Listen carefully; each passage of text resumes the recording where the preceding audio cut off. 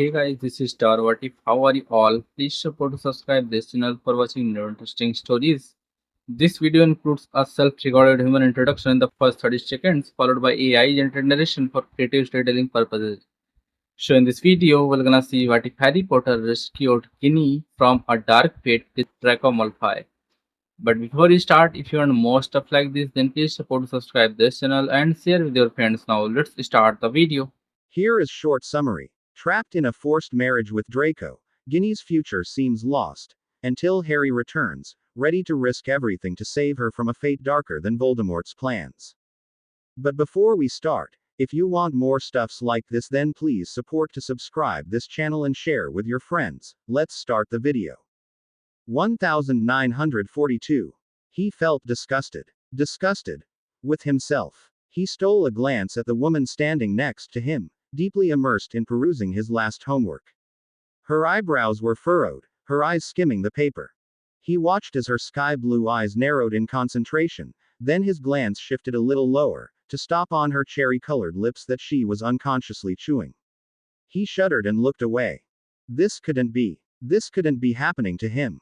Yet, when he looked at her, he felt an odd sensation in his stomach that slowly crept upwards to his heart, leaving a fiery trail inside of him, burning in his midsection like some internal conflagration. No, this really wasn't supposed to be happening to him. Not when this woman belonged to the race of people he despised. Not when this woman came from a family that was so like the family of his fathers, not when she was nothing but a filthy little mudblood.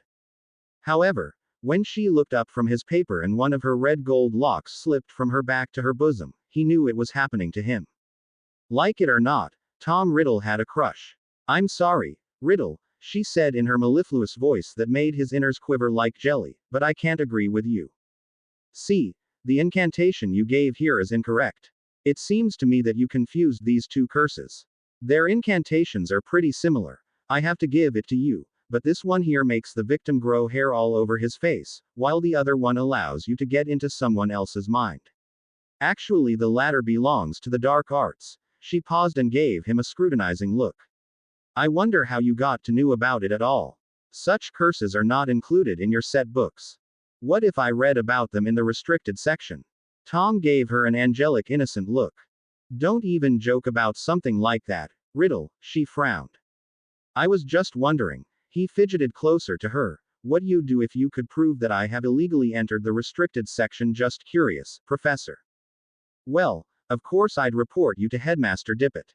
Would you, really? He arched an eyebrow at her, his gaze boring into hers, as though he was trying to glimpse into the depth of her soul.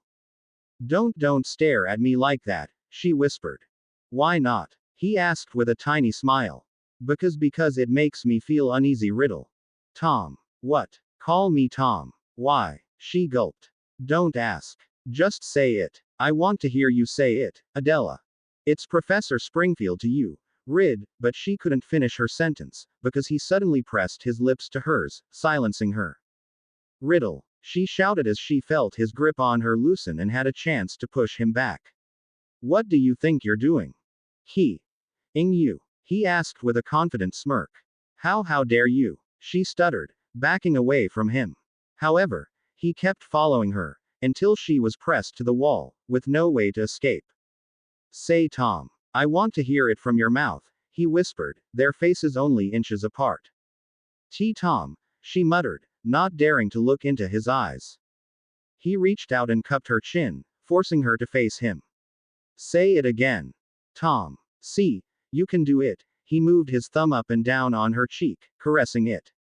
He had never ever caressed a single creature, not human, not animal, before. He felt her whole body tremble as he was pressed to her. I have always hated being called Tom, but from your mouth even my filthy muggle father's name sounds as sweet as honey. She seemed to have been awoken from some trance. Filthy muggle. My parents are muggles, too. She hissed, her anger giving her enough strength to toss the boy away and free herself from his grip. Muggles who have found it a disgrace that you were born a witch, so I heard. He folded his arms, looking casual. How do you know? She paled. Do you think I haven't done a little research into your past? He leaned against the cupboard in which Professor Springfield was storing her defense against the dark arts spellbooks. A research. On me, she gasped, looking outraged. Why? You know the saying. Know your enemy, don't you? Well, the same applies to someone you fancy. Know them if you want to conquer their heart. She raised her eyebrows in an amused sort of way. You fancy me, Riddle. It's Tom, and yes, I do fancy you, Adela. It's P. Before she could continue with Professor Springfield, he pressed his index finger to her lips. Shush, we aren't here to talk. On the contrary, Riddle, we're here to discuss your abysmal homework, for which you definitely don't deserve an A, only a D. She replied defiantly. I love your temper. You know, he grinned. Don't grin at me like that. She stamped her foot. Why not? Because I'm a teacher and you're just an insolent little brat, Riddle. Oh, am I? He leaned closer to her again. An insolent little brat who can make you lose your head with fury and tremble with desire. Desire. She stammered as he leant as close as he could without making contact with her. She found herself mesmerized by those deep, velvety gray eyes and that immense knowledge she saw in them. How could a boy this young have eyes so full of intelligence, wisdom, yet pain and suffering? What had made this boy become so inexplicable? She thought she could reach out and touch him yet not feel him. She could talk to him yet not understand him. She could see the pain in his eyes yet not know where it came from. What had this boy gone through? What had made him so cynical, so cold, so elusive, yet so charismatic? Riddle was the greatest riddle she had ever encountered in a person. And, whether she liked to admit it or not, this enigmatic youngster attracted her like a magnet. I don't know what you're talking about, she said finally. Don't you know it? He slipped closer still, a new fire blazing in his eyes that gave him a sort of predatory look. Professor Springfield sought to flee, backing away from him, only to trip over a chair she had forgotten having placed there. To her luck, or ill fate, he caught her before she could hit the floor. I think you do know it, he whispered, holding her tight. Admit it, Adela. However, Adela did not admit anything, just reached out and grabbed his head, pulling it down and losing herself into the key. An hour later he was lying on his back, looking at the canopy of Professor Springfield's four-poster bed, absent-mindedly caressing the red gold tresses of the woman whose head was resting on his shoulder. She was in a deep slumber. He didn't dare look at her. Not when he felt so ashamed. Actually, he shouldn't have felt ashamed at all, given that his performance wasn't even bad for a first time. Still, he felt he'd die of shame and disgust. What was he thinking he was doing when flirting with this abomination? He rolled to his side, facing away from her. She mowed Ned in her sleep, annoyed that her pillow, Tom's shoulder, had moved out of reach. He stared into the darkness of the room, his mind reeling. Why have I done this? He asked himself, and all the answer he could get was, you're 16, for heaven's sake. It was time your hormones kicked in. I know that. Tom's mind shouted. I know I needed this release, but why with her of all people? Why not with a pureblood Slytherin girl of my own age? Why with a professor 10 years older? Why with a damned mudblood? Oh, boy, you cannot choose whom to fall in love with. His mind answered. I'm not in love with her. Tom snapped. No. Then what made you go weak at the knee when you looked at her? What made you key her, hold her, pet her? I don't know. Tom's inner self howled. I feel disgusted by the mere thought of caressing someone. Yuck. I didn't want this to happen. Are you sure? Yes, I am. This witch surely bewitched me. Bewitch you, has she? I don't think so. It seemed as though you have bewitched her, not the other way around. Why would I want to bewitch a filthy mudblood? Tom thought, irritated. Because this time it didn't matter that she was a mudblood. All that mattered is that she's a woman, and a beautiful one at that. And you, young man, can be tough, cruel, or whatever you please, but a woman's charm is something that even you can't resist. Love is the mightiest force, Tom. But I don't love her. I can't love her. I can't love at all, especially her, this wretched little mudblood. At this point the wretched little mudblood flung her arm around Tom's midsection and nestled herself onto his back, making a searing sensation course through him from head to toe. To hell with the fact that she's a mudblood, he thought, and turned around with a sudden movement, pinning her beneath himself. A bit too demanding, aren't you, Tom? She yawned, hoping to go back to sleep. But that night, she had no chance to rest. Where have you been, Tom? Adela asked. None of your business, he grunted, dropping himself on her bed. They had been leading this forbidden relationship for months now, and Tom was getting tired of it. He no longer felt an all-consuming desire for her, not when he could get her whenever he pleased. He was the type of person who always wanted more than he had. He no more understood how he could have wanted this woman so badly, how he could have had such animal cravings. He felt dirty, for he had given into lowly desires. And even dirtier, for he had done it with a mudblood. He felt he was covered in filth, and he could only wash himself clean with blood. He had felt a short-lived exhilaration when Salazar Slytherin's basilisk managed to kill that pathetic little girl, yet it wasn't enough. He needed death, and this time he wouldn't be satisfied by sicking the serpent on someone. This time he wanted to do it, with his own hands. Sometimes, after an earth-shattering climax, he dreamed about throttling the woman sleeping peacefully and unsuspecting in his arms, but when he woke up, it always struck him. Wouldn't it be unwise to kill a teacher? Couldn't the murder be traced back to him? You've been worrying me, Tom, Adela said, sitting down on the bed behind him, starting to massage his shoulders, clearly believing it to be a good method for relieving him of his tension. Do not touch me, he growled. With a sigh, she stopped needing him. If you don't want me to touch you, then why have you come tonight? Why? You are asking me. He snapped, turning around to face her. What have you greeted me with just a minute ago? Where have you been, Tom? As though I had been up to something, as though you felt you had to keep an eye on me. He shouted, but his next sentence was a mere whisper. A whisper with an accusatory undertone. You don't trust me, Adela. But of course I trust you, Tom. I love you, and I wouldn't love you if I didn't trust you. Then why do you keep asking where I was when I'm a minute late? Why are you following me around like a puppy dog? Just because. Her voice faltered. Because I'm worried about you.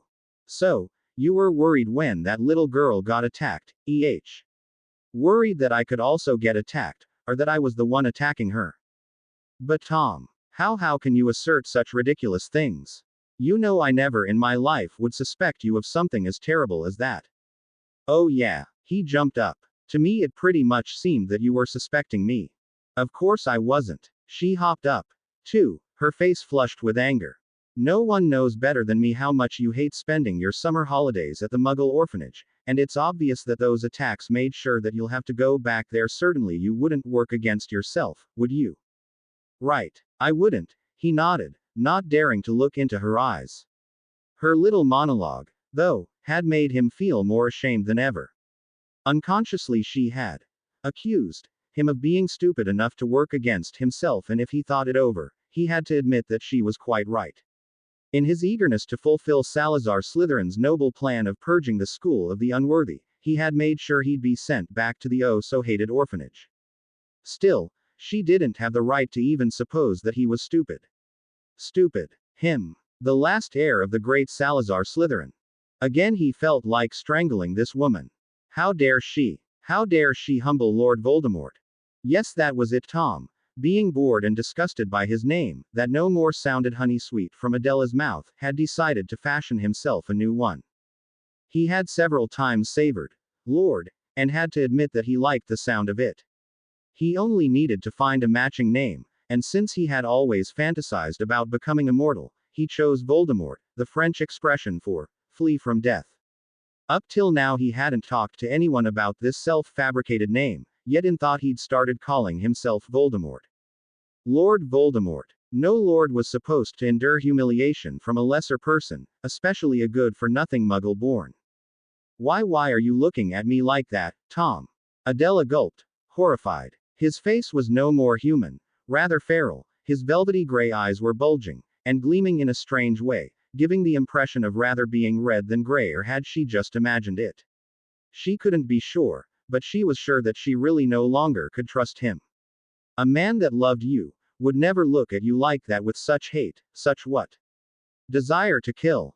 Get out of my room, she said very quietly, not daring to look at him any longer.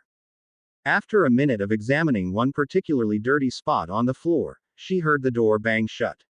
She looked up, heaving a sigh and wondering what she had just witnessed.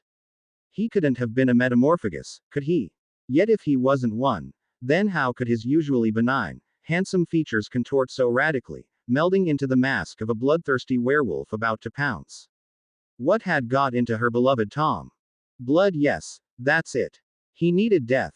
He needed to kill, to wash himself clean. He was craving to see someone die at his hands. He needed release. Release from the thought of having dirtied himself in a mudblood's bed.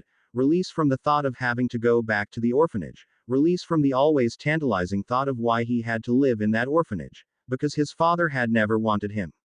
His wretched muggle father who didn't deserve the love of his wonderful wife who had left her when pregnant, left her to give birth alone and hadn't given a damn when she died in childbirth.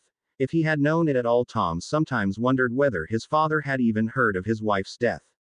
It was all down to his pathetic father. It was all his fault. Had he not left his expectant wife, then perhaps she wouldn't have died. She would have been there to raise Tom, would have given him love and caring, and he wouldn't have had to seek those in the person of Adela Springfield. Oh, yes, Tom thought. He hadn't been in love with Adela. She had only filled the motherless space in Tom's soul, but she had failed. A real mother wouldn't have humiliated him, would she? A real mother wouldn't have sent him away, would she? A real mother would have trusted him.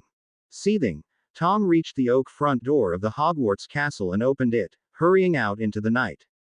A real mother would have understood him, he kept thinking. Adela was worthless. She couldn't be the mother Tom had always wished for, and she had become annoying as a lover as well. He had no need of a lover. What he desired she couldn't provide him with. No one could provide him with that, and it was all his damned father's fault. Kill, he had to kill to find release. Before he even realized, he had reached the gate with the winged boars. From the other side of the gate he could easily apparate. He was outside of the Hogwarts grounds, after all. Certainly, students of his age weren't supposed to be able to apparate, but Tom had always thought that the rules were beneath him, and had learned things in secret that he wasn't supposed to learn. Walking past the boar statues, his mind was reeling. He was practically hyperventilating. He barely saw his surroundings. His vision was fogged by some sort of madness, as though a veil had been tightly wound around his head. He was trapped inside of his head, his mind screaming at him. Kill, making it impossible for him to think of anything else. Suddenly the veil lifted, his vision cleared, and he perceived that he was standing in the garden of a huge, sinister-looking house. He remembered having seen it once before. He had been about 9 years old when the principal of the orphanage had decided to arrange a bit of an excursion for the children. They had had a very cheerful picnic in the meadow below the hill on which this house stood. Yea no, 'tis the house of the Riddles. Me mum used tear work fair them as long as she lived. When she died, I got sent tear this stupid orphanage, one of the elder children had told Tom. Name is also Riddle, isn't it, Tommy boy? Tom had only nodded. Well, yea no, me mum said that this family's son married, but left his wife who was pregnant. Nasty people, the whole damn Riddle family. The whole damn Riddle family. Years later, when Tom turned 11 and received his Hogwarts letter, he got to know things he had never dreamed were possible. He got to know that his mother had been a witch who had been abandoned by her husband when she told him about her magic powers. It hadn't been hard for Tom to put two and two together. The husband abandoning his pregnant wife, the name Riddle, so now he knew that this house was the residence of his so-called family, who had ruined his life, who had made him become so cold, so cynical, so devoid of true emotions. Oh, what he would have given to be able to love, but no, he wasn't capable of it. No matter how much Adela had loved him, it wasn't enough to melt the ice that had so thickly frozen around his heart. He couldn't love her. Not as a friend, not as a mother substitute, not as a lover. His heart was dead, and he had been foolish to think that he had ever loved her. He had mistaken the work of his teenage hormones for that inexplicable, beautiful thing called love. That's something he'd never ever feel for anyone. He wished he could, but he knew he couldn't. Although he was walking, breathing, talking, he barely felt alive, for his heart was dead. It had been dead all his life. Not even as a child could he feel real joy or love. The only emotion he was still capable of was hate. He hated everyone. He hated his father for having left his mother. He hated all muggles because they, as he supposed, were all like his father. He hated his schoolmates who all had happy families. He hated his teachers who had an attitude of looking at him with great compassion, their eyes radiating, "You poor, poor orphan." Tom felt like cursing all of them. He needed no one's compassion. Only the weak needed compassion, and Lord Voldemort certainly wasn't weak. His hate for all the living was strong enough to give him power. His hate spurred him on, to walk down the path to the Riddle house's front door, to open it with a flick of his wand and go looking for the owners of the house. What happened after that was a blur for Tom, finding his father and grandparents in the drawing room, then, after a bit of shouting and mutual swearing, casting the killing curse on each of them. After minutes of just looking dazedly at the older Riddle's bodies lying on the floor, their eyes wide open in shock, a silent scream frozen on their lips, Tom got shaken out of his trance-like reverie by the creaking of a floorboard. It couldn't have been him. He had been standing there motionlessly, and surely his dead family wasn't moving anymore. He spun around, yelling "Immobilis!" at whoever had made that noise. Adela. He blinked, looking at his whore he no more even considered her worthy of being called lover, who was rooted to the spot by his charm, unable to move. However, he was sure that if she had been able to move, she would have been trembling from head to toe. The expression on her face at least suggested that. Tom. She breathed. The only body part she could move was her mouth. "How did you get here?" he asked, his voice unbelievably calm for someone who had just murdered 3 people. She pressed her lips tightly together, her eyes radiating a determination not to answer him. "All right, then," he shrugged. "Legilimens." He pointed his wand at her again. In the next instant he was walking down the path of her memories and thoughts. He saw her slipping some sort of a magical tracker into his robes when giving him a massage that evening, so she had really not trusted him. Then he saw. "No, Tom, my son, don't kill us. Dear grandson, you wouldn't kill us. The only family you have." "Oh yes, the only family I have, thanks to your son. Had he not abandoned my mother, she wouldn't have died, and then my only family wouldn't be a bunch of filthy muggles, 3 sniveling pieces of scum. Tom, please consider it. I have long ago considered it, father." Avada Kedavra. "So, you have seen it all," Tom said, stepping closer to the woman. "You know that this means I have to kill you, too." "No, Tom," she whispered. I can shut up about it. I won't tell anyone, I swear. Just cast the Obliviator curse on me, and I'll forget all I've seen." "Yes." He seemed contemplative for a moment. "I could do that, but it still does not change the fact that you don't trust me. You would continue being suspicious, you'd continue following me around as though I were not accountable." "Because you aren't," she replied. "You've just killed your father and grandparents in cold blood. Of course you're not accountable. You're mad, Tom.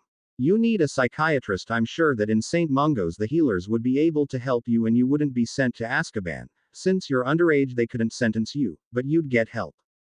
Tom, you definitely need it. The only thing I need is to see you die," he whispered. "And don't think I wouldn't have killed you long ago if it hadn't been suspicious.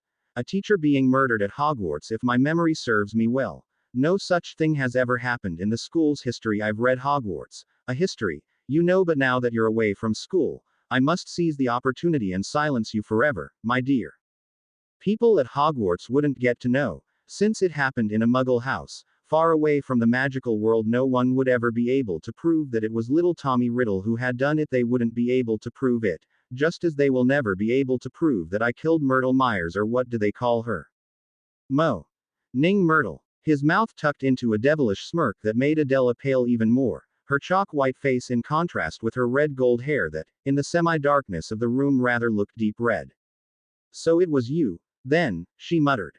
"Yes, my dear, you suspected me right." He reached out and cupped her chin. "You might be a good-for-nothing mudblood, a disgrace to the name of witch, but your feelings haven't betrayed you. With your intelligence, Adela, you could have served Lord Voldemort well had you been pure-blooded, of course." Lord what?" She gulped. "Volume de Mort. My new name. Like it. Of course I wouldn't keep my old one. What an abomination, being named after my muggle father from tonight on. Little Tommy Riddle doesn't exist, there's Lord Voldemort instead. And what do you intend to do now, your lordship? She asked in a sarcastic tone. Take over the world. Kill all the muggles. Exactly as you say, Adela. He nodded, his eyes glinting with maniacal glee, and there were again seconds when they seemed rather red than gray. But, before I start to conquer the world and gather followers to help my cause, I'll have to make sure that you keep your big mouth shut. At this point she started to quiver, despite the immobilist charm. Unfortunately, wiping your memories isn't safe enough. Certain charms can retrieve them, and you might be spilling the beans about things I'd rather you kept secret. So you'll just have to take these secrets to the grave with you. Don't kill me, Tom. Don't you dare call me Tom again. I am Lord Voldemort. He hissed, his nose nearly touching hers. For a moment they stared at each other, the air vibrating around them, between them. She longed to reach out and touch his face, to caress him and tell him how much she loved him despite all he had done and was about to do. She felt like chastising herself for being such an idiot, for loving a murderer, a clearly disturbed and dangerous person who was just about to kill her, too, yet she couldn't not love him. I'm insane, she told herself. Still, when she examined his cute, boyish features, when she looked into his eyes that used to darken with desire whenever he held her in his arms, when she looked at his lips that used to key her with such passion that she still shuddered at the memory, she simply couldn't hate him. Especially because. Lord Voldemort, she whispered, don't kill me, for I'm carrying your daughter. March, 1980, a room above the Hog's Head Inn. Well, Miss Trelawney, I'm here, said Albus Dumbledore, taking a place at the table, facing a middle-aged woman, who was heavily draped in various lilac shawls, clearly trying to give herself a mysterious look. However, with her enormous spectacles, Albus rather got the impression that she looked like some huge dragonfly. Thank you for devoting some of your precious time to me, Headmaster, the woman replied in a sing-song voice. I highly appreciate the opportunity for this little chat and hope that you'll find me most suitable for the job. I hope the same, he said with a benign smile, though in fact he didn't want to find a new teacher at all. Hogwarts could do without divination, couldn't it? I can assure you, Headmaster, that the talents for seeing run in my family. Perhaps you have heard of my great-great-grandmother, Cassandra Trelawney. Of course I have. Albus nodded. She was the greatest seer of the 19th century, and if you possess no more than a tenth of her talents, then I'm sure you'll turn out to be a wonderful divination professor. I'm sure I'll manage to fulfill your requirements, Headmaster. All right, then, Miss Trelawney, if you don't mind, I would like to test you a bit, just to see your skills in fortune-telling. Sybil shifted nervously, but nodded. Certainly. Dumbledore reached out with his left hand towards her. I'd gladly see some palmistry from you, Miss Trelawney. Of course, she said and took his hand. Well, your lifeline is very long, Headmaster.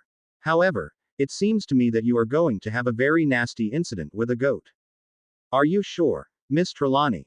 He raised his silvery eyebrows. Absolutely. Sybil nodded eagerly. Also, if I'm not mistaken, you are going to fall in love with a certain undersecretary to the minister in about 16 years. Her name is. She pulled his hand closer to her eyes as though trying to decipher the name. Dolly Bambridge. Yes. How interesting. Albus's mouth twitched. What about a bit of crystal gazing? I would gladly. Of course, she replied reluctantly. The only problem is that I haven't brought a crystal orb. Not to worry. Here's one for you. Dumbledore beamed at her and conjured an orb out of thin air. Sybil seemed a bit miffed, but placed the crystal in front of herself and peered into it. Well, I see Hogwarts under siege. A herd of crumple-horned snarkax will attack it next May and eat all the plants save the Whomping Willow in the Hogwarts parks. I see. Albus nodded. Well, I think this is enough, Miss Trelawney. Just to inform you, the goat incident belongs to the past, not to the future. Also, there is a junior assistant to the minister called Dolores Umbridge in the ministry. I fear you have misread her name from my palm, not to mention that she's way too short and toad-faced for my taste. As for the snarkax, they are reputedly carnivorous, not herbivorous. Oh. Sybil blinked, blushing. Then I take the job interview is over. Yes, Miss Trelawney, it is, said Dumbledore, standing up, ready to leave the room. He made to the door. Had he opened it then, an eavesdropper would have fallen through it. I'm extremely sorry about not being able to offer you the job. However, before Albus could put his hand on the handle, the woman behind him started to speak in a low but determined voice so different from her usual one. The one with the power to vanquish the Dark Lord approaches, born to those who have thrice defied him, born as the seventh month dies. What do you think you're doing? Came the voice of the bartender from outside, then an ouch could be heard in hasty steps down the stairs. Albus knew at once that the bartender had caught an eavesdropper and must have thrown him out. Trelawney, still looking sort of petrified, didn't seem to have noticed the commotion outside. She carried on. And the Dark Lord will mark him as his equal, but he will have power the Dark Lord knows not, and either must die at the hand of the other, for neither can live while the other survives. The one with the power to vanquish the Dark Lord will be born as the seventh month dies. Suddenly she shuddered, as though waking from a trance, and looked around in a surprised way. Where am I? Oh, it's you, Dumbledore. I'm sorry that I don't fulfill your requirements, she said in a clearly hurt voice. So I think I might as well go. Wait, Albus said to the witch who had already stood up to leave. You've got the job, Miss Trelawney. Welcome in the Hogwarts staff. She gave him a quizzical stare, then nodded. Thank you, Headmaster. I was sure you'd eventually find my seer talents satisfactory. And you know, the Snurkax I was talking about were mutant, that's why they ate grass. Certainly, Sybil, Dumbledore said politely, if you don't mind me calling you Sybil. We're colleagues now, so feel free to call me Albus. All right, Albus. When can I start? I'd be delighted if you could start tomorrow, said Dumbledore. He knew he had to give Sybil accommodation at Hogwarts as soon as possible, Hogwarts being the only place where the Dark Lord couldn't get to her. For Albus, knowing that someone had overheard part of the prophecy and believing the eavesdropper to be one of the Dark Lord's followers, was pretty sure that Voldemort would be eager to hear it fully.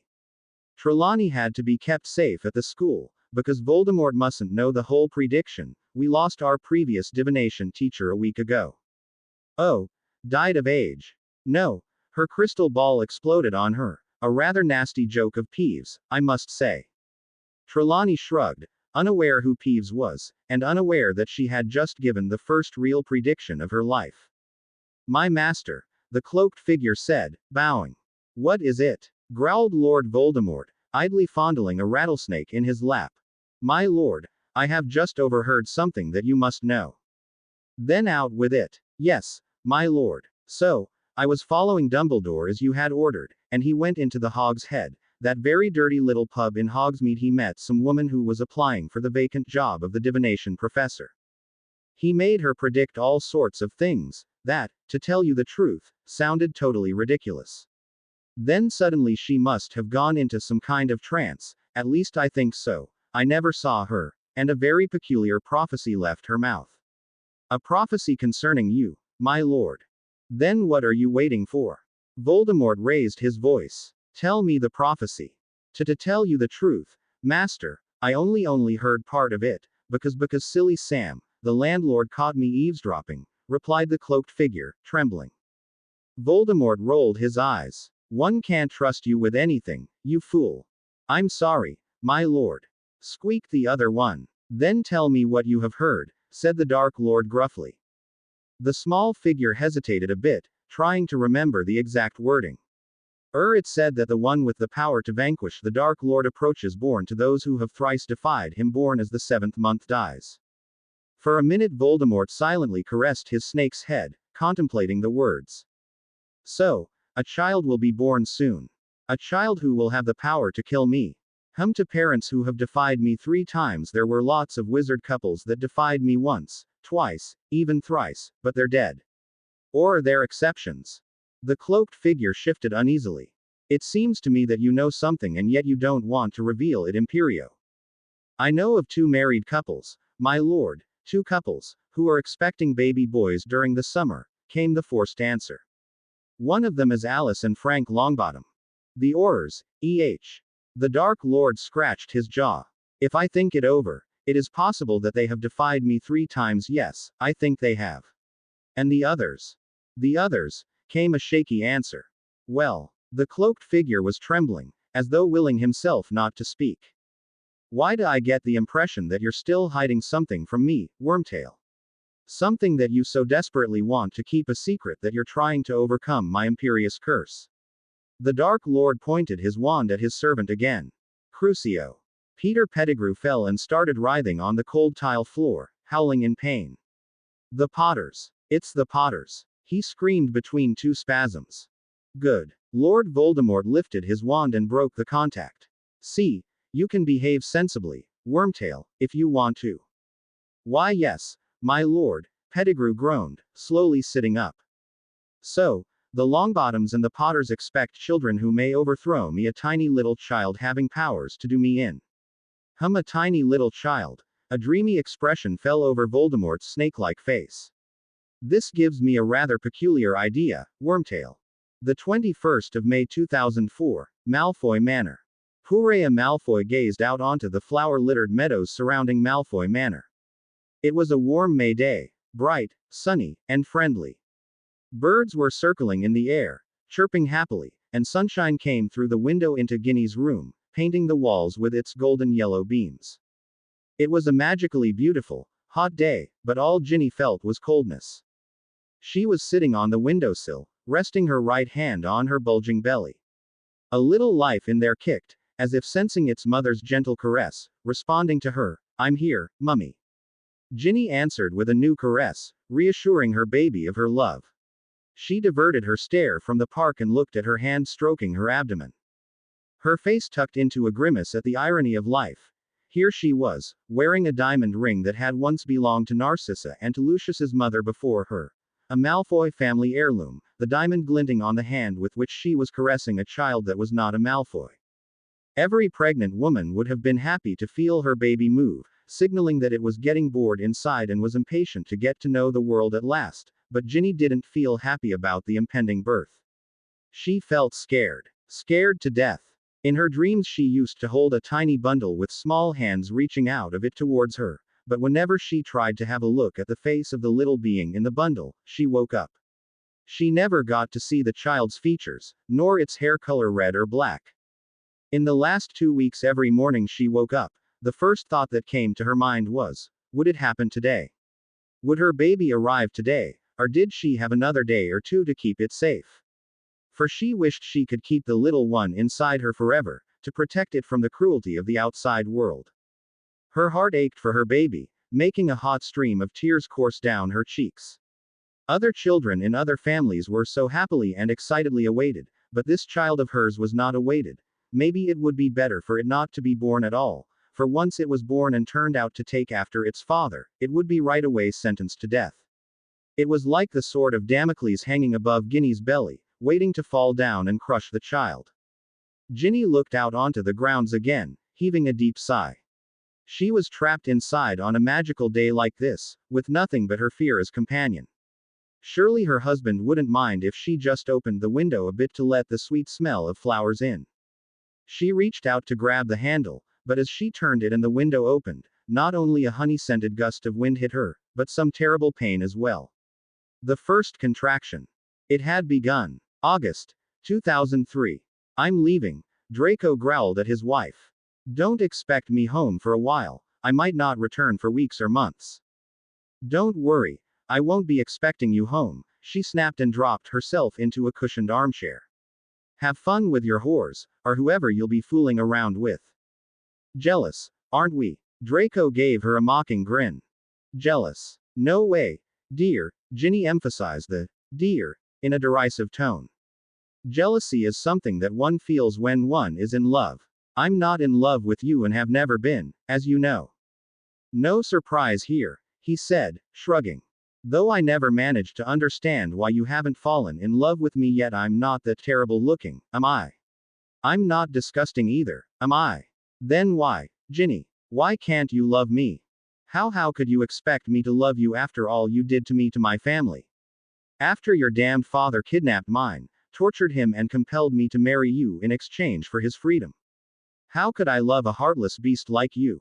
Remember, Ginny, it was not me but my father who kidnapped Arthur Weasley, on the orders of the Dark Lord.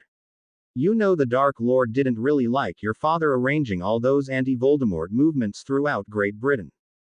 Lucius Malfoy had managed to talk himself out of Azkaban, convincing that idiot Fudge that he had also been misled by the Death Eaters and had been accidentally present in the Department of Mysteries when the Death Eaters wanted to steal the prophecy. And Fudge, being Fudge, was more than willing to believe him. Your father had a finger in every pie, Purea, so the Dark Lord just had to get rid of him and father helped his lord with task. Then of course your little sweetheart made him flee again, but Arthur was still in my father's possession, and he wanted to take revenge on him to hurt him as much as possible. And the best way he could hurt Dad was to throw me into your arms. Ginny scowled. I'll never, you hear me, never forget my father's expression when I saw him at St. Mungo's after your torturing. That paleness, those scars and black-blue marks on every inch of his body, you made a wreck of him. He has healed, hasn't he? Draco crossed his arms. Physically, yes. But mentally, no. He is still broken, and not by your torturing, but by the fact that he knows I'm so unhappy, living with a Malfoy. That was your aim, after all, wasn't it? To let poor Arthur Weasley know that a Malfoy was ruling over his only daughter, making every second of her life miserable. That was my father's aim, yes. But not mine, dear Purea. He bent down to lift up her chin. I loved you. Already, at school. You were the prettiest girl at Hogwarts, the most desirable one, with your flaming hair, looking like an untamable wildcat. The only problem was that you happened to be Potter's girlfriend. You must be very proud of yourself for having separated me from him. Ginny's eyes narrowed. What a great achievement. Exactly, darling, Draco laughed. I was proud of myself for having taken you from him, and I was even more pleased to get to know that he had left you innocent. You disgusting bastard. She sprang up from her armchair. You enjoyed it so much, I did at first. He screwed up his face. But you were no fun, dear. You're as frigid as an icicle. I feel like freezing whenever I touch you. Then don't touch me. It's so simple, she snapped. Don't worry. I won't be touching you for a while. I'll be touching someone else who responds, not just lies there like a dead fish. Someone who can still arouse me, someone who can give me what you cannot, an heir. She lifted her head to look directly into his eyes. So that's why you have been spending so much time away lately. You've been sleeping around, trying to get any witch pregnant, and what do you expect of me if you succeed in fathering a child? Will you finally consent to divorce me and marry its mother? You know that I will never consent to divorce you, he replied coldly. You are so much like my mother, Purea. Beautiful, cold, and a nice dummy I can bring to any social event. A Malfoy never gets divorced, haven't I told you 1,000 times? Getting divorced is something that would ruin the family's reputation, and I won't let that happen. Never. Then how? What will you do with an illegitimate child of yours? Bring it here and make you raise it, he replied nonchalantly, as if it had been something natural. As though you had been its mother. You expect me to raise the child of another woman? She yelled, her eyes sending fire bolts at her husband. If you can't give me an heir, then someone else will. I'm not raising a little bastard. She stamped her foot angrily. Yes, you will, you Baron by.ch. He raised a hand. Hit me. What are you waiting for? Go ahead, hit me. She hissed. Draco, however, stepped back and readjusted his robes. No, a Mrs. Malfoy can't have a black eye, or people would start gossiping that our marriage isn't perfect. With that, he turned on his heels and left the room. Ginny sank back into the cushioned chair, feeling totally frustrated. Fury was building up in her, threatening to burst out with a loud explosion. A beautiful Chinese vase was standing on the little circular table next to her chair, and it mysteriously found its way through the closed window. A scared house elf ran into the room. What happened, mistress? Nothing, Blinky, Ginny replied. I'm all right. I haven't felt this good for weeks. But the window, the elf pointed at the broken pane and the slivers of glass scattered on the Persian carpet. Reparo. Ginny flicked her wand at the splinters, then stood up.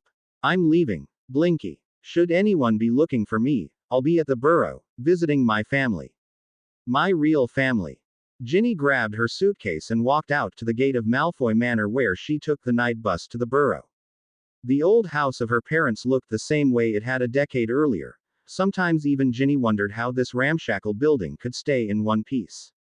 Just like in her childhood, chickens and gnomes were running up and down in the garden that was still filled with all sorts of weeds imaginable.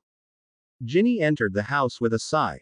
It seemed to have been a lifetime ago when she had been living here, although only 5 years had passed. Yet, she felt as if she had lived within the confines of Malfoy Manor all her life. The memories awoken by the burrow felt like coming from another life. They were nothing but hazy pictures she could no more properly recall pictures of a happy life. Ginny. Her mother clasped her hands and ran up to her to give her a mother bear-like hug. Although she felt a bit sore after Molly's way too enthusiastic embrace, Ginny was still grateful for it. She was at home, and for the duration of her visit she decided to push all the negative thoughts and sappy nostalgic emotions into the back of her mind. She was here to enjoy a bit of time with her parents, not to brood over old days long gone. As dad at the ministry? She asked Molly, sitting down at the kitchen table. Yes, dear. Overworking. As usual. Overworking to forget. To take his mind off my misery. Ginny asked sourly, knowing how much her marriage had shaken her father. No one in the family was as shaken as Arthur, maybe because of the torturing he had gone through. Although 5 years had passed, he still hadn't healed totally. His heart was broken. No, dear, he has a lot to do with a new Muggle Protection Act he's going to introduce soon. Molly smiled nervously and placed a plate full of cookies in front of her daughter. However, Ginny wasn't fooled. I know you are telling me this so that I won't worry, Mum, but please, stop lying. I can see through all sorts of lies. I've been living with a Malfoy, after all, and at his side I had to learn to notice when someone isn't telling the truth. Mrs. Weasley heaved a deep sigh. How is he treating you? Draco. Just the usual, but there's good news. He's gone for weeks or even months, so I'm a bit free at last. Then you could move back here. At least for a week I would be so happy to have my only daughter here again. Thanks, Mum. Ginny smiled and took a cookie. It felt wonderful for Ginny to be at home again, eat dinner with her parents and the twins, laugh at jokes she didn't remember when she had laughed last. Fred and George were the only Weasley children who hadn't got married or moved out yet. They kept exploding things in the house, working on new Weasleys, Wizard Wheezes products, but Molly never scolded them for making such a racket. Not anymore. She was thankful enough to hear some noise at all, because most of the day, when her husband and the twins were at work, she felt like drowning in the silence. Sometimes she caught herself talking to the thin air or to the gnomes in the garden. Empty nest. That's what the burrow was. All her young had flown out. Bill settled down in Egypt and married an Egyptian witch. Charlie was still a bachelor, but spent most of his time in Romania. Percy had married Penelope and lived in the Clearwater family's house in London, and Ron had moved to live with Hermione, although they were not married. Molly had found this scandalous and scolded her youngest son for his unholy relationship, but after the telling off Arthur reminded her that she should be grateful that Ron was happy at least. Just think of Ginny, she lives in the holy bind of matrimony, but she's still unhappy. Ron and Hermione were living in a tiny flat that barely provided any comfort, but, as Arthur had said, think of Ginny. She lives in that luxurious big house with dozens of servants, but she's still unhappy. Ron had told his parents that he and Hermione had agreed not to marry for a while unless she got pregnant, which was quite out of the question with all those birth control spells she knew. As Arthur always said, think of Ginny. She couldn't have a child, even if she wanted. Every time Molly felt like reprimanding Ron again and beseech him to legalize his relationship with Hermione, Arthur's words came to her mind and she thought better of giving her youngest son another telling off. Not that he didn't deserve it. But tonight that Ginny was with them again, chatting, giggling and teasing the twins, Molly didn't want to fume about Ron's behavior. She had her baby daughter back, and that was all that counted. So, when are you getting divorced from that dung-eater at last? George turned to his sister over dinner. You know that I can't get divorced, George, Ginny replied. Why not? Fred asked. I just can't, she sighed. She didn't dare tell her family the truth. That Draco's father had used some very nasty sort of dark art called the Fate's Charm on Arthur when he had been held at the dungeon of Malfoy Manor. The Fates charm was invented in the ancient Greece. If a wizard takes a hair from the head of another and puts this spell on it, then he can actually hold the life of the other in his hand. If he cuts the hair, just like the Fates in the ancient Greek mythology cut the thread symbolizing a person's life, then the person dies. Draco hid the hair from his wife, so that he could keep blackmailing her. As long as she was willing to live together with him, Arthur would live. Ginny shuddered every time she thought of this cruel charm, the charm that kept her chained to the man she did not love. The charm that deterred her from taking divorce proceedings, the charm that she had to keep a secret. That night when Ginny entered her old room, she was surprised to see the book she had been reading before she left, still lying on her bedside table. It was a Muggle book called Hitchhiker's Guide to the Galaxy. She used to love that book, and strangely she had always imagined Ford Prefect as Percy, the prefect. As for Arthur Dent, she couldn't help imagining him a bit like Harry. Harry. 5 years had passed since she last saw him. He had disappeared after she got married to Draco. The news that Ginny married to a Malfoy, when she was supposed to be in love with Harry, was the worst cold shower the young wizard could get. It happened the very day of Harry's latest battle with Voldemort. Exhausted, dirty and longing to hold Ginny in his arms, Harry apparated to the burrow, just to get the greatest shock of his life. There she was, in Draco's arms, Draco Key. Dotting her, Lucius Malfoy clapping and a wizard priest congratulating the new couple.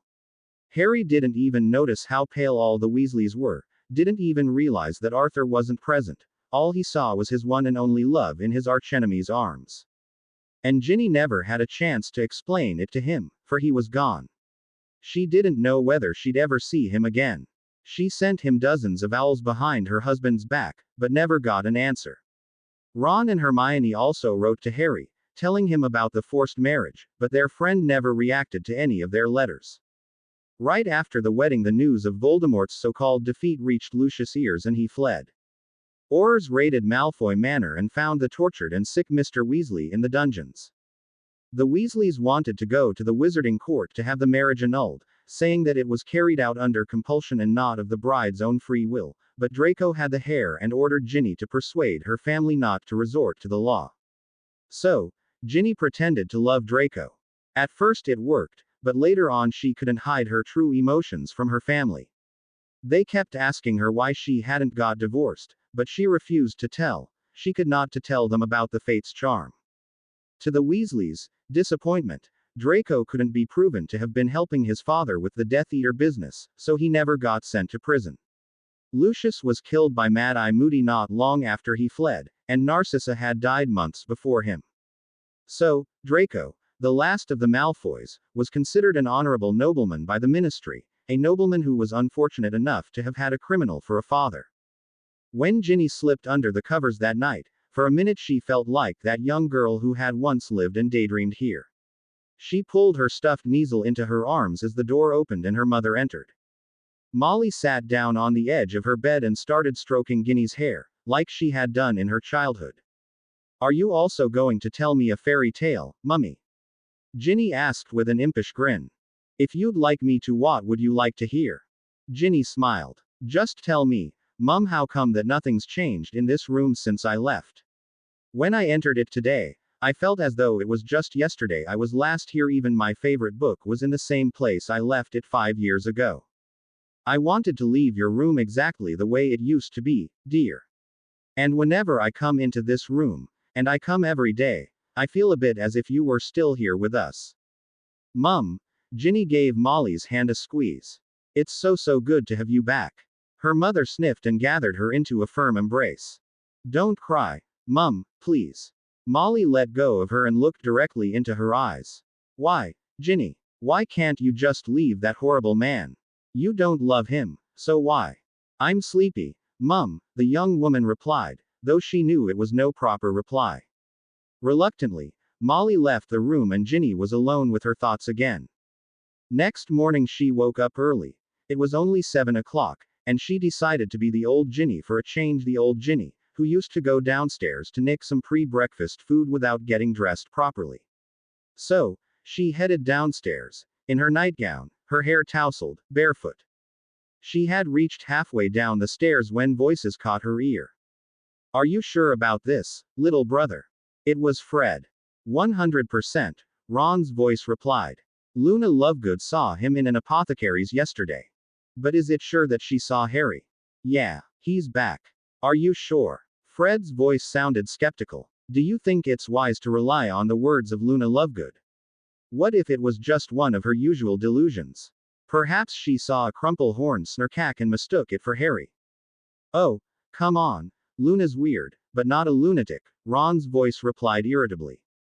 Lunatic Luna, sniggered George. Okay, let's presume that our friend Harry is really back. Then there's only one question left. Where has he been? Ron guessed. No, went to arrange a huge welcome back Harry party for him, George replied eagerly. I don't think he'd appreciate it, Ron said seriously.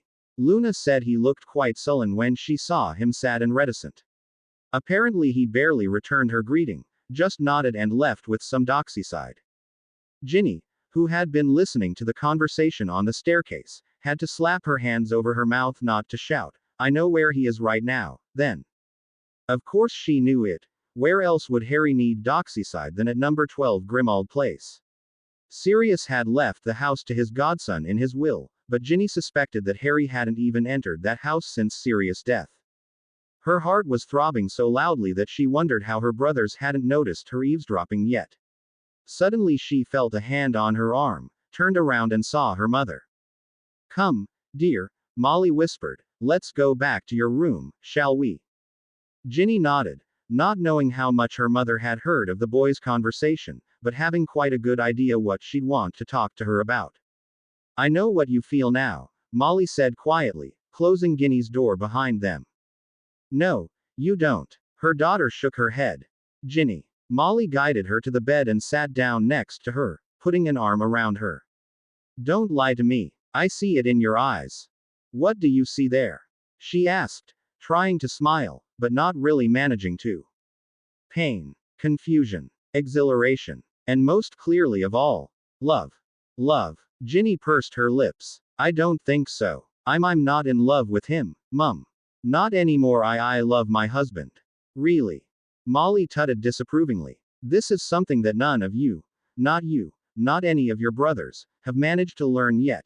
You can never lie to your mother. I know you better than anyone else, and I see what I see. You still love Harry Potter, just as much as you loved him back at school. Ginny looked at her mother and heaved a deep sigh. It's scary, Mum, that you know me better than I know myself because you seem to know what I feel, when I don't know what I feel. My feelings are so confused. I don't understand them. I don't know what to think, what to believe. I no longer know anything, Mum, but there's one single thing that I do know. I've got to talk to him. Do so, Molly said gently, and Ginny gave her a surprised stare. She had expected her mother to try and dissuade her, but she rather encouraged her. I expect you have an idea where to look for him. Oh, yes, I do, Mum. Ginny smiled. But I think the boys might have a good idea about it, too, and I wouldn't be too happy if they turned up there and disturbed you. Molly nodded knowingly. Don't worry, dear, I'll keep them from going there, even if I have to cast Petrificus Totalis on all of them. I love you, Mum. Ginny sneaked her arms around Molly's neck with a grateful smile. You're wonderful. What else are mothers good for? Molly winked at her daughter. An hour later, Ginny reached numbers 11 and 13 of Grimmauld Place. As she approached them, a third building appeared between the two others, and some worn stone steps leading up to a shabby black door appeared. She opened the door and stepped inside. The hall of the most noble and ancient house of Black was dark and gloomy, cobwebs hanging everywhere. It was in a worse condition than years earlier when the Order of the Phoenix had moved in. At those times Creature had at least removed some of the cobwebs, but now the elf had been dead for a while. Ginny couldn't help but feel relieved about it, and the Order of the Phoenix no longer used this building as its headquarters. As she walked down the corridors, dirt rose from the floor in small puffs. In the all-covering dirt, a pair of footsteps were easily noticeable in the light of Ginny's wand. Harry's footsteps. Her heart started to beat quicker as she neared the door, under which a thin streak of light could be seen. Before she reached the door, she heard some strange noise coming from one of the paintings on the wall to the left. She raised her wand and almost dropped it when a fit of silent laughter came over her. What she saw in the painting was Sirius Black's charming mother whose lips were mysteriously stuck together, preventing her from cursing as usual. All she could produce was a mmmmppphhh. Had Harry silenced her when no one had managed to do so before? Ginny wondered and stepped to the door. She was just about to grab the handle when it flung open, as though operated by remote control. Why am I not surprised to see you here, Mrs. Malfoy? A cold voice spoke up from an armchair facing away from the door. Perhaps because you can't even see me, Ginny replied, wondering how Harry could know that she had arrived. I can see you, Mrs. Malfoy, said the man in the armchair. He doesn't sound too happy to have me here, she thought, then braced herself and walked up to the fireplace by which two armchairs were standing, one of them occupied by Harry. She flopped down into the vacant one and looked at him. The first thing that struck her was that he had a very nice tan, and that he was scowling at her. Trying to ignore his scowl, she spoke up, You don't seem to have a magical eye like Moody. How can you see through the door in the back of your chair, then? There are other ways. But I'm sure you haven't come to discuss my special vision, he replied coolly, which gave Ginny an even stronger feeling of being unwelcome at Harry's house. Right. She nodded, gazing into the fire. I've come here for something else. I'm all ears. He slipped down a bit in his armchair, as if readying himself for an amusing tale. I've come to talk to you, Ginny replied in a determined tone. Talk, then. I'm listening. He shrugged. She shook her head. I've come here for a conversation and that requires at least two people. Does it? He sat up properly, giving her a challenging stare. Let's have a conversation, then, Mrs. Malfoy. Please, Harry, don't call me that. Why not? Isn't it your name? He cocked his head innocently, but his eyes radiated defiance. Yeah, but, her voice faltered. The defiant expression on his face riled her, as though he were deliberately teasing her. Can't you be a bit nicer to me after meeting me after 5 whole years? Nicer. He raised an eyebrow. Certainly, madam. Do you wish to drink a cup of tea? You know this wasn't what I meant. She furrowed her brow. Of course I know. He leant slightly forward to look directly into her eyes. I just felt like taunting you, like I've done with all the Malfoys. Malfoy irritating is a great pastime. However, when Ginny looked into his emerald eyes, she saw no trace of fun in them. All she saw there was pain. What happened to you, Harry? She whispered. You've changed. How perceptive. He slumped back into the armchair, clearly annoyed. You've always been this perceptive, Ginny. Because you've always been this bad at hiding your emotions, she countered. And what do you think I'm trying to hide now? He asked nonchalantly. Grief, she said quietly. Well spotted. And now, if you don't mind, I'd like to remain alone with my grief. That's why I've come back, after all. Why have you come back? I've just said it, haven't I? To be far from everyone who wants to annoy me. And what could be a more perfect place for wallowing in your grief than this house, She replied sharply, irritated by his cocky answers. You know nothing of what has happened to me, he hissed. If you only knew, you wouldn't say I'm wallowing in grief. Then tell me so that I know. She folded her arms. However, he remained silent, his lips pressed tightly together. Now it struck Ginny how much he had aged. Although there were no wrinkles on his face or gray hairs among his raven black locks, he still seemed much older, as though not only 5 years had passed since they had last met, but at least 15. He was a grown man now, and a serious and strict-looking one at that. She wondered what he had gone through to change this radically. She wondered whether her marriage to Draco had also contributed to Harry's change. Tell me, she whispered. I'd rather you told me why you married Malfoy, he countered. Ginny paled. If you had been so terribly in love with him, you could have told me, I would have understood. But the way I got to know it made it unforgivable. If you only knew how it really happened, you'd forgive me. Then tell me so that I know, he replied. Draco made me, Ginny said simply. I didn't want to, I was forced. Forced. He arched an eyebrow at her. How, if I may ask? No, you may not. She pursed her lips, knowing that she had already told more than she should have. Right, then I don't believe you. He shrugged and wiped his forehead. It was pretty hot next to the fireplace. Ginny gasped. Your scar. Oh, that. He waved. It's gone. Isn't. Just concealed. Why? She frowned. Why not? He asked back. You had a reason for it, I'm sure, but you don't want to tell me. You're exceptionally perceptive today, he grunted. Okay.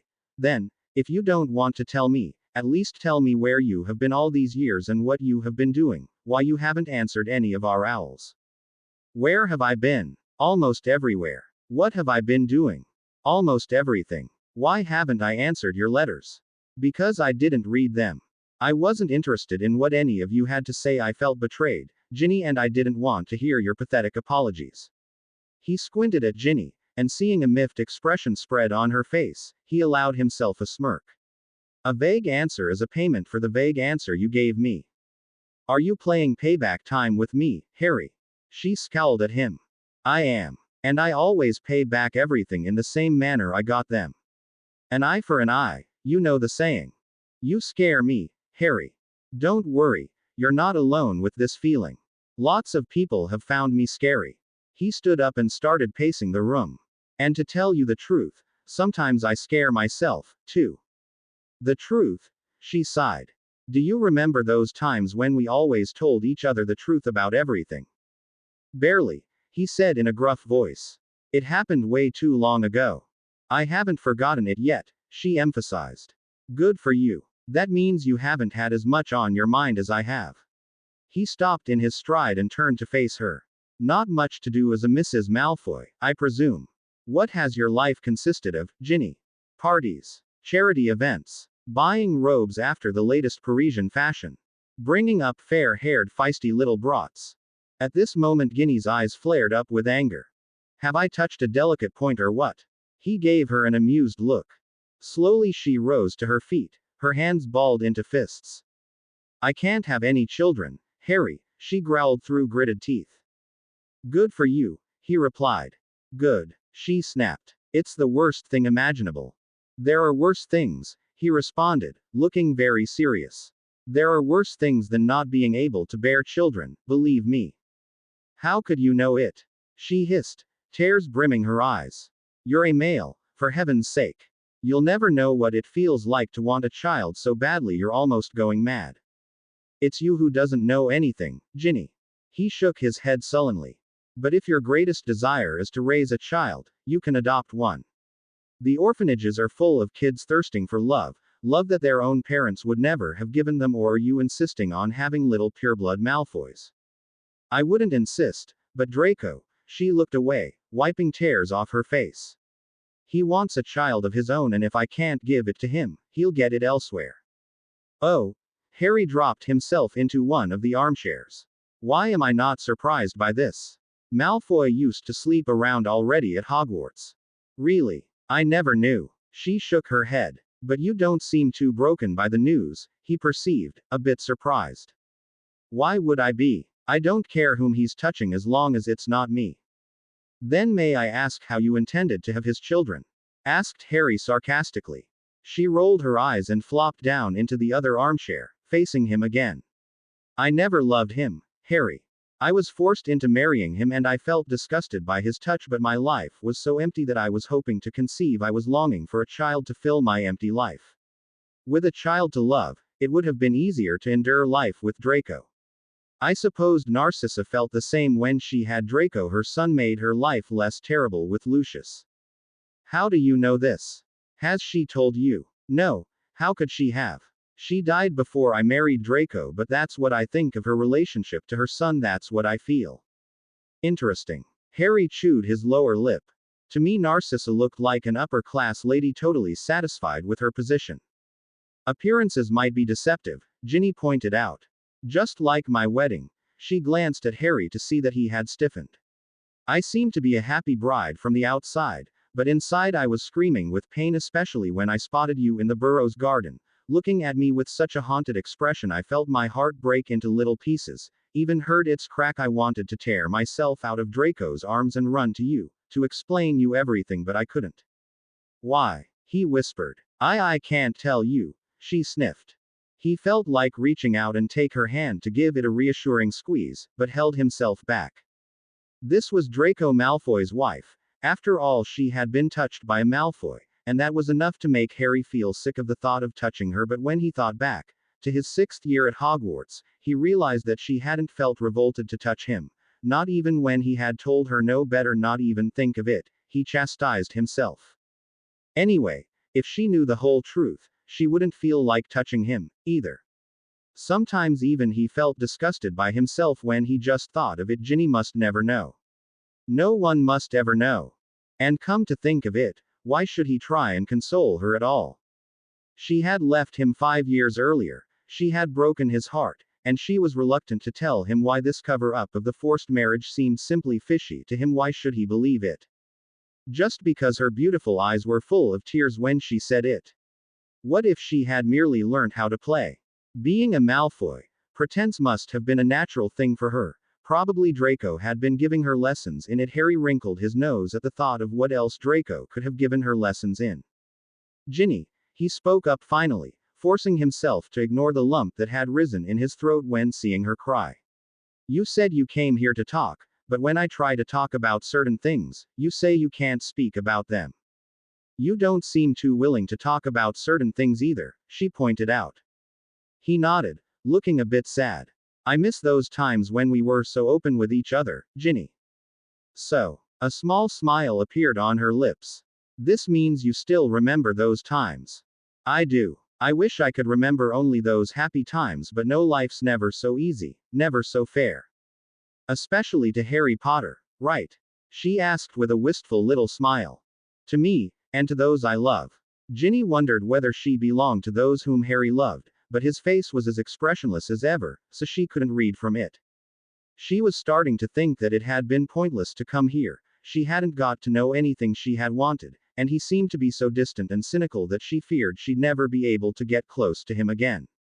He had been accusing her of hiding things, while she was sure that he was hiding much more than she was. She wished things could again be like they had been in her 5th Hogwarts year when Harry and she had got together. But their happiness had been short-lived. At the beginning of his final school year, Harry had already been hiding something from her, and she had never managed to get it out of him. He had looked concerned about something, perhaps even ashamed, but now, he looked different. Not concerned, but hopelessly broken, not ashamed but full of self-accusation. What could he have done that turned him like that? I think I'd better go and never come back, she told herself, and was just about to stand up when the door of the room creaked. Since now Ginny was sitting in the armchair whose back was turned away from the door, she didn't see at once who had entered. Harry, however, didn't seem surprised by the visitor. Took you long enough to find me, he said nonchalantly. The tracking charm hasn't been working perfectly since you left the circle, a female voice replied impatiently, and Ginny leaned out of her armchair to look at the owner of the voice. In the doorframe there was a tall, black-haired, dark-skinned woman, with huge dark brown eyes. Ginny would have said that she was pretty, had she not had a rather haggard look to her. Her wavy black hair was disheveled and her face revealed exhaustion and suffering. Strangely, she seemed to wear an expression reminiscent of Harry's. The woman seemed to have noticed Ginny peering out of the armchair, because she said, Miss Weasley, I presume. Are Mrs. Malfoy. Do we know each other? Ginny stood up, frowning. No, you surely don't know me, but I know a lot about you, the woman replied and walked up to them. Harry told me everything about you. Harry. Ginny gave the young wizard a questioning stare. Would you introduce us to each other? Harry looked from her to the other woman, then back at her, looking slightly uneasy. So, Phaedra, this is Purée Malfoy. Ginny, this is Phaedra Potter. Potter. Ginny blinked. Yeah, Harry flustered a bit.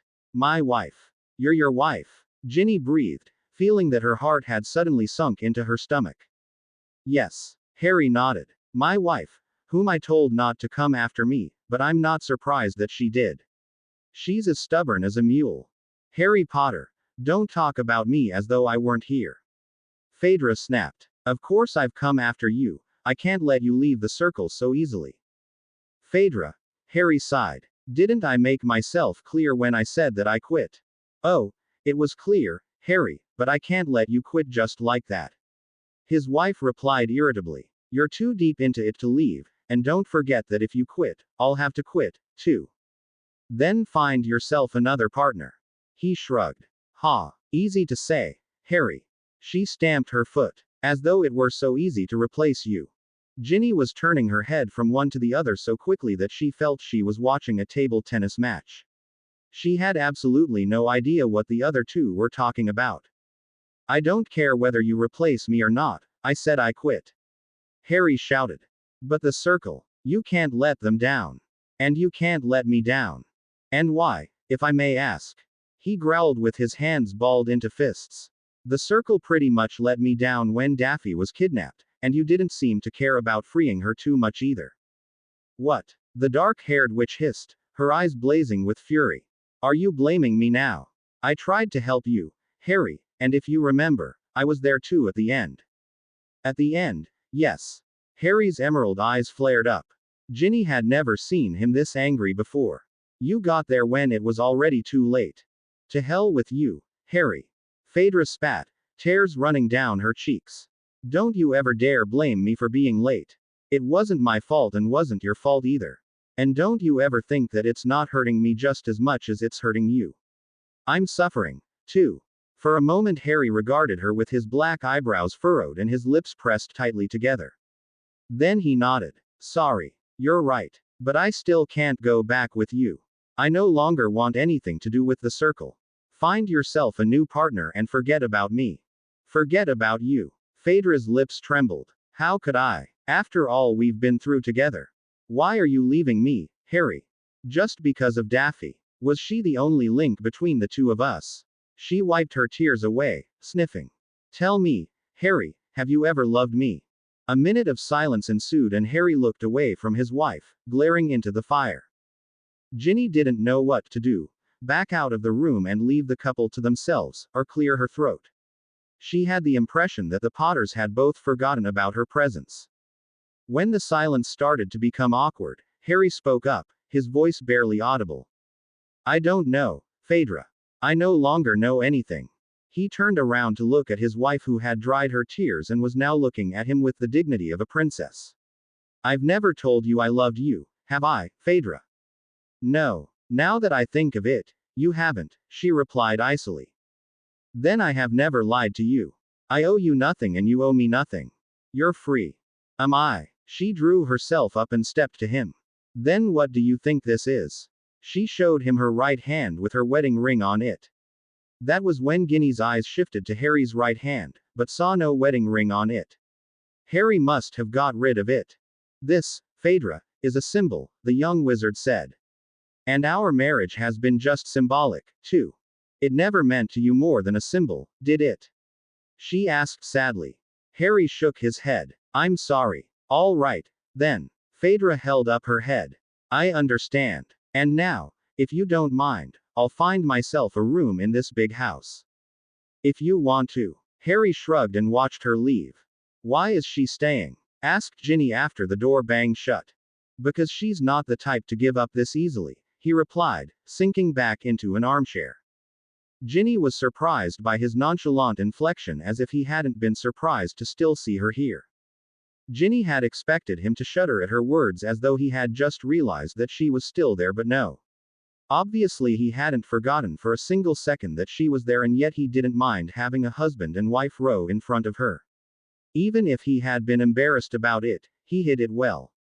Perhaps Ginny hadn't been right to think that he could never hide his feelings. Apparently he had learned to, or at least partly learned to. But you have told her your opinion quite clearly, haven't you? Is she that slow on the uptake? No. Harry leant back into the cushions. Actually, she's quicker on the uptake than any other woman I've ever known, save perhaps for Hermione. She's just a bit hard to persuade. I told her I quit days ago and yet she refused to accept it, came after me, and will be following me around until I give in. But that will never happen. Ginny wanted to ask, will she then follow you around as long as you live, but thought better of it. For some reason she didn't even feel jealous of Harry's wife. He didn't love that woman, did he? At least they were both living in unhappy marriages, she with Draco, Harry with Phaedra. Not that Harry's unhappiness should have made her happy, but she couldn't help feeling some sort of satisfaction. You know, she spoke up, I didn't understand much from what you two were talking about. What have you quit? What is this circle? Who's Daffy? While asking the first two questions, Ginny saw nothing on Harry's features, they were totally indifferent. However, when she asked her last question, a dark cloud ran across his face. None of your business, he replied. Perhaps you should leave. But she wasn't this easy to get rid of. I offer you a deal, Harry. He arched an eyebrow at her. Let's put our cards on the table. Tell me about these things and I'll tell you how Draco forced me to marry him. For a while Harry's eyes seemed to be scanning her features, invisible cogwheels whirring in his head. All right. Ask away. What sort of circle have you quit? It's called Circle of Hermes. Smaller than the Order of the Phoenix, but more effective at least most of the time, he added bitterly. Anyway, it's a Greek organization against magical crimes. Is it working against you know who? Ginny asked. Just partly. It deals with all sorts of magical crimes like a police force, but it's not exactly authorized. A freelance organization. Yes, also a nonprofit one, working for making the world better. He gave her a sarcastic smile. As though the world deserved to be made better, not that I'm complaining. It still beats Dumbledore's pathetic Order of the Phoenix in every respect. Ginny didn't know how to react to his cynicism. In what respect does it beat the Order? It has better connections and better security. All members sign a magical contract and if one of them betrays it, he'll get sneak written all over his face. She guessed with a grin. No. He'll be struck by lightning as soon as the traitorous words leave his mouth.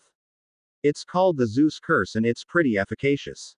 After the first time someone tried to ignore it and got reduced to ashes, no one tried again. Horrified, Ginny gasped for breath. And if you're talking to me about this circle, aren't you betraying it? No, because I'm not talking about the circle's plans and secrets. Also, it's not exactly a secret that the circle exists, and if I just talk about its activities in general, I'm not betraying it. Even the Greek Ministry of Magic knows about it and tolerates its actions.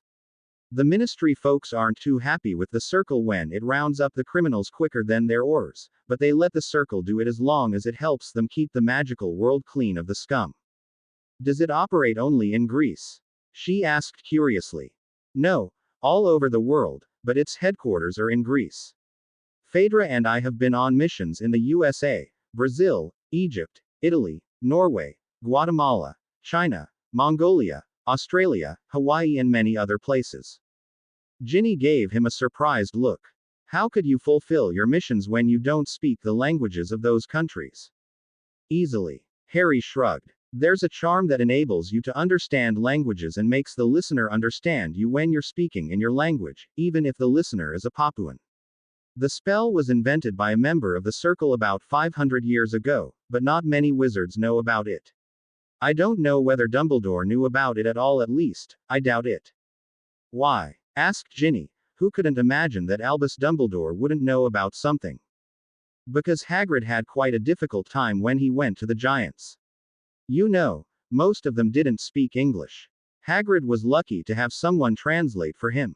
I expect if Dumbledore had known about this spell, he would have cast it on Hagrid and Madame Maxime to spare them the trouble. Anyway, I think that the idea for the charm originates from the Bible. The Bible? She blinked. She couldn't imagine what the Bible could have to do with magic. Yep. Harry nodded. New Testament. When the Holy Spirit descended upon the disciples, they could preach in their own language, yet be understood by people from all countries. You know, you scare me again, Ginny said. Being a secret agent, knowing spells not even Dumbledore knew. I wouldn't call myself a secret agent. Harry shook his head. But yes, in a way I know more than Dumbledore did. Special vision without a magical eye, wandless magic in certain cases, etc., etc. You opened the door for me without a wand. Her eyes widened. I did. Shut Mrs. Black up, too. Saw it. Ginny chuckled. Did you conceal your scar as well?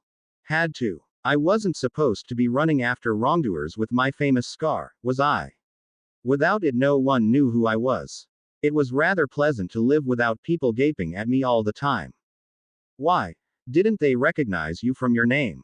Not likely, since I was using pseudonyms, of course. Ginny couldn't help but feel some kind of admiration mixed with concern. Harry here was talking about things that almost frightened her, and he was doing it so nonchalantly as though being a secret agent or a self-appointed policeman was the most natural thing in the world. However, she didn't want to show him her emotions about the matter and decided to act as casually as possible. I like the sound of this circle, it must be great, she said contemplatively. But why did you quit, huh? And why did your wife say that if you quit she also has to? Because in the circle we work in pairs. The two people in a pair know each other very well, and when they form a pair, they cast a tracking charm on each other, which helps them to find the other if they split up in a mission. Since I left the circle, the tracking charm between Phaedra and me has been weakening, that's why it took her a day to find me. Anyway, now that I quit, she has to find a new partner soon, and if she doesn't, she has to leave the circle too, because no member is allowed to work alone for security reasons. But why have you quit? Ginny persisted. A shadow appeared on Harry's face again and Ginny wasn't sure she had done the right thing when asking it again. However, Harry, though seemingly reluctantly, started to speak. It happened a week ago, he said in a wavering voice. A Sicilian criminal Phaedra and I were after kidnapped Daffy to get back at us for having caught his brother. Vendetta. You know, seeing Ginny's bewildered expression, he added. Daffy is short for Daphne, our daughter. Your daughter. She breathed. He nodded. I found the criminal first, before Phaedra did, and fought the bloke. His eyes seemed to be watering for a second, but he blinked back the tears. He was a lunatic. Ginny he tortured my daughter a little 4-year-old when I saw her tiny body curled up on the ground, heard her whimpers, my mind got clouded with an all-consuming anger, and I cast the cruciatus on him for the first time since casting it on Bellatrix Lestrange. He paused, looking for words. This time I managed to do it properly. Bellatrix had told me that I needed to mean it, to want to cause pain, and this time I meant it. I went on torturing him for minutes and enjoyed his screaming. He gulped and looked into the fire, not daring to meet Ginny's eyes. I had never felt anything like this, Ginny. I felt evil, sadistic, inhuman, but I felt he deserved it. Then I killed him. The young witch clutched at the armrests of her chair. Yes, I'm a murderer, Ginny. I had never before taken the life of anyone. I was chasing them. I used to stun them, petrify them, but never kill. I had been standing over his dead body for minutes when I heard Daffy's whimper again and realized what I had done. I rushed to her and took her into my arms. She looked up at me with those huge green eyes of hers and said, "It hurts, Daddy." Now Harry was no longer trying to hold back his tears, they were flowing freely down his cheeks. She died in my arms, Ginny, and Phaedra arrived with the other circle members too late. They only found me kneeling next to a dead body, holding the other dead one in my arms. They couldn't help. No matter how wonderful they were, they couldn't save my daughter. I possessed all their knowledge, and still couldn't save her. He stood up and started pacing the room. I no longer felt I had a place among them. Especially because Phaedra had drawn me into the circle, and the only reason why I stayed with Phaedra was that Daffy existed. Did you marry her because she got pregnant? Yes. He nodded. I believe she did it deliberately, to chain me to herself, but I was never mad at her for it. I had wanted that child so badly, to have someone to love as much as my own parents must have loved me while they lived. Daffy was my sunshine. Without her my life is pointless. Ginny stood up and reached out to squeeze his hand, which he received gratefully. Now she understood what Harry had meant when he had said that there were worse things than not being able to bear children. Seeing your child die must have been much, much worse. I'm sorry, Harry, she whispered. Don't be, not your fault. He shook his head. It's all mine. Yours. She breathed. What do you mean? You tried to save her, didn't you? Yes, but it would have been easier not to have this child at all. What are you talking about? She furrowed her brow. The truth, he replied. When I got to know about Phaedra's pregnancy, she offered to terminate it. Certainly I knew that she only conceived to keep me around, and if I hadn't wanted to stay with her, she would have terminated it. But I didn't let it. Couldn't let it. I didn't want to lose this one, too. He ran his fingers nervously through his unruly hair, chewing his lower lip. But now I wish I had let Phaedra get rid of it, then my heart wouldn't have broken into pieces. Harry, Ginny said in a hushed voice. What did you mean by losing this one, too? Harry looked at the window that opened, presumably with wandless magic, since he hadn't drawn out his wand, neither had he touched it. As the shutters opened, light flooded into the dark room, myriads of tiny grains of dust dancing in it, gleaming like some golden rain. Harry felt a little bit of its brightness filter into his heart, encouraging him. There's another one, Ginny. Another. She frowned. From Phaedra. No. Then, her eyes widened as the realization struck her. Then the girl with no name. Yes. Harry nodded, leaning onto the windowsill, bathing his face in the radiant sunshine, his mind wandering back to his 6th year at Hogwarts. Christmas, 1996. Harry was gazing at the fire crackling under the mantelpiece in the Gryffindor common room, deeply lost in his thoughts. He had never, ever felt so lonely. Every other 6th year Gryffindor had left for the holidays, even his two best friends.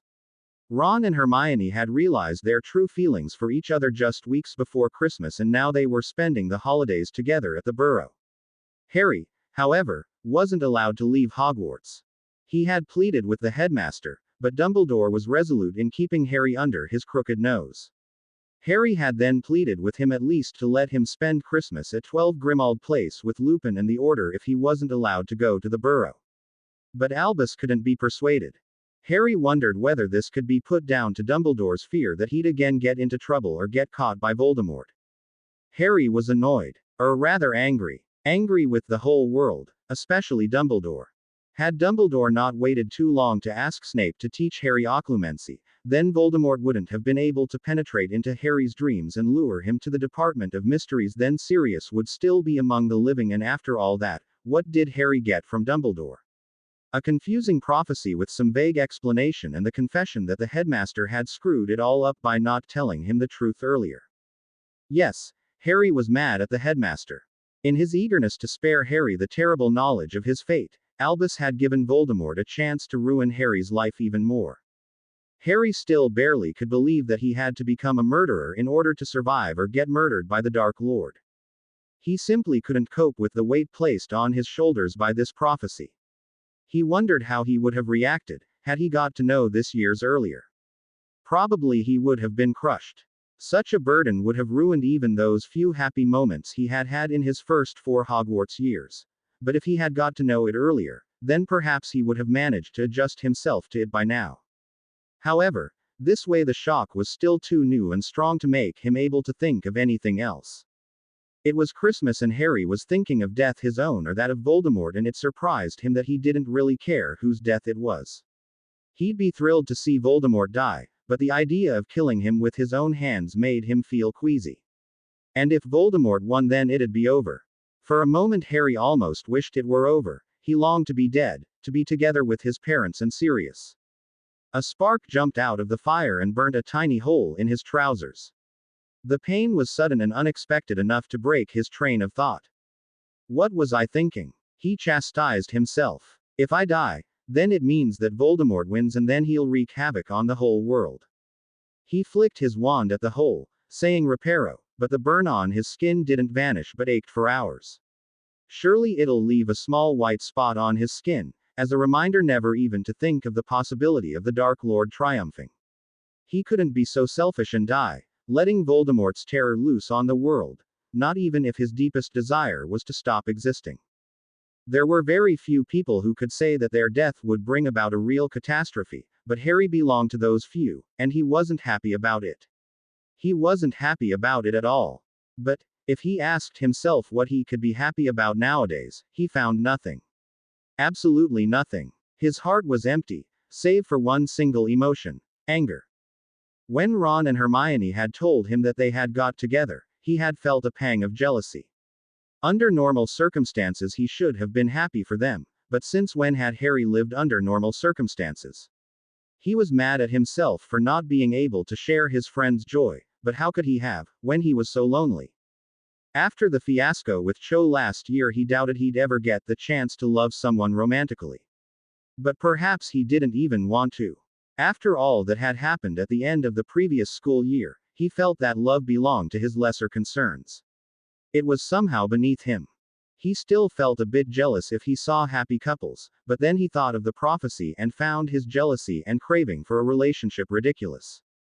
When Ron and Hermione had offered to stay with him at Hogwarts for Christmas, he had resolutely, almost rudely turned them down. Now that he reflected on it, he felt a pang of remorse for having been rude to the two people who most cared for him in the world, and their absence was almost painful. With a sudden thought, he decided to forget about all the pain and loss, and do something useful for a change. There was, for example, his potions assignment. Strangely, a grin spread on his face. He remembered that summer day he had received his OWL results. At first he had thought he had read it wrong, but no, there had been no mistake. He had got an O for his potions exam. This meant that he had to continue studying that subject, which he also needed to become an Auror, and poor Professor Snape had to endure him in his classes. He wished he could have seen Snape's expression when the Wizarding Examination Authority sent him the corrected test papers and he saw that Harry Potter had received an O. It surely must have exceeded Snape's expectations. So, Harry jumped up from the armchair in front of the common room fireplace and headed down to the library. On his way he passed Professor McGonagall, whom he gave a smile to. He had learnt to respect this old witch more than ever in his 5th year. The way Minerva had defied Dolores Umbridge was something marvelous. Madame Pants gave him a questioning look when he entered the library. She clearly hadn't expected anyone to want to study on Christmas Eve. Harry was just about to snatch a book called Potion of No Confidence off a shelf when somebody stepped up to him. "Happy Christmas, Harry. Happy Christmas, Cho," he answered blankly, wondering what she could be doing here. "I thought you had left for the holidays." "Originally I wanted to leave, but certain family problems occurred and I stayed instead," she shrugged. "Family problems? I hope nothing serious," he replied politely. "I'd rather not talk about them," she sighed, "at least not here. It'd be nicer over a butterbeer, though." He had a vague idea what she was hinting at, but didn't voice it. If she wants something, she'll say it, he thought. "You know that it's a Hogsmeade weekend?" Cho asked. "Yeah, all the other 5 Gryffindors who stayed for the holidays are at Hogsmeade now. I just didn't feel like going, I barely know any of them. I had the same problem. No company. Do you think we could perhaps go down into the village together?" For a moment Harry felt amused. What he would have given just a year ago to spend Christmas Eve with the charming Cho Chang, and now he didn't feel allured by the possibility. However, spending the day with Cho was still much more alluring than spending the day in the company of the potions book, and what could he lose if he accepted her invitation? "I don't really feel like going to Hogsmeade," he said finally. "Oh." She looked disappointed. "But I wouldn't say no to a walk around the castle." Her face brightened. "Great. Let's meet in the entrance hall. I'll go and get my cloak." With that she was already out of the library. Harry grabbed Potion of No Confidence off the shelf. He'd occupy himself with it in the evening. They were standing by the lake, watching as the sun's feeble rays glittered on the thick ice covering it. Harry wondered what the giant squid could be doing in the depths of the water. Couldn't it be bored when it couldn't come to the surface? "It's beautiful, isn't it?" Cho spoke up in a small voice. "Yeah, it's really pretty," he nodded without looking at her. "Harry." "Yeah." He turned slightly in her direction to see her lips trembling and tears welling up in her eyes. "Oh. No," he thought. "Not this again." He didn't feel like listening to her laments over this being the second Christmas without Cedric. However, what she said next took him by surprise. "Harry, my parents are getting divorced." "Oh." He didn't know what to say. He had no idea how to console someone in such a situation. "I'm sorry, Cho."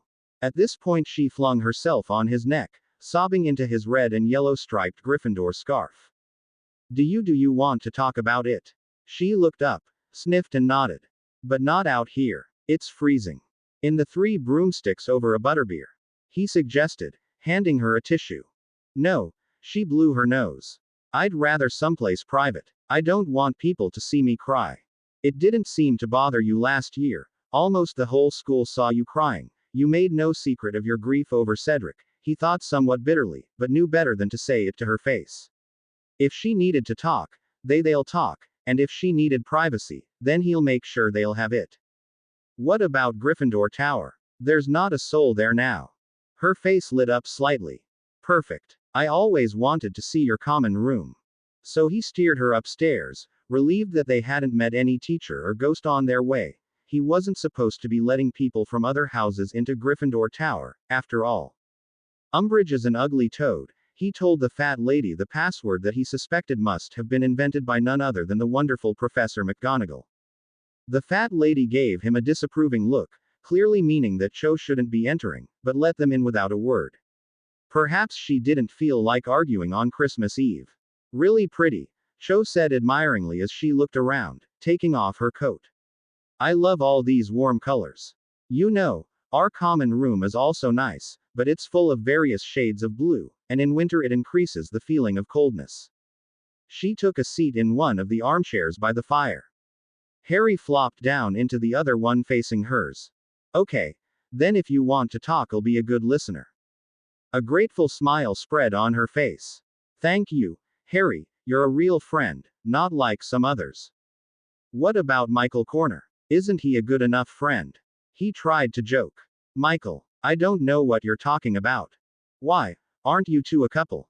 He raised an eyebrow. Not anymore. She shook her head. I know more of anyone. Harry, her eyes filled with tears again. Reminds me of myself, he thought sourly. Hey, don't talk like that. He reached out to touch her hand, and since she didn't seem to want to pull it away, he gave it an encouraging squeeze. I'm here and I'm your friend. And I'll listen to whatever you have to say. You are such a dear, Harry, she sighed, covering his right hand, holding her left one with her other hand. I don't even know where to begin, I'm so confused. When I left for Hogwarts in September, everything seemed to be perfect between my parents, and now it's ruined. I got this letter yesterday morning telling me that I shouldn't go home because everything is in chaos. Dad's moving his stuff out of the house. The letter was smudged here and there. I think Mum must have been crying when she wrote it. And why is your dad leaving? What is the reason for their divorce? Harry asked. Dad found someone else. Now Cho burst into tears again, her whole body shaking. Found some young chick and is leaving Mum for here. The bastard, Harry breathed. She looked up, a small smile on her lips. Exactly. A bastard. I wish I could help you somehow, Cho. You could, she whispered. How? Just hold me tight. With that, Cho rose from her seat and took a place next to Harry. He instinctively put his arms around her and rocked her gently. For a fleeting moment he thought he felt a bit more for her than sorry. As she rested her head on his shoulder, he thought that he was even enjoying the predicament, certainly not her pain. He would never enjoy anyone's pain, save for perhaps Bellatrix Lestrange. A shame he hadn't been able to torture her properly with the Cruciatus curse, but whether he liked to admit it or not, he did enjoy holding this beautiful, fragile creature in his arms. He had been convinced that he no longer had any feeling for her, but then what was he feeling now? Surely just his hormones, yeah, that had to be it. His stupid hormones making a complete fool of him again. But he wasn't letting them make him appear like an idiot again. No way. He had made his decision. Slowly he'd disentangle himself from her embrace, express her his heartfelt commiseration, and guide her politely out of Gryffindor Tower. However, fate, or Cho, had other plans in mind. As soon as Harry loosened his embrace a bit to draw back, her arms sneaked around his neck and her lips got mysteriously plastered to his. So, what about disentangling himself from Cho's embrace and guiding her out of the tower? Harry no more knew. All he knew was that his body was on fire, inflamed by her searing ki. That was nothing like the ki they had shared the previous Christmas. That one had been quick and chaste, this one was long and passionate, making his mind clamor for more. Tentatively he slipped his hands to the small of her back, then guided them gently up along her spine, sending a tremor throughout her body. So far she wasn't resisting to his touch, so he decided to try a little lower and placed his left hand on her thigh, moving it tantalizingly slowly upward until she mo.ned into his mouth. Perhaps this was what brought Harry back to his senses. He broke the contact and pulled back, gasping for breath. Cho's face fell. Why have you stopped? She whispered. Because I'm not sure about this, Cho. Look, I like you, but I'm not in love with you. And I don't think it'd be proper to do it with you if I'm not in love with you. He cast his eyes down and started chewing his lower lip. It wouldn't be fair towards you. Also, I don't want to take advantage of your predicament. You're suffering now. Cho, you're vulnerable. I don't want to hurt you even more. Harry. He looked up from his shoes to see her smiling. I knew you were a real gentleman who wouldn't take advantage of my predicament, and I appreciate it a lot, but for the time being I don't need you to be a gentleman. I don't want you to continue behaving chastely towards me. I want you inflamed with desire, burn for me, Harry. And he did. What could he lose? After all, he had been lonely. Now he had company. He had been longing for a relationship. Now he might get it. Perhaps he'd even relearn to love Cho. As for his concerns about not behaving properly, he didn't care for them anymore. Probably Ron and Hermione were doing the very same thing in the burrow. God forbid if Mrs. Weasley caught them. Besides, he was either going to be murdered any time soon or would have to kill, which he wasn't looking forward to. Either his life was a total catastrophe, so why deny himself the chance to have some fun for a change? Not here. He drew back just long enough to catch his breath. The others might be coming back soon. Where, then? My dorm, he panted, helping her off her seat, catching her lips in a key. Again. They never knew how they had made their way up to his dormitory, or how long it had taken them given that they had stopped every 3 seconds to cuddle and key. But by the time they reached Harry's bed, they had practically stripped each other of all clothing. As he pressed her against the bedpost, wearing only his snitch-covered boxers, she cast an amused glance at his lower parts, her eyes stopping on a dark red spot on his right thigh. What's that? She pointed at it. That. Harry shrugged. He had already forgotten about the spark burning him. That's only a reminder that I have to live. Huh. She furrowed her finely shaped black eyebrows. Nothing, he replied, closing her into his arms again. He had to live, for life wasn't totally pointless. There was, for example, Voldemort he had to vanquish. There was the world he had to save. There were girls he had to love, and he didn't mind at all that Cho would be his first. Happy Christmas, Harry. When Harry woke up, the sun was already about to dive behind the horizon, turning the sky into a painter's palette. He blinked and groped around for Cho, but only felt the cold pillow where her warm body should have been lying. Cho, he murmured, slipping on his glasses. Apparently she had left without a trace. The only sign that proved Harry hadn't dreamed it all was a reddish stain on the sheet. Disgruntled, Harry muttered Scourgify, pointing his wand at the sheet, and was just about to bend down for his boxers when something caught his eye. A hair. One single hair on the pillow.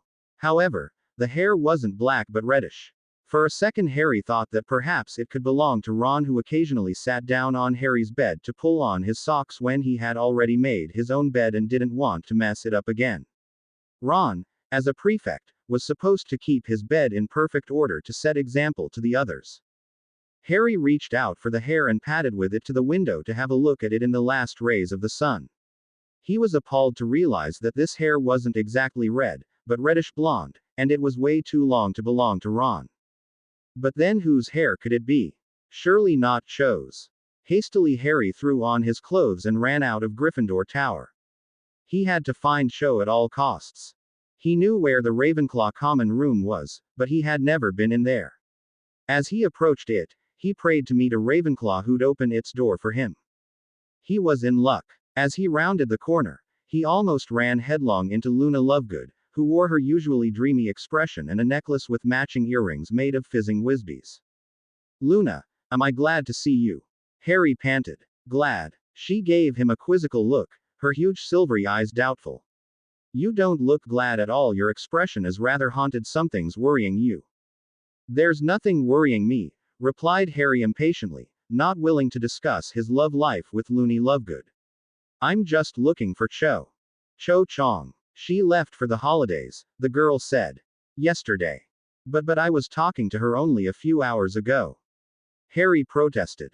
That's out of the question. She shook her head, looking at Harry as though she thought he was a complete fool, which was rather remarkable, coming from Luna, Queen of Loonies. She left yesterday. I even accompanied her and some of her friends to the station. Unfortunately, I couldn't leave Hogwarts because Dad is abroad, getting an interview with a Finnish wizard who has recently opened a Crumplehorn Snurkak farm. I can't wait to read about it in the Quibbler, and Harry. But he was already out of earshot, running towards the end of the corridor. Merry Christmas to you, too, said Luna to herself as she watched his receding figure and thought it was unfair that people held her to be crazy when Harry here seemed to be madder than she could ever be. She wasn't hallucinating like he was she? Harry reached the portrait of the fat lady in 5 minutes. Password? She asked sleepily. I don't want her, I mean, it's about. Harry was gasping for breath. Calm down, young man, she smiled benignly at him. Calm down. How could I? He shouted aggressively. I will not be spoken to like that. The fat lady grunted and turned her back on him. I'm sorry, been under great pressure, didn't mean to hurt you. Harry was still panting after the run. Listen, remember the girl I brought up here late in the morning? Of course I do. She still sounded miffed. I shouldn't have let her in, you know. Yeah, I know, Harry gabbled. Tell me, what did she look like when I brought her here? The fat lady turned around and gave him a look that suggested she thought he had lost his marbles. Certainly she had long, black hair and Asian eyes. And what did she look like when she left? He pressed. Well, I didn't see much of her then, to tell the truth. She had her cloak pulled over her face. Why? Why, none of your business. Harry growled. Umbridge is an ugly toad. Though somewhat unwilling to open the portrait hole after having been insulted like this, the fat lady let him in. The common room was empty again. The 5 Gryffindors who had stayed at the castle were very likely down in the Great Hall, having dinner. Harry sank into one of the armchairs by the fire, burying his face into his palms.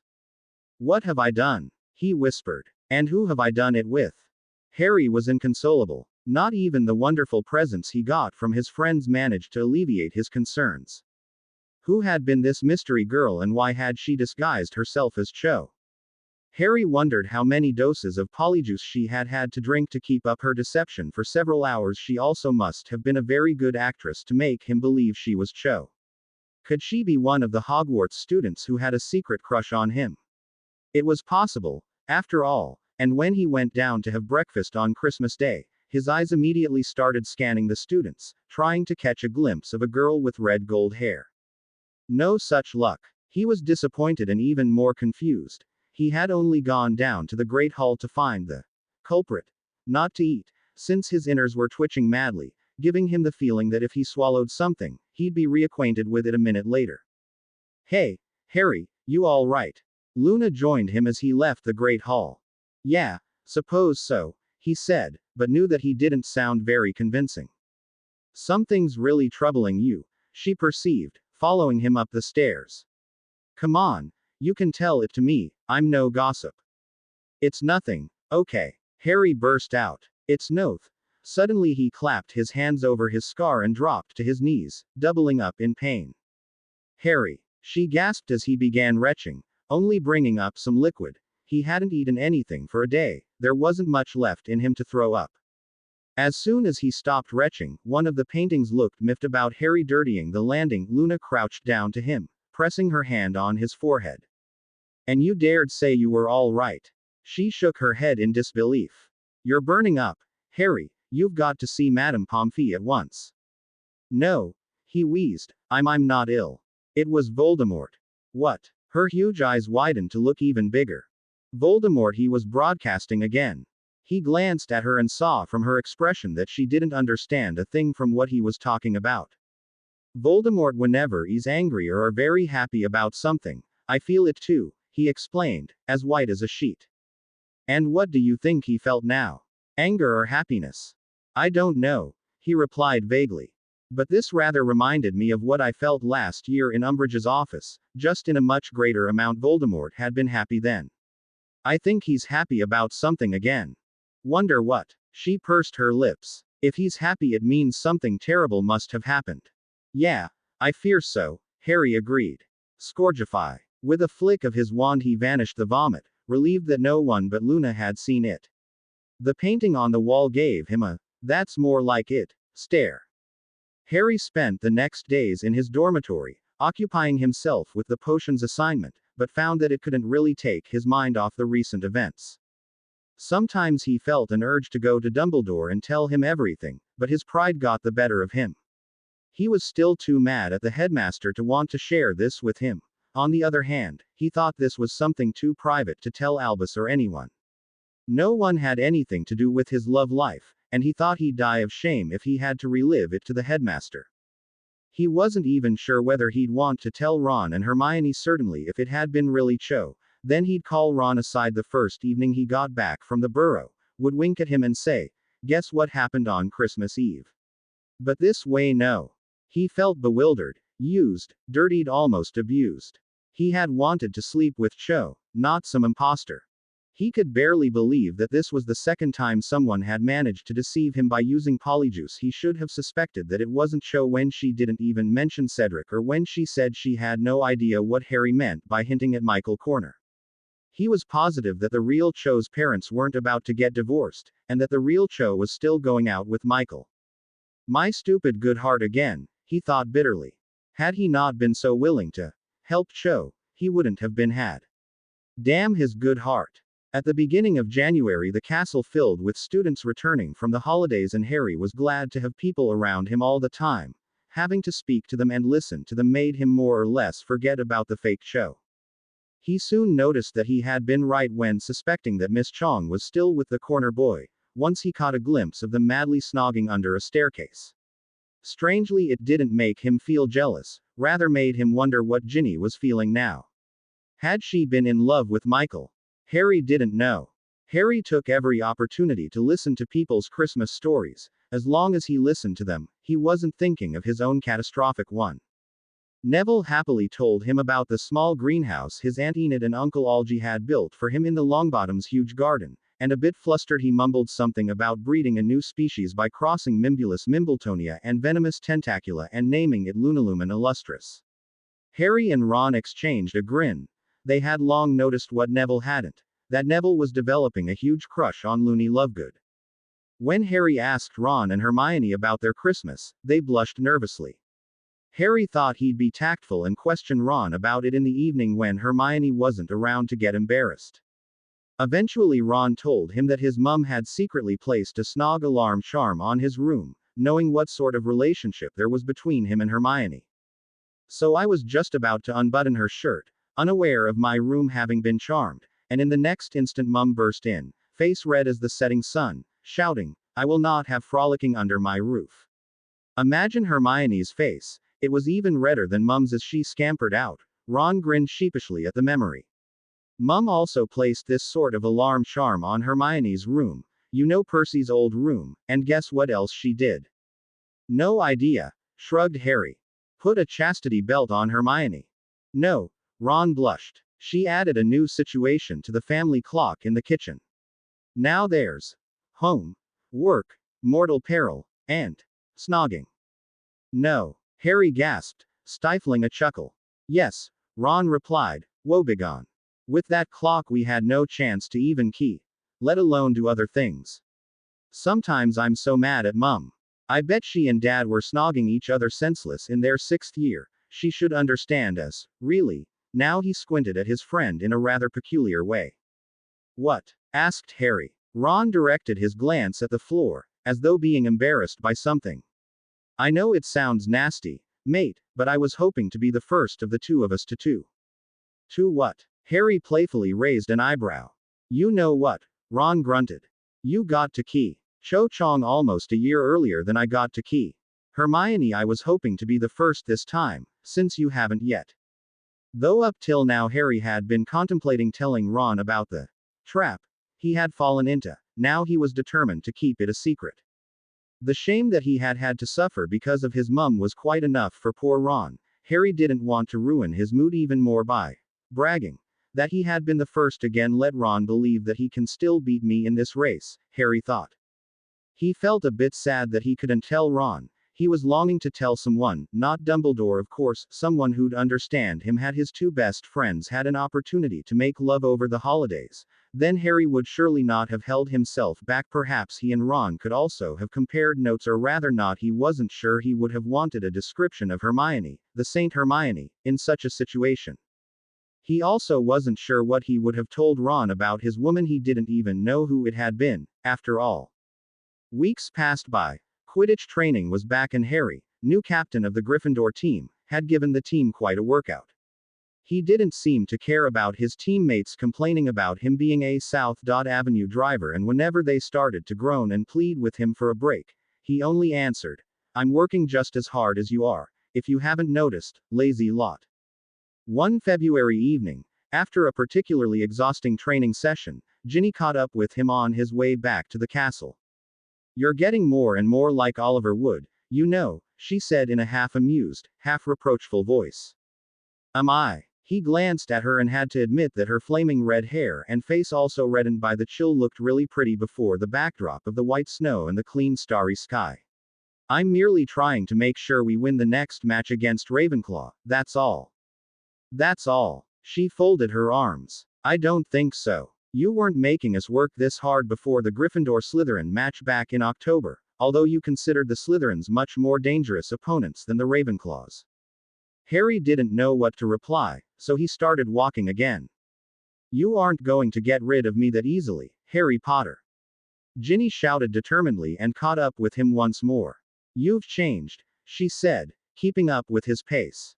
"Have I?" He shrugged. "Everyone changes, Ginny. And so many things have happened to me that I really have the right to change, to be able to adjust to them."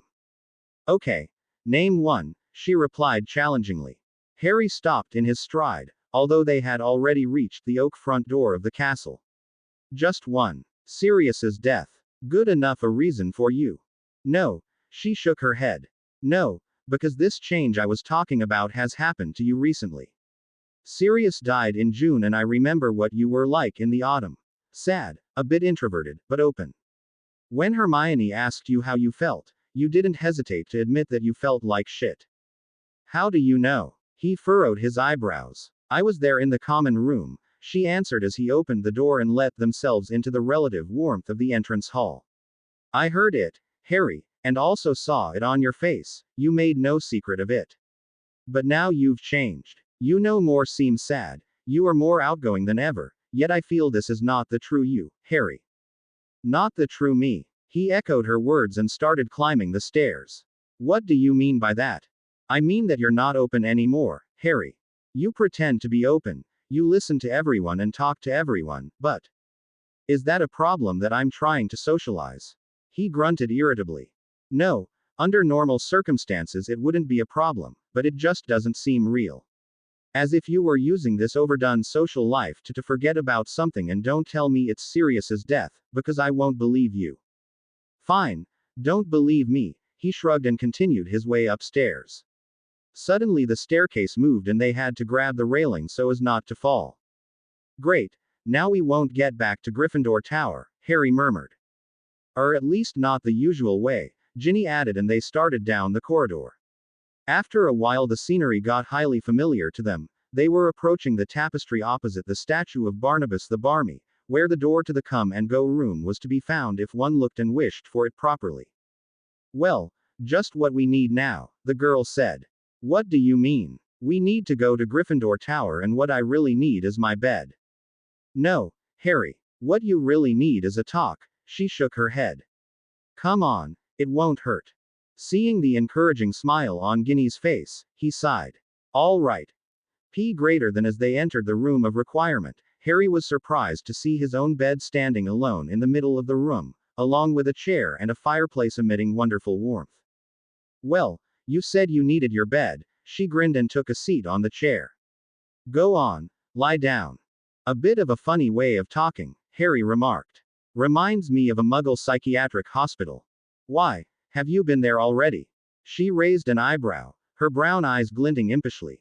"Well, yeah," he laughed, but as she gave him a half-frightened, half-disbelieving stare, he added, "Last summer I had to accompany my Aunt Petunia and Dudley to a psychiatrist.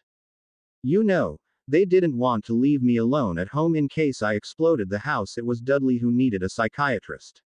He has been having these problems ever since the Dementor attack. He's been having nightmares about his worst memories, I presume." Now he squinted at Ginny, smirking. "But to tell you the truth, I have no idea what Dudley's worst memory could have been. Probably a birthday when he got 36 presents instead of 37. Ginny chuckled. Then her expression turned to serious. "See, Harry, you're doing it again." "What?" "The being funny and great to talk to." just to avoid talking or thinking about other things. How perceptive, he said. Yeah, I was hoping to make you forget why you brought me here. But thank heaven my memory is still working perfectly. Yeah, so if your memory is so perfect, tell me, what were you saying when the staircase moved? I was saying that you were trying to forget about something. I'm sure that's why you've been giving us such a workout and training so hard yourself to forget about something. To forget about something you're hiding from everyone else, Harry. And what kind of therapy does the great psychiatrist suggest? He taunted her, gazing at the bed's dark red canopy in a bored sort of way. The best therapy is to talk it out of yourself. Open up, Harry, open your heart, relieve yourself of it, whatever it is. I give you my word as your Medowitch, that everything you say within these four walls will remain a secret. For a moment Harry diverted his stare from the canopy and regarded her with a penetrating stare. What he saw on Ginny's face was sincerity, calmness and a gentle determination, a determination to help him. He turned away from her, his mind reeling. Should he tell her everything? Wouldn't she despise him for what he had done? And would it help him if he told her? Well, he had wanted to tell someone for a while, he had felt it had been stifling him if he couldn't get it off his chest, yet why Ginny? Why? Because you can't tell Ron. He'd feel truly miserable if you did. You also can't tell Hermione. She'd be outraged and scandalized, and you don't have any other close friends, his mind replied. All right, Ginny, he said, still not looking at her. At Christmas I shagged a girl and don't have the slightest idea who she was.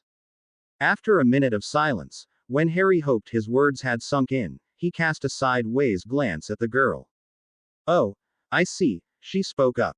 Is your psychiatrist. Say psychologist. That'd make me feel better, he interjected. All right, then, she straightened her back. As your psychologist I'm supposed to be asking questions, so what the heck do you mean by you don't know who it was? A sad smile appeared on Harry's face. I believed her to be Cho Chang, but as it turned out, Cho had left for the holidays. I presume this imposter had used Polyjuice potion to appear as Cho and seduce me. She succeeded. I see, Ginny nodded. And your main problem is that you don't know who it was, or rather that it wasn't Cho. When she saw his lips twitch in a nervous way, she hastily added, do tell me when I'm asking too personal questions. I'll stop, then. No, he sat up to face her. If we started this, then let's continue to its end. Right. How do you feel about the events, Harry? Bad. Totally crappy. Just imagine yourself sleeping with, say, Michael Corner, then waking up and finding out that it couldn't have been him at all. I can't really imagine myself sleeping with Michael, but okay, let's just suppose it. For the therapy's sake, so what would I feel? I'd be bewildered, frightened, especially if I realized that we hadn't used protection. Ginny replied contemplatively, her glance shifting to his face, on which she saw horror. Oh my, Harry, don't tell me you haven't. He gulped and hung his head. With a sigh she reached out and patted his shoulder. Hey, it's okay. Very likely the girl must have been a Hogwarts student having an enormous crush on the boy who lived, and Hogwarts students can go to Madame Pomfrey for an after-event potion. But that's the point, Ginny, it can't have been a Hogwarts student, he replied. She accidentally left a hair on my pillow, and it was reddish owned. I haven't seen a Hogwarts student with such a hair color except for Marietta Edgecombe, but she hates me with a fiery passion ever since she got those warts. She frowned. Then some witch who has always had something for you. Probably read your interview in the Quibbler about the night you know who returned. I bet you have loads of fans throughout Great Britain, even in other countries. You're a hero, Harry. And that's exactly what I don't want to be. He snapped, jumping up. I'm fed up with being a damn hero. I'm fed up with being the boy who lived. I'm fed up with people's adoration just because Voldemort gave me this King scar. I'm fed up with Dumbledore keeping me in a golden cage. I'm fed up with Trelawney's stupid prophecy. I'm fed up with women having a crush on me.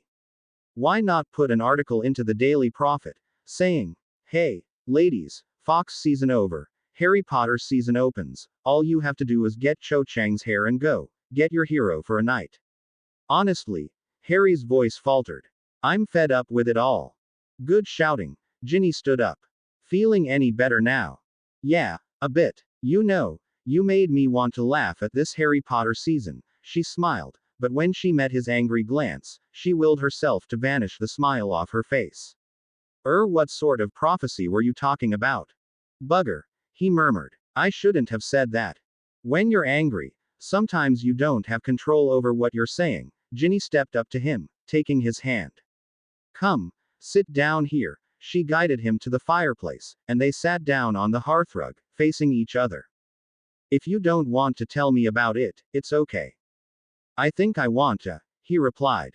Besides this stupid adventure at Christmas, the prophecy is the other thing most bothering me. It's the one that used to be stored in that small glass sphere that Voldemort wanted from the Department of Mysteries. The one that smashed. Yes. It smashed and the Death Eaters never got it, but Dumbledore has a copy of in his pensieve.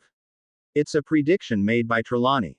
Honestly, Harry, she said with an amused smirk, why are you concerned about a prediction made by that old fraud? Because this one seems to be real, he pursed his lips. And what does it say?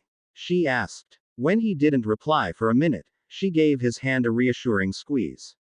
He reached out tentatively and covered her hand with his other one. It says that I'll either kill Voldemort or will be killed by him. He looked up to meet her eyes that were full with compassion. Now I understand it, Harry, she whispered. It's not a happy prophecy. It can't be easy to live together with the knowledge or supposed knowledge of something like that. No, it's really not easy. And what makes it even more difficult is that I can't talk to people about it. Not even Ron and Hermione. Ron would think it's a joke, coming from Trelawney, and Hermione would be frightened to death. I don't even know why I told you at all. Perhaps because I'm not as quick-tempered as Ron, nor as serious as Hermione. Perhaps, he shrugged with a small smile. I think it helped a bit to talk to you, Ginny. I knew it would, she beamed. Suddenly he felt engulfed in something warm, and felt the long-forgotten feeling of his stomach doing a backflip. Clearly not knowing how to react to his peculiar stare, she covered his right hand with her free, left one, now both their hands sandwiched between the others. You're blushing, he whispered. I'm not. Too.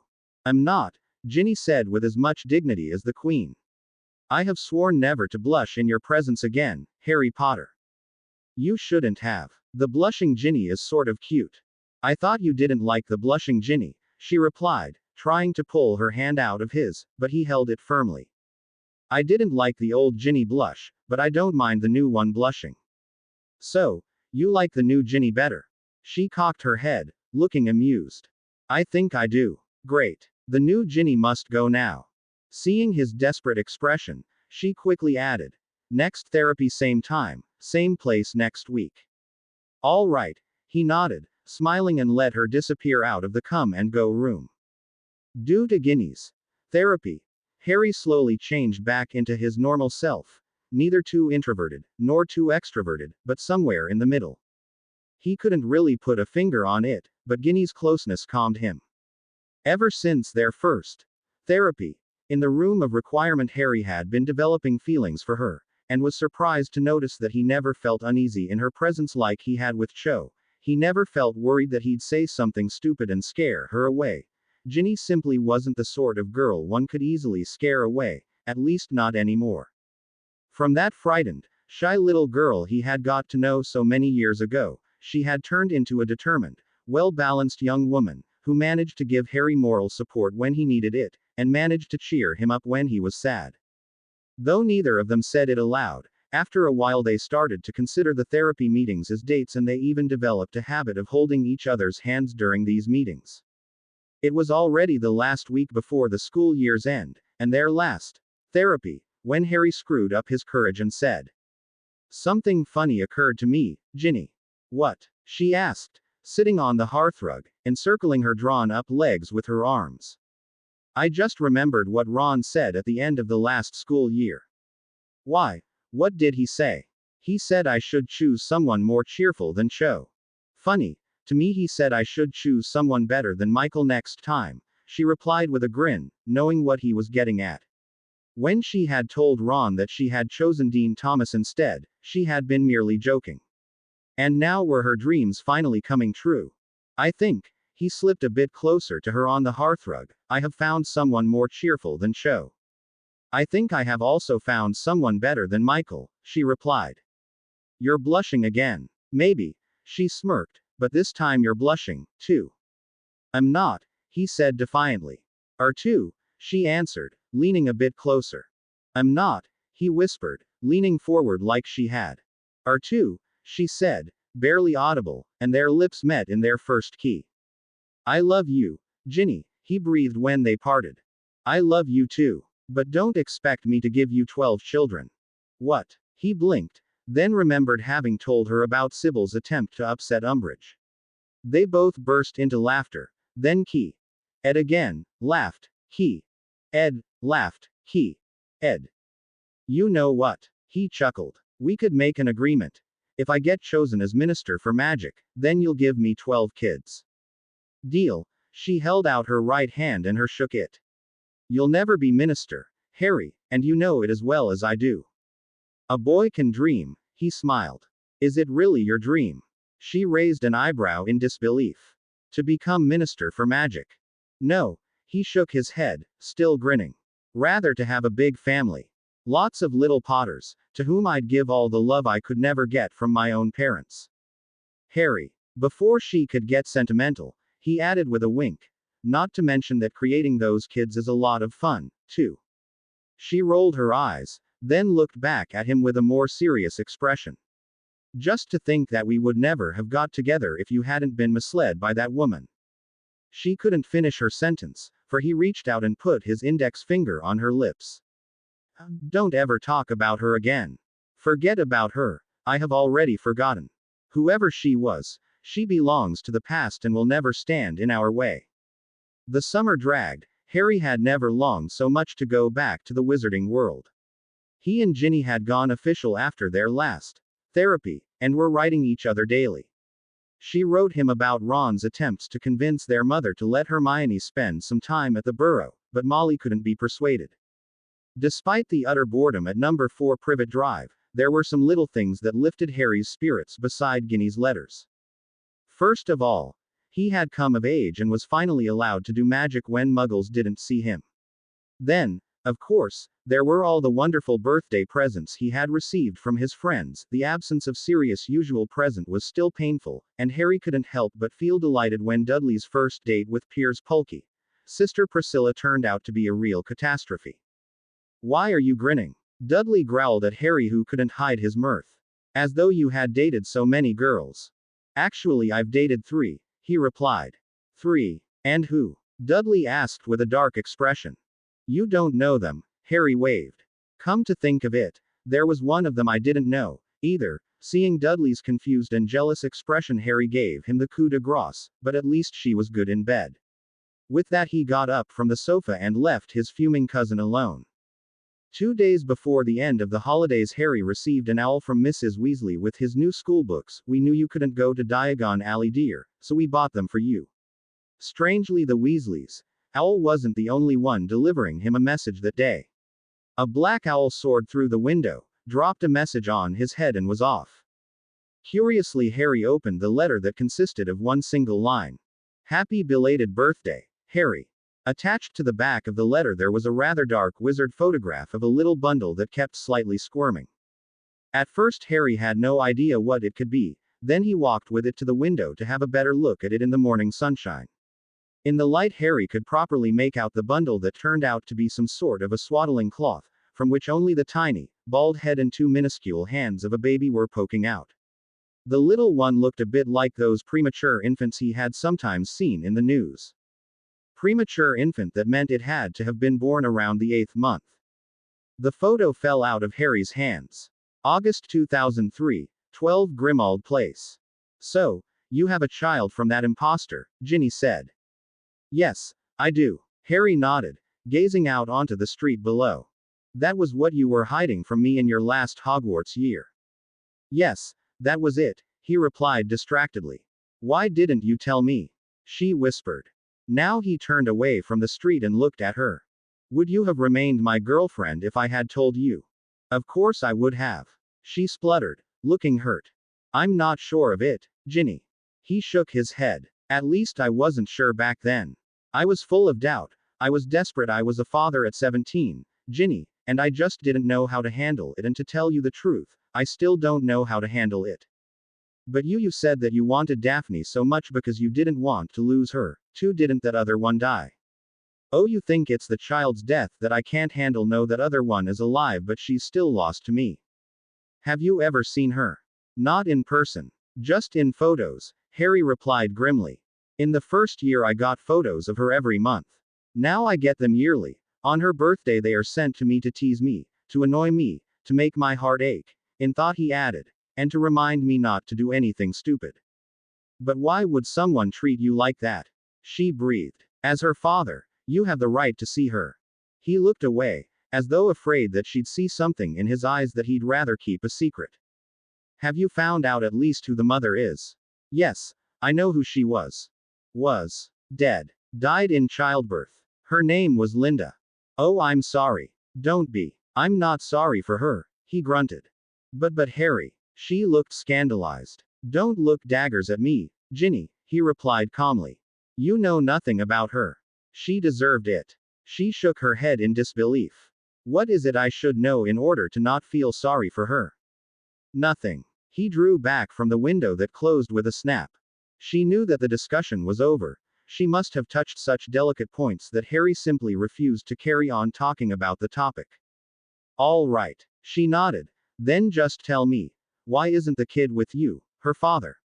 It would be only natural to send a child to its dad if its mum died. Enough of the questions, Ginny. I've told you enough already, now it's your turn. She cringed, remembering their agreement. If he told her about the circle and Daffy, she'd have to tell him about the forced marriage. Okay. She nodded. But I'd rather not tell with words. When he raised an eyebrow with a questioning expression, she added, you can look into my memories, if you like. But I don't think I could tell you. You know how to do legilimency, don't you? I do. Seen Snape do it enough times, and I've been taught about it in the circle as well, Harry murmured. But are you sure? Once I'm in your mind, I can see all sorts of things, even those you'd rather keep a secret. Besides my marriage, I have no other secrets, Harry. Unless you fear that I might glimpse something in your mind that you don't want me to see. Not likely. Over the last 5 years I've learned how to keep my thoughts to myself. You won't see anything from my memories, but I'll see yours, so, may I proceed? Yeah, go on. He nodded and pointed his wand at her. Legilimens. In the next instant he was in Ginny's mind, Ginny's memories. Your father is in my father's possession, Weasley. Draco grinned at Ginny. And if I'm not much mistaken, he's suffering terribly. Ginny's eyes narrowed. Why are you gloating to me about it, Want to see me broken? No, I want to see you playing the little heroine and save your father. What's the price? She gulped. You know that we don't have much money. Draco let out a shrill laugh. Money. Oh my, the Malfoys have more of it than you could possibly imagine. Then, what do you want in exchange for my father's freedom? Draco stepped closer, regarding her with a devilish smirk. You. Hereby, in accordance with the power bestowed upon me, I pronounce you husband and wife, said Vicar Diggle, beaming at the new couple in the Burrows garden. You may key the bride. Ginny resolutely pressed her lips together, to make it impossible for Draco to give her a proper key. After his lips touched hers, she quickly turned away from him, and the first thing that caught her eyes was Harry standing half hidden behind a bush, looking thunderstruck.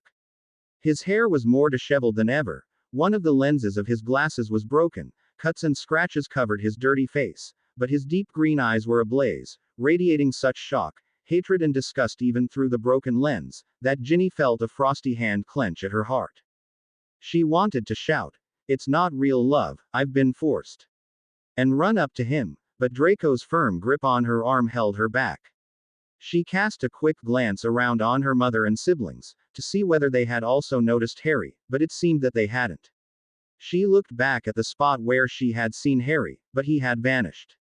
She wondered whether he had really been there or had it been just an illusion, had her overawed mind been playing with her, tricking her.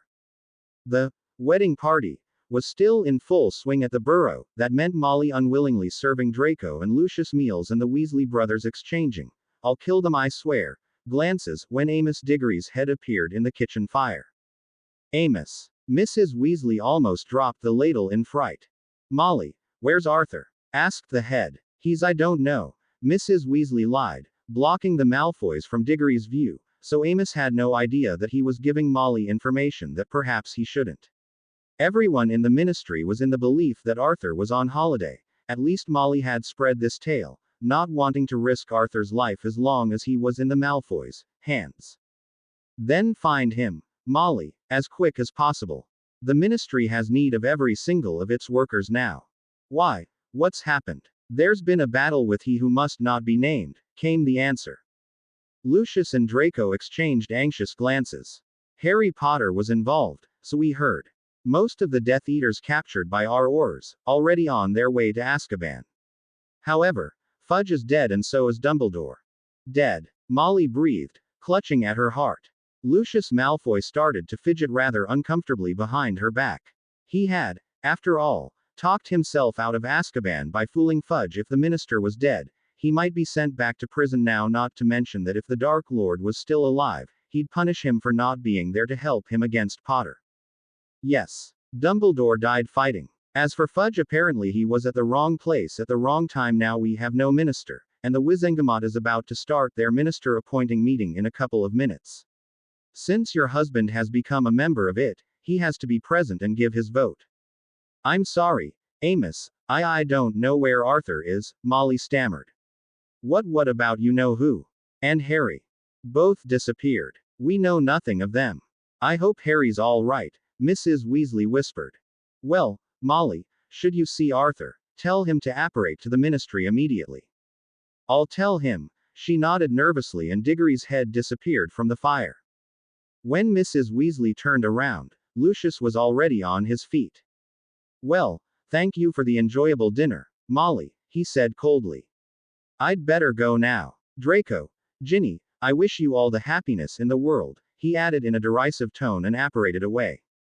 I wonder whether the Wizengamot managed to choose a new minister without your father, Draco said mockingly as he guided Ginny into the bridal suite of the most elegant hotel in Diagon Alley. When are you going to set my father free? She demanded. I fulfilled our agreement, married you, so it's your turn to fulfill your part of the agreement. Set Dad free. I will. Tomorrow. After our wedding night. He grinned and she felt a wave of nausea wash over her. All right, then. She took a deep breath. Let's get it over with. With pleasure. He reached out for her, his pupils dilated with desire.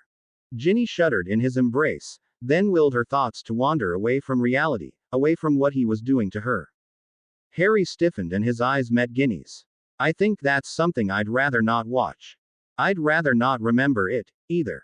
She nodded. May I carry on? Of course. Ginny woke up next morning to find her husband next to her in the bed, deeply immersed in reading the Daily Prophet. She shut her eyes, trying not to recall the events of the previous night, but the soreness she felt made it impossible for her. She tried to remember the dream she had had before she woke up, and suddenly realized that she had been dreaming about Harry. However, the Harry she had seen in her dream hadn't been the Harry she had loved so much. It had been the Harry she had seen in the bushes, staring at her with an accusatory expression, an expression sending her the silent message. Ginny, you've betrayed me. Awake, are you? Draco spoke up. Yes, but I wish I had died in my sleep, she murmured back. Why? No reason to feel miserable, dear. The Daily Prophet writes that Malfoy Manor has been raided overnight by Aurors. It seems the Wizengamot managed to elect a new minister even without your dad, and apparently his ministership, Kingsley Shacklebolt, isn't too trusting towards my family. And isn't he right? Ginny asked sarcastically. Anyway, they found your dad in the dungeons. He's at St. Mungo's right now. Ginny instinctively gripped his arm. How is he? Don't worry, he survives. And he's free at last. She slumped back onto her pillow with a satisfied sigh. Yeah, free, his voice trailed off. Just to avoid misunderstandings, dear, you aren't expecting me to set you free too, are you? What do you mean? She felt a lump in her throat. I mean, I think you expected to get divorced from me as soon as possible. Oh yes, your expression reveals that I was right, but don't get your hopes up. You're my wife and will remain my wife as long as you live. What makes you so sure of it? She sat up, folding her arms. My dad's free. I can go to the Department of Magical Law Enforcement and tell them that you blackmailed me into this marriage. Wishful thinking. Dear, yes. Draco smirked. Sorry to disappoint you, but that will not happen. What do you mean? Ginny knitted her eyebrows. Have you ever heard of the Fates? Yes, of course, I have. They spin and cut the thread of life in Greek mythology.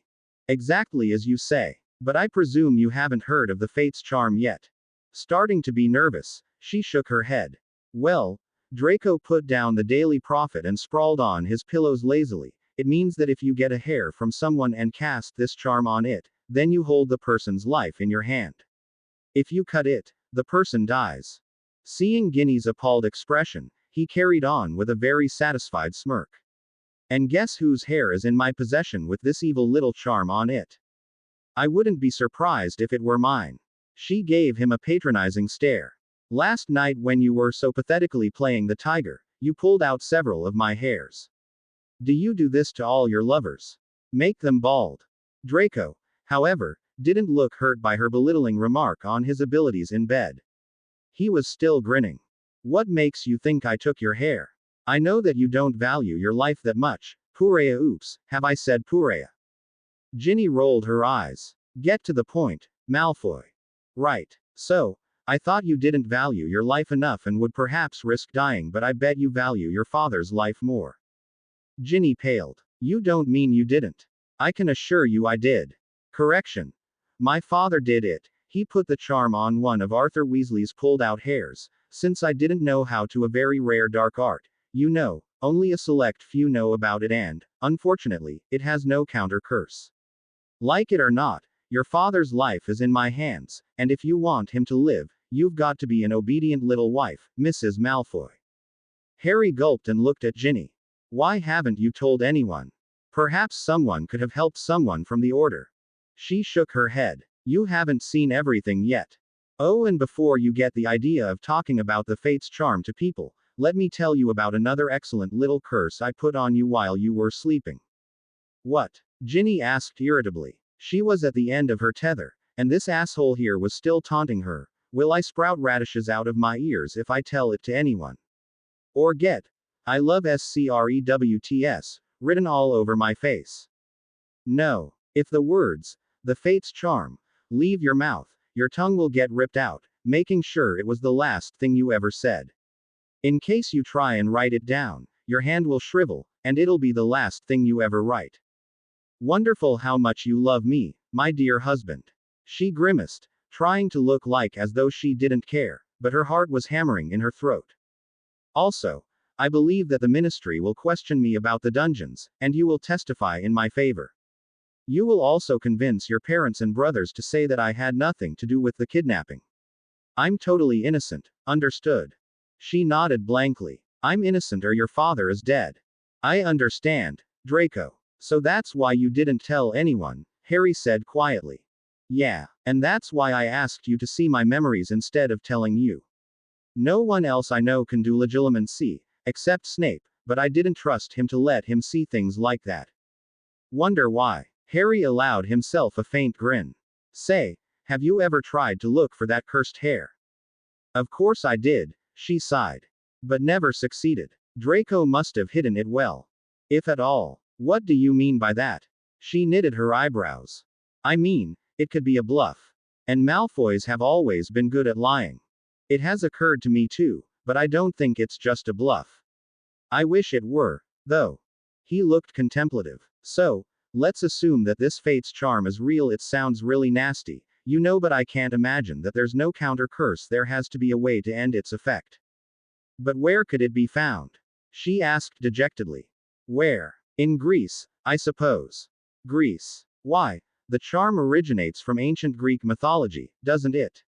I say we've got to go back to the roots. She raised an eyebrow. Of course we, Ginny. You aren't allowed to utter the charm's name or you'll be cursed unless Malfoy was bluffing, but I wouldn't take chances with him, so, since I'm the only one who knows about this, I'm the only one who can help. And I know Greece. Won't it be risky? My life has never been anything else but risky. I'm not afraid of anything, well, almost anything. Besides, nothing would make me happier than to annoy Malfoy. Ginny grinned at him. Thanks, Harry. All right. Then it seems we're going to Greece. Be sure to pack summer clothes, sun hats, suntan lotion, and sunglasses. By the way, can you apparate? No, not really. She shook her head. Why not? Ginny turned away from him embarrassedly. By the time I turned 17, I was already Draco's wife and he didn't want me to learn to apparate. Actually, I didn't even finish school. What? He gasped. Why? Why? Because he wanted me at home, as an obedient little wife. When I protested that I wanted to finish my studies, he hired me a private teacher, but it wasn't the same. I wasn't taught defense against the dark arts or charms or transfiguration.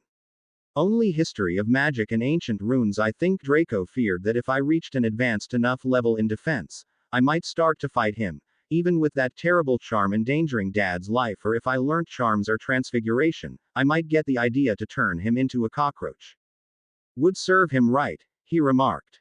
And I wasn't allowed to study potions, in case I tried to poison him. Draco's become pretty paranoid, always orders a house elf to taste his meals and drinks before he does. Paranoid Malfoy. Harry seemed contemplative. I wish I could use that against him, to pay him back for all the sorrows he's given you. A sad little smile spread on her face and she took his hands. Thank you for your understanding, Harry. Not at all, Ginny. I'm just returning the favor. In my 6th year you were the only one who understood me. Now it seems I'm destined to be the only one to understand you. We've been both through a lot, and no one understood us. We need each other. No, Harry, now it's just me needing you. Why would you need me? Because you're the only one who ever understood me, and for the time being what I need most is to be understood. Then you can count on me, she said gently. But if you want me to fully understand you, then you'll have to open up fully, stop hiding things. He looked down at their intertwined hands. That might also happen one day, Ginny. I'm just not ready yet. I'll be patient, she replied quietly, getting up from her armchair and sitting down next to him. Now they were sitting pressed up to each other, each feeling the warmth of the other's body, feeling the other's heartbeat. Suddenly Harry stood up as though seeing something, and sure enough, in the next instant the door flung open to admit 3 red-headed men, followed by a pink-haired figure.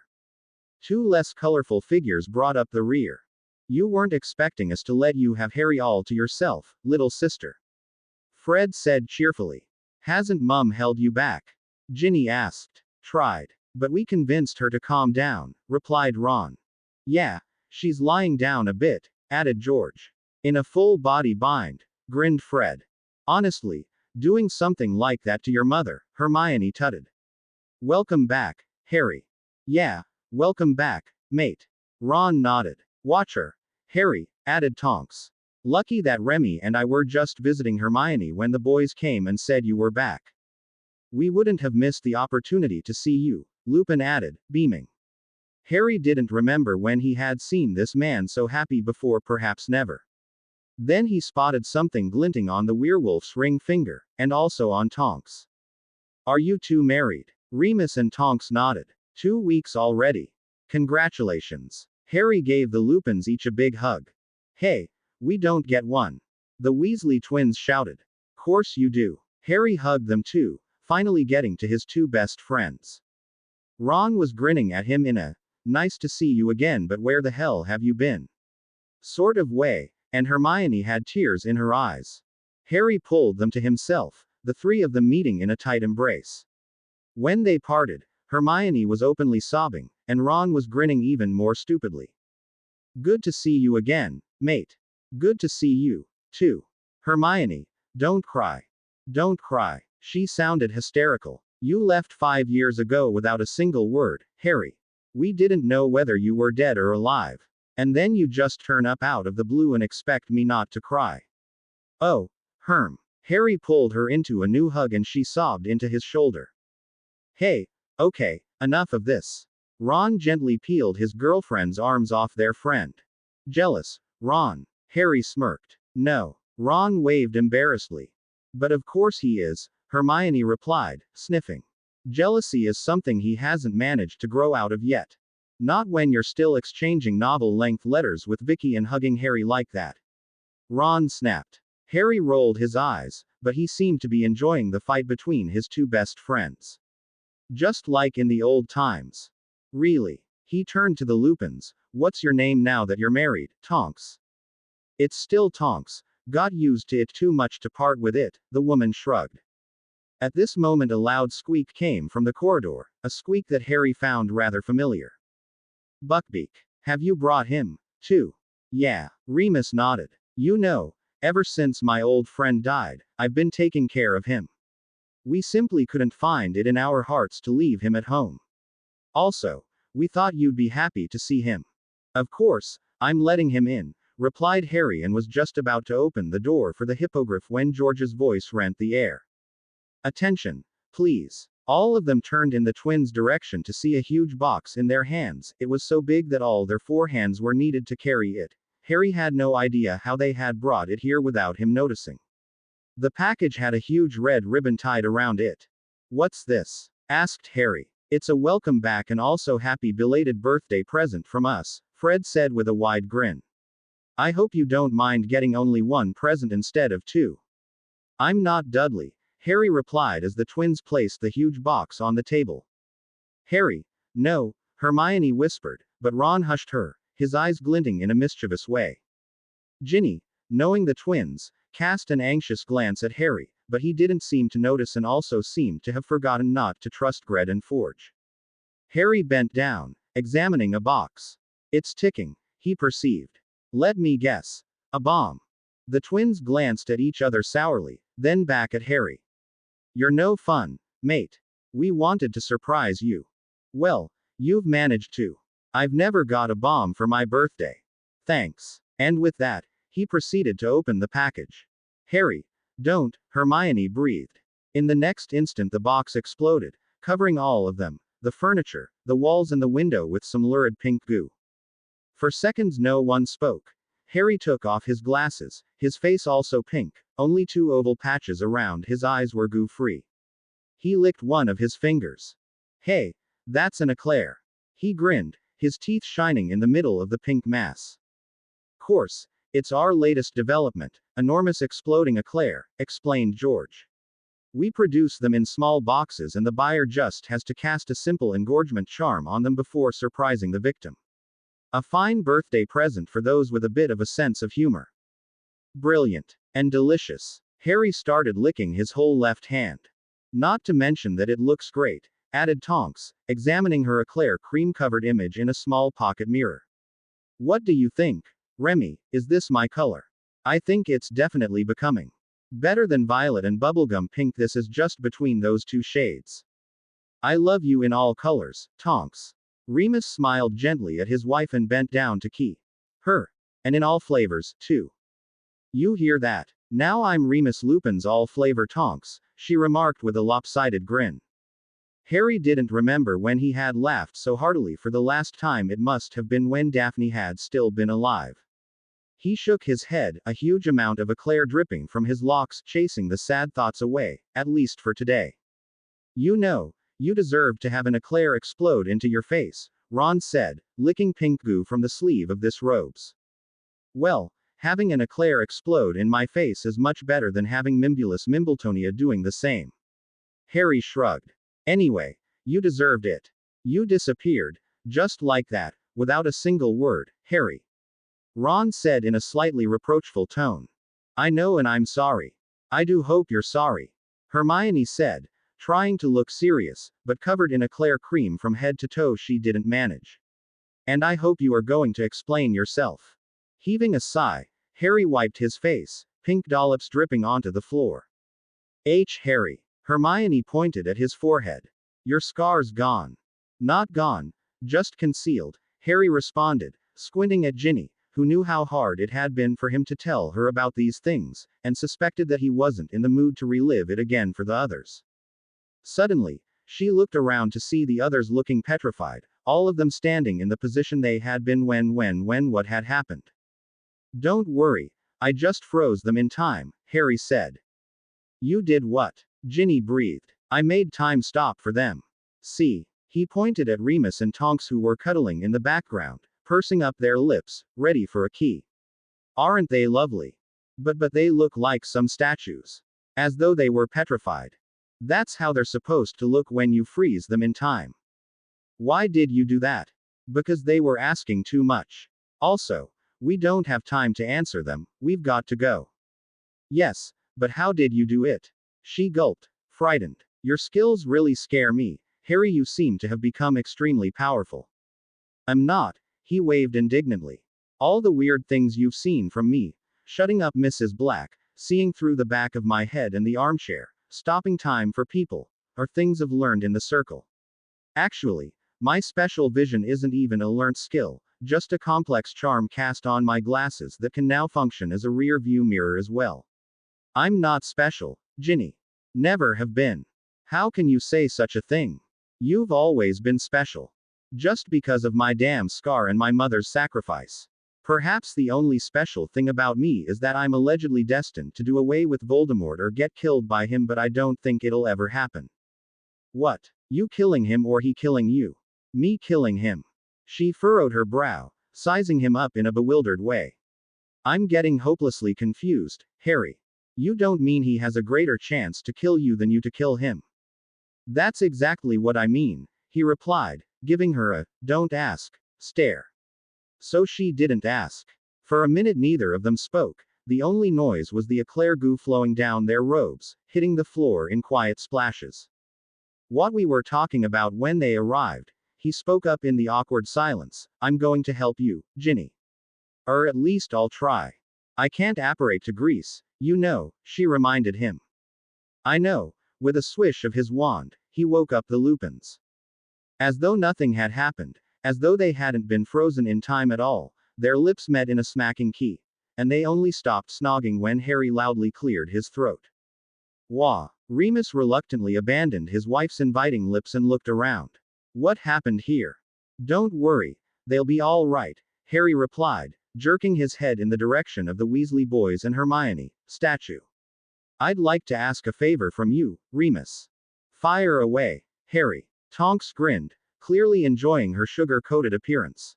I'd like to borrow Buckbeak. Of course. But may I ask why? Lupin inquired.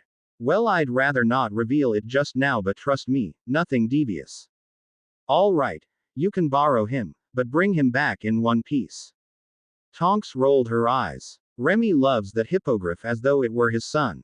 I can't help being such good father material, her husband said. What are you hinting at, She nudged him playfully.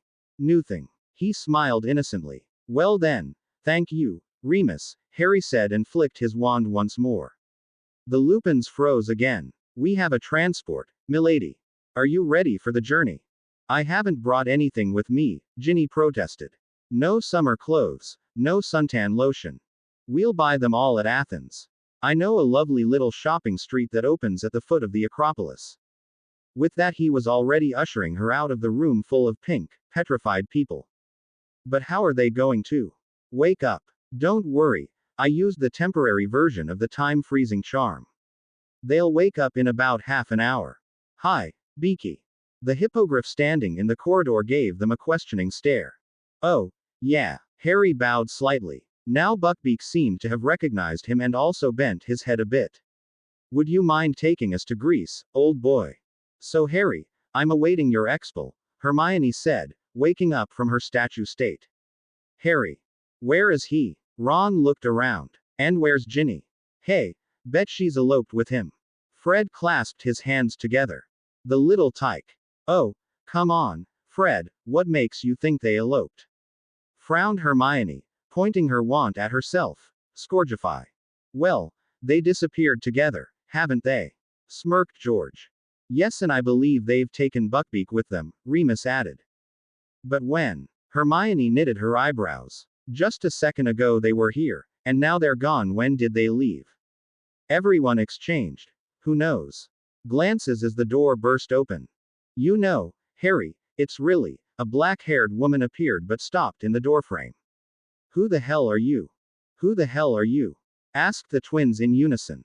I'm Harry's wife. Harry's what? Oh, this is getting more and more confusing, Hermione muttered. And how? Ron added with a grimace. Fall-if Alley. It is a suicide to be abroad. Samuel Beckett. You know I've never been abroad, except for that one occasion when my family visited Bill in Egypt, Ginny said, resting her eyes on the thousands of little orange lights dancing on the dark surface of the river Danube. She and Harry had traveled on Buckbeak's back till sundown and decided to stop for the night so that the hippogriff could gather its strength for the rest of the journey. Now Buckbeak was crouching under Harry and Ginny's table on the fisherman's bastion. Harry had shrunken him to a minuscule size so that they could carry him into the town without waking the muggles' suspicion. The hippogriff certainly had been disillusioned. Then a bit of traveling was really overdue, Harry replied, taking a sip of the famous Tokay wine. Yes, she smiled. And Budapest is really lovely, for example, that bridge over there, it looks like as thought it had been constructed of little whitish pearls. You mean the chain bridge? Yes, it's lovely. How do you know Budapest so well, Harry? She asked curiously. I don't know it well, just been here once, trying to round up a member of the Ukrainian wizarding mafia. The bloke wanted to smuggle Ukrainian ironbellies into the country. And did you catch him? No. Phaedra did. Oh, Phaedra, she said, looking slightly dispirited. By the way, what will become of her now?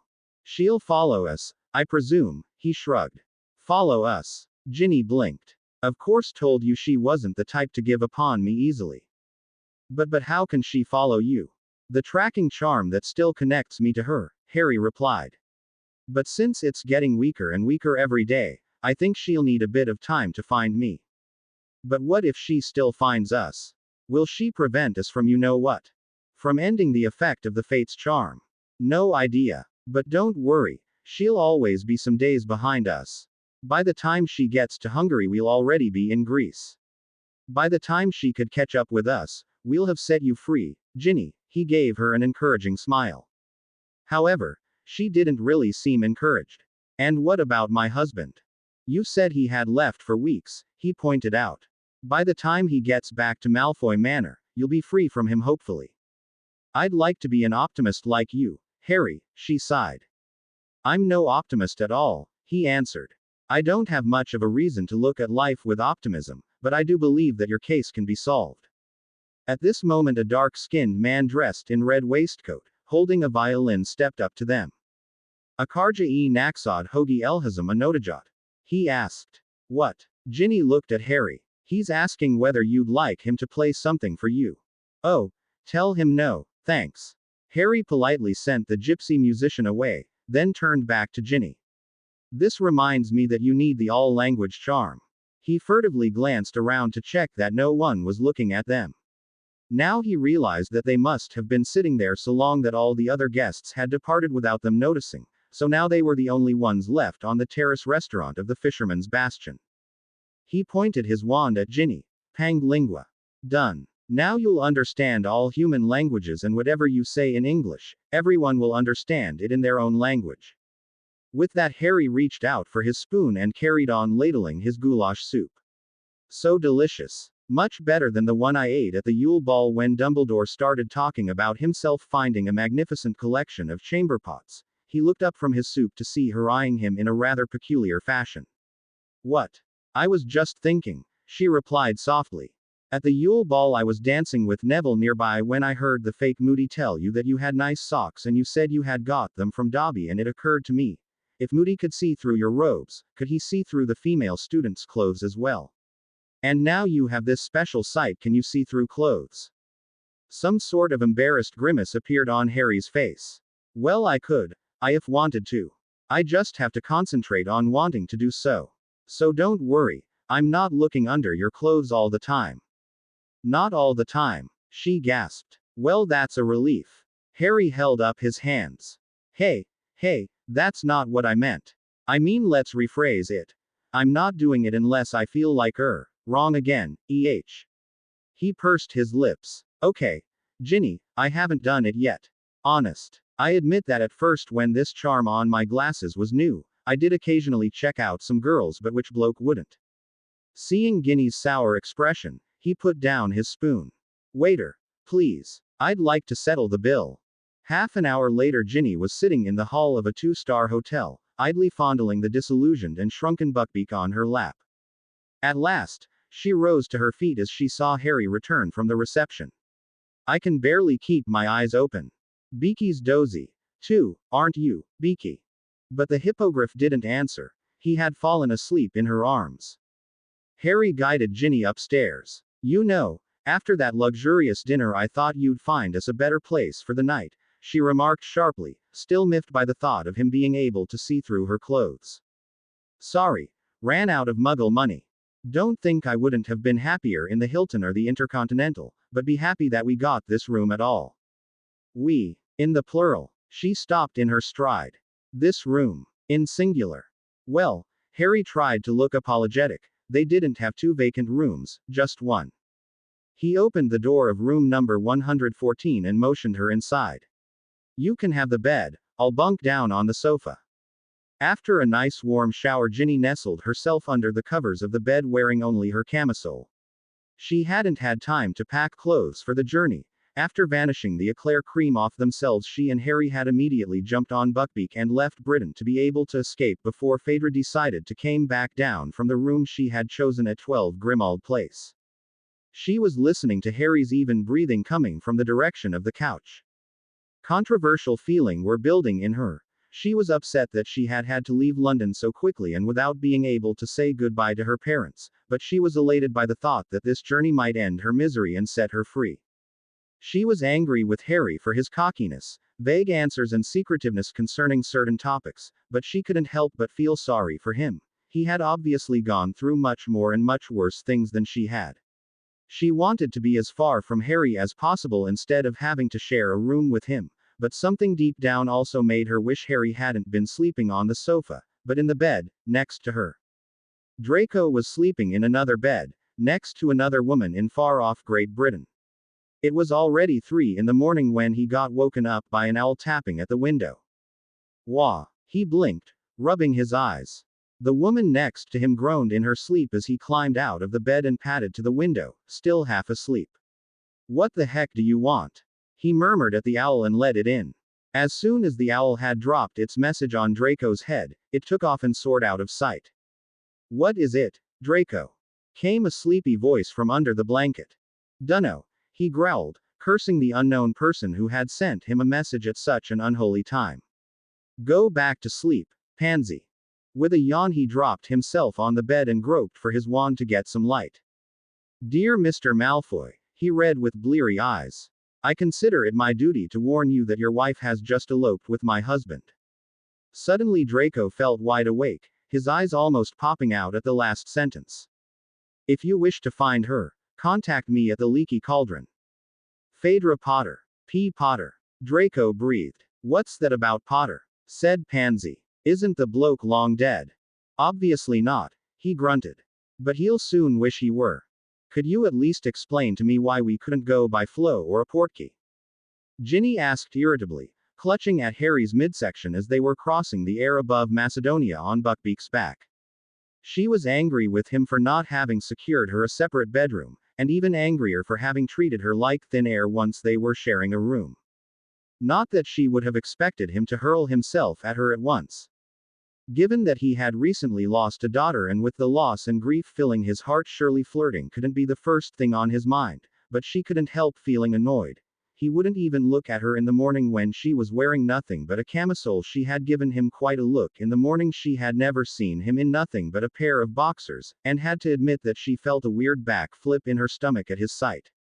He wasn't particularly muscular. Never had been, but he no longer was as skinny as she remembered him being. Perhaps Phaedra had been a good enough cook to fatten him up a bit, Ginny thought bitterly. Also, she couldn't help noticing what a nice tan he had. He must have acquired it in Greece. She wondered whether she'd also look like that after their journey ends, or would her sensitive skin rather become red and sore. We couldn't have gone by Flo, Harry replied, because Greek wizards don't use it at all. You know, pretty hot place, Greece. They don't really need fireplaces, and those few who have one, don't have it connected to others. Also, the Greeks aren't too fond of portkeys. Once, when they were besieging Troy, the Trojan wizards got this funny idea of sending them porkies disguised as treasure. They made the Greeks believe that they were trying to smuggle a cart full of treasure out of Troy to save it from the besiegers. The Greeks caught the cart, and were already happily dividing the booty among themselves when the porkies activated and they found themselves somewhere in the Antarctic. Ever since, Greek wizards have lost their liking for porkies and arranged a charm, which has never been revoked, to prevent porkies operating into or out of Greece. But at least the remainder of the Greek army found a way to get back at the Trojans and built that wooden horse of theirs. After half a day of flying, they reached Athens. It was already sundown when Harry made the disillusioned Buckbeak start to descend near the Acropolis. At this time there were few stragglers around. Most of the Muggle tourist groups had already left. Only some couples were sitting on the stone steps that lead up to the Parthenon. Best place for dates around, Harry whispered to Ginny, pointing at the couples cuddling beneath them, gazing at the glorious sunset. With a thud, their hippogriff touched down on the ground, behind the temple. Harry lifted the disillusionment charm from Ginny and himself, but not from Buckbeak. Beautiful, the young witch said admiringly, looking up at the huge ancient building. The Greeks were really great architects, weren't they? Yeah, you have to give it to them, they were. Were all their buildings so white? No, he shook his head, approaching some bushes behind the temple. Actually, their temples were brightly colored, this one here, too. You know, covered with all sorts of paintings, but the colors have faded over the centuries. Well, here we are. Where? She blinked, looking at the bushes in front of them. Instead of answering, Harry squinted around to make sure that no one was watching and entered the shrubbery, followed by the bewildered Ginny. Camouflaged by the bushes, there was a single piece of stone that looked like a statue of a pretty woman. Muggles can't see it, otherwise they would long ago have put her into their museum, Harry told Ginny over his shoulder and tapped the statue with his wand twice. Suddenly the stone statue sprang aside to reveal a cobblestone street that hadn't been there before. As though the street had opened from thin air, it seemed to be surreal to Ginny, much more surreal than Diagon Alley, yet it was there. Hello, Dite, Harry smiled at the pretty statue. Hi, Dean, the statue beamed at him in a coquettish sort of way. Have a nice stay. Thanks, Dite, he replied and ushered Ginny and Buckbeak into the street ahead. As soon as her feet touched the first cobblestone, Ginny looked back to see no statue or bushes anywhere, but a huge board with Greek letters that strangely she could interpret. Welcome to Falif Alley, built in 578 BC by Nicias, the greatest Greek wizard cook ever. Best gyros restaurants at the end of the street, moussakas, calamars and mabifteki everywhere else. Buy your wands at Agicitos, your brooms at Kaleidermos, all sorts of potions and poisons at Esculapius, open 24 hours, everything else in the supermarket. Harry looked back at Ginny reading the board with her mouth agape. It's weird at first to be able to read and understand all languages, I know the feeling. It's amazing, Harry. She breathed. I understood that statue, too. Dite, or who? It's short for Aphrodite, he replied. Nice lady, very friendly. A bit too friendly, isn't she? Ginny grimaced. By the way, why did she call you Dean? Told you that sometimes I needed to use pseudonyms, he shrugged and jerked Ginny out of the way of a wizard on a moped. What the? Ginny gaped at the receding figure of the wizard. A moped? Yeah, everyone's using mopeds in Greece, even 80-year-old grannies. Wizards, too. You know, using Muggle vehicles is trendy around here. Really groovy. But aren't they ashamed of using Muggle things? Inquired the young witch, who knew well enough what most wizards in Great Britain thought of her father because of his Muggle mania. Most of them thought Arthur was nutty and they would rather have died than to resort to using Muggle stuff. Such things were simply beneath their dignity. No. This is Southern Europe, Ginny. Here people are much friendlier, much more outgoing and open than in the far north. You couldn't find a racist witch or wizard among the Greeks. Well, that's because you couldn't even find a pureblood witch or wizard here, they're so mixed. Did you know, for instance, that the first Greeks were mostly fair-haired and blue-eyed? Now look around and show me a Greek with such looks. Bet you won't find one. They've mixed with other nations, mostly with Arabs, so much that their average looks are black hair and dark eyes now. The same stands for the magical folks. I wish it could be like this in England. No racism, She sighed, but her sigh got suppressed by the rumble of her stomach. I presume a nice dinner is in order, Harry remarked. Come, let's go to Nikias, the best around here. The Euros specialist? Asked Ginny, remembering what the legend on the board said. The descendant of the Euros specialist, Harry corrected her. Nikias I lived 2,600 years ago, but ever since he won the first Greek cookery contest, all his descendants have been naming their firstborn sons after him. The current owner of the restaurant is Nikias the 71st. Harry led Ginny through Falaf Alley that she found really friendly with the little cafeterias and taverns on both sides of it, typical Greek music filtering out of them. Ginny jumped as she heard a mighty crash coming out of a tavern they passed by. Oh, just someone dancing Sirtaki, Harry told her, and seeing her confused expression, he explained. They tend to smash their glasses when dancing the Sirtaki.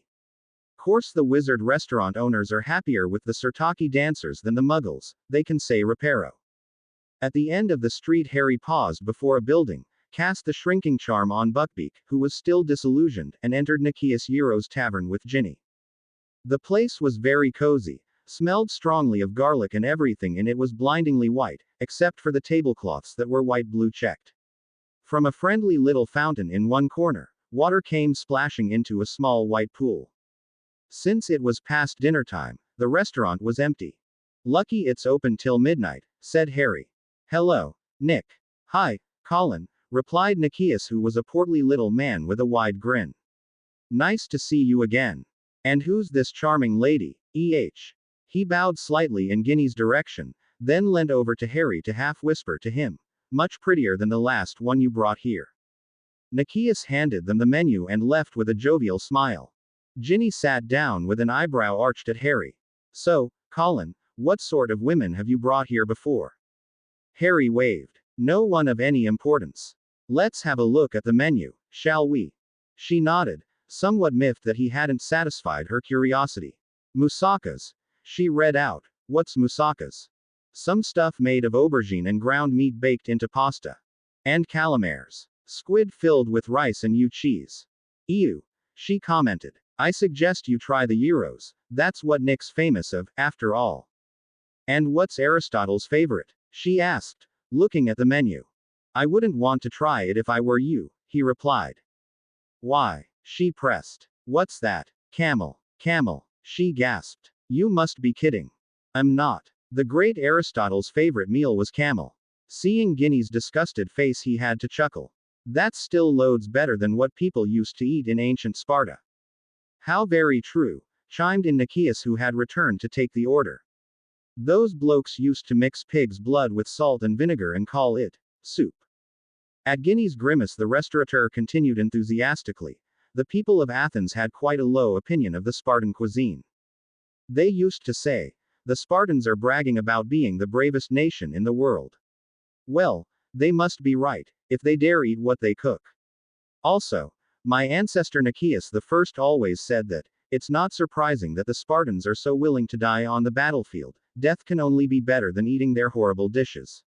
Well, have you chosen, Colin? Yeah, Harry said. 2 Euroses, please, Nick. Best choice, Colin, best choice, the owner said and left for the kitchen. Now perhaps we could talk about my case, Ginny said as Nikias was out of earshot. I take it you haven't brought me to Greece just to entertain me with horror stories of the Spartans, have you? You said here we'd find a way to free me. Well, yeah, he said heavily. At least I was hoping to find something here that might help. And may I know where we are going to start our search? But Harry didn't reply. He stiffened for a second, then rolled his eyes with an expression, not this Ogden, on his face. Ginny had no idea what had happened. All she saw was a thin, slightly loony-looking chap walk into the tavern. Harry's back was turned on the door, but he might have seen it with his special, 360-degree vision. Aha! Dudley Dursley! The chap yelled. Spiro! Harry turned around. How did you recognize me from behind? That untidy mess you have for hair is unmistakable, replied the bloke through gritted teeth and quickly dug his hand into his waistcoat, jerking out his wand. Ginny gaped at Harry, who was sitting on his chair lazily, seemingly not shaken by having a wand pointed at him. Ah, Ginny, Let me introduce you Spiridion Papaphodiou, who's here to kill me. He's here to kill you. Blinked Ginny at Harry, then back at the newcomer. Exactly as he says, nodded Spiro sternly, his wand still pointed at Harry. And why, if I may ask? Said Ginny, who, for some reason, couldn't take the threat seriously. Harry seemed way too relaxed for someone who was just about to be murdered, and the attacker looked everything but dangerous. I'll kill him for seducing my sister, then leaving her in trouble. Spiro said fiercely. Ginny arched an eyebrow at Harry, who was resting his chin in his palms, rolling his eyes. You've already tried to kill me 3 times, Spiro, Harry sighed. Nikias the restaurateur came out of the kitchen, up to the bar and waved at them. Hi, there, Spiro, how are you doing? Perfectly well, Nick. Thanks, because today I'm finally taking revenge on Leto's evil seducer. Oh, Leto, your little sister, Nikias nodded with a grin. A drink for you and your lady, Colin. 2 Mavro Daphnes, Nick, Harry replied. See Colin. Spiro stuttered, his wand hand trembling. Isn't Dudley your name? Why do you care what it is? Harry shrugged, leaning back into his chair. Because I want to know what name to write on your grave. The Greek fellow shouted, riled by Harry's nonchalant behavior. You know, Harry looked up at him, if you really meant to, you would have killed me long ago. Also, you're holding that wand wrong for the killing curse. Bet you couldn't even perform it. Now Spiro's face was as red as a beetroot and Ginny thought he was fuming so spectacularly that smoke was coming out of his ears. Okay. I can't, so what? He yelled. Are you feeling happy now? Course I am, replied Harry. If you used Avada Kedavra on me, you'd end up in the labyrinth. I don't have the heart to be the cause of your getting into there. Why do you think I would get into there? Why not you? Asked Spiro. You definitely belong in there. Perhaps I would, but you wouldn't, Harry replied. My heart would bleed to see you sent there. A little explanation to the unknowing reader. The labyrinth was the Greek wizarding prison on the island of Crete, built according to the original plans of Daedalus. The prisoners who were sent there usually went mad, and not because of the Dementors, for the labyrinth wasn't guarded by any of them, but because they got hopelessly lost after a while. They found food and water on every second corner, so they never starved to death, but spent all their time wandering around on the corridors, often finding that they arrived at a place they had already been to 5 times before one inevitably went mad in there. Don't tell me you'd feel sorry for me. Spiro's voice rose in pitch, and his right hand was shaking so madly that he almost dropped his wand. Of course I would be sorry, Harry replied quietly. Why do you think I asked your sister for a date here a month ago? To shag her. Harry shook his head. No. I did it to tell her to try and dissuade you from joining the circle, Spiro. I wouldn't say you're not talented, but well, you are definitely not circle material. I knew this from the beginning and I thought you'd be risking your life too much if you joined. Aha, I'm not good enough, am I? Spiro stamped his foot. Sorry to disappoint you, Dudley or Colin, or whatever, but it's too late. I'm a member, since yesterday. My condolences to your sister, then, Harry said. So, you're still thinking of my sister. So you admit that you're the father of her child. Nikias arrived at their table with the 2 glasses of Mavro Daphne, a famous Greek red wine. Have I heard it right? He turned to Spiro cheerfully. Are you going to be an uncle? Congrats. And Colin's the father. He squinted at Harry with a mischievous grin. I'm not, Harry replied. Too. Spiro shouted, grabbing his wand, still pointed at Harry, so tightly that it almost cracked. Is that what your sister says too? No, she says it wasn't you, but I know she's just covering for you, you evil, foul, Don Juan.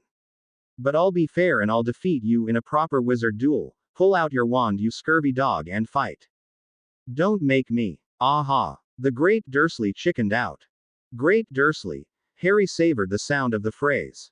Would you care calling me Big D? Spiro blinked stupidly. Why? Big D's my cousin and a famous boxer. Any bloke he beats up will be very sorry. The same stands for me. Don't cross me if you don't want to be very sorry. In your own interest. Don't you dare tell me what to do, not after you got my sister pregnant. The Greek wizard spluttered. How many times do I have to tell you it wasn't me? Never even touched your sister. Then who was it? Presumably someone very, very short-sighted. What do you mean? Spiro was truly getting confused. I mean she strongly resembles a mixture of Millicent Bulstrode and Dolores Umbridge, replied Harry half to Spiro, half to Ginny. The latter couldn't hide her grin. She was finding the situation less and less dangerous and more amusing. Clearly Spiridion hadn't understood what Harry meant and was at the end of his tether, shaking with rage. I don't care what you're raving about, Dursley, pull out your wand and fight like a man. As though nothing had happened, Harry lazily reached out for his glass of wine. Cheers, he glanced at Ginny and downed the wine in one gulp, then made to put the glass back on the table, but instead of putting it down, he raised his arm in the blink of an eye and thrust his elbow hard into Spiro's stomach. The Greek fellow doubled over, but before he could even straighten his back, Harry's fist had knocked his wand out of his grip and in the meantime tripped him. Spiro landed on his back and blacked out. Seeing Ginny's concerned expression, Harry shrugged. Knocked his head against the floor, but nothing serious, don't worry. He picked up the wand of his attacker and sat back at the table. Ah, see, Nick's bringing our Euroses. The restaurateur stepped over Spiro's unconscious body and placed their dinner in front of them. Didn't want to use spells and take the place apart, Nick, said Harry cheerfully. I had to do it the Muggle way, he grinned at Ginny. The real Big D would be green with envy, he never managed to knock someone out in 4 seconds. Don't worry about him, Nick, he'll be all right. Who's worried? Nikias smirked. Spiro's been looking for trouble, he got it. I'm just wondering what to do with him now. He pointed at the inert body of the foolish Mr. Papafodiou. We'll take care of him, won't we, Ginny? Replied Harry helpfully. Do you have a free room, Nick?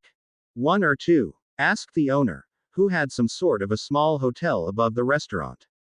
Ginny was just about to say 2, but Harry was quicker. 1, my cousin and I don't mind sleeping in the same room. Actually, we'll bring Spiro up there and look after him until he comes around. You have a good heart, Colin, the restaurateur beamed at him, and a charming cousin, too. Since when have I been your cousin? Asked Ginny 10 minutes later, dropping herself into an armchair in their room above Nikias Tavern. Since you don't seem to be too closely related to me, Harry replied, letting Spiro's body, that he had carried upstairs with Mobilicorpus, fall onto the carpet. I couldn't have said you were my sister, could I? And I supposed you wouldn't be too happy if I called you my girlfriend. For a moment their eyes met, remembering what it had been like to be boyfriend and girlfriend. Not anymore, that is, Harry added and looked away, busying himself with Spiro. He conjured ropes to bind the chap's wrists and ankles together and pulled out some of his hairs. What are you doing? Ginny asked. I need his hair for polyjuice. Polyjuice? What for? Before Spiro arrived to kill me, I was just about to tell you about the Book of Athena. Seeing her bewildered look, he carried on. It's a very special book that's in the possession of the Circle. Some say the book was written by none other than Pallas Athena, the goddess of wisdom. Course I don't believe it, but it's still a great book and it might help us. Help us? How? Ginny eyes widened. Does it have information on the you-know-what? Not directly. This book doesn't give the answers to questions like, how can I make 5,000 galleons a day? Or, how can I get rid of my annoying mother-in-law? No. It tells you whom you should ask to get the answer to your question. Weird, she said contemplatively. Does it mean that you ask the book how I can be freed, and it'll give you the name of the person who can free me? Yes, or the name of the person who knows what to do or where to go. But why do you need Spiro's hair to read that book? Because I quit the Circle, Ginny. If I were going back with Phaedra, they might allow me to rejoin them, but since I'm going alone, I might get into trouble. They don't really like people who are unfaithful to them, you know. But Spiro here just said that he got made a member yesterday, and if I go there in his form, I won't get into trouble. Certainly you'll have to take care of him. We can't have him bursting in on me when I'm looking like him. The Circle people would easily find out which one of us was the real Papafodiou. I don't think he'll be bursting in on you, especially with his arms and legs bound, Ginny remarked. But tell me, how on earth are you going to get polyjuice? It takes a month to brew, and we can't keep your little assassin friend here for a month, not to mention that Draco might find out by then and then. Her eyes suddenly filled with tears. What if he cuts the? He won't. Harry reached out and pulled her to himself very gently. Draco wants to have you as his wife, and if he cuts Arthur's hair, he'll lose you. Of course he'll lose you either way, because we're going to set you free and watch him explode with rage. Ginny produced a sound somewhere between a chuckle and a sniff. But Harry, what if he gets to know that I ran away with you and gets so angry that he cuts it? I don't want Dad to die. See, that's why we have to act as quick as possible. That's why I'm going to ask the book tonight.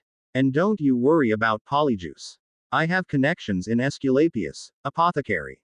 They always have some Polyjuice ready, you only have to add the hairs. Isn't it illegal? She furrowed her brow. Naturally it's illegal, but the salesgirl is a good acquaintance of mine, she's always ready to help. Ginny was just about to ask Harry how good an acquaintance this salesgirl was, but thought better of it. Be careful, Harry, she leant over and kissed him on the cheek. Don't worry about me, he grinned at her, just take care of Spiro. Cast a silencing charm on the room, we don't want people to hear him shouting for help. And let's hope that no one from the circle tries to track him. Oh, and give Beaky something to eat, will you? How, if I may ask? Nikias has closed already and I can't conjure food out of thin air, Ginny replied. It's 7th year material, so I missed it. Right. With a swish of his wand Harry conjured a big heap of raw meat, then took the disillusionment and shrinking charm off the hippogriff, who tucked in immediately. When Spiro awoke 5 minutes later, the first thing he caught a glimpse of was a huge beast munching on chunks of bloody meat only a foot from where he was lying. What could he do? He fainted again. Draco entered the leaky cauldron and headed for a table at the farthest corner. Since it was almost midnight, there were barely any guests, most of them shifty-looking goblins and ugly hags. Tom the bartender served Draco his favorite fire whiskey and warned him that he'd be closing the pub in 15 minutes. 15 minutes will suffice, young Malfoy nodded grimly. As Tom disappeared behind the counter, a slender figure descended the stairs. Draco Malfoy, if I'm not mistaken, she said, stepping to the table in the dark corner. Phaedra Potter. He looked up, but her face was in the darkness. Please, have a seat. She took place next to him, her features immediately illuminated by the single candle on the table. Draco had to force himself not to gasp. She was beautiful. Perhaps the most beautiful woman he had ever seen. Her eyes were huge and dark, and so heavily lidded that it reminded him of his Aunt Bellatrix. Her lips were full and reminiscent of a rosebud. A bit like Ginny's, her skin was darker than the usual, it looked like that of the Pottle twins, and her hair, it was wavy and a bit unruly. Had it not been jet black, it would have strongly reminded him of that of the Mudblood Grangers. Potter's an idiot, he blurted out. Not that my wife isn't pretty, but. Thank you very much for your assessment of both my husband and me, Phaedra replied sweetly. However, I love that idiot and I want him back. I supposed you'd also want your wife back, that's why I wrote to you. And I'm very grateful for that, Mrs. Potter, or may I call you by your given name? I get sick of the very sound of the name, Potter. As you wish. I'll be calling you Draco, too, she nodded. Right. So, Phaedra, can you tell me how we'll find them? There's a tracking charm between him and me, we can follow them with its help. Brilliant. Draco's gray eyes lit up. Can you tell where they're right now?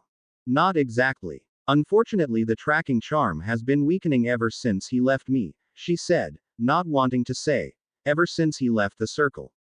She had heard enough about this Malfoy chap from Harry not to trust him with things that needed to be kept a secret, but from what she had heard from Harry she deduced that such an untrustworthy, nasty and arrogant person as Draco would be of great help and support in separating her husband from that impertinent little redhead. Weakening. He knitted his silvery blonde eyebrows. Yeah, it's so weak that it shows Harry's position of one day ago. Yesterday evening he was in Budapest. Capital of Romania. Capital of Hungary, she corrected. People always confuse Budapest for Bucharest, but I suggest you don't tell the Hungarians how much you like their Bucharest, because they'll be thoroughly hurt. Don't worry, I won't. But tell me, how on earth are we going to find them if we'll always be a day behind them? A day. Sorry to disappoint you, but the link will continue weakening, and in a few days we'll be not only one day behind them, but several days. However, let's hope that they'll spend at least a couple of days at one place, allowing us to catch up with them. Do you believe they will?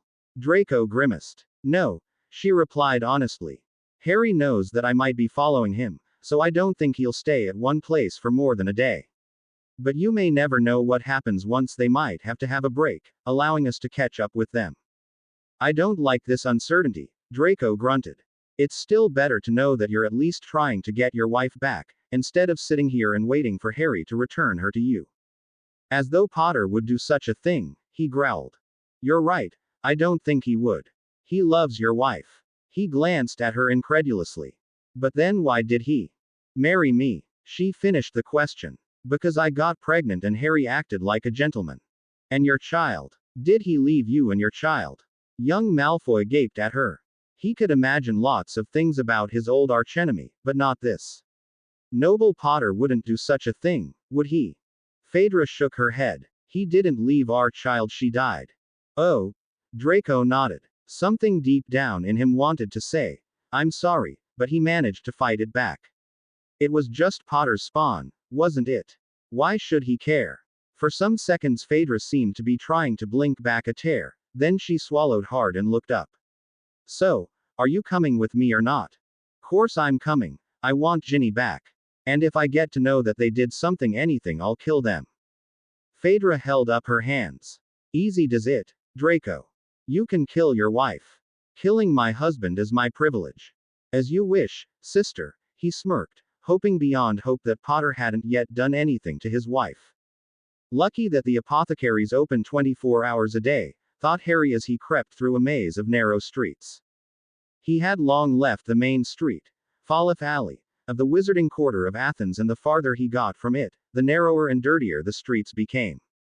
A pub, infamous for weekly fights that usually ended in at least one party's death, to the right, a brothel to the left, catcalling in the night, someone shrieking heavy perfumes coming out of a house on the corner. Opium, for sure. Finally Harry arrived at a small square with a pathetic little fountain that was trying to send flows of water into the air, but at midway the flow seemed to lose heart and drooped like a wilting flower. The square was surrounded by houses standing extremely close together, facing away from the square. All you could see from the square was the ivy-covered blind walls of the buildings. Harry squinted around to make sure that no one was lurking in the alleyway leading to the small square. The streets around were deserted, not even the leaves of ivy on the walls around moved. He tapped the rim of the tiny fountain with his wand and suddenly the flow of water ceased and even the small pool around it dried out in the blink of an eye. In the middle of the pool there was a hand-shaped dent. Without any hesitation, Harry put his glasses into his pocket, drank the small bottle of polyjuice with Spiro's hair and placed his, now Spiro's, hand into the dent. A door appeared on the blind wall of one of the surrounding houses and the fountain began to eject water again. Welcome to the circle of Hermes, Spiridion Papaphodiou. Have an enjoyable sojourn, said a mellifluous female voice as Harry stepped through the door that immediately blended with the blind wall again. Harry had known the headquarters of the circle for 5 years now. Phaedra had drawn him into the circle right after they got to know each other, so he had no difficulty finding his way around. He had to get to the library. Everything was quiet and dark, only a couple of torches illuminated his path. After 10 minutes of winding his way through the gloomy corridors, he reached his destination. He opened the library's door as noiselessly as possible and closed it behind himself, then headed for the 6th row where he knew the Book of Athena was held on the 4th shelf. He had never ever taken that book into his hands before, but every circle member knew about its exact place. He had to question the book quickly and leave before the effect of the polyjuice wore off. This late at night the apothecary had only had a very small portion of the draft, the rest had been safely locked in the storeroom and would have needed some complicated wandwork from the shop owner to open the lock, and she had told Harry between 2 yawns that she wasn't awake enough to go and get him more of it. Either he took this one gulp portion or he should go looking for polyjuice elsewhere. Certainly Harry could have named at least 5 other places where people could get illegal potions, but those places were so dodgy and their owners so untrustworthy that he didn't want to risk buying anything from them. So, With only 1 hour at hand, and only 50 minutes left of it, he quickly snatched the book off the shelf and placed it on a nearby table. "Hello, Harry Potter, what can I help you with?" The question appeared on the old, yellowish, but totally blank first page with intricate ancient Greek letters. The book wasn't fooled by polyjuice, then. "I need to know how I can free someone from the fate's charm, Athena," Harry wrote in English, but the goddess of wisdom, if it had really been her who had written the book, seemed to have no problem interpreting it. Her answer was mere 2 words. "Ask Pythia." With that, the book automatically closed itself. With a heavy heart, Harry headed for the door. The book hadn't said much. Who was this Pythia at all, and where should he look for her? Unfortunately, he couldn't ask further questions from the book, because it answered only one question from anyone. Harry had used his question now, the book wouldn't reveal him any more. Well, back to Ginny then, he thought, already dreading how she'd react to him telling her about his unsuccessful mission. He turned left on the corridor and was just about to enter the hall through which he could leave the headquarters, when he caught a glimpse of a door to the right, the last door on the corridor. If his heart had sunk already, now it sank even lower. This door on the right led into the apartment that he had used to share with Phaedra and Daffy. Normally he wasn't the type of man to dwell on things long gone, but his daughter hadn't been gone for a long time, just over a week. Forgetting about his intentions of leaving the building as soon as possible, he opened the door and stepped into the flat. Everything in there looked exactly the way it had the last time he had been in here. The circle clearly hadn't given up on Phaedra yet. If Phaedra managed to find a new partner in a month, she'd be able to continue working for the circle, and surely she'd be allowed to keep this apartment. Harry crossed the living room, to a cupboard that bore a small wizard photo of a happy family. It had been taken on little Daphne's 4th birthday. She had received a magical rocking horse that was moving of its own accord when Daphne mounted it. She was squealing delightedly in the picture, Mummy and Daddy kneeling next to her, flashing their smiles in the camera's direction. Harry turned over the picture and let it lay face down on the cupboard. A single tear ran down his Spiro's cheek, his hand resting on the picture frame, not wanting to see it anymore, but not wanting to release it either. His child, his little daughter, his only child. Somehow he had always considered Daffy as his only child, not having any hope of ever getting a chance to see the other one, to hold the other one in his arms. He had never had another child, for that other one had been held out of reach from the first moment on. He had fathered 2 daughters and now he had none. He didn't know how long he had been standing there, gazing into the darkness of the living room. It could have been 2 minutes, but it could have been 32 as well. He had lost track of time. He got shaken out of his reverie by the griffin clock in the hall squeaking twice. 2 o'clock already. Better be off, he told himself, and with a suddenly thought he opened the frame of the picture and took the photo out of it, slipping it into his shirt. Quietly he left the Potter apartment, but when he was about to turn into the nearby hall, words caught his ears. "Have you heard it?" A hushed, but deep and grumpy male voice said. "I have, Jason. Oh, so terrible." A female voice replied shakily. "I can't believe that he who must not be named could do such a thing. I mean, he's evil, we all know that, but attacking Disneyland when it's full of children." Her voice faltered and she started sobbing. Harry's heart sank again, now even lower than before entering his old flat. So, Voldemort had started it again. Of course he had always known that one day the Dark Lord would come out of hiding and strike again, but he had hoped it wouldn't happen for a long time. If he thought it over, it had been a long time. 5 whole years had passed since his last encounter with the Dark Lord, and ever since Voldemort had been lying low, licking his wounds, trying to recover from the shameful defeat, having lost almost all his Death Eaters and his pride. Harry had almost done away with him last time, almost. And now it seemed that 5 years had been enough for Voldemort to gather his strength and return, like some boomerang. Whenever you got rid of him, or you thought you got rid of him, he'd return. Yes, the gruff male voice replied to the female. It was horrible. Sleeping Beauty's castle is in ruins, the dark mark hovering about it. Those 2 muggles dressed as Mickey and Minnie got the killing curse and hundreds of children injured, 15 of them dead. You don't want to see a picture of it, Leto, believe me. Harry shuddered at the mental image of a destroyed Disneyland, its streets and squares littered with wounded and dead children. His blood boiled with anger. Voldemort had no mercy on anyone. he would be able to murder his own. I'm so afraid, Jason. The female sobbed again. What will become of our child in a world so full of evil? Shush, Leto, don't be afraid. You're a member of the circle and we'll protect you and our baby. Something in Harry snapped. Oh yeah, he stepped out of the shadows. Just like you protected Harry Potter's daughter. Hey, Spiro, old mate, Jason, who was built around the lines of Crabbe and Goyle but had a more intelligent face, replied, looking slightly nervous. How much have you heard? Enough to know you got my sister pregnant, Harry corrected himself. He had already regretted losing his temper and jumping out of the shadows. Had he controlled himself, he would easily have reached the front door without anyone noticing him. But somehow the memories of Daphne rushing back to him and then the news about Voldemort's latest act of terror had unhinged something in him, and suddenly he felt the familiar feeling of nausea wash over him. And he knew he wouldn't be able to cross the hall and get out in time. Spiro's white and stumpy-fingered hands began to change back into Harry's elegant, long-fingered ones. He felt himself growing as though someone had grabbed his hair and started pulling him upwards, and finally he felt something he hadn't felt for 5 years. His scar was hurting like hell.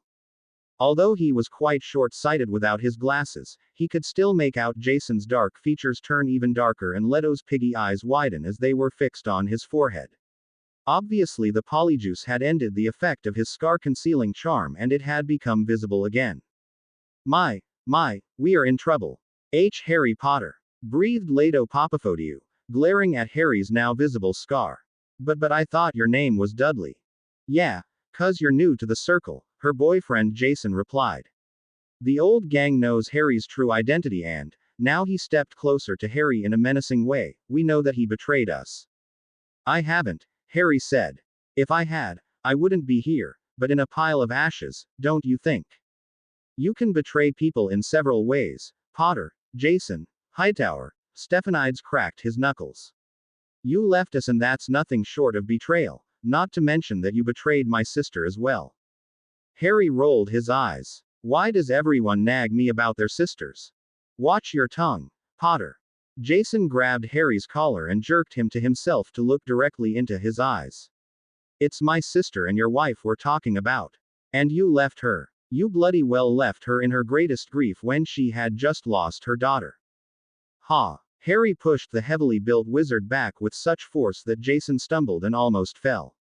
You're talking as though she was only Phaedra's daughter, not mine. And just to inform you, I did not ask for this marriage. If your precious sister hadn't trapped me by getting pregnant.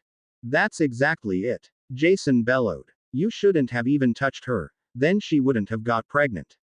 Look who's talking. Mister, I'm the father of Leto's kid, Harry remarked sarcastically. What's this commotion? A sleepy female voice came from the top of a nearby staircase. Potter's back. Nausicaa, grumbled Jason. Potter. The woman's voice sounded surprised. She stepped forward into the dim light of the torches. She was a tall, slim woman in her mid-30s with a strict expression that always reminded Harry of a younger version of Professor McGonagall. However, while Harry had actually seen Minerva letting her hair down on certain occasions, e.g. Peeves, it unscrews the other way, he had never seen Nausicaa Condos letting her hair down. This could partially be put down to the fact that Nausicaa's hair was too short to be let down, almost boyishly so. Her manner also rather reminded that of a man rather than that of a female, and, to cap it all, she was in charge of the Circle of Hermes. What are you doing here? She asked Harry, folding her arms. Especially without your partner. Not mention in Spiro's form, added Jason. Spiro's form. Nausicaa looked curious. Yeah, he's been using polyjuice, nodded Harry's brother-in-law. And why, if I may ask? The chief of Circle inquired. Why, would you have let me happily in if I had come here looking like myself? Not to mention that the front door wouldn't have let me in, would it? I bet you erased me from the list of people allowed access to the headquarters, Harry snapped. You were right there, admitted Nausicaa. But I'd like to know where the real Spiro is right now. Why, can't Spiro's partner track him down? Harry asked sardonically. Nausicaa pretended not to have heard his last comment. Where is he? In good hands and he'll be released as soon as I get back. If you get back. But don't be sure you will. I'm going to make heroes of you, Potter, Jason growled, gnashing his teeth, and he would have lunged at Harry if Chief Nausicaa hadn't thrown her arm out to stop him. We hear him out, then you can make heroes of him. She turned to Harry. So, Potter, do tell us please why you've come back. Harry's mind reeled, trying to find a good enough excuse, but knew pretty well that nothing would be good enough. Surely he couldn't tell them the real reason of his visit, so he came up with the stupidest idea he could think of. For this photo, he reached into his shirt and pulled out the wizard photo of the Happy Potter family with Daffy in the middle. I had no photos of my little lamb, he shrugged with a sad smile. For a second Nausicaa's strict features seemed to soften. She had liked that child, though never really showed it. As the leader of the organization, she was supposed to remain indifferent and strong so as not to lose face. Now, however, oh, Potter, she reached out and pulled Harry into a gentle embrace. I'm sorry about your daughter, she drew back, but not even her death justifies your betrayal of the circle. Jason, he's yours. Harry's brother-in-law stepped forward with a nasty, hungry grin on his face. You're going to pay now, Potter. Too bad. Harry sighed and clasped his hands behind his back. Don't irritate me, Potter. Jason gritted his teeth, fumbling for his wand inside his shirt. Important note. Greek wizards don't wear robes, because robes are too warm and don't allow a healthy breeze around most of their body parts. They prefer muggle clothing that consists of black trousers, white shirt and often a black hat.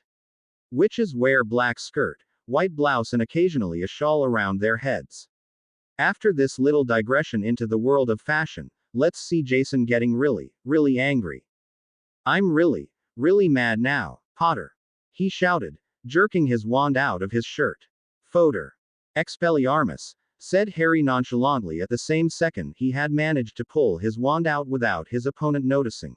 While Jason had been looking for his wand in his shirt, Harry had merely slipped his hand into his back pocket. Had Mad Eye been here, he would surely have expressed his opinion about the dangers of keeping wands in your back pocket. And Harry would have answered, come off it, Mad Eye, I still have both beeps in place. Hey, bellowed Jason, seething with rage as his wand shot out of his hand and landed in Harry's. Hey, what? Harry asked politely. Want this back? He fiddled with his brother-in-law's wand. That's unfair. What's unfair? You wanted to make heroes of me and I didn't like the idea, so took your skewer. Honestly, Jason, this is the 11th time I've disarmed you like this. Don't you ever learn?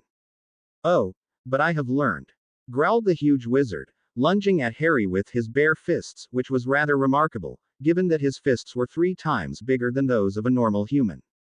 Tempus glaciator, said Harry a millisecond before Jason's gorilla-like fists could have made contact with his nose. He looked around, grinning. Leto and Nausicaa had also frozen in time, but neither of them looked as great in statue form as his brother-in-law, with his body frozen in the middle of a jump, his hands stretched out in front of him and his mouth open with some silent battle cry.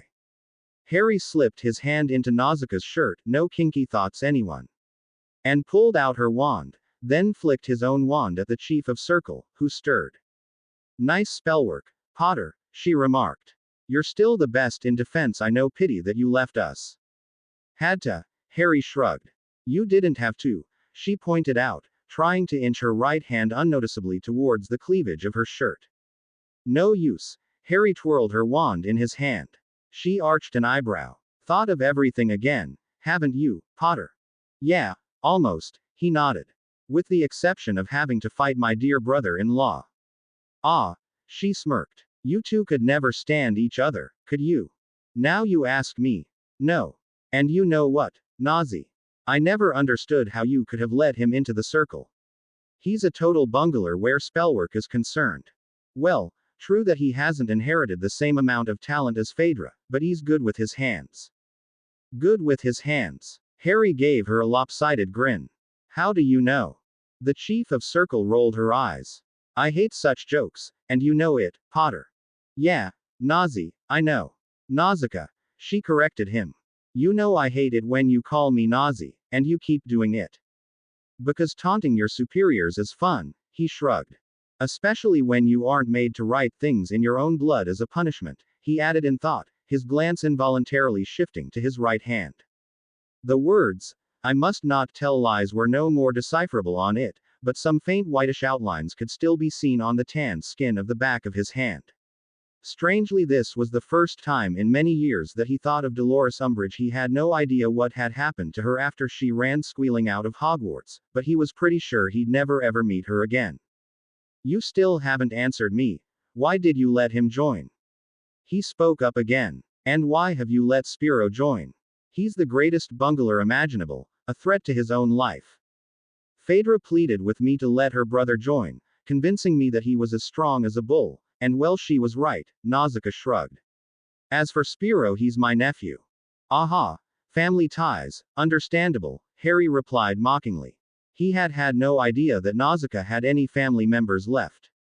"But in case you're interested in my opinion, I'm not. If you had really loved your nephew and niece, Nazi, you wouldn't have let them here. The circle's too dangerous. Only such people should be allowed in here who have nothing to lose." "Like you?" she asked with her arms akimbo. He leant to the wall, gazing at his shoes. "I really had nothing to lose when I joined." "Really? I thought Phaedra was already pregnant by then." "She was, but I didn't know it then. She told me after I got initiated. I had really nothing to lose before joining." His voice wavered.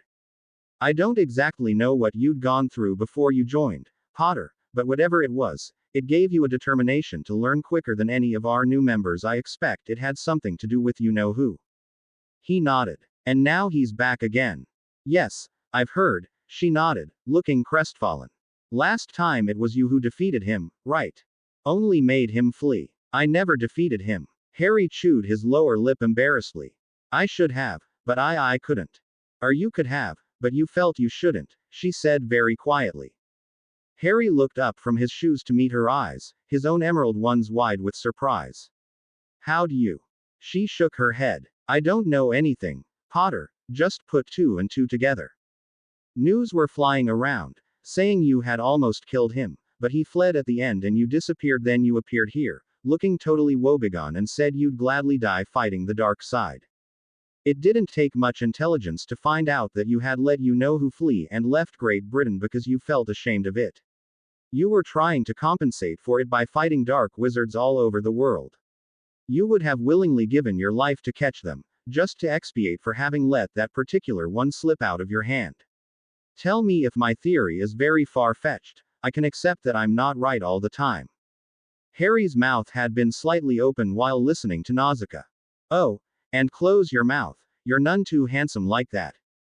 Harry shuddered, as though waking from a trance. Her words had awoken suppressed memories in him, taking him on a ride back into his past. A past by no means as immaculate as one would expect of the heroic Harry Potter.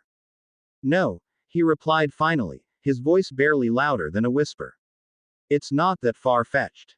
"I thought not," she nodded knowingly. "You know, Nazi, when Daphne was born, I was contemplating quitting the circle, to keep her safe, but my guilty conscience didn't let me. As you said, I had to expiate. Perhaps Daffy's death was my punishment." She reached out and put a hand on his shoulder. "An innocent little kid's death is too big a punishment, no matter what you have done." "No," he replied, gazing into the semi-darkness of the hall. "As the saying goes, an eye for an eye, a tooth for a tooth, and in my case, a child for a child."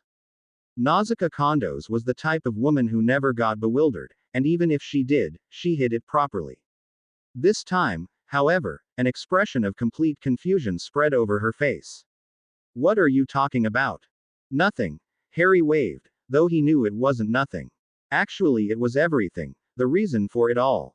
June 1998. Harry was panting, pointing his wand at the cowering Voldemort, whose Death Eaters had partly fled when Albus Dumbledore had appeared, partly had been disabled by the Hogwarts headmaster, who now was the late Hogwarts headmaster, lying only a couple of meters from Harry, his eyes closed, his glorious white beard spread around him. He had been murdered by Voldemort. Not far away from the deceased Dumbledore lay the dead Fudge, who had secretly followed Dumbledore, who had secretly followed Harry. Perhaps neither of them should have followed anyone, then they'd be still alive.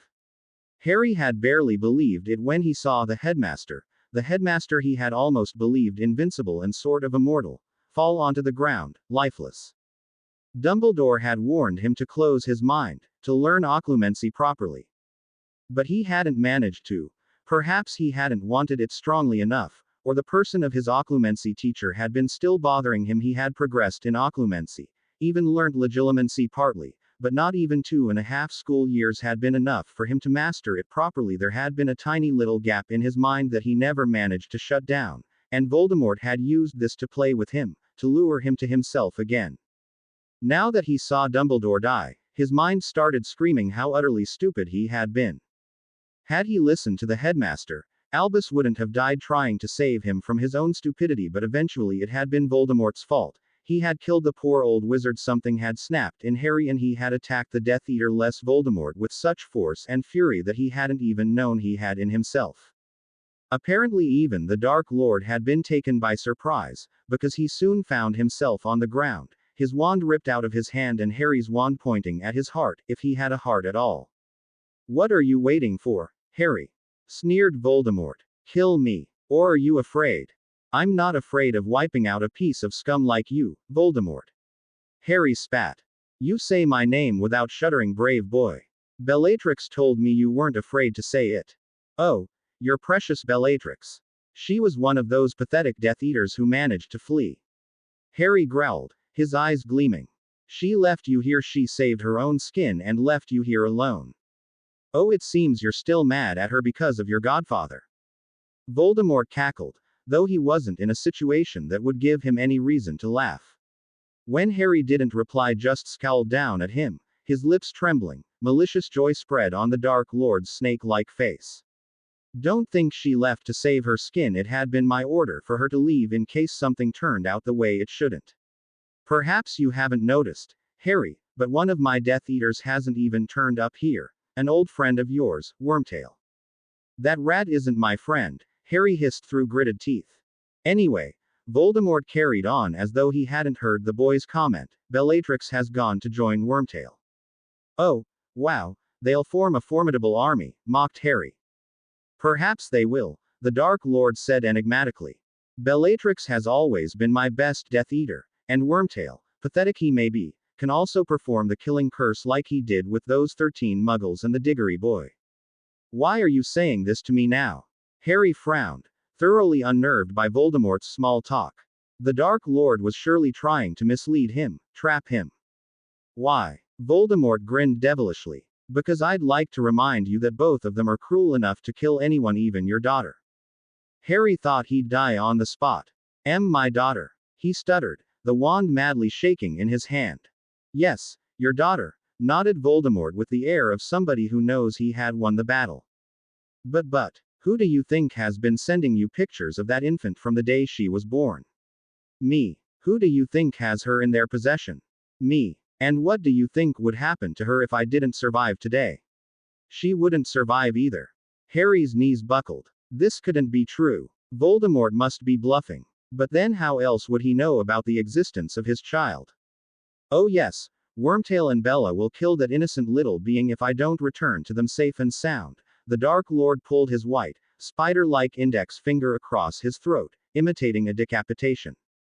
"So you sent that woman to me in Cho's form," the boy whispered.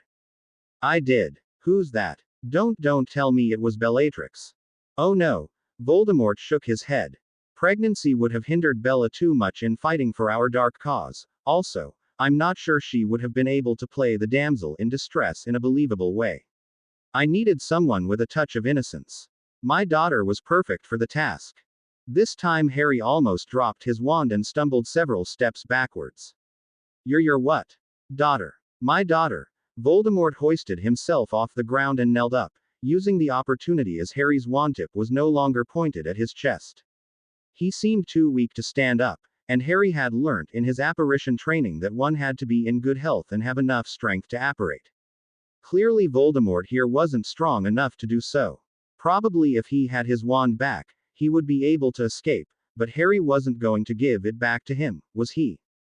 You made me touch your daughter," Harry whispered, clearly unable to find his normal voice. "You made me f*** your damn daughter." Tisk, tisk, tisk. Language, Harry. Voldemort folded his arms. Don't speak ill of the dead. Seeing the young wizard's confusion, he carried on.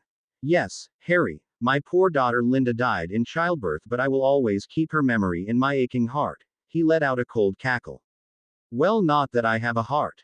Why? Harry furrowed his brows, slightly lifting his wand so that it was pointing at the Dark Lord again. Why did you do it? And why your daughter? Well, you know, this is a long story, Harry. I'm in no hurry, responded the boy, his face chalk white, his eyes haunted, but determination radiating from him. I'm sure you're not, but I am. Oars might be appearing any time now. That would be quite convenient for you, young Potter, wouldn't it? Why do you think that any of them would appear here? Because I bet they've been ordered to take care of the minister. Voldemort squinted at the dead Fudge with a nasty grin. So I haven't got all day, Harry, and I'm going to give you a short answer. I did it to blackmail you. So simple. Harry's eyes narrowed, trying to decipher the Dark Lord's expression, to see behind that white snake mask he had for a face, to glimpse into his twisted mind through his eyes, but those red eyes were impenetrable. Even if Voldemort had been lying, Harry couldn't see it on his features. Blackmail. He echoed the Dark Lord. Yes, blackmail. You've seen what a beautiful little angel your daughter is, surely you don't want her to die.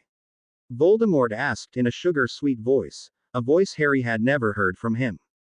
Harry's mind was in turmoil. Wormtail and Bellatrix wouldn't kill the kid, would they? But if Voldemort died or got captured, they'd surely vent their anger on the little one. A picture flashed into Harry's mind. The day at the end of August when he had got the first photo of the newborn. She had been so tiny, such an ugly little thing, but somehow so cute. He had been thunderstruck when he had looked at the photo and realized that he must be the father, but some unknown warmth had flooded into his heart as he watched the tiny bundle squirm. 1 month later he had received a new photo, on which the child was already much prettier than on the first. Her skin was smooth and rosy instead of being reddish and wrinkly like it had been when she'd been born. Month after month new photos arrived, all without signature, and Harry had great difficulty keeping all of them secret from Ron, Hermione and Ginny. With each picture his little daughter got more and more beautiful. She had reddish owned, curly hair and huge, emerald green eyes. He had received the latest photograph merely 1 week ago. The baby in it had been sitting on a bed, holding a vampire doll, giggling. It looked as though someone behind the camera had been making funny faces to entertain her, surely not Grandpa Voldemort. Harry shuddered at the thought of Voldemort being a grandfather, and especially being grandfather to his daughter. Would Voldemort have his own grandchild murdered? Without the shadow of a doubt, he would. Kill me, Harry, laughed the Dark Lord. Kill me, and you'll be your own daughter's murderer. Harry swallowed the lump in his throat. Could he do this? Could he cause an innocent infant's death? Could he live with the thought that his own flesh and blood had had to die because of him? On the other hand, he had the opportunity to rid the world of Voldemort. And either must die at the hand of the other. He was the one destined to kill this evil, twisted devil who had been terrorizing the world for decades. For neither can live while the other survives. Either he had to die or Voldemort had to die. There was no other way, unless Sybil's prophecy had been incorrect. But Dumbledore had believed that Trelawney had given a real prediction in the Hog's Head. Harry was the one with the power to vanquish the Dark Lord, yet he didn't use this power. He could have, he should have, yet he didn't. Suddenly there was a crack indicating that someone had just apparated nearby. Harry couldn't see it, because the heap of stunned and disabled Death Eaters blocked the person from his view. He was sure, however, that someone on the light side must have arrived. This was the last opportunity to do away with Voldemort, before the Aurors intervened, but, inexplicably to him, he tossed the wand back into Voldemort's hand, who, knowing he had been cornered and was too weak to kill Harry, flicked it with a diabolical smirk and vanished. An Auror emerged from behind the heap of Death Eaters, spotted Harry, and all Harry could do to avoid being questioned was to apparate away.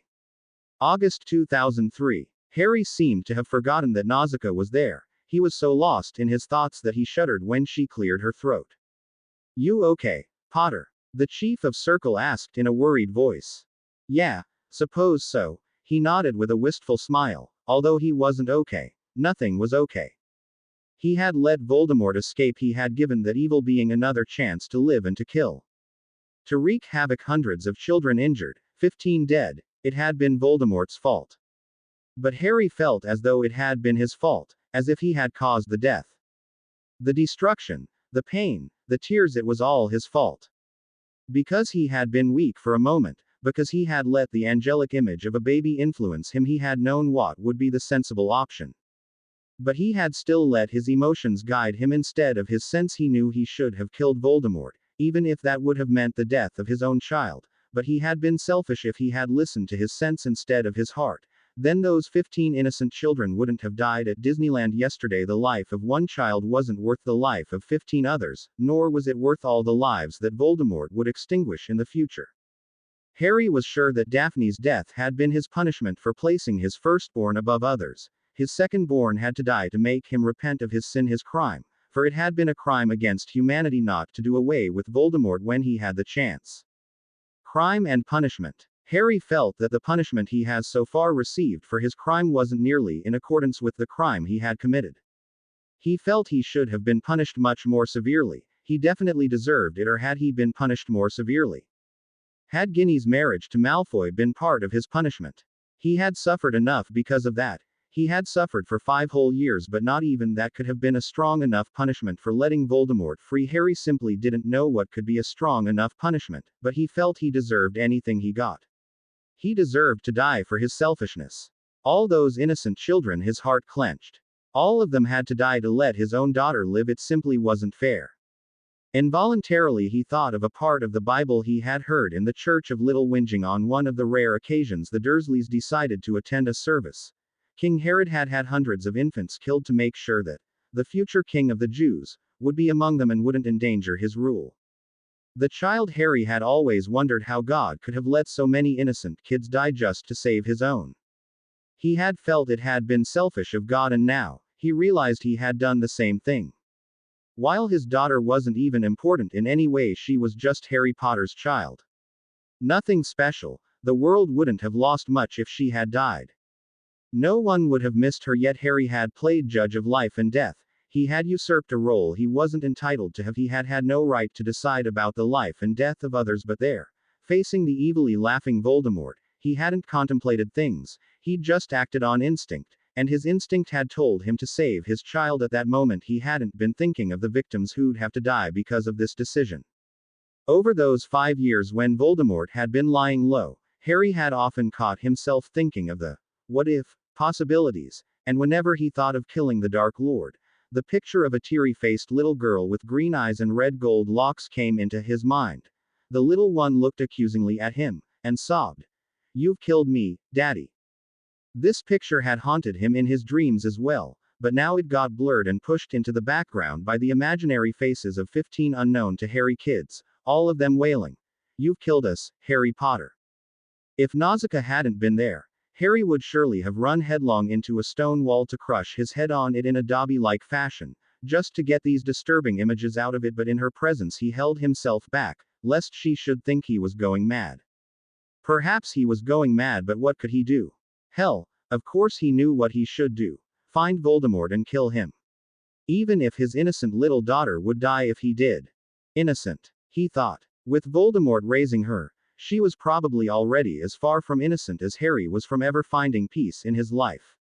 What sort of child could she become under Voldemort's authority? For a fleeting moment Harry felt nausea wash over him and thought that the little girl must be just as evil and twisted as her grandfather, and such a child didn't deserve to live, did she? "No, Nausicaa, you're right," Harry whispered. "I'm not okay. Should I wake Jason to beat me into pulp?" She shook her head. "I'll wake him when you're already out of here." "What?" He raised an eyebrow. "Don't you want him to make heroes of me?" "I only told him to beat you up, not to lose face in front of him. Anyway, I knew you'd beat the crap out of him before he even touched you," she grinned. "You're good, Potter." "Yeah, at fighting I'm good," he replied sadly. "In every other respect, I'm as bad as one can get, and I deserve all the misery I get in life." "Well, time to go, Potter. Try and stay away from Jason in the future. And give me my wand back. Here, Nazi." He handed her the wand. Nausicaa. It was already 5 o'clock in the morning when Harry got back to the room he was sharing with Ginny, and for the time being also with the disabled, gagged, but seemingly very angry Spiro. When he entered the room, Ginny jumped up from the sofa where she had been trying very hard not to fall asleep, and flung herself into his arms. "I've been so worried, Harry," she whispered into his neck. "I thought you'd been caught." "Actually, I was," he shrugged, feeling too tired and still too much under the effect of the shocking news about the Disneyland attack to return the hug wholeheartedly. "And?" she asked in a worried voice, all her tiredness having evaporated. "Well, my precious brother-in-law Jason almost killed me, but good news," he looked down at Spiro who was madly struggling against his ties, "he is the culprit who got your sis into trouble. Not me, okay." Spiro gritted his teeth through his gag. "Have you managed to question the book?" Ginny inquired, but Harry hushed her with a wave of his hand, indicating that Spiro was still there. "You know what, Ginny? Let's get rid of him, shall we?" He pointed his wand at the gagged and horrified Spiridion and said "Obliviate," then vanished the ropes binding his body. "You are free now, Spiro. Remember, Jason got your sister pregnant. That's the only thing you'll remember from our meeting, anyway." Spiridion Papaphodiou stood up, blinked and wished Harry and Ginny happy Easter, then stumbled out of the room. "That's taken care of," Harry grinned, slamming the door shut again. "So, where were we?" "Yeah, the book. Did you question it?" "Yes, I have, but it gave a rather vague answer.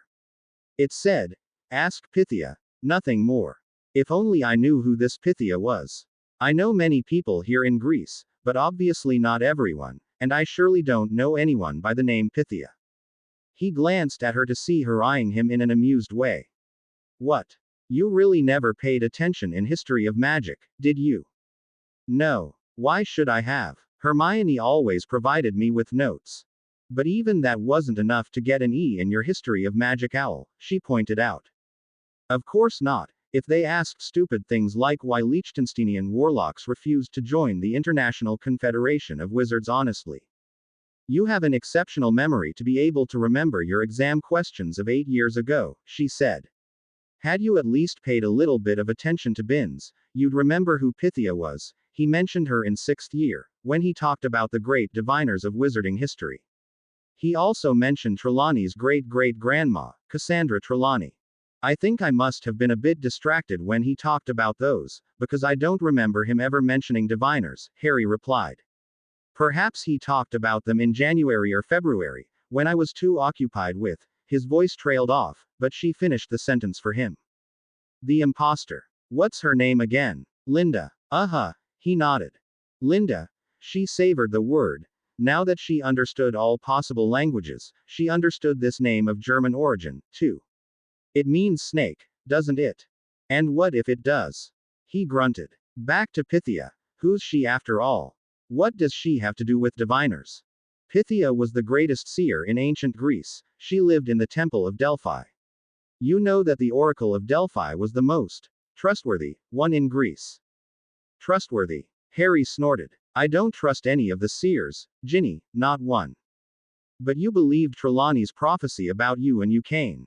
His expression darkened. "You surely don't know yet, Ginny, but he's returned. Yesterday he struck in Marne-la-Vallée, that is to say, Disneyland Paris."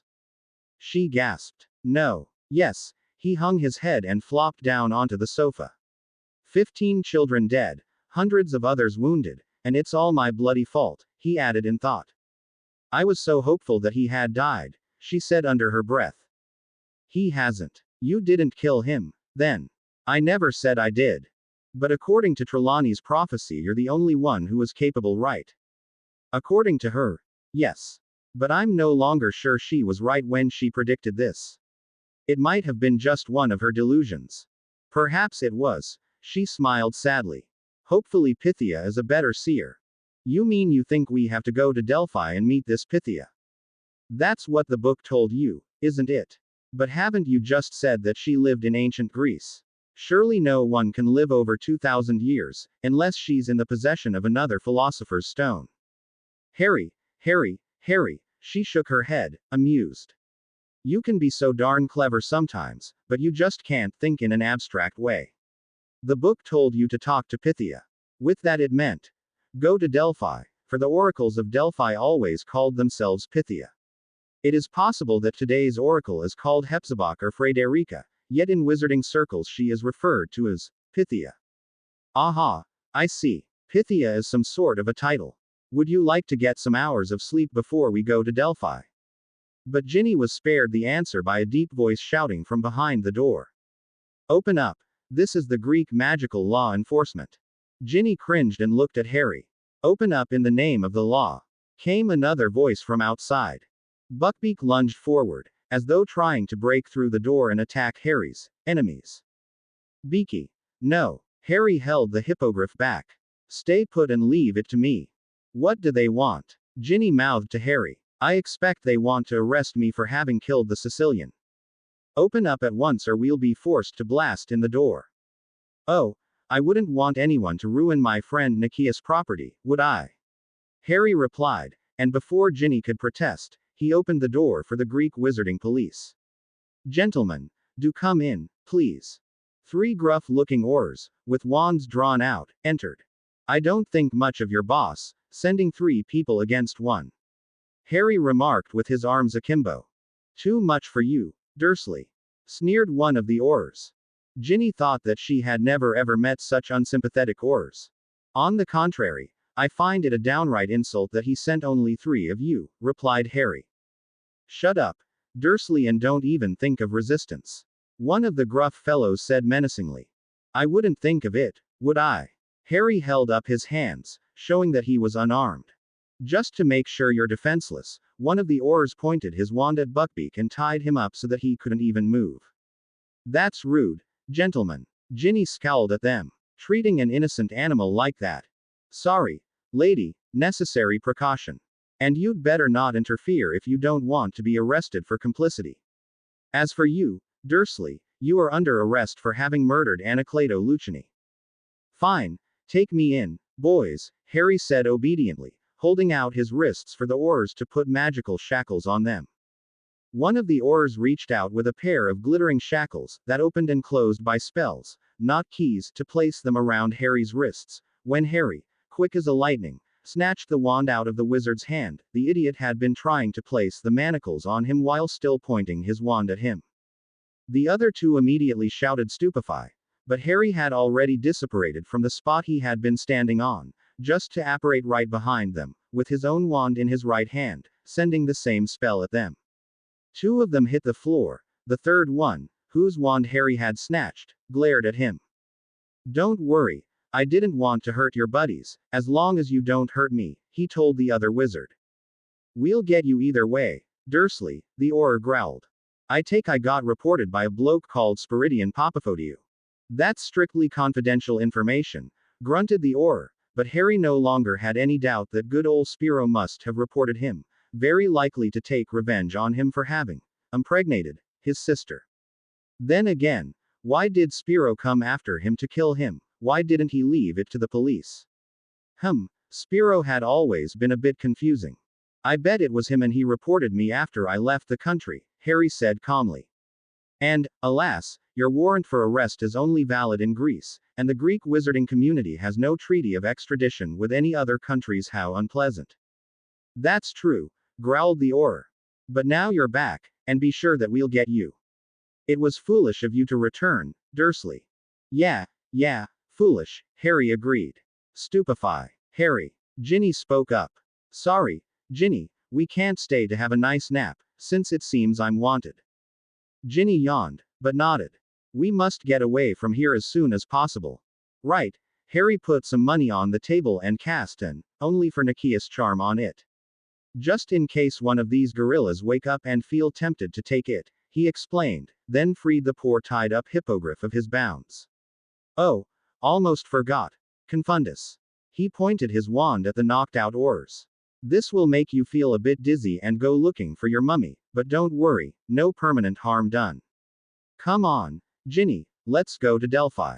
So, this is where they were the day before yesterday, Draco said, looking down at the Danube in the morning sunshine.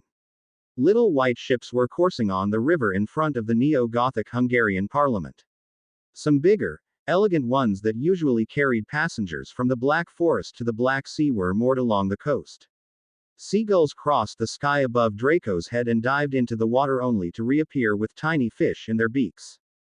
That's right, replied Phaedra, leaning to the parapet on the fisherman's bastion, examining a tiny golden thing in her hands. And where are they now? The blonde wizard demanded. I'm trying to find out, okay.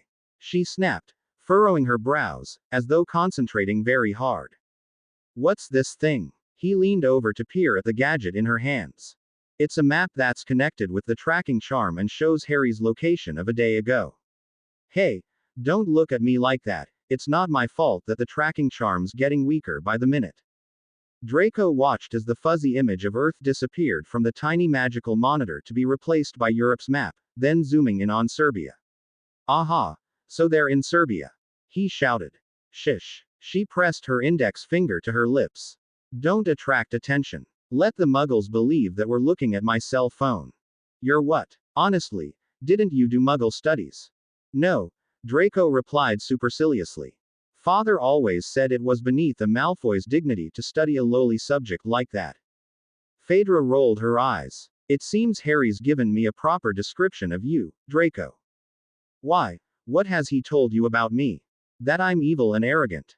Not exactly. She shook her head, her wavy black locks dancing around her head. His exact wording was, pathetic, sniveling, big-headed piece of scum. How flattering, young Malfoy grimaced. In fact, I could say the very same thing about him. And now he's made my wife elope with him. Ooh, if only I could catch him, I'd strangle him with my own hands. I'd do the same to your wife, Phaedra added with a nasty smile, then directed her attention back to the map in her hand. Anyway, I'm sure that they only traveled through Serbia. I have a feeling that they were heading for Greece. I can't see why Harry would go back there, but something tells me that he's gone there. Unfortunately, we won't find out till evening. But I hope you aren't planning to stay here and sit on your laurels when you're sure that they went to Greece. Draco demanded. I for one want to go there right now and catch them before sunset. Are you really this slow on the uptake? Phaedra asked gruffly. They're more than a day ahead of us, and we can't be 100% sure that they went to Greece, and even if they went there, how could we find out where to look for them? In Athens, Corinth, Corfu, Crete, Rhodes. It could be 1,000 different places. We cannot catch them before sunset, unless they stay more than a day in any one place, but knowing Harry they won't. Not when he knows that I'm after him. And I'm sure he knows or at least suspects it, since he knows me and I'm not the type to give up on him. Had he stayed in London, I wouldn't have left London until I'd persuaded him to come back to me. I never thought he'd run away with your wife. Same here, he growled. I never thought my wife would run away with anyone. I thought I'd used enough persuasion to make sure she wouldn't even think of leaving me. Cursed her. Blackmailed her. Phaedra asked curiously. After all her husband had told her about Malfoy, she wouldn't put anything past Draco. Seeing him wrinkle his elegant nose, she let out a small chuckle. It seems I was right. Harry told me that subtlety was never one of your strong points. He's wrong, it definitely is. He countered. If it were, you'd hide your emotions better, Draco. Even Harry's better at it. No, he's not. He is. He didn't used to be, but he learned it.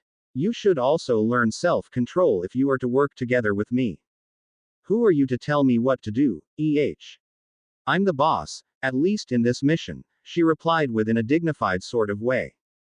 Oh, sorry to disappoint you, sweetheart, but I'm not taking orders from anyone. Mysteriously, Phaedra's right foot found its way through the gap between Draco's feet, and in the next instant Draco found himself sprawled on the ground. Some Muggle tourists around looked at them with interest, but Phaedra only smiled at them sweetly. My husband tripped, the poor thing. Scowling, Draco got up, dusting off his clothes. He had been advised by his companion to wear Muggle clothing not to attract attention in Muggle-inhabited places, and he regarded it as an abomination, but a necessary abomination. However, getting tripped by her way simply too much. What was this chick thinking of herself? No one's entitled to treat a Malfoy like that. After giving her a murderous look that only caused her to grin, he turned his back on her when a seagull swooped above him and presented him with a huge dose of its droppings.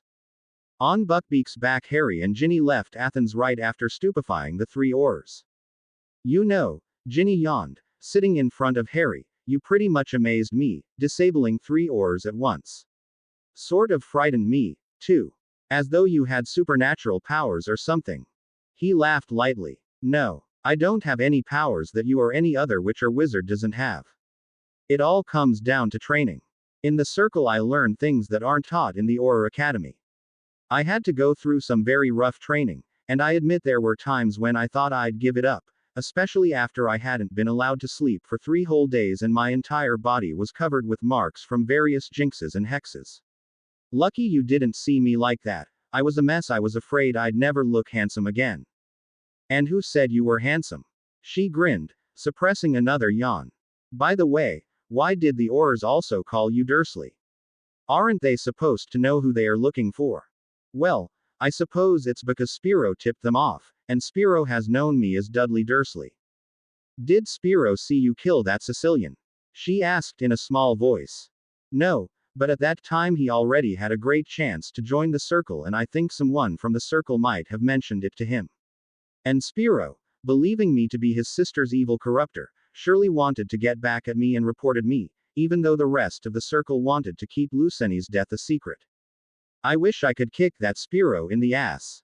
She growled. Or rather at another body part where it hurts most, she corrected herself between 2 yawns. Hey, lean back a bit, you can kip on my shoulder. You seem to need it, and we still have about 2 hours before reaching Delphi. What about you? She asked, leaning back onto Harry's chest, resting her head on his left shoulder. Don't worry about me, I can do without sleep for days. Ginny murmured, already half asleep. Harry. Yes. Why have you done it? What? Killing Luceni. No coming back when you knew you might land in prison. Because. His voice faltered and he pretended to be yawning to give a proper reason for his voice trailing off. Because I love you, he said so quietly that a whisper would have been a loud yell compared to it. However, she couldn't have heard him even if she had had very good hearing, because she had fallen asleep. Shortly after 8 o'clock in the morning, Harry spotted the ruins of the one-time temple from above. He directed the hippogriff downwards, and with a gentle thud they touched down next to the temple. Ginny got awoken by the thud, and for a moment she looked around, blinking, clearly not knowing where they were and what happened. Slept well, Sleeping Beauty? He asked, helping her off Buckbeak's back. Yeah, though I could have done with another 100 years of sleep, she replied drowsily. But I had a beautiful dream. And what was that beautiful dream about? Well, she flashed him an impish stare. Someone in my dreams said they loved me. Surely not Draco, was it? He grimaced. No, Draco could never say, I love you, in such a gentle way. Why has he ever told you he loved you? Harry arched an eyebrow. He couldn't imagine a Malfoy uttering the word love. Yes, he has, shrugged Ginny. But never in too convincing a way. Strange, because Malfoy can lie in a convincing way, he pointed out, tying Beaky's tether to a nearby orange tree. Actually, I don't think he was lying about this, she replied. He sort of loves me, at least he believes he does. That's why he never let me get divorced. Harry shook his head. Forcing you to live with him in the name of love is the foulest thing I've ever heard of. Perhaps he really thinks he loves you, but real love isn't tying someone to yourself by all possible means. This is selfish love. Real love is letting go. Real love is selfless. Like coming back to a place where the magical law enforcement is after you just to help someone. She whispered, gazing deeply into his eyes. Beaky, stay put, we'll be back soon. Harry turned away from Ginny. We might be back sooner than he expects us, because I can't see where we are going, she remarked, and she was right. All that remained of the ancient Delphi were 3 stone columns on a circular dais. The rest of the columns were mere stumps, most of them broken into little pieces, their chunks littered in the grass around the dais. You said we had to come here, Harry reminded her, walking up the 3 steps to the Tholos circular temple. So we might as well look around. There has to be an entrance to somewhere if the oracle is still supposed to be operating. They walked around the ruins, but found no trace of an entrance to anywhere. I'm not sure we'll find anything here, said Harry finally, leaning against the column in the middle. Suddenly the stone behind his back gave way and he fell through it. Harry! Ginny yelled and jumped through the stone to follow him, wherever he had gone. Ah! She screamed as she slid down a dark chute and with a thump fell right onto Harry. This chute reminds me of the Chamber of Secrets, he said. Don't even remind me, she grunted, trying to disentangle herself from him, which wasn't that easy in the complete darkness. That feels good, leave your hand there a bit, he muttered. Harry Potter. If I knew where your face was, I'd slap you. If I knew where your face was, I'd rather key you, he replied. Really? She whispered. No, he answered just when a lurid pink arrow lit up above them, pointing to their left, illuminating the room enough for them to see that they were in an empty corridor. Well, now we at least know in which direction to go, he said, standing up, holding out his right hand towards her to help her off the ground, but she didn't accept it, just stood up and walked past him with a, "Don't play with me," stare. 4 meters ahead another arrow, bright orange this time, lit up, then a neon yellow and a lime green, finally a neon blue, pointing at a huge board saying, "The Oracle of Delphi. Diviner in charge. Atina Papadimitriou, just call her Pythia. Trainee diviner. Helen Menelaus, who has absolutely nothing to do with Helen of Troy. Want a prediction? Then come on in. Just now, just for you, 2 prophecies for the price of 1. Wow, they know how to advertise themselves, Harry whistled admiringly. But if I were in their place, I'd put the same ad into the Gorgon Gazette, the Thebes Times or the Jorgos Journal. Then people would be flooding here. I don't think they want everyone to know they're here, Ginny commented. In 385 AD the Christians closed the Tholos and forbade the oracle to tell predictions. Obviously Pythia had to find a way to make sure that the magical folks could still come to her for prophecies. She had to keep out the muggles, though unfortunately neither Binns nor our history of magic book said where and how the oracle hid from the eyes of muggles. We still found her, said Harry. Are you coming in or do you want to stay out there, chit-chatting? Came an upset voice through the door situated under the advertisement board. Was that Pythia? Harry whispered to Ginny. Must be. Great. Harry rolled his eyes. Trelawney at least didn't yell at anyone. Well, then, ladies first, he stepped back and opened the door for his companion. When Ginny entered, she had the impression of having stepped into some flashy nightclub, like a magical version of the Moulin Rouge. Various signs showing frogs, snakes and bats were lit up around the walls with the same neon-like brightness as the arrows in the corridor. Their light only got blurred a bit by the heavy lilac fumes issuing from 4 huge ceramic pots in each corner. Pythia herself was a terribly old thing, her face full of wrinkles, some of her snow-white, flyaway hair poking out from under her black shawl that was speckled with tiny, fluorescent stars and moons. Her trainee, Helen, wasn't nearly as pretty as Helen of Troy, and Harry was sure that no Paris would have ever wanted to kidnap her. Hello, Harry and Ginny greeted the 2 ladies. Instead of returning the greeting, Pythia gave them a piercing look and said, "You know, you might be right, we should advertise in newspapers." But Pythia, we're supposed to be secret. Helen protested. Yeah, we had to be secret in the Middle Ages, but perhaps we've stayed hidden way too long nowadays. We are no more in danger of getting burnt at the stake for predicting stuff, not to mention that business isn't too profitable this way. So few people know about us that we barely have any clients left. We have to advertise, by all means. She turned to Harry. Which newspaper did you say was the most popular, young man? The Gorgon Gazette, as far as I know, Harry shrugged. Right. The oracle nodded. And now, what do you want? Obviously a prediction, Ginny said scathingly. She hadn't taken divination back at school, so she didn't know Trelawney in person, but she had a feeling that Pythia here might be an even bigger fraud. Oh, yes, a prediction, the old witch beamed. And what would you like to hear a prediction about? Actually, we'd like to know how we could free someone who was cursed by the fate's charm, Harry replied. Your little girlfriend, right? Pythia pointed at Ginny. How do you? Ginny breathed. The old bat might be a bit senile but still can see things, and you flinch when the young man uttered the charm's name, answered the diviner. Well, yes, it's me. Actually, it's not put on my hair, but on that of someone I love, and I'm being blackmailed because of it. I want to be free, said Ginny desperately. Can you help? Pythia held out a bony hand. 10 galleons or 50 euros, sweetie.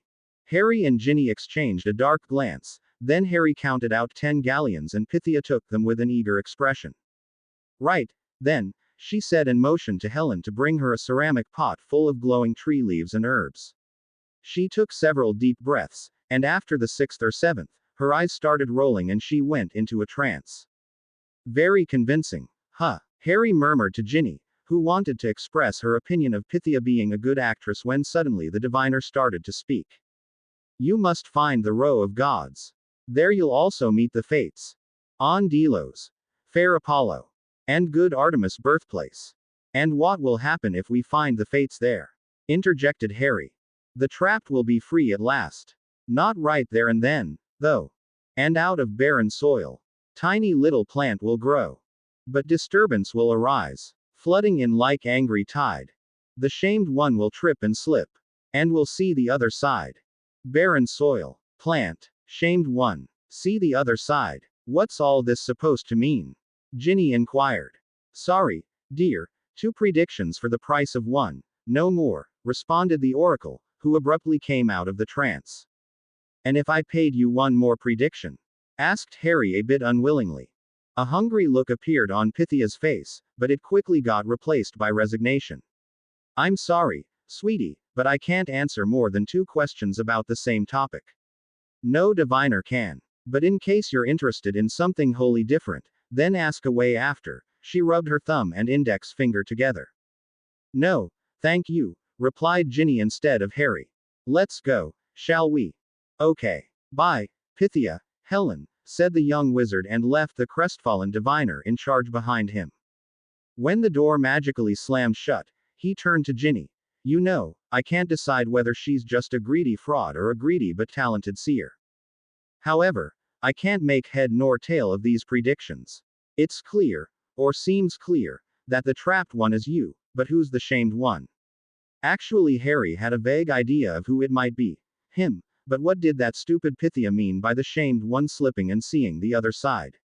The other side of what? The Mediterranean. Not bloody likely. He had already been in Egypt, seen the other side of the sea. Yeah. She nodded as they reached the chute and Harry conjured little lamps up the chute's sides and several pegs onto the chute itself. Gripping them, they slowly made their way upwards. Also, I don't know what sort of plant she referred to.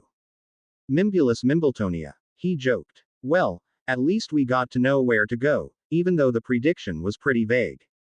I'm not surprised it's vague. It's still better than the one given to King Croesus of Lydia. Why? What did Pythia predict for him? He asked, reaching the top of the chute that ended in a thick black wall. He wanted to attack Persia and asked the oracle what would happen if he did, and Pythia replied, at the end of the battle a huge empire will be vanquished. Croesus was happy and attacked Persia, she said as she also reached the top of the chute and they stepped through the wall together. For a minute they were blinking, shielding their eyes against the bright sunshine. Guess what happened to Croesus? He lost the battle, I presume, and the great empire that got vanquished turned out to be his own one, Harry replied. Clever, she said. He looked at her with a surprised expression. Why, have I managed to tell the right answer? I was only guessing. But you guessed well, she smiled at him and slipped her hand into his as they descended the steps from the Tholos. Thank you, Harry. For what? For risking your freedom in coming back to Greece, for risking your life when sneaking into the Circle's headquarters, and for paying that greedy Pythia. Don't thank me for anything in advance, Ginny. It is unfortunate. At least they say so. Then I'll thank you when I'm free, she replied and didn't let go of his hand until they reached the tethered Buckbeak. The early afternoon was siesta time in Greece, when all shops closed and people hid in their houses from the unbearably hot sunrays. Harry and Ginny spent these hours at Delphi, under a clump of ash trees, among which Harry had conjured 2 hammocks so that Ginny and he could have some sleep. The last time he had slept was in Budapest 2 days earlier, after all. Keep a lookout, Beaky, will you? Harry yawned as he climbed into his hammock and dropped off immediately in the pleasant shade of the ash tree. He was dreaming. This in itself wouldn't have been anything out of the ordinary, but what he dreamed about was definitely unusual. Not that he hadn't had such dreams before, but the last time he had had them had been in his 7th Hogwarts year, before he had partly defeated Voldemort. During those 5 Voldemort-free years, Harry hadn't seen anything about the Dark Lord's life through dreams, as though the connection between the two of them had been severed, and Harry had been happy about it, happy not to have Voldemort intruding into his mind, not to glimpse into the Dark Lord's mind in return, and not to have his scar hurting. But Voldemort was back now, fully operational, and Harry was again dreaming about him. "My lord, the Disneyland attack has been a real success," a nasty male voice said from under the hood of a black cloak. "How many Muggles died, McNair?" asked Voldemort with a look of sheer delight on his face. 34, my lord.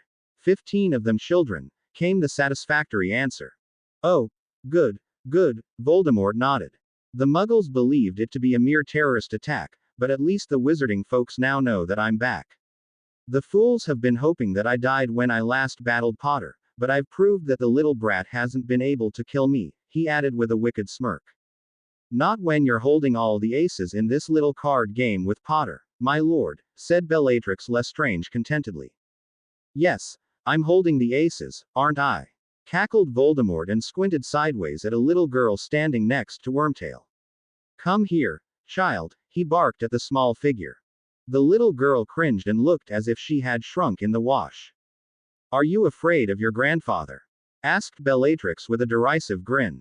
The little girl shook her head, her curly red gold locks dancing around her head, but her huge green eyes were filled with horror and her tiny lips were pressed tightly together, as though trying to prevent a sob from escaping her mouth. "Then come here, what are you waiting for?" growled Voldemort. The little girl suddenly buried her face into Wormtail's midsection, encircling his waist with her arms. "I don't want to," she cried. Wormtail gently pushed her back. "Go, Amrita, he won't hurt you.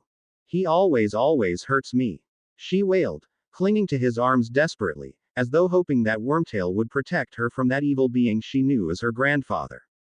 "Enough of this. Come here, child. Imperio." Voldemort pointed his wand at her, and she walked up to him, no trace of fright on her face left. She almost seemed happy to obey. The Dark Lord reached out and cupped her chin with his white, spidery hands. "Don't worry, I'm not going to do the ritual on you this time, child. I just wanted to see you.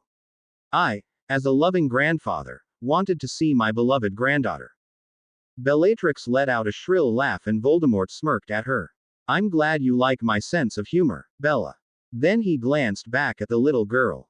"You know, midget, you resemble your father and grandmother more and more every day." "Disgusting." Still under the Imperius, the child smiled, clearly not understanding his insult. "Go now, I've had enough of you. I'll send for you next week when we'll do the ritual." He held out his pasty hand, and the child obediently keyed it, then backed away from him. Wormtail caught her by the hand and led her out of the room. "So," said the Dark Lord, looking around, his eyes stopping briefly on every one of his Death Eaters. There weren't many of them, 15 at most.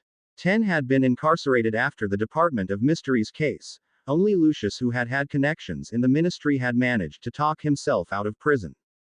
McNair, Rookwood, Rodolphus Lestrange and Avery had managed to break out of Azkaban a year later, but Rookwood and Avery had been sent back to prison after the latest Potter-Voldemort battle. The Dark Lord's little army had indeed decreased, but he still seemed quite satisfied with them, the elite of his servants, the very best, the most loyal ones. And these faithful minions were now listening to his every word. "To the plan, ladies and gentlemen." "The one about your becoming immortal?" asked Rodolphus Lestrange. "Exactly." Voldemort nodded. "And thanks to our late Lucius, now I know how to achieve it." "Lucius?" some of the Death Eaters muttered, confused. "Yes, Lucius. He had told me how to get into his manor by an underground passage decades ago. I sent Bella and McNair through the hidden passage, into Malfoy Manor. They did it 2 days ago, after both Malfoys, the Draco kid and his muggle lover wife, departed, leaving only the house elves behind. It wasn't hard to outwit them, was it, Bella? They didn't even notice your presence." That idiot Lucius had also told me about the alarm charms at his manor, so Bella and McNair could deactivate them without any problem. As you may know, the Malfoys have the greatest collection of books and scrolls on the dark arts in all Great Britain, over 400 books. Bella and McNair used a copy charm on all of them, and saved their contents in a special book not so very unlike my one-time diary. Lucius had never been too bookish, so he hadn't read a tenth of his dark arts books. I, however, had only to take the copied version into my hands and converse a bit with it. If I wrote, "Tell me about soul-switching curses," then the required text appeared in the book. And when I wrote, "Tell me about the ways of gaining immortality," it did. With a triumphant grin he stood up. "Now I know what I need to become immortal." "Is that a potion, my lord? Or a charm?" asked Goyle. "I don't know yet," replied Voldemort. "But I will, soon. It's written on an ancient parchment, that some of you will get for me." "And where is that parchment, my lord?" interjected Wormtail. He had obviously returned after taking the child out of the room. "It's in Harry, what?" he groaned. "It's already 5 o'clock, you told me to wake you up at 5 o'clock. He didn't look at Ginny, just sat up in his hammock. He was angry with her. Had she waited 2 seconds more, he would have heard where this parchment was though. What would he have done if he had heard it? He wouldn't have been able to prevent Voldemort from getting it, would he? His mind wandered back to the scene in which he had seen the little girl, his daughter. She had been so scared of her grandfather she had said that Voldemort had been hurting her. Harry's hands clenched into fists. How he would love to hurt Voldemort. Terrorizing his only granddaughter. That man definitely didn't have a heart. And what sort of ritual had Voldemort been talking about? Had he been doing it to his daughter? Anger surged up in him, but at the same time he couldn't help but feel grateful to Pettigrew. Only he seemed to be caring for the child, and the child seemed to trust him, perhaps even love him. What Harry didn't understand was why he had had the dream at all, when he wasn't supposed to have such dreams anymore, not after having fully learnt occlumency in the circle. He was sure though that Voldemort hadn't intended to let him see this Death Eater meeting. Voldemort wouldn't have wanted him to hear what he was looking for. Perhaps it all happened because of him seeing Daphne's picture only a couple of hours earlier. The sight of his little daughter had turned his thoughts to his other daughter whom he had never seen but longed to see, and this dream finally presented him with the opportunity to see his older child. See her walking, hear her talking, to see more of her than he had seen in the photos. If only Ginny had waited a bit before waking him. "Are you all right?" she asked worriedly when he hadn't answered for a minute. "What? Yeah, I'm fine. Just a bit sleepy. 3 hours haven't been enough to make up for a whole sleepless night." "You can continue napping on our journey to Delos," she replied. "You can rest your head on my shoulder if you like. The journey to Delos must be much longer than the journey from Athens to Delphi, isn't it? You'll have several hours of sleep." "Yeah, and your shoulder will be sore and have a cramp by the end of it," he said. "Anyway, we can't go to Delos on Beaky's back." "Why not?" She frowned, and the hippogriff also stopped looking for worms and turned to him with an accusatory glance. "Because the wizarding authorities of certain Greek islands have banned all magical flying things from their area. Yes, even broomsticks. But why would they do so? It's totally mad. Yes, mad. And the wizards on Crete started this madness after that idiot Icarus dropped dead during a flight from their island. The wizarding population of Crete decided that flying was dangerous. They haven't flown ever since. They use mopeds instead, or apparate." Icarus, Ginny muttered. "Wasn't he the son of Daedalus, builder of the maze?" "Yeah, that was him. Though no one knows why exactly he built the maze on Crete at all, since it's been proved that the Minotaur never existed. Perhaps it was just a boggart that assumed the form of a Minotaur whenever it appeared for King Minos." "And why did other islands also ban flying things?" she asked incredulously. "Perhaps because Crete is the biggest of them and they wanted to keep up good relations with their big brother." Harry shrugged. "And how are we going to Delos, then?" she inquired. "With the hippobus, I presume. But haven't you just said that no hippogriffs were allowed?" "Yeah, that's what I said. The hippobus is pulled by hippocampuses." Ginny's eyes widened. "Those half-horse, half-fish things. Uh-huh. It sails out of Piraeus. There are 2 lines, One goes southwards, towards Crete, the other in a northeasterly direction, towards Troy. We're going to take the southern line and get off at its fifth stop. We'll be back as soon as possible, old boy, I promise. Harry patted Buckbeak's neck as he led the hippogriff into a flying creature repository. In Piraeus there were several flying horses, some hippogriffs and even a dragon, securely separated from the others, stored in this repository. Not a single animal rights campaigner would have found anything objectionable at this place. The repository was a huge garden invisible to muggles with tiny woods, arbors and creeks, where the animals could feel pretty much like in their natural habitat, with the exception that they couldn't fly away because the airspace above the garden was charmed not to let anything bigger than a small bird fly out of it. Such repositories for flying magical creatures had been established in Greek ports since ancient times, after the ban had been introduced on certain islands. Yes, and see, there are other hippogriffs, Beaky, I'm sure you'll enjoy their company, added Ginny. Be a good boy. With that, Harry and Ginny turned around and headed for the gate, leaving the crestfallen Buckbeak behind. They made their way to the coast where a huge hornbeam tree was standing with several witches and wizards under it, some of them occasionally glancing at their watches and one of them growling, "It should have arrived 3 minutes ago. What are they thinking of, being this late? I haven't got all day, I've got to be on Syros at 11 o'clock. German. Harry grinned at Ginny. Germans have this thing for arriving everywhere on time. But look at the Greek wizards, they aren't in any hurry. That's what I've grown to love and respect about them. They never worry about time, hardly ever argue. Spiro and Jason are exceptions. They are friendly, patient and tolerant.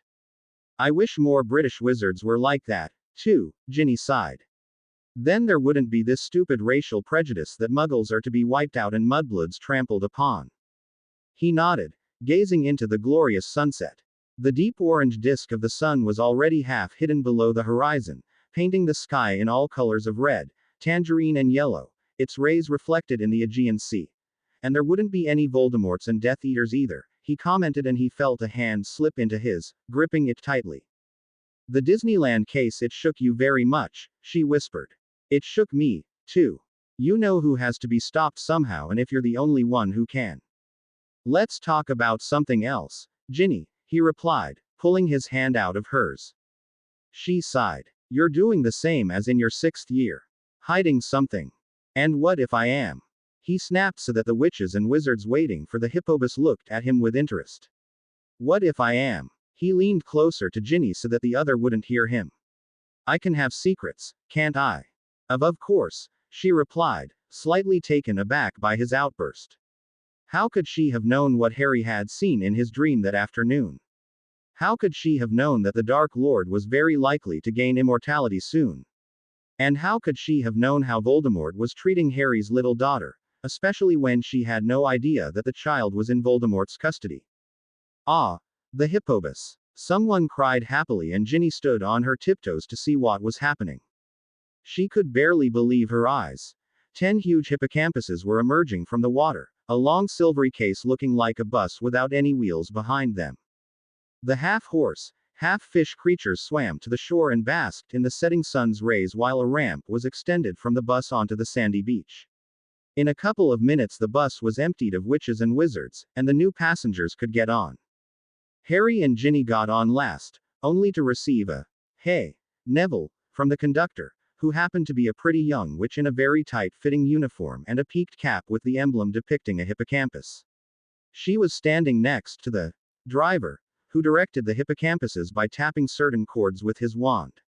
These chords were connected to their reins, and as the driver tapped them, a tremor ran along the reins, making the creatures outside sense in which direction they should swim. Hi, Megara, how are you doing? Harry asked the pretty conductor. Never better, Neville. She winked at him. Where to? Delos. Tickets for 2, please. 2 galleons, 8 sickles. Megara beamed at him, handing him 2 tickets, totally ignoring the fact that he was clearly traveling with another woman. We'll be stopping at Atlantis for the night and continue the journey at 6 o'clock tomorrow. Don't be late, Neville. We won't, replied Harry with a grin and guided the disgruntled Ginny to 2 vacant seats. So, Neville, where do you know her from? She asked after flopping down into the seat by the window. Just from the bus. He shrugged. Really? She sounded doubtful, and kept determinedly gazing at the water drops on the windowpane as the sun finally disappeared behind the horizon. As the sun sank completely, the hippobus set into motion. To Ginny it felt much like traveling on a boat, at least until the bus dived into the depths of the sea.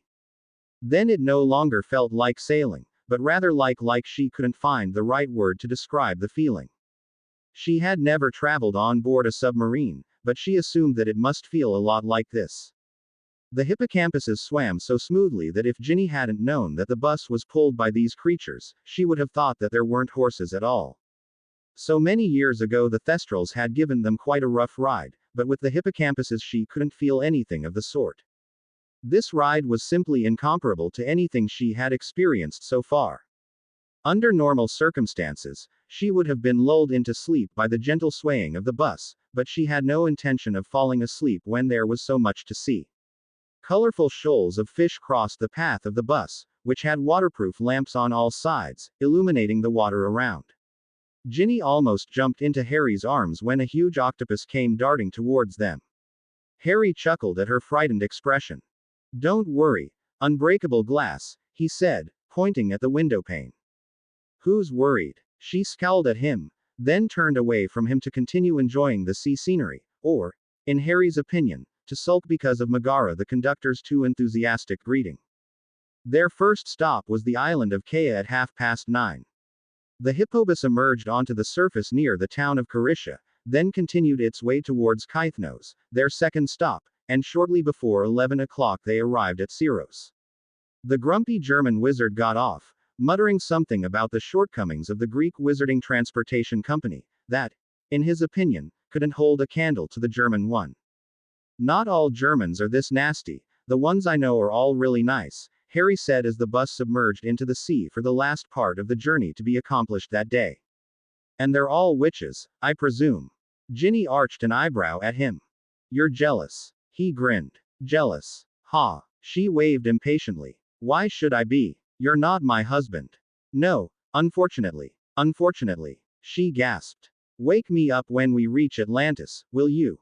With that he closed his eyes and dropped off, or pretended to be asleep, Ginny couldn't decide. She was getting more and more confused by this new Harry, the defiant Harry not letting her speak when she entered 12 Grimald Place, the broken Harry admitting to having committed murder and shedding tears for his daughters, the secretive Harry not willing to talk about his other daughter, the compassionate Harry wanting to help her so much that he even risked his freedom, the cheeky Harry who kept irking her with his blasé comments and enjoying making her jealous. Oh yes, she had to admit that she was terribly jealous of all women Harry seemed to pay attention to. She was even jealous of Phaedra, though she knew Harry didn't love that woman. Yet Phaedra had at least got to sleep with him and bear his child, and that imposter Linda. She had also given him a child, and Ginny envied her because of this even though she had died. Ginny had never ever felt jealous of Draco. Not even when she knew that he was cheating on her regularly. She didn't mind Draco having dozens of lovers, yet the mere thought of Harry with someone else made her stomach clench. She wondered what Harry could be feeling when he imagined her with Draco, if he imagined it at all. She glanced at the peacefully sleeping Harry. If he just pretended to be asleep then he must have been a great actor, and felt like reaching out to touch his face. Now she understood that one could love a person in several different ways. She had first loved Harry from the age of 10 to 13, but that had been some adoration sort of love, and definitely an unrequited one. Then, 2 years later she fell for him again, but at that time she didn't fall for the hero, the boy who lived, but for a bewildered, ashamed, full of doubt boy. And now it was different again. When she had entered the old black house 2 days earlier, she had expected her suppressed for 5 years emotions to resurface, yet she had come to realize that instead of those, he had awoken different feelings in her. And, this third type of love was the most complex and most confusing of all the three she had felt for him. She wasn't sure, though, that she liked this sort of love, when it was so multifaceted, so unclear, so she didn't know what to name it. She just felt it, and didn't have the vaguest idea how to handle it. She wished she could see into Harry's soul, to get to know whether he was feeling the same way or not. Hadn't he told her he loved her when they were heading for Delphi? Perhaps she had only dreamt it. Some excited voices broke her train of thought and she turned away from Harry to look out the window. She immediately understood the excitement. What she saw in the dark, gloomy water ahead was a million tiny lights coming from hundreds of ancient-looking Greek buildings. It was a perfect image of a town full of houses with Ionian, Doric and Corinthian-type columns and tympanums, but it was all underwater. Some of the buildings were partly or totally covered with seaweed, and all of them had some weird, transparent kind of walls set into their doorframes.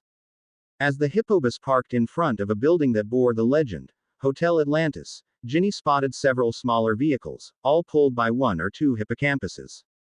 Harry. She nudged her slumbering companion, who opened his eyes, blinked and said with a satisfied grin, "At last. My favorite hotel in the world." He stood up, followed by Ginny and headed for the exit where Ginny saw a long tube instead of the ramp this time.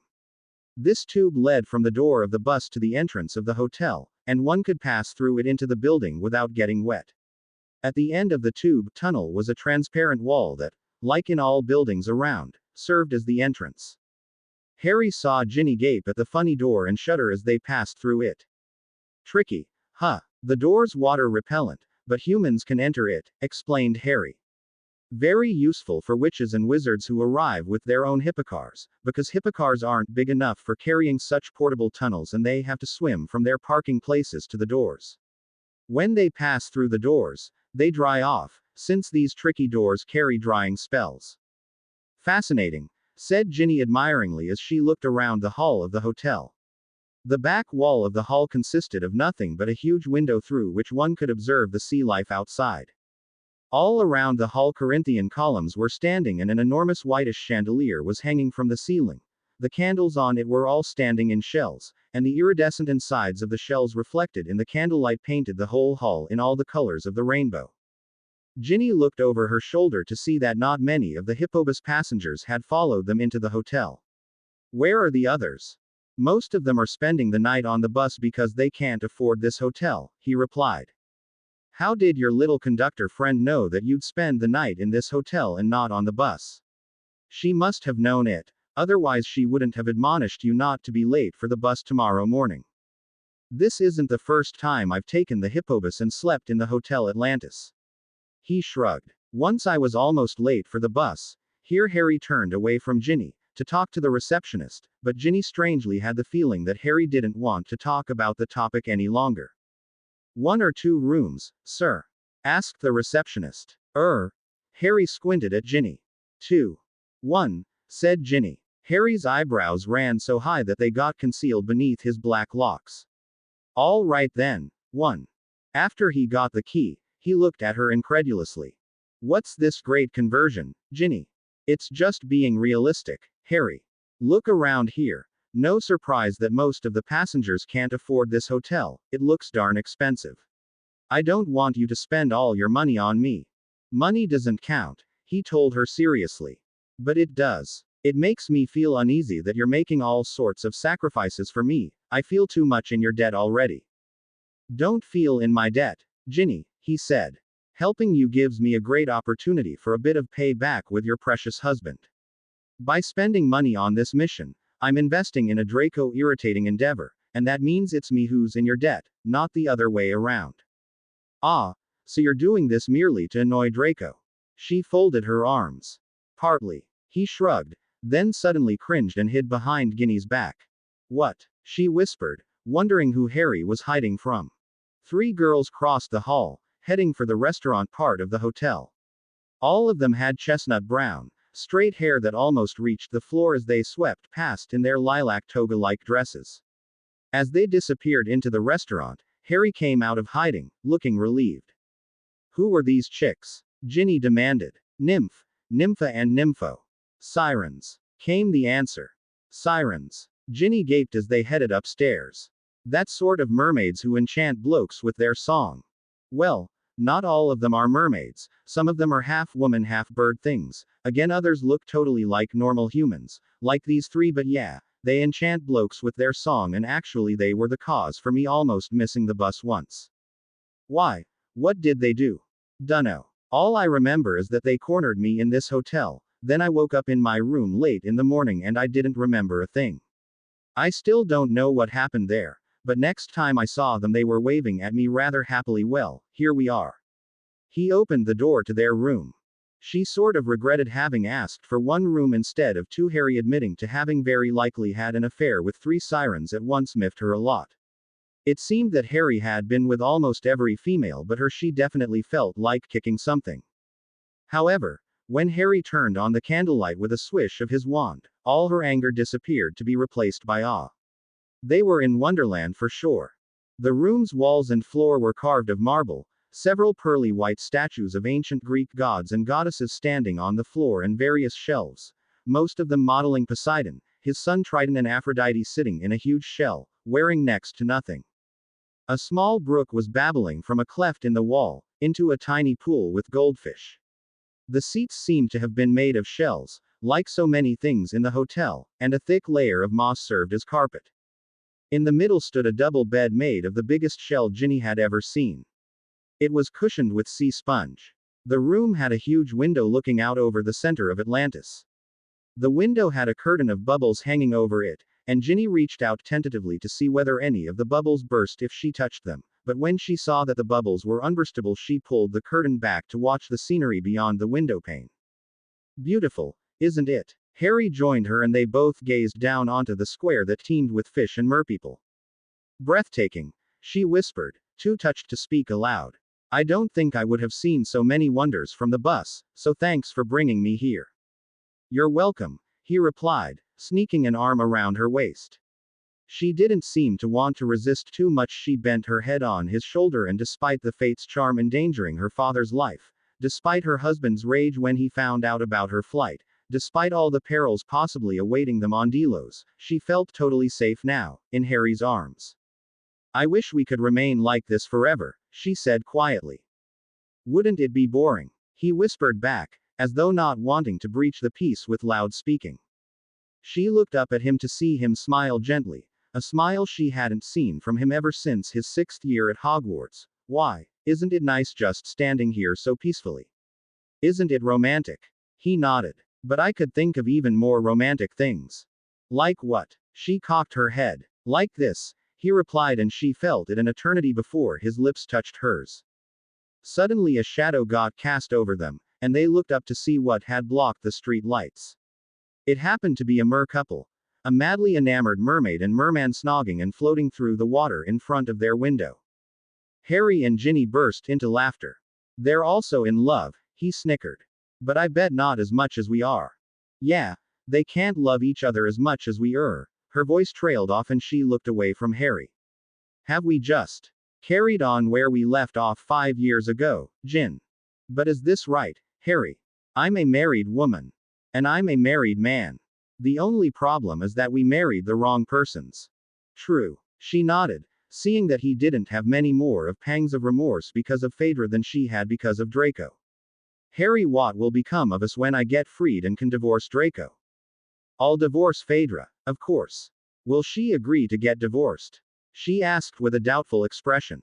Not likely, but I'll persuade her. Somehow I will, and then I'll propose to you, Jin.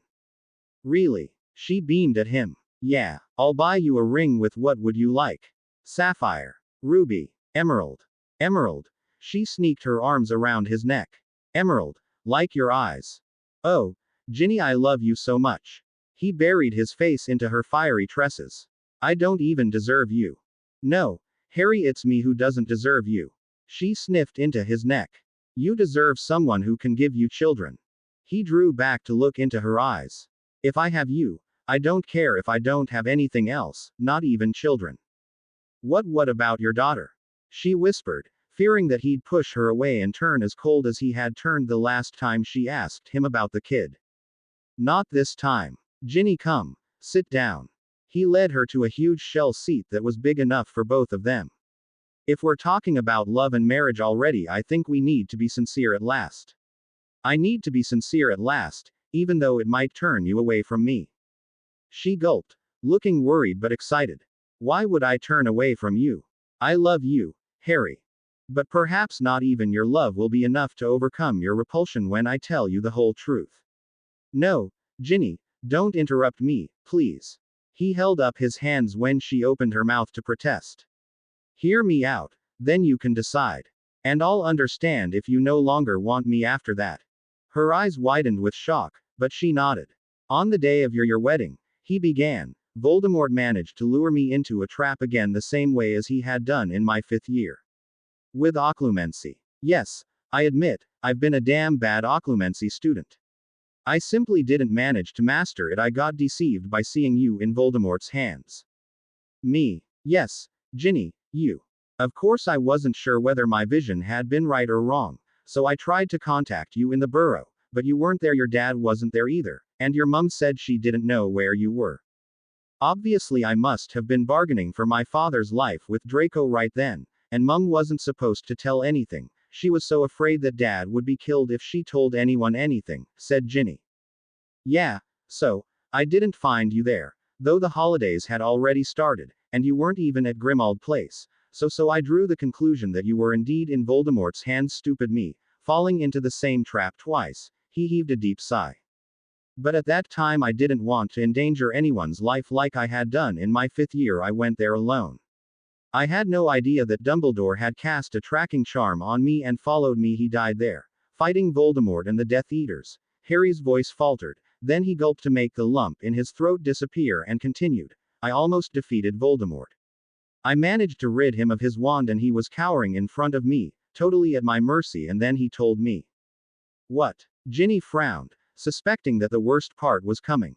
He told me that I had been deceived by him. No, not that you weren't in his hands. I had realized that before I even started fighting him. He told me that it had been him who had sent that imposter to me in my 6th year. Ginny gasped. But why would he do such a thing? I mean, what advantage would he gain by making someone seduce you?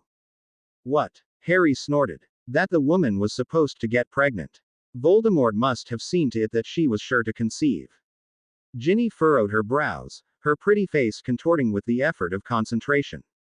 She began chewing her lower lip, but seemingly couldn't solve the riddle, so she looked up at him again. But why would it be good for you know who if you had a child? She asked. Because he would bring up that child, Ginny, and he'd be able to blackmail me with her. Her mouth was hanging open, but her eyes revealed to Harry that she was beginning to understand things. Yes, Ginny, that's why I didn't kill him.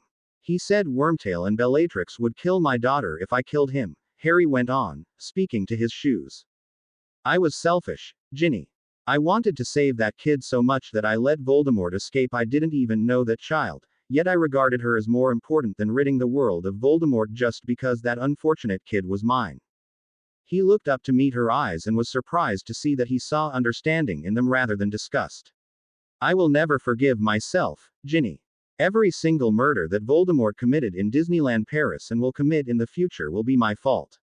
I should have sacrificed my daughter to save the world, but I was weak and I made the wrong choice. Harry, Ginny slipped her hand into his. Don't blame yourself. All parents would have done the same thing. Would they? He smiled sadly. I don't think so. Your parents love all 7 of you dearly, but I think they wouldn't have hesitated to make the right choice if they had to. They know that vanquishing Voldemort is the most important thing. I knew it too, yet ignored it. If Voldemort destroys the world, I'll be the one to be blamed, no one else. You're too strict with yourself, Harry, she replied seriously. If it had been my child, I wouldn't have decided otherwise. Even if you knew its grandfather was Voldemort. What? Ginny's eyes widened to such an extent that they resembled Luna's. Harry pursed his lips. The girl who seduced me, Linda, was Voldemort's daughter. Typical Voldemort humor. He named his daughter Snake. But holy heavens, Harry. This means that you know who must have slept with someone. Ew. Harry had to stop himself from chuckling at her disgusted expression.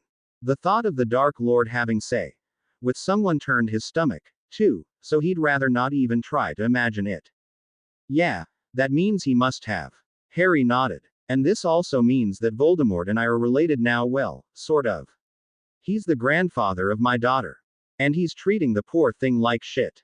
How do you know? You've never met her, have you? Saw it today. In my dream. She paled slightly. Are you still having those visions about him? It seems so. And it's funny because I haven't had any of the sort for the last 5 years. Also, I thought I had managed to learn occlumency fully in the circle. Apparently I was wrong. Was you know who torturing your daughter? No, but I wouldn't put it past him. The little one seemed to be afraid of him and she said he always hurt her. He gulped. I seriously hope he's not casting cruciatus on her. Ginny squeezed his hand, knowing that his younger daughter had died of cruciatus. I saw other things in my dreams, too, he carried on. Voldemort said that he needed some parchment telling him how to become immortal. I wish I could stop him, but I can't because when he was about to say where that parchment was, you woke me up. Oh, sorry. She pursed her lips. Don't blame yourself. You couldn't have known you were interrupting something. I'm not blaming myself. And I'm not blaming you, too. You just acted like a father. I'm just sorry for you. Don't be. I got myself into trouble. Had I kept my trousers zipped, I wouldn't have got into this situation. Either way, it's my fault. Harry, I don't care whose fault it is. I love you, together with all your faults. I really don't deserve you, he breathed, leaning closer to her in the shell seat. For a moment they just stared into each other's eyes, the only noise coming from the goldfish splashing in the tiny pool. You don't have to deserve me, just touch me at last, Harry, she replied finally, plastering her lips to his. The mer couple outside had left, perhaps to find a place more private, and the bubble curtain fell back into place after Harry swished with his free hand towards it, his other hand was engaged in other activities. Ginny thought she'd burst with pleasure, it was happening at last. At that moment something downstairs indeed burst. The lovebirds jumped apart, Harry immediately directing his stare downwards. With his glasses he saw through the floor. Death Eaters, damn them. He stamped his foot indignantly. Couldn't they've waited just half an hour? Now where to? Asked Draco, fiddling with his fork in a bored sort of way. I'm trying to find out, okay. Snapped Phaedra, focusing her attention on the little golden gadget in her hands. He was here yesterday, in this very restaurant, that's for sure. But where can they be now? He pressed. I'm starting to lose my patience with this wild goose chase. Then go home to England. No one's making you stay, she replied coolly. He muttered something like, I didn't mean it like that. You'd better not. Phaedra grunted and placed the tracker on the white blue checked tablecloth. This is pretty useless this way, though. Good that you admit it, Draco remarked. She gave him a one more snide comment and you'll have to change your name from Draco to Draca. Stare. There's one thing left. We have to ask people whether they've seen them. The restaurant owner Nikias approached them with 2 euros. Nick, tell me, have you seen my husband lately? Phaedra asked. Course, dear, he was here yesterday evening with his cousin. Cousin. Dudley D. Draco started, but Phaedra waved to shut him up. He had obviously not realized that Nikias was talking about Ginny as Harry's cousin, not Dudley Dursley. Also, it was pretty new and unusual for him to understand the Greek language. Phaedra had cast the all-language charm on him before they even left Great Britain. Yes, he has a very pretty cousin. I expect you know her, Mrs. Creevy, replied Nikias. Now Draco understood that he must have referred to Ginny, because Dudley Dursley, whom he'd seen once on King's Cross, couldn't be defined as pretty at all. But what had the landlord just called Phaedra? He frowned. He already opened his mouth to comment on the creepy part when Phaedra kicked him on the shin under the table with such force that he bit into his tongue, totally preventing himself from speaking. Of course I know my husband's cousin, smiled the young witch sweetly at Nikias while Draco sat opposite her, cross-eyed with pain. But you know, Nick, there's a little problem with the girl. Problem. The restaurateur's eyes widened. What sort? Oh, Phaedra sighed with a woebegone expression. The girl's a bit dangerous.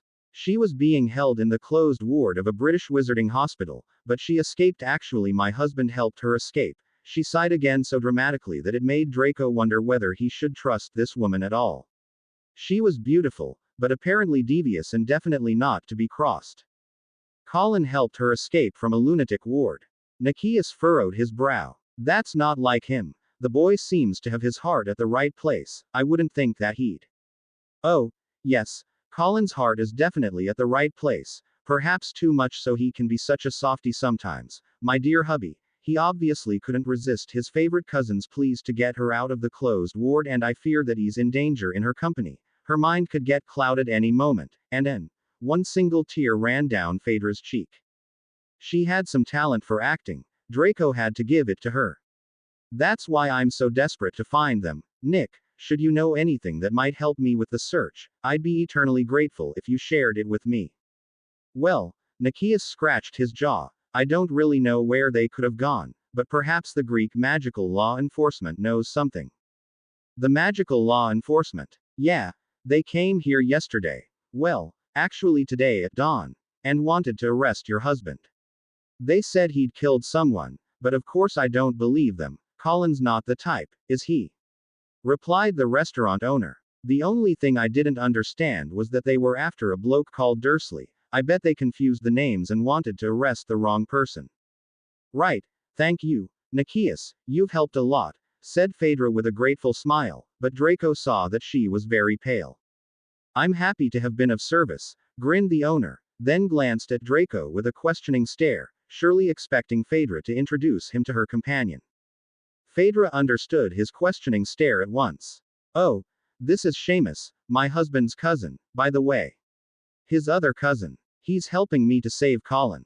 Ah, I see. Pleasure meeting you, said the owner, then headed back into the kitchen. Potter. Wanted. For murder. Draco whispered delightedly. That's too good to be true. Shut up, Malfoy, or I'll shut you up, hissed the witch, her eyes blazing with fury. Oye! I'm scared now, grimaced Draco, but with his grimace he only tried to hide the fact that he was indeed scared of Phaedra. He had never met a woman so beautiful, determined and ready to beat the crap out of anyone who crossed her. To him she seemed some mixture of old McGonagall, that mudblood Granger, and Xena, warrior princess. Draco would never admit to anyone, but he was an enthusiastic Xena fan.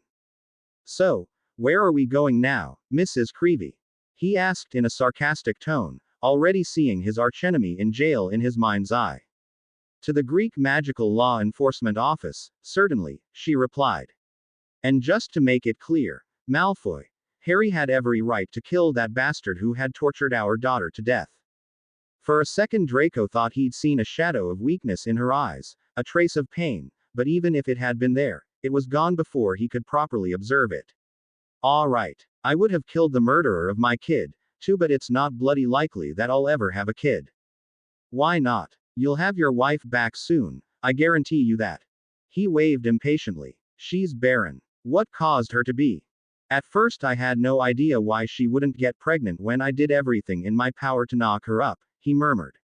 After a while I started to suspect that she might be using contraceptive charms behind my back, but she denied it. So, we went to a medawizard to check her up, and he established that she had had an ovary inflammation in her childhood, probably spent hours in a darn cold lake or something, and it made her infertile. Sorry, replied Phaedra. Come on, Draco, let's question the Aurors, shall we? For a second Ginny didn't know what was happening, but as Harry apparated out of the room they were sharing in the Hotel Atlantis after remarking that those stupid Death Eaters should have waited a bit before starting this mayhem, Ginny came to the conclusion that she ought to go and see what had happened instead of sitting here and waiting for him to return and carry on where they had left off, i.e. making love to her at last. Also, what if he got into such trouble that he no longer could come back and carry on where they'd left off? No, Ginny definitely couldn't let that happen. So, with her wand drawn, she stormed down the stairs, into the entrance hall, and saw at once what had caused that loud bang. The glorious chandelier made of shells had crashed down, a huge hole visible on the ceiling where it had hung. Harry was already in the middle of a furious duel with four cloaked figures whose hoods had been pushed back, very likely by Harry, since Ginny couldn't imagine that Death Eaters would be stupid enough to reveal their faces voluntarily. Strangely, Ginny didn't find any of them familiar. None of them could have been present in the Department of Mysteries 7 years earlier, because then she would have recognized them. Probably these were new Death Eaters. Voldemort must have needed to recruit new supporters after most of his old ones had ended up in Azkaban and only a couple of them ever managed to break free. Either way, it was lucky that Harry had magicked his scar to become invisible after the fiasco in the Circle of Hermes headquarters, because undoubtedly any Death Eater would have recognized him if he had had the scar. One of the Death Eaters sent a purple-colored curse at Harry, who jumped behind the receptionist's desk, which exploded into smithereens, no longer giving him shelter. Two other Death Eaters aimed full-body bind jinxes at him, but he shouted Expelliarmus at the same moment, ridding one of them of his wand, ducking the jinx. The fourth Death Eater had somehow managed to get behind Harry's back without him noticing, which was remarkable with Harry's special 360-degree vision, and was just about to stun him when Ginny decided to use her old, but always successful Bad Bogey Hex on him. "Thanks, Gin," Harry flashed her with a quick grin before jumping out of the way of a Reductor curse. The fourth Death Eater stumbled across the room, bat ear-like things flapping on his face. "Hey, that's gross," came a voice from the left. Ginny squinted in that direction, keeping an eye on Harry's battle at the same time, and saw that several curious people's heads were poking out of the restaurant part of the hotel. The remark must have come from one of the sirens who were standing in the doorway, seemingly enjoying the show. Ginny didn't have time to ask why they weren't helping Harry against the Death Eaters, because one of the cloaked figures swept across the hall like a rocket, almost colliding with her. She crouched down in the last instant before the rocket Death Eater flew headlong into a huge pot plant that immediately wound its long leaves around his body, its red buds opening like mouths as it started madly snogging all possible body parts of the unfortunate Death Eater. "Well done," yelled one of the sirens at Harry, who had obviously turned the Death Eater into the human rocket. However, Harry had more important things to pay attention to. One of the two remaining Death Eaters sent another Reductor curse at him. He ducked, but this time, with the receptionist's desk destroyed, there wasn't any object left in the curse's way, nothing from which it could have rebounded or what it could have smashed, so it swooped directly at the huge wall-length window beyond which there was nothing but the sea. With an alarming crash, the window glass exploded, allowing the water flood into the hall like some tidal wave.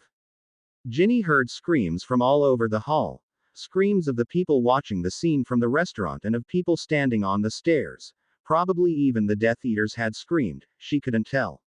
All she knew was that suddenly a Tempest Glaciator issued from Harry's mouth a second after the window broke and the tide stopped in the middle of the hall, frozen in time.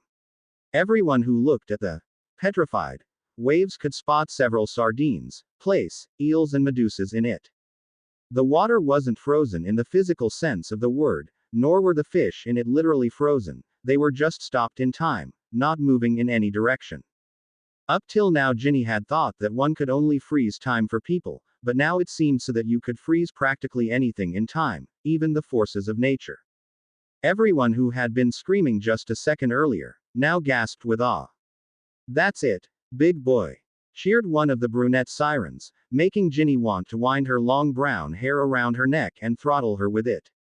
The two Death Eaters who were still able to fight used this moment of panic and awe to fetch their disabled buddies, and Harry was a nanosecond late with his Petrificus Totalis, because they must have grabbed a portkey that transported them out of Atlantis. "Bugger," Harry growled, then looked around to see everyone gaping at the water that was still hanging in midair, wanting to flow further into the hall, but unable to do so. "Oh, yeah," he flicked his wand and the broken windows got restored to their original state, separating the sea outside from those few waves that had managed to break into the building. A second flick with his wand and the frozen waves evaporated as though they had never been there. The fish in it dropped to the floor, making a bloke, peering out of the restaurant, wearing a cook's hat, beam and rub his hands greedily together. At that second, cheering erupted all over the hall, the onlookers applauded and whistled admiringly. The receptionist, who had witnessed the events from behind a Corinth column, now came forward to shake Harry's hand so frantically that Harry thought he'd rip it off. "You were wonderful," said one of the sirens in a sugar-sweet voice as she stepped to Harry. "Exactly as wonderful as in other things," added another siren. "Yes," nodded the third one, slipping an arm around Harry's waist. "And we'd gladly do it again with you."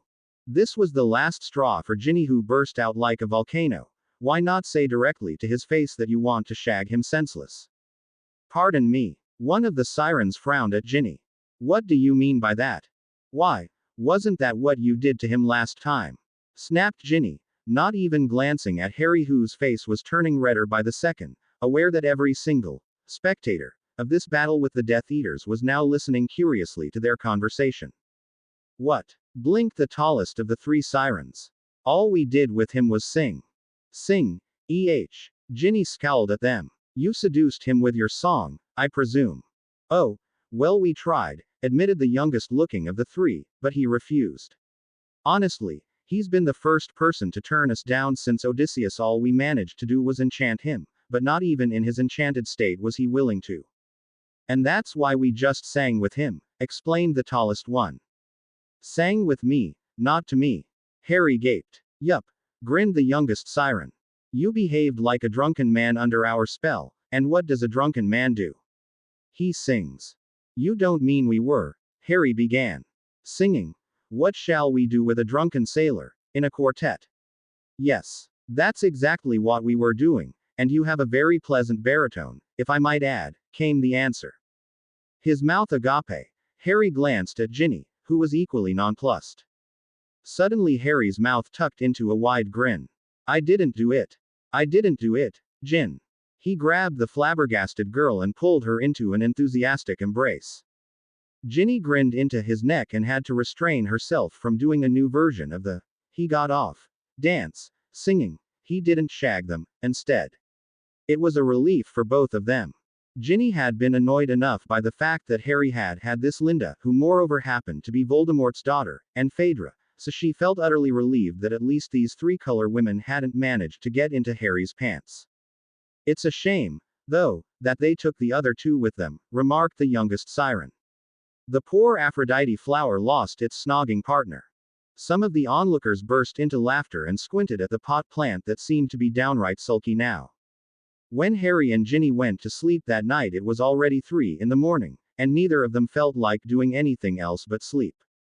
I was wondering why those Death Eaters exploded the chandelier, you know, Ginny said, slipping under the covers in their room. They were looking for this. Harry pulled something out of his shirt. I bet it was hidden in the ceiling, above the chandelier. I snatched it from one of the Death Eaters. He won't notice that it's gone missing until he gets back to England. Imagine Voldemort's face when he gets to know. He smirked delightedly. But what's this? Ginny's eyes widened, looking at some parchment he was holding. Could this be the one about? Must be, he nodded, rolling the parchment out on the bed. In ancient Greek letters, a charm was described on the parchment, a very complex one. And one would think you'd have to eat ambrosia to become immortal, Harry murmured. Holy snitch, Harry, had you know who got this, he'd have gained immortality. Ginny breathed. Yes, he replied sternly. And we have to see to it that he'll never ever get it. Destroy it, she suggested. Exactly, he nodded, levitating the parchment into midair and saying incendio. As the parchment dissolved into ashes that gathered into a small heap on the moss carpet, so dissolved Voldemort's hopes for immortality. Before Harry extinguished the candles, Ginny spoke up, yawning. There's still something I don't understand. What? He asked gently, lying down into the huge shell bed next to her. There were so many people around, and they did nothing, just watched you fight. Why? I reckon they were like the average Greek wizards. They hate fighting. Hate fighting. Yeah, he slipped an arm around her and nuzzled his face into her hair. Greek wizards are friendly, usually too friendly to fancy a fight.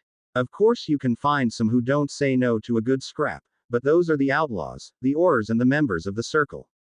The rest are too soft. What about those sirens? She muttered. What about them? Couldn't they have helped? Not likely. Sirens don't have magical abilities in the same way as wizards do.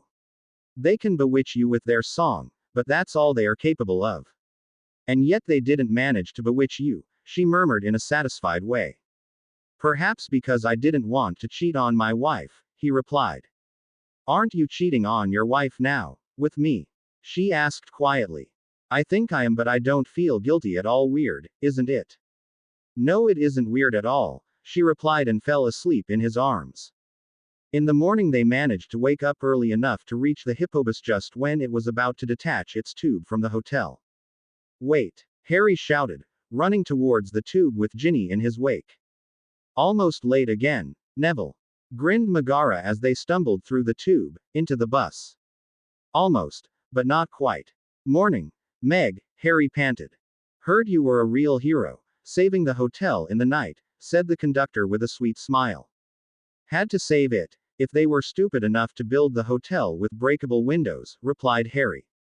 Honestly, one would think they have enough sense to use curse-proof glass. I've heard that the hotel's owner was had by the builders. They sold him glass that allegedly was unbreakable, but it turned out that it wasn't. Now he's really in trouble, having to have the windows replaced by unbreakable glass.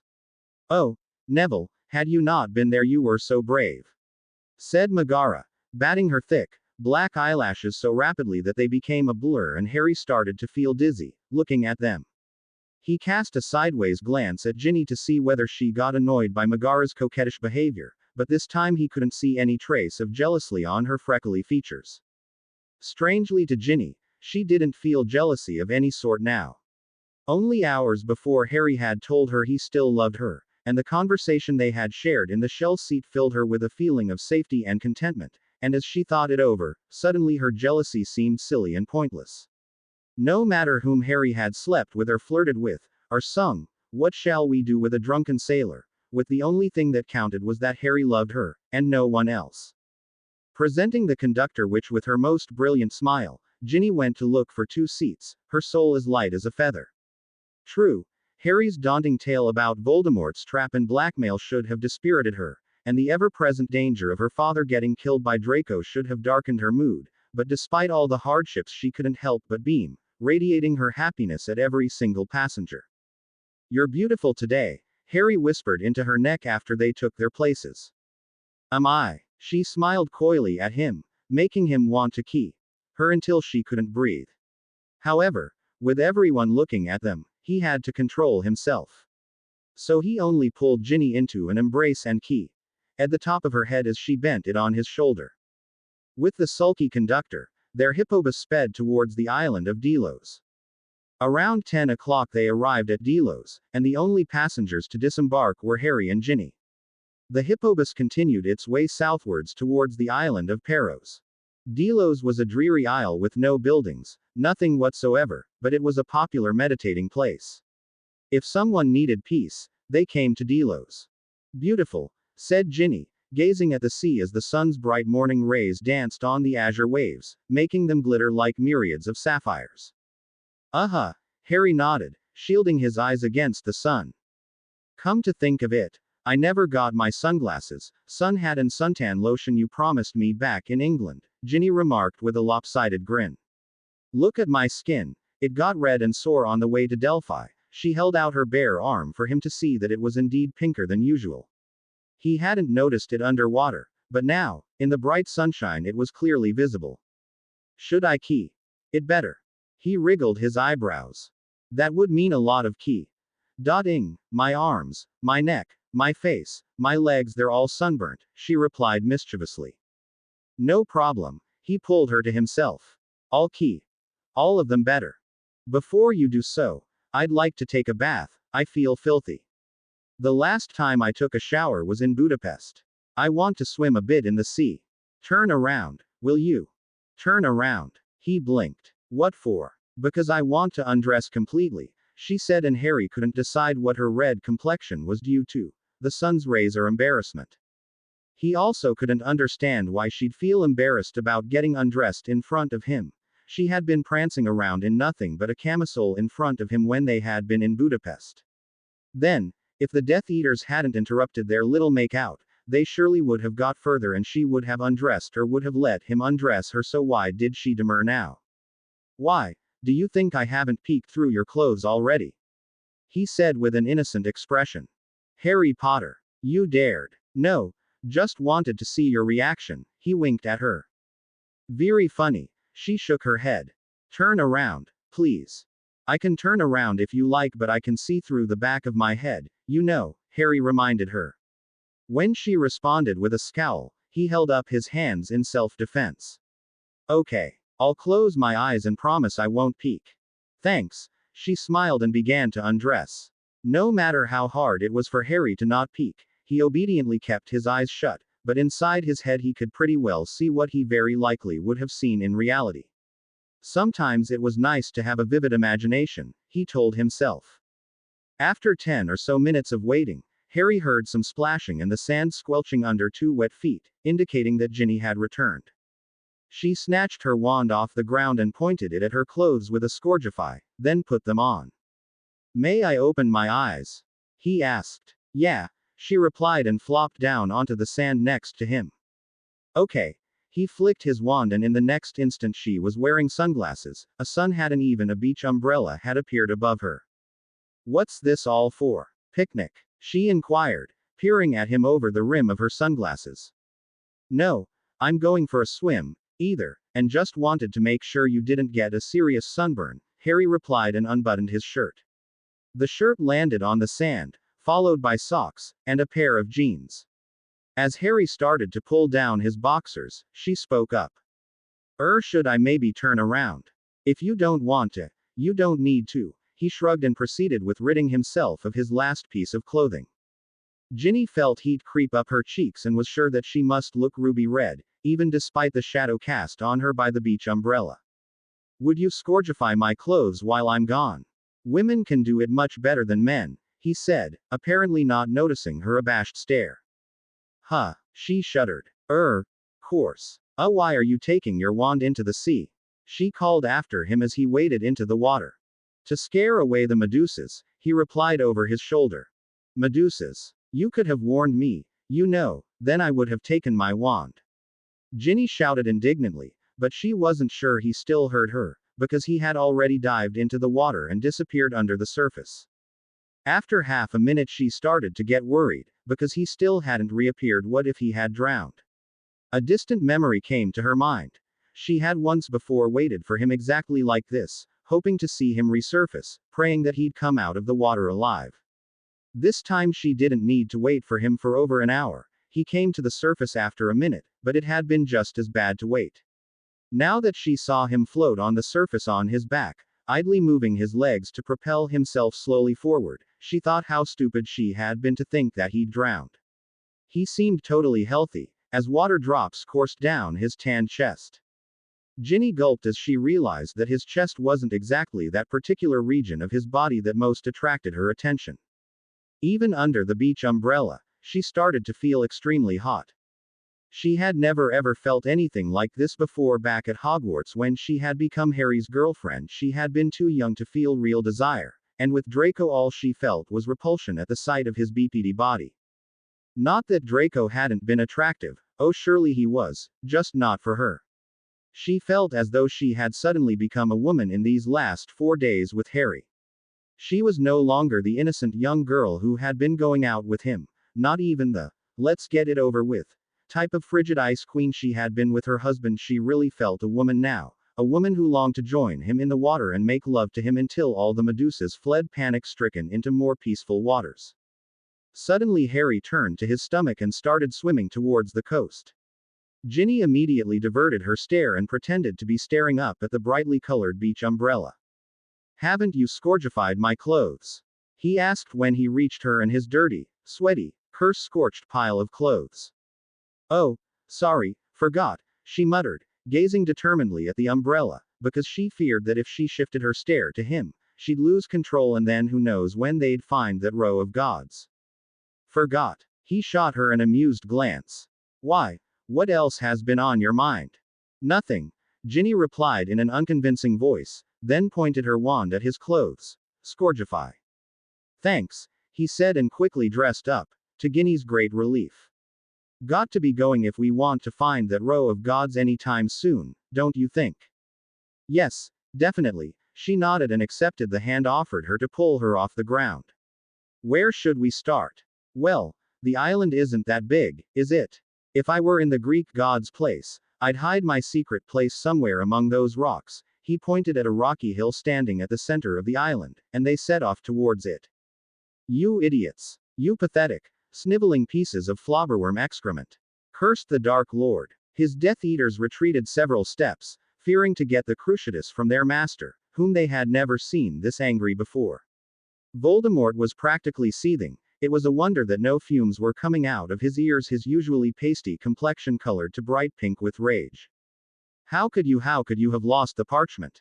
He spat at the 4 Death Eaters he had sent to Atlantis. "My lord, One of the junior Death Eaters spoke up, his voice wavering. What? Voldemort barked. My lord, the parchment got stolen from us. Stolen. Stolen. Voldemort's voice rose in pitch. Why yes, my lord, stammered another Death Eater who had been given a bad bogey hex by Ginny. His face was still red and sore from all the batwings that had been flapping on it for several hours before Bellatrix managed to rid him of them. There was this mad stranger who attacked us. We had barely exploded the ceiling above the chandelier when he was already there, hexing the crap out of us. I'm sorry, my lord, I don't know what sort of demon that was, but I have never seen a man fight like this. He even stopped the water when Wayne broke that huge window. It was amazing, my lord, agreed the Death Eater called Wayne. I have never seen somebody freeze anything like that. The water didn't even really freeze, just stopped and started to hang in midair. Idiots, growled Voldemort, throwing himself into his throne-like armchair. The bloke used the time-freezing charm. Time freezing. Many of the Death Eaters raised their eyebrows. Voldemort rolled his eyes, as much as one can roll snake-like eyes. You call yourselves my servants and you don't even know what the time-freezing charm is, he turned to Bellatrix. Tell me, Bella, that at least you know what it is. The woman shifted nervously. I'm deeply ashamed, my lord, but I don't know. Never heard of it. Voldemort waved in a resigned way.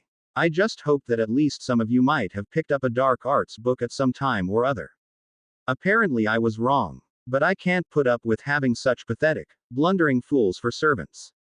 And I already know what I will do with you. His eyes narrowed and a derisive smirk spread on his face. The 4 Death Eaters who had screwed up in Atlantis were now trembling from head to toe, expecting the Dark Lord to say Crucio. However, the words that left their master's mouth appalled all of them. Set books. Excuse us, my lord. I said set books. Rodolphus, are you this slow on the uptake? Snapped Voldemort. I'm going to dictate a list of dark arts books that each of you has to read, yes, even you Goyle, and if you have difficulties with reading, ask McNair to read them out for you. McNair, who wasn't exactly famous for his intellect and hadn't taken a book into his hands since graduating from Hogwarts, wore a very frightened expression. What sort of set books have you in mind, my lord? Inquired Bellatrix.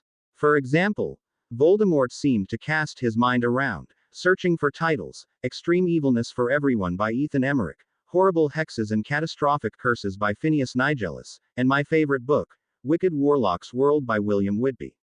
You have a month to read them, and I'll check what you have memorized from them. The Death Eaters exchanged sour looks. Goyle's mouth was hanging open as he was trying to understand what Voldemort had told them. The Dark Lord turned back to those 4 who had been in Atlantis. I presume you cannot tell me who robbed you of the parchment. No, my lord, they answered in faltering voices. But you will find out for me, won't you? Voldemort said in a fatherly tone, which was quite remarkable, coming from him. The Death Eaters looked at each other helplessly. How are we supposed to find out, my lord? Fools. Voldemort jumped up from his seat, his complexion reddening even more. That bastard who has the parchment now must have been a guest at the hotel, mustn't he?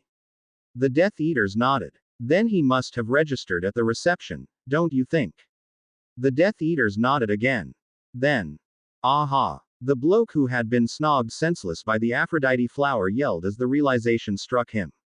He gave his name to the receptionist. We only have to go back and persuade the receptionist to tell us his name. Brilliant, Voldemort sighed, rubbing his forehead. Wormtail, bring Amrita. But my lord, stammered Pettigrew. She isn't supposed to be needed till next week. I know, the Dark Lord barked. But all this shouting has drained me. I need her right now. Why yes, my lord, replied Pettigrew and walked out of the room, wringing his hands.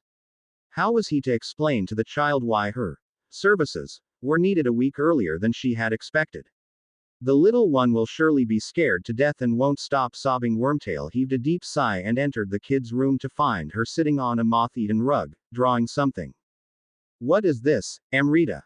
He sank down next to her, looking at her drawing. My family, she answered. You like it? Peter took the crumpled sheet of paper into his hands to examine a 6-year-old's doodle that depicted a little figure with curly red gold locks in the middle. On her right stood a taller man with dark hair and glasses, and on her left stood a small, very ugly figure whom he couldn't identify. Her grandfather was very noticeably missing from the picture. "It's very nice, dear," Peter said. "Is this what Daddy looks like?"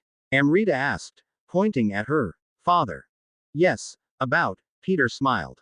He had told the child about her parents when she had asked about them, but he had made her swear she'd never mention it to Grandpa Voldemort. Surely the Dark Lord wouldn't be too happy if he got to know that his servant was describing his archenemy to his granddaughter as some sort of a hero who kept thwarting Voldemort's attempts to rule over the world, making Amrita clasp her hands in delight and say, "Daddy must be great, I'm so happy he doesn't like Grandpa either." Amrita had promised Wormtail to keep her mouth shut, and added that she didn't feel like talking to her grandpa about anything, so she surely wouldn't talk to him about her father. Thus Wormtail had kept telling the child stories about her mum and dad in secret. Amrita had always listened to his tales about brave hero Harry wide-eyed, and kept asking, "If Dad's such a brave man, who's saved the world from Grandpa so many times, then why doesn't he save me?" To such questions Peter didn't know what to answer, so whenever Amrita happened to ask such things, he changed the conversation with jokes he remembered from his childhood. James and Sirius had told him and Remus enough jokes to last a lifetime. As long as Amrita was this young and easy to influence, Peter could direct their discussions if they got awkward for him, but he didn't dare imagine how things would turn when the child grew older, cleverer and more defiant. Perhaps she would not leave him alone until he properly answered her questions. "Well, time will tell," he thought as he stared at the drawing. "Who's this man on your left, my dear?" he asked, pointing at the ugly figure. "That's you, Wormy," Amrita replied, beaming. "Look, he's balding just like you." Wormtail felt his mouth tuck into a wide grin. The little one definitely had no talent for drawing, but she had drawn him into the picture of her family. He had to blink back a tear. This child loved him, as much as a child who had grown up among Death Eaters could love someone. None of the other Death Eaters had ever cared for her. It had been Peter who had looked after her from the day she was born. He had changed her nappies, fed her from a baby's bottle, sung her lullabies in his totally out-of-tune voice, and he never understood why he didn't find this job humiliating. Any other Death Eater would have abandoned Voldemort if the Dark Lord had burdened them with the role of a babysitter, but not Peter. He had been there when Linda had given birth and died even before she could take her daughter into her arms. He had heard the pitiful cry of the newborn who had become an orphan with a dead mother and a father whom she'd never get to know. Peter had taken pity on the baby. Sometimes he wondered what sort of life she would have had with Harry Potter. He was sure that it would have been better for her than living with Grandpa Voldemort. Even the foulest, least caring father would have treated her better than the Dark Lord, and Harry Potter surely wouldn't have been a bad father, would he? As a Death Eater, Wormtail was supposed to hate his master's greatest enemy, yet he didn't feel like hating him. Harry Potter had never harmed him. On the contrary, if it hadn't been for Harry, Peter would have died at the hand of Remus and Sirius long ago. He wondered what Harry Potter would say if he got to know what sort of evil things Voldemort was doing to his daughter. His heart sank as he remembered why he had come here in the first place. "Amrita, dear, your grandfather wishes to see you." He felt as though someone had stabbed him in the chest with a dagger as he watched the expression of utter terror spread on the child's lovely face, her huge green eyes widening with fear, her mouth opening with a silent scream. At that moment Wormtail thought how much he hated Voldemort. Stupid, stupid police, cursed Phaedra as she and Draco left the Auror headquarters in Athens. The wizarding police couldn't provide them with any information about Harry, whom Phaedra carefully referred to as the chap who killed that Sicilian, not knowing which pseudonym of Harry's the Aurors knew. It wouldn't have been wise of her to ask about Harry Potter when the Aurors knew him as Colin Creevey or Dudley Dursley. It was the best not to mention names at all. However, it turned out that the Aurors knew her husband as Dudley Dursley, and Dudley had managed to escape from them.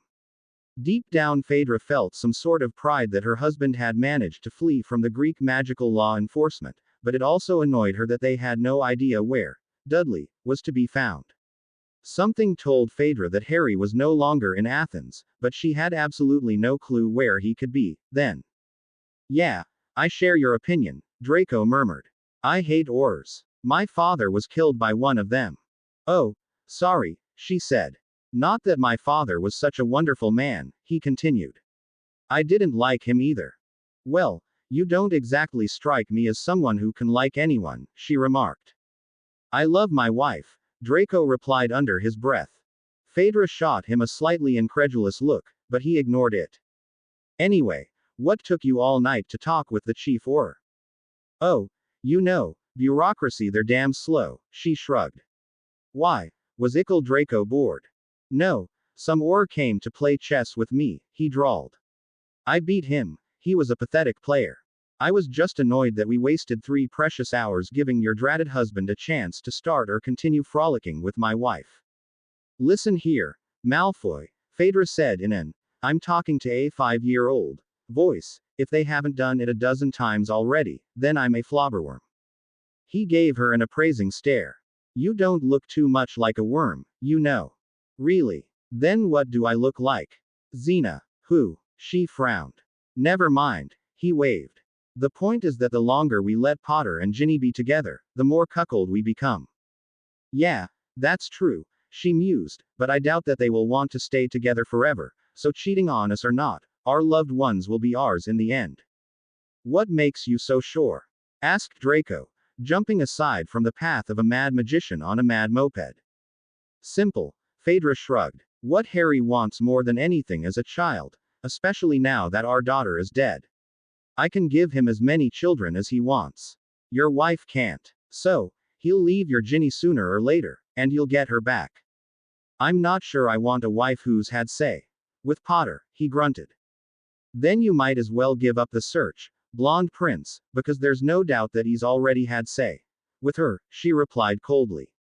I'm not blonde prince, and stop talking to me like I was a 5-year-old. He snapped. Then behave like an adult and I'll treat you like one. Accept the cruel reality, Malfoy, that your wife and my hubby are together somewhere, probably shagging each other senseless. Draco's pallor turned to ruby red and his hands clenched into fists, but he controlled himself and held back the obvious curses that had wanted to burst out of him. Okay. He nodded. Can we have a glimpse at your cell phone? She had to suppress a giggle. Tracker. Malfoy, tracker. I just said that muggles were supposed to think it was a cell phone. Yeah, whatever, he sighed, hating to be always corrected by this woman. She was too bossy for a female, he thought. Then again, he had always loved Xena very much. Phaedra pulled her tracker out of her pocket and switched it on to show Harry, or at least Harry's position of a day earlier. Weird. What's weird? The young wizard inquired. He seems to have been in Delphi yesterday. Delphi. The place with the oracle. That's it. But as far as I know, that oracle hasn't been operating for 1500 years now. Draco shrugged. One way to find out. Have you placed that bug charm on the blonde bloke? Asked the chief Auror. Yes, sir. He was so deeply immersed in trying to beat me in chess that he didn't notice it, replied his subordinate. Great. The chief rubbed his hands together. But boss, are you sure they're going to lead us to Dudley Dursley? Well, they seem to be closer to finding him than we are, don't you think? Smirked the chief contentedly. Wait. Just wait, Dursley, you'll find yourself in the labyrinth before you can say Quidditch. I'm knackered, groaned Ginny as she joined Harry on a cliff ledge after several hours of climbing. Because you aren't used to difficult exercises. You should have gone in for sports instead of sitting around all day at Malfoy Manor, commented Harry in a slightly sarcastic voice. I bet good old Draco would have installed a gym for you if you had asked. I doubt it, she grimaced, wiping her sweaty and dirty hands on her dress. Draco hasn't given me anything but pain and grief except perhaps an urge to kick him hard in the groin and make sure that the name Malfoy would at last die out. Harry shot her a half-unbelieving, half-amused stare. Rather than raising a brat of Draco's whose mother is say Pansy Parkinson, she added, still gasping for breath. I'm not raising my husband's illegitimate children, no way. Doesn't that also concern me? Harry asked heavily. What do you mean? She wiped her beating forehead, annoyed to see that he wasn't sweaty in the slightest. I meant if everything goes right, we'll get married, Jin. And I have an illegitimate child. I don't think there's much of a chance for me to ever get hold of her. Voldemort's keeping her out of my reach, but should some miracle happen and should I get her, then would you? She bit her lower lip, gazing at the sea. From this vantage point the scenery was perfect, even though the island of Delos was pretty boring with all its rocks and its serious lack of flora. Seagulls were chasing each other merrily in the early afternoon sunshine, occasionally diving into the waves for lunch. I don't know, Harry, she shook her head. This is a rather difficult question, and the answer is even more difficult. I honestly don't know. I don't even know your daughter. What's her name again? That was when it struck Harry that he hadn't thought of the child's name yet at all. Before his latest dream about Voldemort, he hadn't the slightest idea what his daughter was called, but in the dream it was mentioned in the dream Wormtail had mentioned it. Amrita, he replied. Her name's Amrita. A Hindi name, isn't it? Ginny furrowed her brows, perfectly understand what it meant. It was still new and surprising for her to understand all human languages. Had she heard the child's name just 4 days earlier, it wouldn't have told her anything. She would have said it was a pretty name, without understanding its meaning. Yeah, it is, Harry nodded. Weird name, isn't it? Why would you know who name her Amrita? She wondered. What reason did he have to call a child that? Did he name her that just because he liked the name, or was there a particular reason? I don't think Voldemort would have named her Amrita just because he liked the name, Harry replied seriously. I doubt he likes anything, and he's just not the type to think up pretty names. No, Ginny, I'm sure there's something behind this, but I don't know what. Well, a grin replaced his concerned expression. One thing is sure. If I ever get to see her, I'm going to call her Amy, not Rita. Wonder why? Ginny chuckled, then suddenly remembered what he had asked before she asked the child's name. Harry, I don't know the answer to your question. Not yet, anyway. I'm sure she's a lovely little girl, since she's yours, but. He reached out and placed his index finger on her lips. It's okay, Ginny. It was a stupid question to ask, sorry. I don't want to foist a kid upon you, it would be selfish of me. I don't think it's selfish, it's understandable that you love her and want to secure her a happy life with a proper family.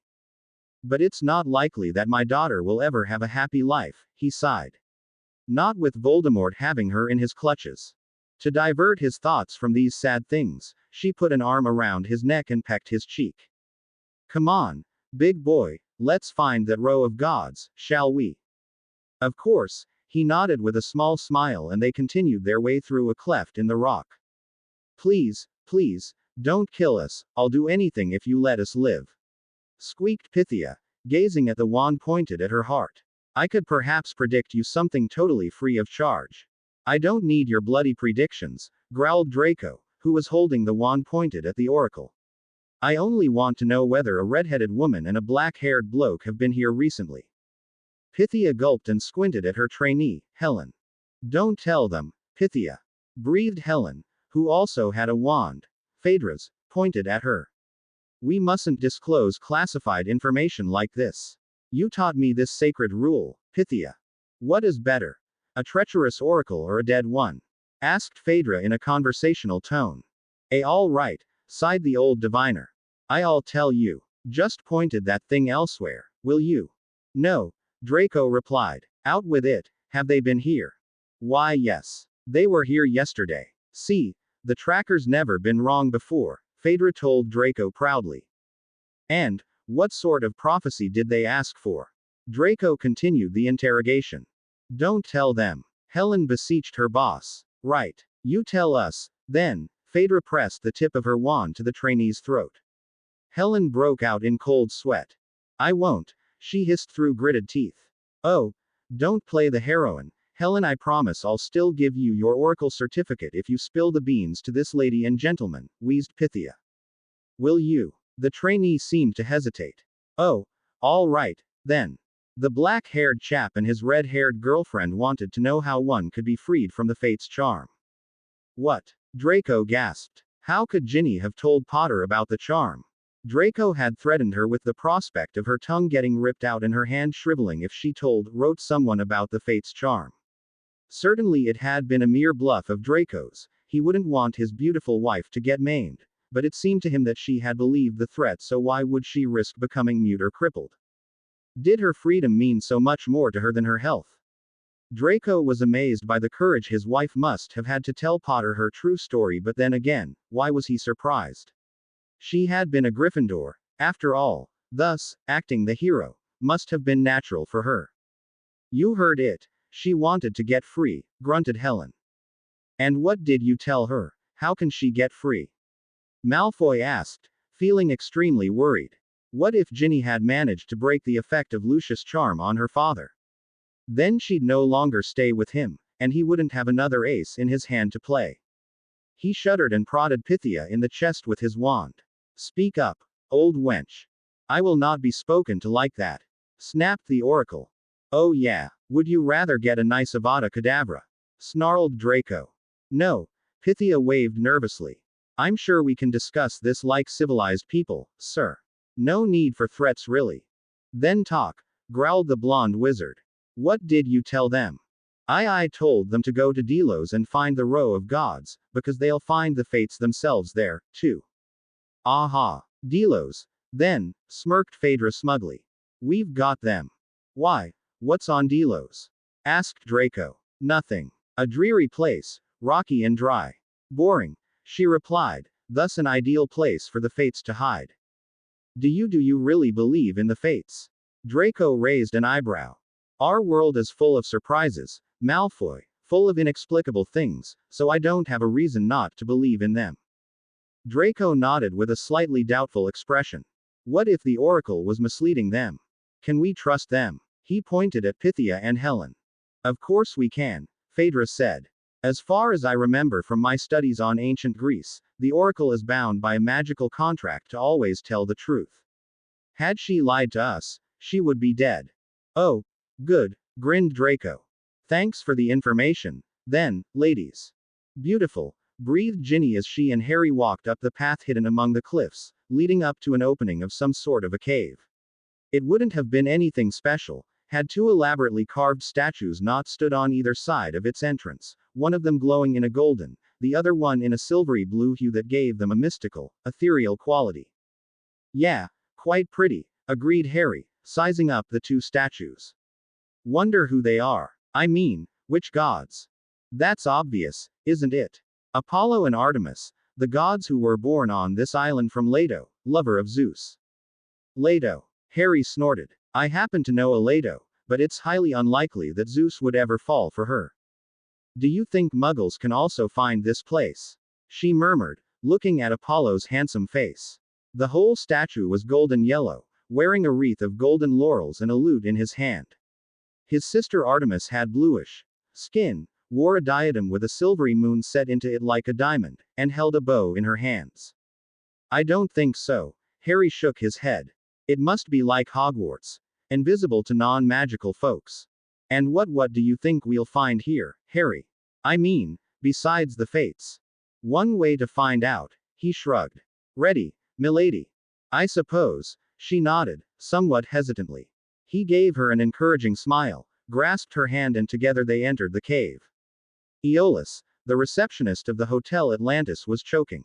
The reason for his choking was none other than McNair's fist tightly wound around his throat. Another 5 cloaked and hooded figures stood around him, all of them pointing their wands at him menacingly. Where was the hero who saved them all when he needed him again?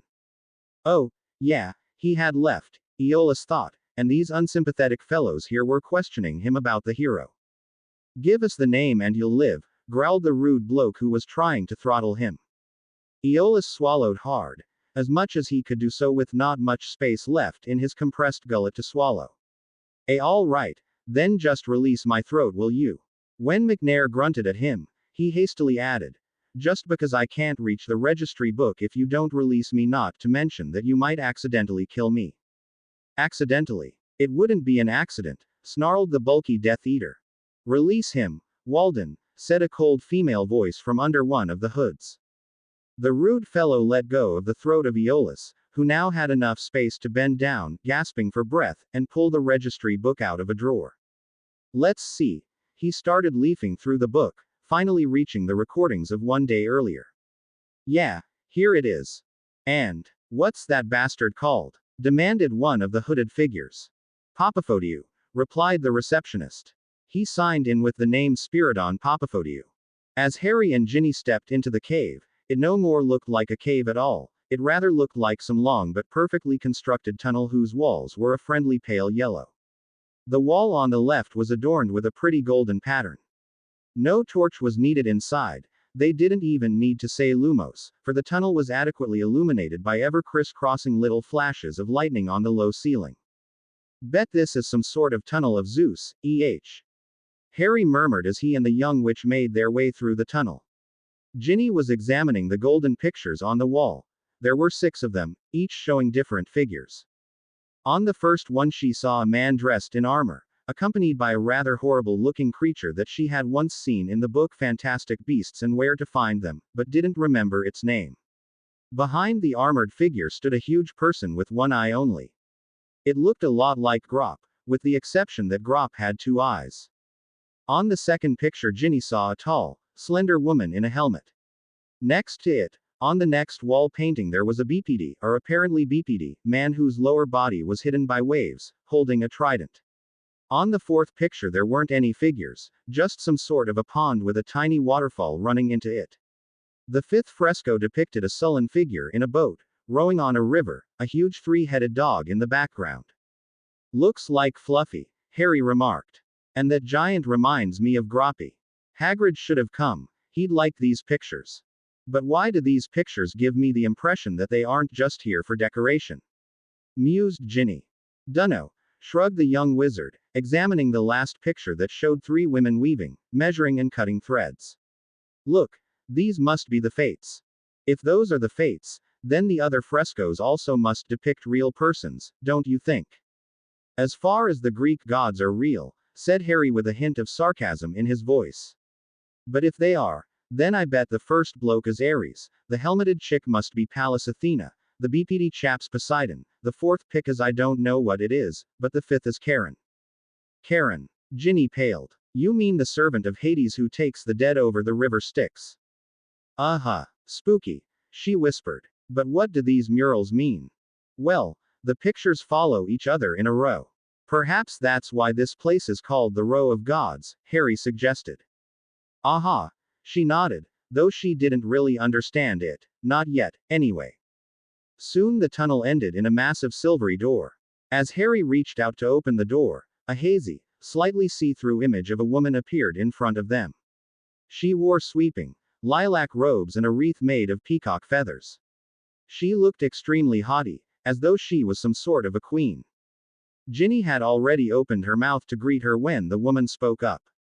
Enter strangers, but beware. 'Tis not just a truth or dare. Here you have to prove your mettle. That you're ready for a battle. You'll have to show you're clever. So enter now or never. If you think you have the guts. Welcome to the Row of Gods. Thanks, said Harry, but the woman didn't reply. Her figure got hazier by the second, then totally vanished. Well, this must have been Hera, Ginny stated. Phew, then I understand why Zeus cheated on her with every second female, he commented, only to get a disapproving stare from her. I mean, come on, who'd like a woman with peacock feathers sticking out of her head? She shook her head, suppressing a chuckle. What do you have against peacock feathers? I really like them. Once saw Gilderoy Lockhart sign something with his "You have to give it to him." The peacock feather suited him. Do you want to make me jealous? He playfully arched an eyebrow at her. No, how can you even imagine such things of me? She cocked her head in a coquettish way. Ginny, don't do this to me, he breathed. Why? She batted her eyelashes exactly like she had seen from Megara the conductor. Because then we'll never get into the next room. Why not? She licked her lips, making Harry pant heavily. Because I'll push you to the wall and make you mine right here. Working hard to hide her amusement, she pointed her wand at him, and squirted him with a jet of ice-cold water. Feeling better? She asked innocently. Much, he grunted, shaking his head to get rid of the droplets stuck among his black locks. And I'd return the favor, if we didn't have more pressing things on our hands. Just 10 seconds ago you seemed to be willing to forget about those pressing things on our hands, she pointed out. You love teasing me, don't you? He rolled his eyes. Just as much as you love teasing me, she countered. How utterly disgusting, said a voice from behind them. They turned around to see Hera, leaning against the wall with her arms crossed, her eyebrows knitted and her lips tucked into a pout. What? For Zeus' sake, stop billing and cooing and get down to business, Hera growled. I'm sick of seeing dallying couples, yuck. Harry was about to give her a snappy comeback, but Ginny was quicker.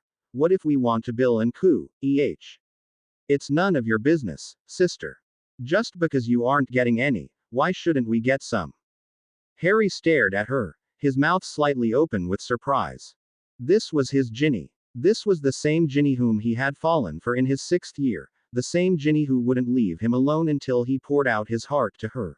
The determined, self-confident girl who had captured his attention like no other girl before. Suddenly he felt he got his old Ginny back, making him want to pick her up and swirl her in the air until she squealed, "Put me down this instant." But Hera's icy cold glance made him think better of it. Later. He'd have time later to make love to Ginny against a wall or to tease her until she gave him a bad bogey hex. First she needed to be free from that evil curse. She didn't mean what she said. She's just a bit hyper due to those 5 cups of coffee she drank on the hippobus. Forgive her, O Queen of Gods, please. He bowed slightly, needing all his self-control not to start laughing at his own ridiculous words. All right then. Hera straightened her back proudly. I forgive this insolent child, only because you asked politely. But try and refrain from frolicking around here, will you? You can do it if you get deeper into the row of gods, but I seriously doubt that you will get very deep into it. She gave Harry a supercilious smile. Why wouldn't we? Ginny asked. Because the dead can't get into anywhere save the netherworld, Hera added sweetly and disappeared from sight again. Charming lady, isn't she? Harry grimaced. Absolutely. Ginny wrinkled her freckled nose. I don't know about you, but I'm not too frightened by her threats. Neither am I. I was in Gryffindor too, remember? How could I ever forget that? He smiled dreamily. You in your tight-fitting red gold Quidditch robes, you were darn say. Why, did you know? Michael told me so, she shrugged. Ah, Michael married Cho, didn't he? So I heard. They even have a son called Cedric. Good that I didn't get together with her, then. Imagine her naming our son Cedric, he said, reaching for the handle on the silvery door to open it. Really, if you ever had a son, what would you name him? Ginny asked quietly. His hand had already grasped the handle, but very slowly he turned around. His expression radiated some gentleness, some sort of longing, and a bit of sadness. I think I'd name him Sirius. Oh, she nodded knowingly. Well then, let's go inside. He pushed down the handle and entered, closely followed by Ginny. The first thing that struck them was that the room they got into was pitch black, and that the door closed behind them with a loud snap. Harry thought of trying to open it again, just to make sure they'd able to leave if needed, but he immediately changed his mind as the room suddenly got illuminated by some mysterious, invisible magic, and they caught a glimpse of an enormous creature with the head of a lion, body of a ram and tail of dragon lunging at them. Hermione. Every exit is an entry somewhere. Tom stoppered. Quick as lightning, Harry yanked Ginny out of the way of the monster, so that it crashed into the wall behind the spot where she had stood a nanosecond earlier. The monster didn't stand up right after it ran into the wall. It seemed to be a bit dizzy to round on them immediately, so they had a few seconds to run to the door they had just come through, trying to pry it open, only it was locked. Alohomora. Ginny shouted desperately, but it didn't budge. Leave it, we've got to fight our way through this room if we want to reach the Fates. Harry yelled. Fight this. She yelled back. Harry's this is a chimera. As if I didn't know. He grunted as the animal managed to pull itself together, and somewhat shakily turned in their direction, its huge red eyes gleaming menacingly. Could you freeze it in time? Ginny suggested, her wand hand trembling. Not bloody likely, he replied, flattened against the magically locked door. Why not? She stammered. Because of its tail. See, it's a dragon's tail, and dragons are the only creatures that cannot be frozen in time. But this is just part dragon, she reasoned. It's still impossible. Tried it during my circle training, no use. The chimera, however, didn't seem to like their little chit-chat, so it rather decided to end it by advancing on them with an ear-splitting roar, opening its horrible mouth to reveal a row of razor-sharp teeth. Yura, don't you ever clean your teeth. You've got a terrible breath, fellow, grimaced Harry. I fear he understands us, Ginny whispered. So don't rile him, will you? He doesn't need riling to want to eat us, Harry replied under his breath. He looks damn hungry. Then conjure some food for him, she suggested. Won't help, Harry replied as the beast pounced. He disapparated from the spot and appeared several meters to the left. Chimeras prefer human flesh. Now you tell me, she gulped, her wand still shaking in her hand. The monster turned around. It took him about 4 seconds to properly turn around, since chimeras are like rhinos in this respect. They have difficulties with changing direction, and lunged at Harry again. Harry again disapparated to appear on the beast's right this time, aggravating it more and more by the second. The poor chimera was looking from left to right to left, as though watching a table tennis game, because Harry kept apparating so quickly all around the room to confuse it and to divert its attention from Ginny. The monster kept jumping back and forth, according to where he had last seen Harry, while Harry was actually having fun. It was really fun driving a chimera mad until you accidentally apparated right under its feet. That's exactly what happened to Harry. He randomly apparated at the middle of the room, not counting with the possibility that the monster might instinctively jump to the very same spot at the very same second. The odds against such things happening were about 725. 1, but Harry was unfortunate enough to be the exception. Harry! Shrieked Ginny as she saw the enormous creature land on Harry. Seemingly its success appalled the chimera as much as it shocked his future snack. For a second it looked down at the human sprawled under him, confused, its lapse of attention giving Ginny time to cast her famous bad bogey hex on it. With a tremendous roar the monster jumped off Harry, wriggling its goat legs towards its lion head to chase those terrible, flapping batwings off it, to no avail. You needn't have, I could have apparated out from under it, Harry said as he stood up and stumbled several steps sideways until Ginny caught him. Oh, really? She arched an eyebrow at him. Then why didn't you apparate out from under it? I just fancied a bit of a rest, you know. If you've fallen, why stand up at once? Why not stay there lying, resting a bit? Admit it that you were too crushed under the beast to disapparate and that I saved you. She folded her arms with a demanding expression. All right, you win. He grinned and pulled her out of the way of the howling chimera that was still trying to get the batwings off its head. Nice charm, by the way. Is this your favorite? You used it in Atlantis, too. It's just too good not to use, she smiled proudly. But the batwings suited Draco better than the chimera. I'm still sorry I didn't have a chance to see him like that, he sighed happily, but in the next instant all happiness disappeared from his face. What? She frowned, seeing his frightened expression. He pointed at something behind her back, and already dreading what she'd see, she turned around to face the most bizarre creature she'd ever seen. The creature was human-looking, though at least 20 feet high, and had a huge eye in the middle of its forehead. I fear this is a nightmare come true, she muttered, remembering the frescoes they had seen in the tunnel that Harry had so appropriately named Tunnel of Zeus. I start to agree. First a chimera, now a cyclops, what's next?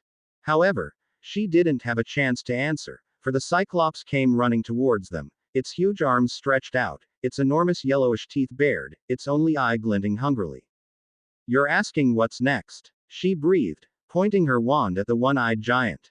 Either a Harry and Ginny burger, or conjunctivitis. She shouted at the cyclops that clapped his hands over his only eye, howling with pain. That was below the belt, to give the poor bloke an eye disease, when he's only got one, said Harry with a smirk. Well done. Thanks. Ginny started when the chimera, still struggling with the batwings blurring its view, ran headlong into the cyclops who obviously didn't see it coming.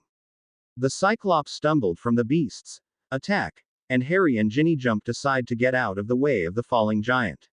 The giant hit the floor with a thud, jerking his enormous hands off his face. Watch out! Yelled Ginny as the cyclops' left arm flailed around him, almost tripping Harry. In the meantime, the roaring, and still barely able to see chimera hurtled over the sprawled out giant's legs, making it let out a yowl of pain as it trod on the limbs, its dragon tail whipping madly in all directions. Harry, who was still struggling to sustain his balance after the Cyclops had almost tripped him, couldn't jump aside quickly enough and the dragon tail smashed him hard in the back. Damn it! He doubled over and disapparated to reappear several meters away from the rampaging chimera. We should at last get out of here, Jin, he wheezed, still not able to straighten his back properly. I agree, she put an arm around his shoulder, steering him away from the Cyclops and the chimera, towards the other end of the room where a door in the shape of an owl could be seen. Come, before those beasts start to look for us again, she tried pulling her injured companion across the room as fast as possible. You don't need to prop me up, okay? He hissed through gritted teeth. Oh, stop acting the hero, she snapped, trying to take as much of his weight as possible to lighten the walk for him. They were merely 5 meters from the door when a loud rumbling indicated that the Cyclops had come round and was trying to rise to his feet, also the chimera came roaring towards them. With the last of his strength, Harry raised his wand. Impedimenta on the count of 3, okay. Right, Ginny nodded. 1, 2, 3 impedimenta. Both the giant and the monster got blasted backwards, as though they had been blown away by an unusually strong gust of wind, and the young witch and wizard ran for the owl-shaped door and yanked it open. Phew, lucky it wasn't locked, too, Ginny remarked as she slammed it shut behind them. Yeah, lucky, he agreed and had to sit down on the sandy ground. Are you all right? She crouched down next to him. Never better, he grimaced. Little horntail wannabe out there got me right in the back, a wonder none of my vertebrae broke. What sort of room do you reckon this is? She looked around, making sure that no new beasts would attack them. However, in this room she couldn't see anything moving. There were several bookshelves around, carved marble owls perching atop them, but besides the shelves there was nothing else, save some sort of a board built into the opposite wall. Must be that of Athena, he replied. The one we just escaped from must have been that of Ares. Remember the pictures in the tunnel? They followed each other like that. Ares, the bloke in armor, he obviously set a task of fighting his favorite little pets. I bet those pets were guarding this room, or whatever that is in this room. After him Athena came on the fresco. It's obvious, the woman in helmet must have been her, and the door to this room depicted an owl and the shelves are full of stone owls. Oh, the owl is the symbol of Pallas Athena, Ginny nodded.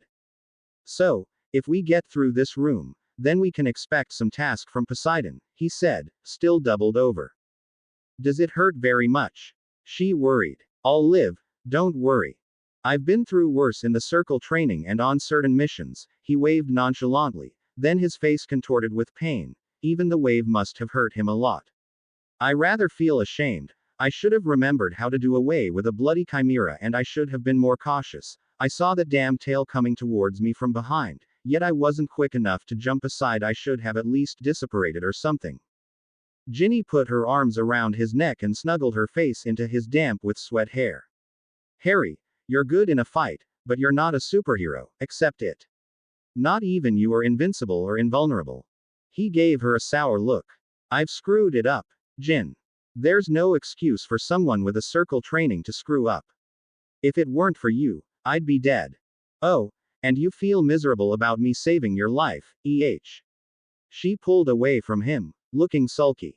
No, he replied hastily, then made an embarrassed grimace. Well, yes, but.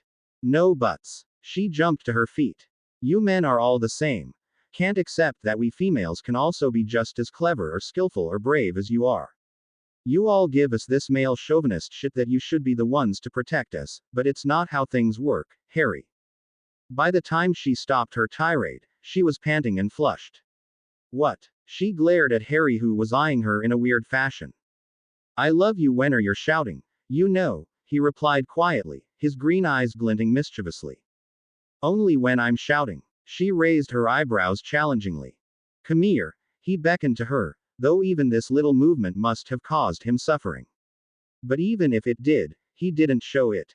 Somewhat reluctantly, she sat back down next to him. He sneaked his left arm around her waist, gently pulling her to him. I love you, always. No matter what happens, Ginny. I love you too, just accept it that you're only human, like all of us. It won't be easy, but I'll try. He ed her cheek lightly. Well, time to find out what this room has in store for us, She nodded and helped him off the ground. Though with some difficulty, he managed to straighten his back and looked around in the room. Weird shelves, Harry said, reaching out for a book on a shelf, but his hand went simply through it. What are these? Ghost books? Or holograms? I doubt whether the ancient Greeks knew about holograms. I think these bookshelves are just here for decoration, said Ginny. As we surmised, this must be Athena's room, and she was the goddess of wisdom. That's why she decorated her room with books and owls. But, with the exception of these shelves, there's nothing else here. The only thing seems to be that board over there. She pointed at a huge rectangular board set into the wall at the farthest end of the room. They walked up to the board and Harry touched it to make sure that it wasn't just a fake one like the bookshelves. However, this one felt solid, and since there was no other door in the room but the one they had come through from Aries' room, he suspected that the board might be the key to their continuing their journey. He stepped slightly back to read the script on the board, but he couldn't. What the heck? He frowned. Ever since the all-language charm had been cast on him, he had been able to interpret all sorts of scripts written in all human languages, but not this one, for this one seemed to be nothing else but a random order of the letters alpha, beta, gamma, delta and epsilon. At the bottom there were 4 separate, circle-shaped stones, each bearing one of the first 4 letters of the Greek alphabet. Ginny started chewing her lower lip, her eyes fixed upon the mysterious board, and when Harry opened his mouth to ask what was going through her mind, she waved him to shut up and not disturb her in the concentration. Harry was getting annoyed by her silence. He didn't like being left out of things. He was just about to remind Ginny that he was still there when she suddenly turned away from the board and pointed her wand at the floor, using it like a pencil, drawing something into the dust. Harry peered at 2 pictures she had drawn, to see the Greek alphabet organized into a square, and next to it, she had drawn the English version with Roman letters. What are you doing? I'm drawing polybios squares, she replied. What's? She turned to him, her face radiating excitement and something that suggested to Harry that she had solved the riddle. I was taught ancient runes by the private teacher Draco hired for me. He taught me all sorts of runes, and even some cryptography. The Greek polybios had made up this square that can be used for coding texts. See, she pointed at the English version that she had only drawn to help Harry understand it. If you want to write Hi Ginny, you have to write it as BCBDBBBDCCCCED. Each letter can be given by the combination of A, B, C, D or E. Look, A is A, B is A B, C is A C, and so on, and of course, in Greek, you have to combine alpha, beta, gamma, delta and epsilon. With the help of this square, we will hopefully be able to read that text on the board. Harry gave Ginny an admiring look that she accepted with a smug grin. So, let's see it. Then, she crouched down next to the squares she'd drawn into the sand and started deciphering the text on the board with its help. Well, asked Harry after a while. It's a riddle, or rather a quiz question with 4 possible answers, Ginny replied. And, what does it ask? It's the following. Which one of the following didn't serve as a sea obstacle in Odysseus' journey back to Ithaca? A. Scylla. B. Charybdis. C. Sirens. D. Circe. Push the right answer. She sighed. Pity that I never read the Odyssey. I have, but hated it. It was a set book in the final year at my primary school. We had a mad literature teacher called Mrs. Perry who insisted that we read it. Harry grimaced at the memory. It was horrible for a 10-year-old, reading a several hundred pages long Greek epic, most of which I didn't even understand. All that I remember is that there was a nymph called Calypso who held Odysseus as her say. South Avenue while his wife weaved some cloth that she undid every night to fool her stupid suitors. Then there was this chick who turned Odysseus' friends into pigs. Hey, that was Circe. Harry's face lit up. The chick wanted to turn Odysseus into a pig, too, but he was shrewd and bedded her instead but didn't let her magic him. Circe lived on an island, and when Odysseus met her, he was also on the island. Harry carried on enthusiastically. Scylla was some 6-headed monster that ate several of Odysseus' men when they sailed past her. Charybdis was a whirlpool that tried to beep his ship in, and the sirens, well, you know the story. He winked at her. Did Odysseus also sing, "What shall we do with a drunken sailor, with the sirens?" She raised an eyebrow. No, he told his men to tie him to the mast so that he wouldn't be able to leave the ship when he heard the sirens' tempting song. The point is that he met the sirens while on his ship, while sailing on the sea, so the only one of the four that wasn't a sea obstacle was Circe. So then, should I push D? I mean, Delta, are you sure that's the right one? She asked. Well, he seemed hesitant for a second. I wouldn't say I'm 100% sure about this. I mean, I was only 10 and really didn't understand much of the whole stupid epic and hated all dactyls and spondies, and I got a rather bad mark for the test about the Odyssey, so no, I'm not sure. Arg, she growled. What shall we do, then? Push one of them, then see what happens, he shrugged. I still suggest the D. Fortune favors the brave, Jin. Ya wall, Herr Gryffindor. She said sarcastically and pushed the circular button with the sign Delta.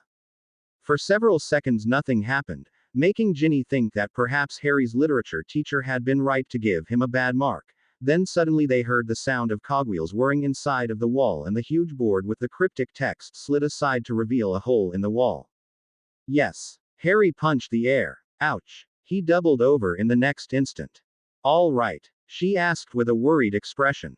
Yeah, just a too sudden movement, he replied through gritted teeth. Ginny could see that he wasn't all right at all. He propped his hands on his knees a bit, then straightened his back without a wince, though she could have sworn he'd like to scream with pain. Thank you, Mrs. Perry, Harry whispered and stepped through the hole, followed by Ginny. Apparate to Delos, then? Asked Draco with a wide grin after he and Phaedra left the Oracle's underground lair. We can't, she replied. Why? He furrowed his brow. He wanted to go there this instant, curse Potter and yell at him. Get your dirty hands off my wife and don't ever come near her. Why can't we? Because apparating has been restricted to Delos. Restricted? Is that a problem? Draco waved indignantly. The Greek wizarding authorities are what wouldn't have to know that we apparated there. All right, then, let's rephrase it, Malfoy, Phaedra said in a voice that again sounded like explaining something to a 5-year-old.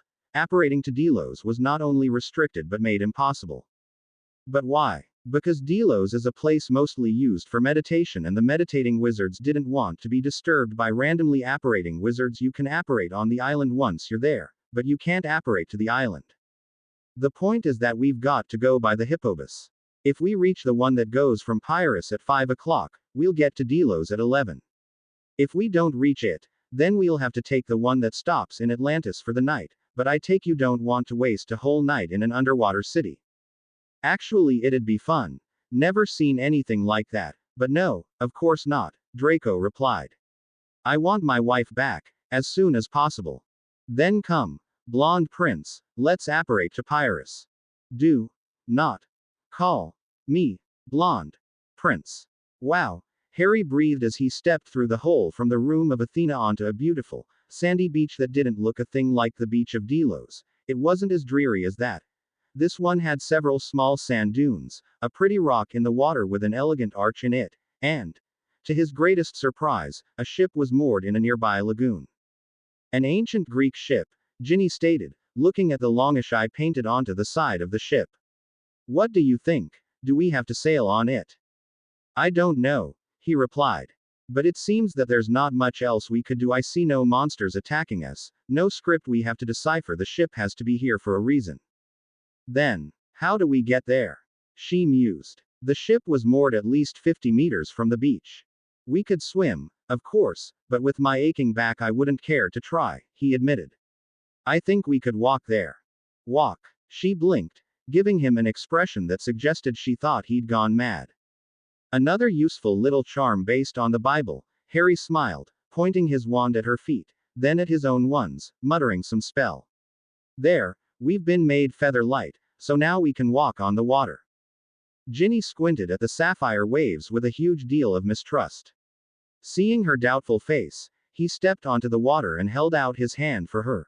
Come on, trust me, you won't sink.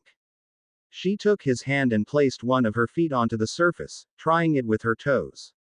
It felt weirdly solid. With a huge intake of breath she stepped forward, and the water indeed sustained her weight. This is wonderful. She squealed with delight. I'm walking on water. Race me to the ship, asked Harry challengingly. Right. 1, 2, 3. She yelled and sprinted off towards the ship, swaying gently ahead. He ran beside her, but his back began to ache so badly again that it hindered him in running. I win, Ginny said cheerfully. Just because I'm hurt, he said. I would have won even if you weren't hurt, she replied, leaning to the side of the ship. I'm a damn good runner. Beat Fred and George at it, even Ron. Only Charlie can run quicker than me in the family. That's because he had plenty of exercise running from the dragons when they went on the rampage. Aha, he said and started climbing the rope ladder hanging over the ship's side. I've always dreamed of this. Of what? She asked. Going aboard, too. This, he grinned, then pointed his wand at himself. In the next instant he was wearing a loose white shirt with slightly frilly cuffs, a pair of tight-fitting navy blue leather trousers, a huge sword on his side and a shawl tied around the top of his head. Captain Jack Sparrow at your service. You forgot the golden earring, remarked Ginny, and added the missing element of the pirate's costume. That's better. Thanks, sailor, said the captain, conjuring a fitting outfit for Ginny. Navy blue white striped blouse, a white little skirt and a jaunty white hat. And now let's put out to sea, shall we? A moment, Captain, we haven't named the ship yet, Ginny pointed out. Sailing out on a nameless ship is highly unfortunate. Have you been talking a lot to Trelawney? He arched an eyebrow at her from behind his oval glasses that looked quite terrible on Harry the pirate. No, but I still want to christen her, insisted the young witch. Conjure me a bottle of champagne, will you? Can't you? He asked. You've just conjured an earring for me. Harry pointed out. That's easy to do. I learned it in my 6th year, but conjuring food of any kind is 7th year material, and I never got a chance to learn it, she shrugged. All right, he nodded, and flicked his wand to make a bottle of champagne appear out of nowhere. She took it from him and walked to the rail. She turned around. What should we name her? Queen Purea, he suggested. Yura. I hate that name, she grimaced. The name Purea always made her think of the morning after her terrible wedding night, when Draco teased her about not being a Purea anymore. Then simply Ginny, Harry said. And if I had several similar ships, I'd call them Ginny 1, Ginny 2, Ginny 3 inches. Like Jenny 1, Jenny 2, Jenny 3. She smiled. I loved Forrest Gump, too. You've seen it. She gazed into the crystal clear water. With Michael, when we were still dating. He took me to the cinema. Did you love him? He asked the question he had wanted to ask ever since his 6th year at Hogwarts. Nah, I liked him. There's a big difference, she replied, still not looking at him. I was just 14 when he first asked me out, and I wanted to forget my infatuation with you and I had never dated anyone before, so, I thought, why not? But in fact he was just a tool, someone I used to forget you. He must have been a great means of forgetting me, because in my 5th year you didn't seem to like me a bit. At least not like that. Did it bother you? She cast a sideways glance at him. No. I was too preoccupied with having no news of Voldemort, that old toad Umbridge, Cho, and everything to want your attention. It just surprised me that you no longer blushed when I was nearby.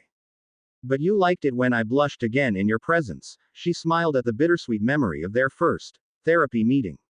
It seemed to her like coming from an earlier life, so distant, so hazy for a moment she wished she were 15 again, that she could go back in time and change things. Then perhaps she wouldn't have had to marry Draco, she could have stayed with Harry. Yes, I did, he grinned. Come to think of it. What happened to Umbridge? Ha, you wouldn't believe me if I told you, she sniggered. Why? She married Filch. What? You heard me well, she married old Argus. But she died not long after their wedding, so I heard. Filch was devastated. Actually, I'm sorry that Umbridge died. Those two deserved each other, Harry remarked. Yes, they did. Well, let's name this little beauty, shall we? And I'd rather call her Hermione. It's a Greek name at least, while Ginny definitely isn't. He shrugged. Let it be Hermione, then. Ginny leaned a bit over the rail and smashed the champagne bottle to the ship's side. Hereby I christen you Hermione. Draco was gazing out the window of the Hippobus, bored. The underwater scenery was really nice, but he wasn't the type to get enthralled by the beauty of such things. You know, I've been wondering something, Phaedra spoke up. What? The Fate's charm. What did the Oracle mean by your wife wanting to get rid of it? None of your business, Potter, he grunted. So, now I'm just Potter to you. She folded her arms. Come on, Malfoy, I know what the Fate's charm is, I know how it functions, but who have you put it on? Your wife. Draco heaved a huge sigh, knowing that this woman wouldn't leave him alone until he answered her question. No, it's been put on her dad, and not even by me, but my dad. Satisfied now?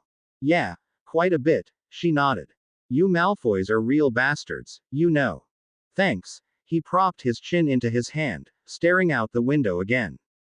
I bet you blackmailed her into this marriage with this charm. Why'd you think so? He drawled. Simple. Harry told me how much he and Ginny had loved each other. Then, one day, totally unexpectedly, she just married you. He had no idea why. But now it's obvious that you made her, with the help of the Fate's charm. Bingo. Potter. That's how it happened. Now will you leave me alone? She pretended not to have heard him. Do you realize that if they manage to free your wife, then she'll leave you? That's big news, he growled. Lucky that we caught the 5 o'clock bus, then we'll be on Delos in. He pulled a richly adorned golden watch out of his pocket. 5 hours. Yes, let's hope so, she nodded. I must tell that I despise what you're doing to your wife to keep her around, but if her freedom means that I lose my husband, then I'd rather see her back in your dirty hands, Malfoy. Good that we understand each other this wonderfully, he smirked sarcastically and directed his attention back to the fish outside. They had been sailing for about 10 minutes now, without any disturbance. At first it had been quite difficult for Harry and Ginny to get the ship going, since neither of them knew anything about steering, but Harry quickly got the hang of it. The sea was tranquil and wide, stretching as far as the eye could reach. I can't really imagine how this could be another room in the Row of Gods, Harry said. No room is big enough to house a whole sea, is it? Bet we've long left Delos. Ginny waved. You're not thinking abstractly enough again, Harry. Use your imagination and you'll be able to imagine anything. For example, that we're still on Delos, and the sea is indeed inside of some room, but it's magic to seem so vast. Possible, he shrugged, though still hard to believe. A seagull swept across the sky above them. Harry managed to jerk Ginny out of the way of its droppings just in time. Wow, you have great reflexes, she said, nestling herself into his arms that were still clutching her. Not always, he sighed. My reflexes failed me in the room of Ares. Does your back still hurt? She slid her hands gently from his shoulder to his back, caressing it. Even her feather-like touch made him wince. No, it doesn't. Yes, it does. Doesn't. Does. SSSHHH. Harry pressed his index finger to his lips. What? Can you hear that? What? She looked around. I don't know. He let go of her and stepped to the rail. Heavens. Heavens what? She ran to him, but he didn't need to reply, for she understood it at once. They were heading for the largest whirlpool imaginable. Not wanting to waste a single second, Harry apparated to the helm and grabbed it, frantically turning it right as quick as he could. Ginny, furl the sail. Furl it. How? I'm no sailor, for Poseidon's sake. She yelled back. Which string should I pull or how should I do it? Aren't you a witch? He shouted. Oh, yeah. She slapped her forehead and pointed her wand at the sail, casting a vanishing charm on it. Harry shot her a, you could have done it otherwise, you know, stare. Well, it doesn't propel the ship anymore, does it? She asked. Surely it doesn't, he replied through gritted teeth, still jerking the helm right to turn the ship starboard and put as much distance between the Hermione and the whirlpool as possible. A little more to the right, yelled Ginny. Easy to say, he grunted, sweating profusely as he tried fighting the forces of nature. His hands had already turned red and sore, and all he could think of for a chance of survival was to steer the helm by magic. Ginny, come up to the bridge, he shouted, feeling that he no more could hold the helm like that. His arms got cramp, but he needed both hands to keep the ship going right. He couldn't let go of the helm for a single second to whip out his wand. She joined him on the bridge in no time. What can I help with? Try to make the wheel turn right with magic, he panted, screwing up his face to try and levitate his own wand out of his back pocket. He had sometimes done wandless magic, but he was too exhausted and hurt to do it now. It needed 100% concentration. Okay, I'll try, she nodded, her face white with anxiety. She pointed her wand at the helm, giving it a magical boost. Harry had to yank his hands back, because the wheel started spinning like mad in the right direction. I think we've did it. He whooped happily as the Hermione drifted considerably to the right. I'm not sure, gulped Ginny, staring at something that came into the sight, something that the ship was directly sailing at. The young wizard turned around and a sharp intake of breath told Ginny that even the hero Harry got frightened. Skyla, he muttered. Must be she has 6 heads, Ginny replied, her heart hammering at her throat. Can't we avoid her somehow? Hardly. If we try to avoid her, we've got to sail to port, but there's Charybdis, we're in a trap. Great, she sighed as the ship approached the monster more and more. Skyla was already hungrily stretching her 6 long necks towards the dinner that was so kindly sailing right at her. Can't you freeze her in time? Nope. Skyla is remotely related to dragons, he replied darkly. But I think we could. What? Oh, of course we could. He slapped his forehead with a, how could I have been this stupid? Expression. We were trying to avoid Charybdis instead of making it avoid us. What? Ginny was getting really confused. A port charm, he replied. She just frowned, bewildered. Watch me. What's the spell for it? She asked, before he started to show her whatever he had in mind. No spell, just concentration. Imagine it hovering towards the monster. With that he pointed his wand at the whirlpool, screwing up his face in concentration. Slowly, very slowly the water around the whirlpool stirred and started to sever itself from the rest of the water.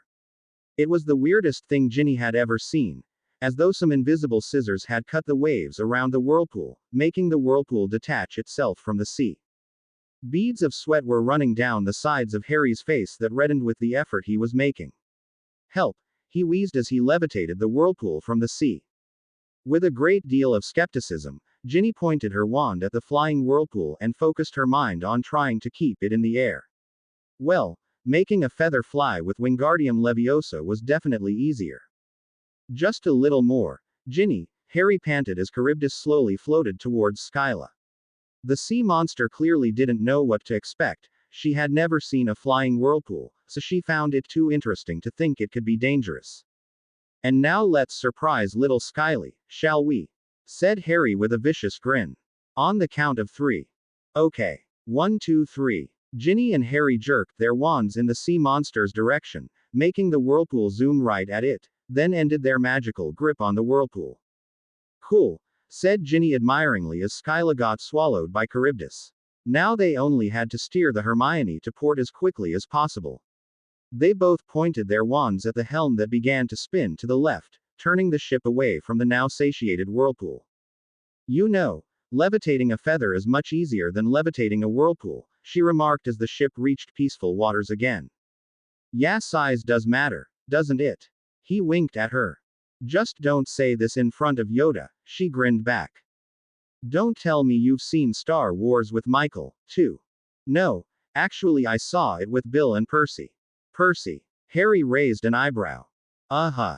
Bill and me became huge Star Wars fans, but Percy said it was the worst film he'd ever seen. Not that he's seen many movies. I think the only other movie he saw was Dead Poets Society, but he loved it.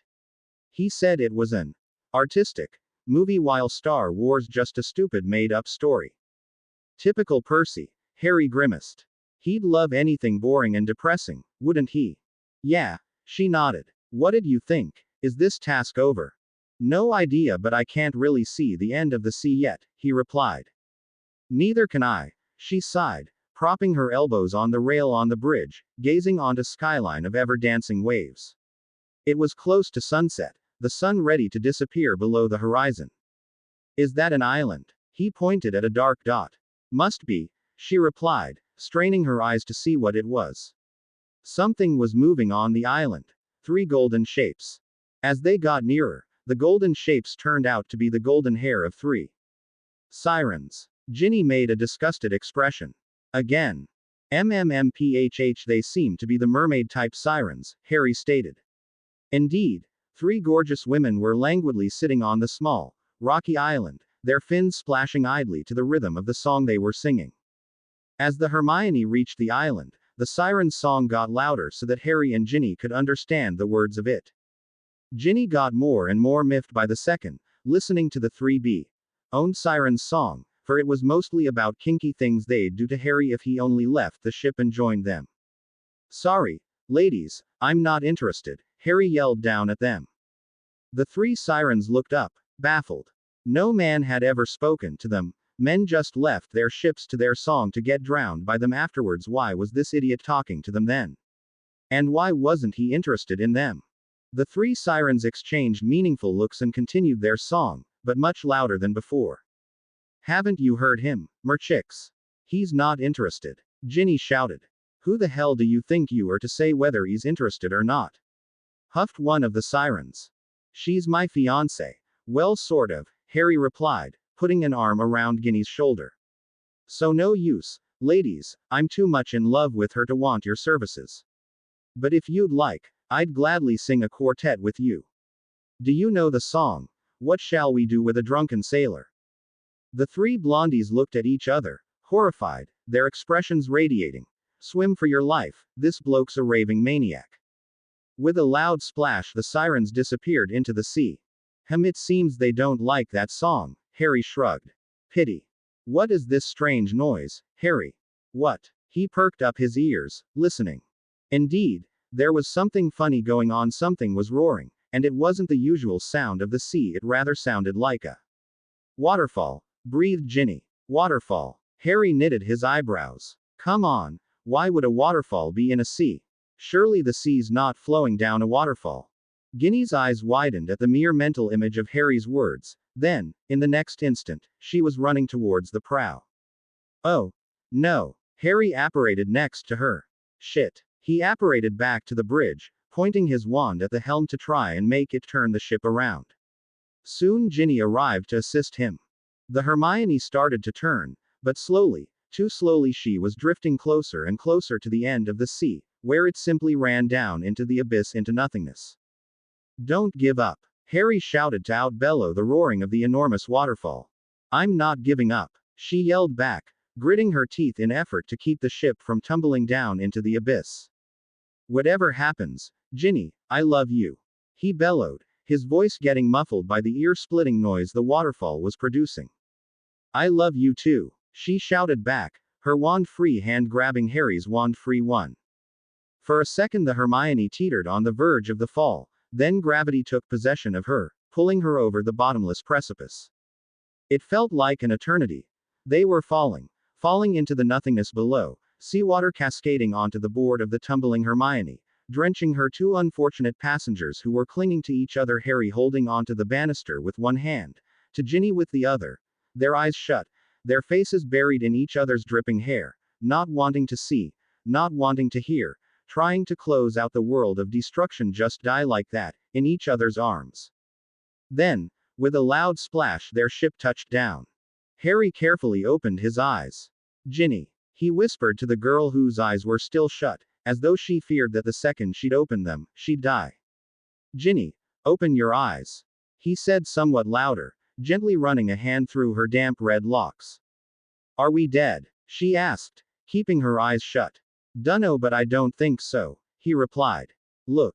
Blinking to clear her eyes of the salty seawater, Ginny squinted around at something that looked like an underground cave. Their ship seemed to have fallen onto a lake, or was that a river?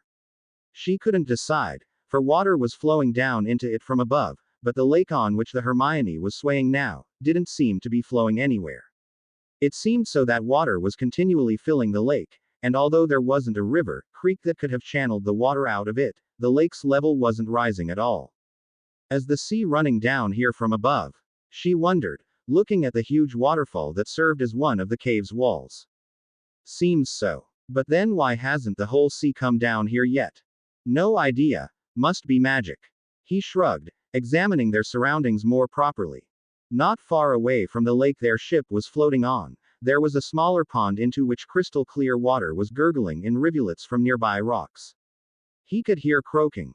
The pond must have been home to frogs. A beam of light was coming from above, presumably through a fissure in the cave's rocky ceiling, coming right onto the tiny pool, making its water glitter in the semi-darkness. "Remember that picture from the Tunnel of Zeus?" asked Ginny. The fourth picture depicted a small pond with a tiny waterfall running into it.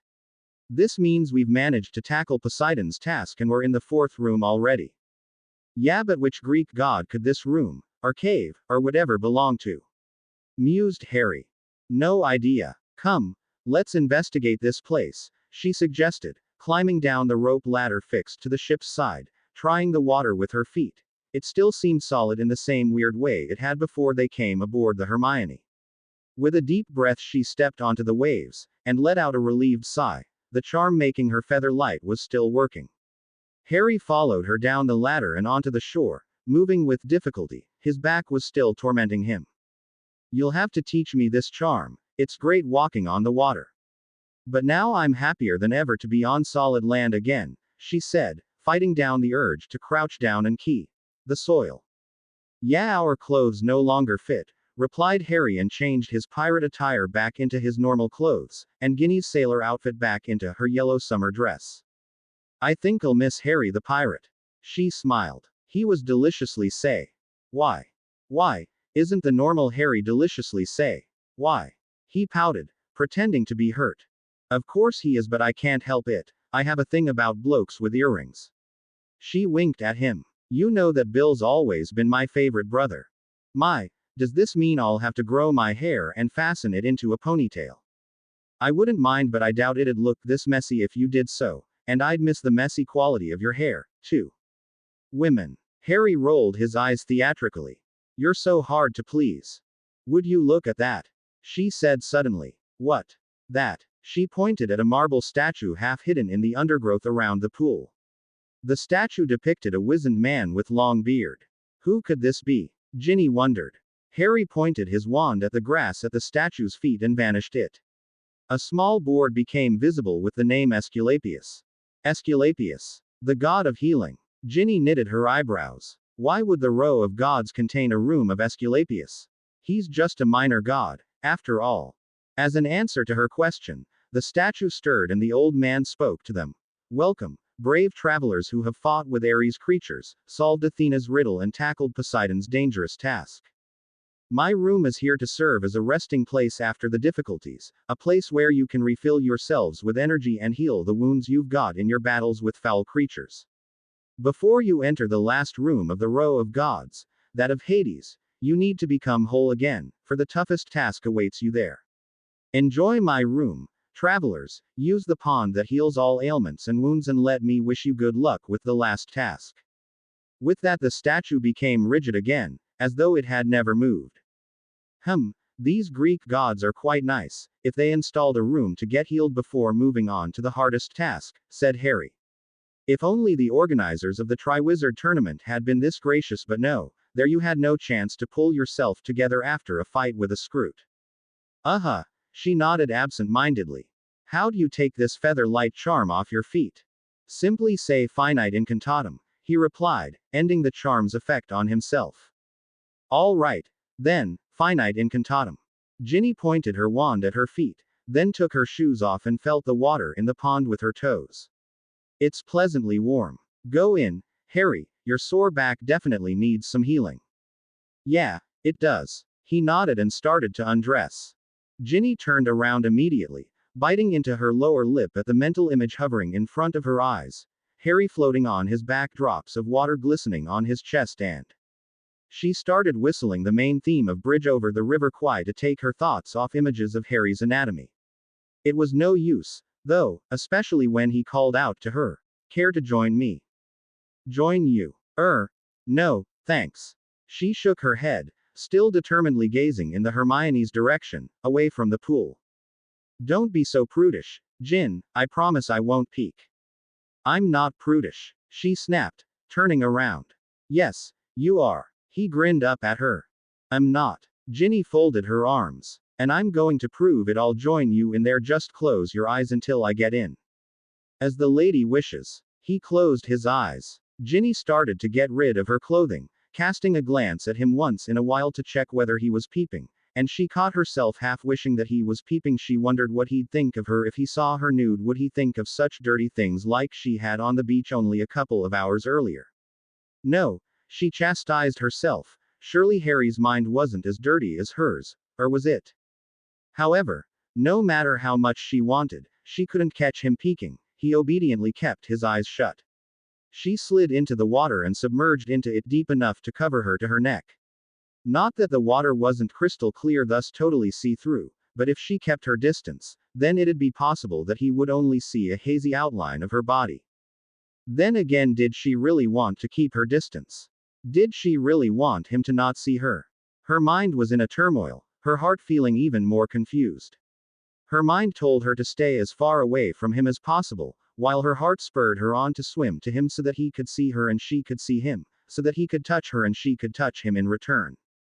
She simply didn't understand the controversial emotions fighting each other in her soul. She had never felt this helpless, this bewildered, this lost. Chewing her lower lip, she squinted at Harry, wondering what could be going on in his head, but he seemed to be rather interested in examining the cave's ceiling, for he wasn't even looking at her. The real reason for Harry not looking at Ginny was that he was having similar thoughts. Swim to her or not swim to her? Check her out through the water, or not check her out? To be or not to be burning with desire for her? Well, the latter was something one couldn't choose to happen or not to happen, and Harry couldn't help feeling that he'd suffocate if he couldn't touch her this instant. But, in the meantime, something also held him back from crossing those 4 meters separating her from him. He couldn't understand himself why he was having these inhibitions. He hadn't had any of them when he'd slept with the fake Cho, and when he'd got to know Phaedra. He'd bedded her practically 2 days after they first met, and he'd have slept with Ginny in Atlantis if the Death Eaters hadn't prevented it. So what was the problem now? He couldn't explain it to himself. He wished she'd make the first step, then he'd no longer hold himself back, but she had coyly withdrawn into the farthest part of the pond and didn't show any sign of wanting to make any sort of a step. Careful to avoid her eyes, he cast a sideways glance at her. Ginny, who had been secretly feasting her eyes on him, hastily looked away, pretending to be highly absorbed in examining the mossy ground around the pool. Good, she's looking away, not seeing that I'm peeking, he thought, adjusting his glasses to have a more proper look. Although the water blurred her figure slightly, his magical glasses saw through it without any difficulty. Should I look back at him? Ginny pondered, staring at the moss. In the next instant a huge frog leapt out from a knot of grass and landed on the moss a mere 10 inches from her. She had been so deeply immersed in her thoughts that the sudden appearance of the frog frightened her, making her jump at least 2 meters backwards. Harry got shaken out of his blissful reverie when she jumped and backed away from the opposite shore of the pond. What? He asked. Just a frog, replied Ginny, her voice slightly shaking. But as far as Harry could tell, it wasn't shaking with fright, but with some sort of suppressed laughter. Clearly even Ginny found it ridiculous that a frog could scare her like that. Just a little frog, she chuckled, but still kept retreating from the animal that was now happily croaking on the mossy shore. A frog? Are you sure that's not a toad?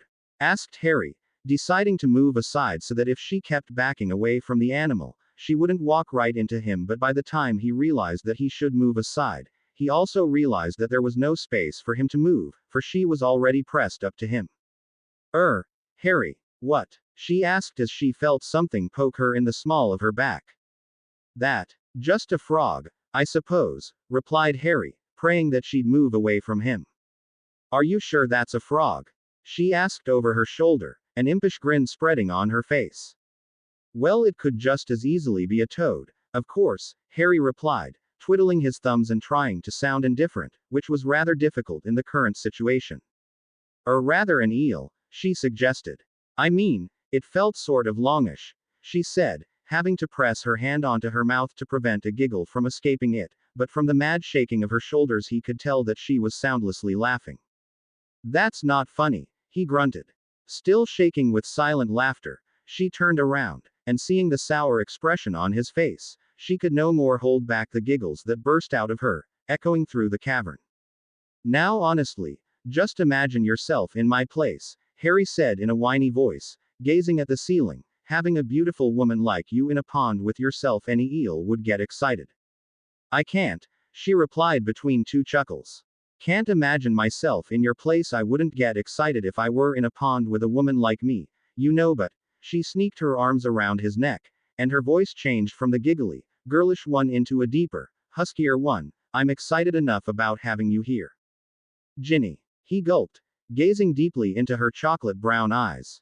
Yes, Harry, she whispered. Don't tease me anymore, he said gently, touching his forehead to hers. Only if you'll stop teasing me, she replied, losing herself in the infinite emerald pools of his eyes. Can't promise that it's too nice to tease you. He smiled mischievously, slightly shifting his face so that he could key her, but she drew back a bit. What's the problem? I don't know, she sighed, turning her face away from his. It's just that you're afraid. This was rather a statement than a question. I'm sorry, she whispered with a pleading expression. She couldn't finish whatever she wanted to say, for he put his index finger on her lips. I'm not Draco Malfoy, Ginny, he said quietly. I don't know what exactly he did to you to make you this afraid, but trust me and I'll make you forget it, whatever it was. Do you trust me? Though somewhat hesitantly, she nodded. I trust you. Teach me, Harry, teach me to love. As a response, he brushed his lips against hers, feather light, then they descended on her neck, imitating the touch of the petals of a tender blossom. Where was the rudeness that Draco had always shoved her onto the bed with? Ginny didn't know the always so vivid images of her husband Mo. Ning with delight while she was fighting with tears and praying he'd end it at last got suddenly so distant and fuzzy that Ginny wasn't even sure they had ever been real. Hadn't she just dreamt them? She couldn't tell, but before she could ponder whether they had been real, whether they had ever happened, they got chased out of her mind by Harry's key.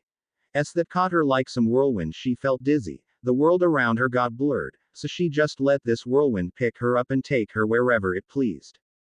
For what seemed to be hours, the whirlwind raged, buffeting her, tearing at her, but not for a single second did she long for it to end. It was a sweet torment. She craved for more of it. The thought flashed through her mind that if she died now, then she'd die happier than she'd ever felt before. She just clung to Harry, who seemed to be the cause of the whirlwind but also the only person who could catch her if she got too caught up in it. He was the one taking her into heaven, but also the one who took her back to reality with an earth-shattering explosion. Suddenly the wind stopped raging and everything went silent. Ginny wondered why the walls of the cave weren't echoing the boom of the explosion, or had the explosion taken place inside of her head?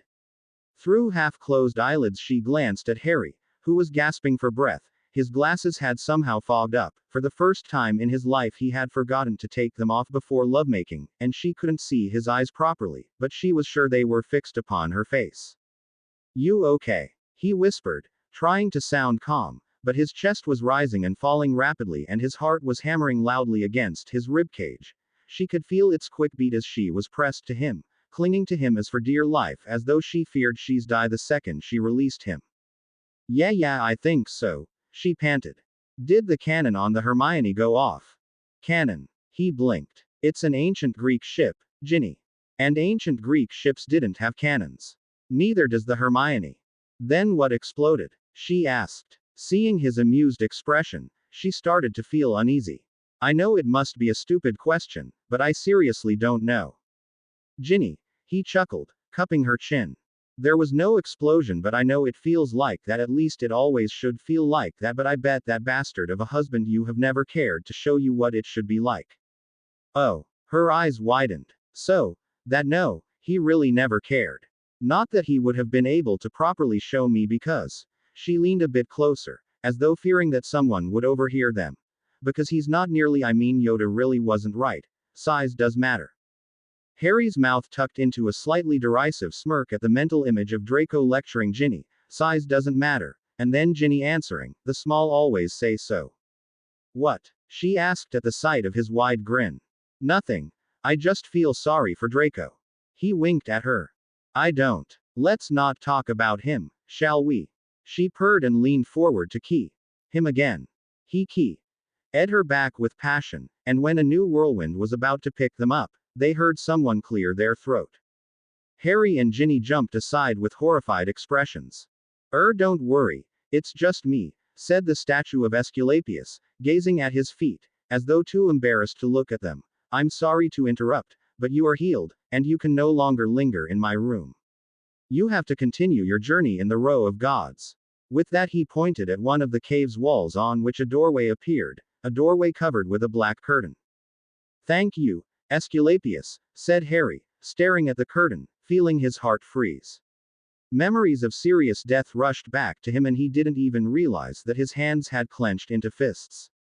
The statue had gone rigid again, and Harry stood there in the pool just as rigid as the statue itself. Knowing what could be going through his mind, Ginny gently squeezed his arm. Hey, let's get dressed, shall we? He nodded grimly and climbed out of the pool. As the black curtain fell back into place behind their backs, the couple found themselves in something that didn't resemble a room at all. It rather seemed to be a vast, grayish land with wisps of smoke drifting in the gloomy air. The sky was dark, almost black, but no star could be seen on it. It resembled a heavily overcast sky that threatened to start raining any second. The soil was parched, without any trace of life. Not even the smallest weed found this place suitable for living. A river of murky water crossed the room, flowing glumly towards a point where it simply molded into the darkness. Something's moving on the water, whispered Ginny, slipping her hand into Harry's, to seek encouragement and support in his touch. A boat, said Harry, and indeed, the moving shape turned out to be a balding, pale, very thin, almost skeletal, person rowing along the river. As he spotted them, he directed his boat towards the point where they were standing on the shore. The skeletal person glared at them with a slightly surprised expression. You're alive, he said. Yes, we know, Harry replied. And this is the underworld, fellow. I haven't seen living people here for over a millennium. That was the last time someone visited the row of gods, wanting to ask a favor of the fates, said the boatman. I'm Karen, by the way. It's my task to take the dead over the river Styx, into Hades' world, but what should I do with you? You're obviously not dead. Harry looked at Ginny. Well, Aesculapius said that we'd have to meet our final task in Hades' room, that symbolizes Hades' world. So I suppose we'll have to ask him to take us over the river. What do you think? I agree, she answered, then turned to the boatman. Would you be so kind and transport us over the Styx, Mr. Karen? Karen scratched his jaw contemplatively. This is against the law, you know that. Please. Ginny fluttered her eyelashes at him. Couldn't you make an exception just this once? The boatman blushed slightly. Well, I've never been asked by such a pretty lady to ferry her over the Styx, especially not a living one. Okay, get in the boat. Both of you just be careful when you get in. The water's extremely deep. It's as deep around the shore as it is at the middle of the river there. Okay, sit down now, and I'd be grateful if you didn't mention this to my boss. We won't tell on you, you can be sure, Mr. Karen. Thanks, said Ginny and pecked the boatman on the cheek, making him turn as red as the setting sun. Really? No need to, he muttered, not looking at her, but almost dropping the oars in his confused embarrassment. Harry sent Ginny a look of admiration, which she returned with a radiant smile. She felt so wonderful, even here, in the land of death. She felt as though she had been filled with some mysterious energy, something that burst out of her through her smile. She had always fantasized about sleeping with Harry, but she never thought it'd make such a difference. She felt reborn. It took about 5 minutes for Karen to cross the river with them, and as the opposite bank loomed closer, a huge form became more and more distinct ahead of them. The huge form stirred and let out a roar. Shut up, Cerberus, grunted Karen and pulled a bag of dog food out of his pocket. Here, boy, eat this, not our guests. The huge, vicious, three-headed dog suddenly seemed to be reduced to a playful puppy, standing on its hind legs, madly waggling its tail. There's a good boy, Cerberus, said the boatman jovially and threw the puppy a snack. While he's eating, you can pass beside him, he told the couple, or to put it right, he was talking to Ginny only, pretending that Harry didn't exist. Ginny cast a sideways glance at her lover without realizing that she was already thinking of him as her lover, To see whether Karen's too enthusiastic wooing was annoying him, but Harry seemed downright amused by it. To my greatest regret, I cannot accompany you further into Hades' land, fair lady, bowed the boatman. I'm heartbroken, Mr. Karen, replied Ginny with her sweetest smile. So, Harry and Ginny got out of the boat while Karen was chucking dog snacks at the three-headed dog. Cute little Fluffy, grinned Harry as they got past Cerberus. I wouldn't know, would I? Never seen Fluffy, she reminded him, taking his hand again. I wonder why Esculapius said that this room will provide the hardest task, mused Harry as they got further and further into the underworld, into the room symbolizing the underworld. No idea, she replied in a hushed voice, for this place seemed to be beeping the energies out of her. Slowly, gradually, the full of energy state she had been in when entering Hades' room had totally evaporated in the gloomy darkness and the choking, stale air. She no longer felt fresh and strong. Her legs began to feel as if they had been filled with lead. All that kept her going was the warm, gentle touch of Harry's palm encircled around her tiny hand. Or perhaps I do have an idea, she carried on. I don't know about you, but I feel as though something deep inside me was trying to choke me, and some icy, pricking coldness is trying to clench at my heart. This seems hard enough to be part of the task. Are you feeling the same? Uh-huh, he nodded. It feels a bit like being near a Dementor, but not as bad, just almost. However, we still haven't encountered any sort of obstacle, so I don't know what to think. Suddenly some sort of a hazy figure appeared in front of them, approaching them. The figure looked like a huge, black dog and it leapt at Harry. Sirius. The young wizard gasped as the dog started licking his face. Sirius. He pulled the dog into a firm hug, and in his embrace, the animal transformed into his godfather. Harry, am I happy to see you? Said Sirius, clearly struggling with tears threatening to flow down his cheeks.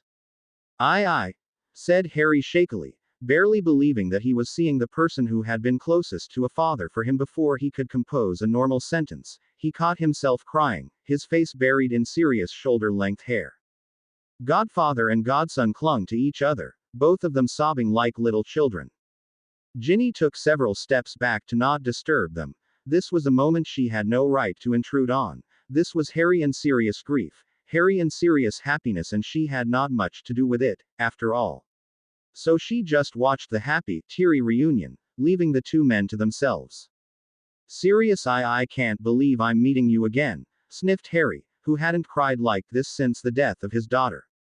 I thought I'd never see you again when you fell through that veil, I thought. Shish. His godfather hushed him. It belongs to the past, Harry, do not dwell on the past. Think of happy things instead, for example seeing your parents at last. My parents, stammered Harry. Of course. Here they come. Sirius pointed behind his back where two figures appeared out of the mist. Son, I'm so glad to see you, cheered James and gathered Harry into his arms before the young man could even say, Hi, Dad. Don't suffocate him, James, laughed Lily and peeled her husband's arms off their son, only to hug him just as tightly as James had. Harry, oh, Harry, tears were running down the sides of her face. The last time I held you in my arms was when you know who came. I was so happy when I got here and realized that you hadn't. I knew you were still alive, I knew my magic had succeeded, I knew I had saved you, my darling. Mum, Harry didn't know how to react. He was finally being hugged by his mother. How much he had fantasized about Lily's hug, how often he had imagined what would have happened if his mother hadn't died on dreamless nights. The child Harry had been lying on the full of spiders bed in the cupboard under the stairs, weaving fantasies about his mother. He hadn't even known what she'd looked like. The child Harry hadn't had a single photo of his mother, making it extremely difficult for him to imagine her. He hadn't known what sort of eyes and hair to imagine when he was thinking of her. His mother had always been so distant, so elusive, and not just because she was dead, but because he couldn't even properly recall her. And now here she was, not distant anymore, nor elusive, but in his arms, her fragile body pressed against his face lost in the mass of her dark red hair that smelled like a mixture of honey and hyacinths, the scent of a mother. The same fragrance Harry had smelled when his mother had been east feeding him, or when she had been simply cradling him in her arms, singing a lullaby. He hadn't remembered this smell for 22 years, but now its memory rushed back to him. The familiarity of the honey aroma, the sweet fragrance of spring flowers. This was his mother. The memory of his child self trying desperately to remember Lily Potter came to his mind, remembering the disappointment every time he tried and didn't manage to make his mother appear inside of his head. No fantasies had ever been this beautiful. Harry looked over Lily's shoulder to see James grinning at him in his usual marauder style. What is he grinning at? Wondered Harry, then realized that he was crying again. For years and years in his childhood he had managed not to cry, no matter how much he had been bullied by Dudley and his gang, and now, the adult Harry, past so many hardships, with a heart hardened by torments and suffering, couldn't stop himself from crying. Sorry, I'm drenching your hair. He drew back slightly to look his mother in the eye, and was amazed how much her eyes were like his own eyes looked back at him, twinkling with excitement and joyous tears. It doesn't matter, son. You're free to cry as much on my shoulder as you want, Lily replied gently, cupping Harry's face in both hands. I couldn't be there for you to console you when you were small. I missed your whole childhood. It's time to make up for it at last. Exactly, agreed James, and still grinning widely, slapped Harry's back. Good to see you again. Have you been told that you're the spitting image of me? Yeah, plenty of times. Bet the ladies love you. Son, you're just as great a heartthrob as me. James winked. Lily rolled her eyes. There's your father for you, Harry. The greatest clown in the whole wide world. Don't belittle me in front of our son, said James and put an arm around Harry's shoulder. I'm not nearly as bad as she says I am. Harry raised an eyebrow, suddenly thinking of the 15-year-old James he'd seen in Snape's pensieve. That James had been 1,000 times worse than he'd imagined. This James here seemed to be not too different from that one. Still boyish, looking around Harry's current age, his brown eyes twinkling with mischief. Had his father never properly grown up? Harry mused. Don't take him seriously, whispered Sirius, leaning closer to Harry. He's just acting the rowdy, but behind the pretense, he'd like to bawl like a baby at seeing you again. No, I wouldn't, replied James, who, of course, had perfectly heard his friend's words. Oh, yes, you would, said Sirius, laughing. You're so immature, Padfoot, grunted James, folding his arms defiantly. Immature? Me? Never mind them, dear, they're doing that all day. Lily waved. It's fun to listen to them, but after a while they can get really annoying. Come with me, let's talk. We have so much to discuss. Yes, we have, Mum, but I can't. See, I've got to get through Hades' world to get to the Fates. The Fates? Lily blinked. Why? Because of Ginny. Harry looked around, searching for the girl who had withdrawn from them, and was looking at them from quite a distance. Is she your wife? Asked his mother. No, but I'd like her to be. Harry smiled. A few feet to their left, James and Sirius were now practically shouting with each other. Harry stole an anxious glance at them, but Lily just shook her head. They're doing that at least once a week. They love arguing, they say it's fun. So, who's mature and who's not? Remarked Harry. I'm going to call Ginny here, so that you can get to know her. No. Lily grabbed his hand. Why not? Frowned Harry. Later. Now come with me, let's talk. I'd love to, but I really have to go, Mum. However, Lily didn't want to hear about her son leaving. You can't be this selfish. Harry, I haven't seen you for 22 years, and you don't even want to talk to me. She screwed up her face with an expression threatening to start crying again. She's right, you know, agreed James, his glasses askew and his face bruised at one point. You should be more grateful to her, after what she did for you, son. On the other hand, I'd also like to talk to you. I've been missing you.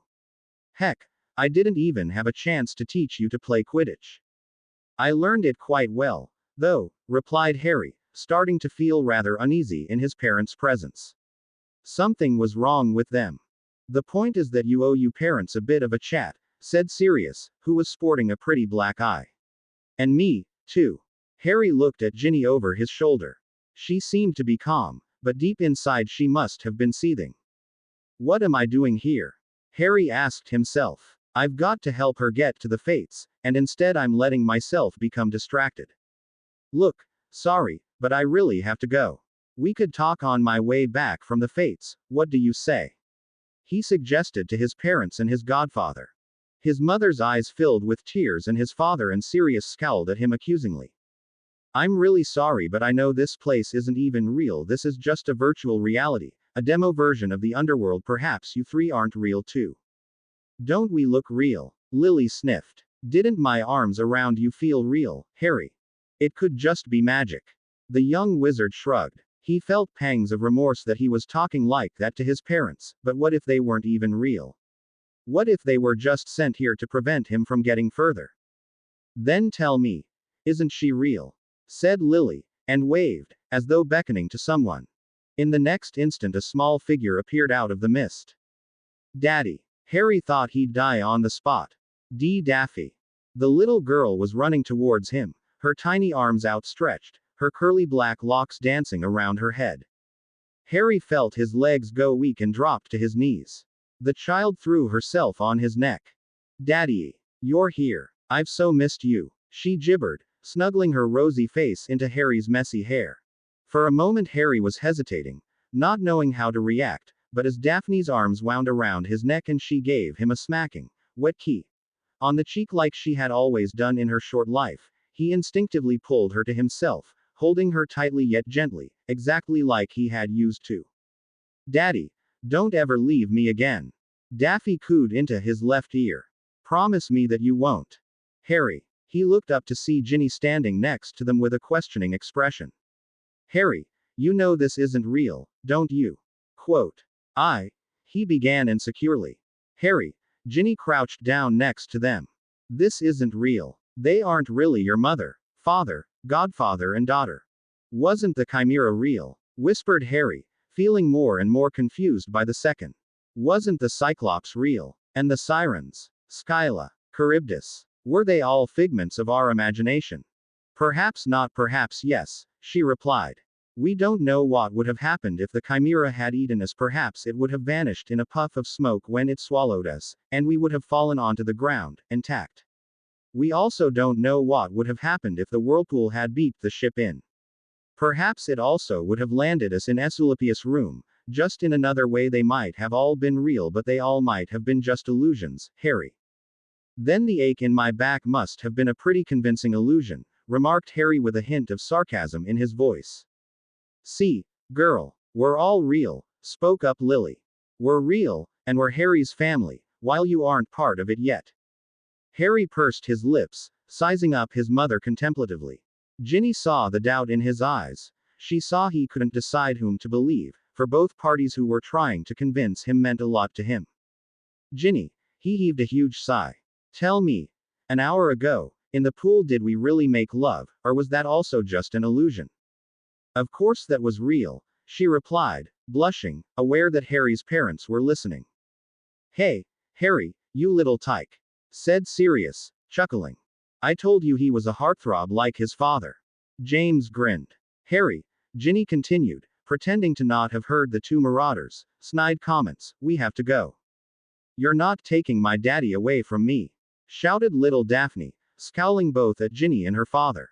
This was the expression that had always melted Harry's heart, and it threatened to melt it again. Come to your senses, Harry. A voice screamed inside the young wizard's head. Ginny's right, this isn't real. Your real parents wouldn't want to distract you from helping your love. Your mother and father gave their lives to help you. They know better than anything what it's like to want to help someone so badly that you'd do anything to help them. And Sirius, hadn't he lived off rats and slept in cold caves just to be near you and help you when needed?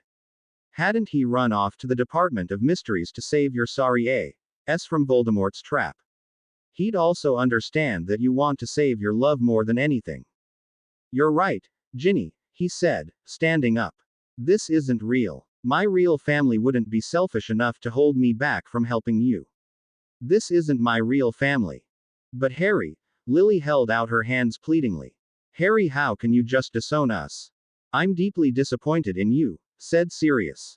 You're no longer my son, grunted James. Daddy, why? Don't go, sobbed Daphne. You were right all along, Gin, said Harry, taking her hand into his. None of them is real. Come, let's find the fates, shall we? She nodded and they set off again. They had barely taken 2 steps when they heard a series of puffs. They turned around and saw that James, Lily and Sirius had disappeared, and Daphne's figure was also fading. Well done, Harry Potter, she said and vanished totally.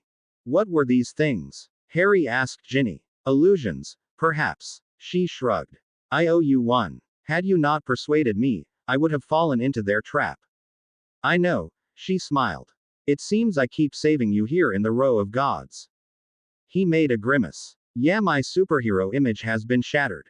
She suppressed a chuckle. My heart's bleeding for you. You're teasing me again. I can't help it. It's fun. Do you realize that we might spend the rest of our lives teasing each other? I wouldn't mind, as long as you don't say. You ally tease me, she replied with an impish grin. I don't think I could bear it. I'm not the type to tease a woman and then not satisfy her. He grinned back at her smugly. Glad to hear. Come here, he whispered. What do you have in mind? She cocked her head. Nothing devious, just a tiny little key. From my fiancé. I can't find a reason to object.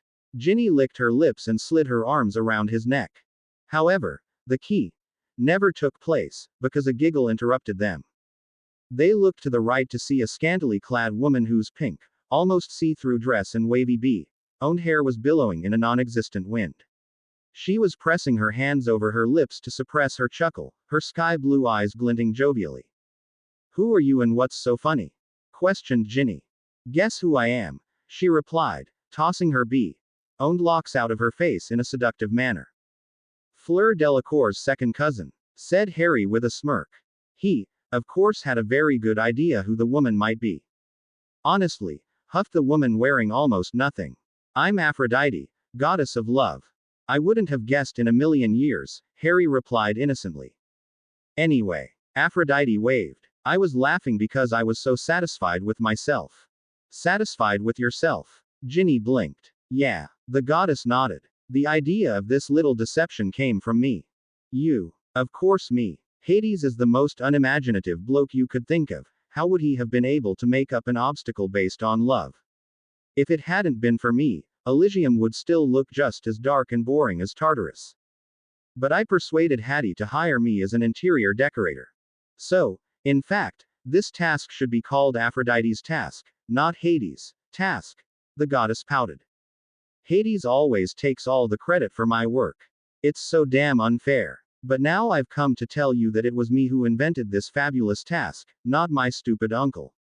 I really don't understand why Persephone didn't leave him long ago. I would die of boredom if my husband was anything like Uncle Hattie. Tell me that you liked my idea for the task, please. Everyone says I'm just a stupid blondie, but I'm not. Tell me I'm not. Harry and Ginny looked at each other, suppressing a grin. Of course you're not. It was a very nice idea for a task, Dite, said Harry politely, madly struggling with his facial muscles to keep his face indifferent. It was so good that it almost managed to deceive me. Wonderful. The goddess clasped her hands delightedly. You have no idea how happy you made me. Now I'm off to Hattie to tell him that someone finally liked my idea. Oh, almost forgot. She pointed her index finger at the thin air where a door appeared. Here, you've completed the task, you may now meet the fates. Well done. With that she was off, only a puff of pink smoke indicated that she had been there. She has a bit of a thirst for acceptance, don't you think? Remarked Harry. Yeah, she does. The Greek goddesses all seem to have some sort of a complex. Ginny smirked. Hera has this complex about not being pretty enough and her husband always cheating on her. Aphrodite has this complex that everyone thinks she's owned. But at least Dite doesn't have peacock feathers sticking out of her head. What do you have against peacock feathers? They just look silly. I can really understand Zeus that he didn't want Hera with all her peacock feathers. Are you sure this isn't a complex of yours? Weren't you just jealous of Gilderoy Lockhart's fabulous peacock feather quill? The day when I get jealous of Lockhart will be the day when hell freezes over, he replied and opened the door for Ginny. She stepped through it, followed by Harry. They got into a room whose rocky walls were covered with moss, giving the room a rather gloomy sort of air. At the middle of the room stood 3 women, the Fates. Clotho spun the threads of life, Lachesis measured them, and Atropos cut them. The three goddesses were so deeply immersed in their work that they didn't even notice the couple entering. The room was silent. All that could be heard was the clicking of Atropos' scissors as she cut the threads of people's lives. Ginny swallowed the lump in her throat.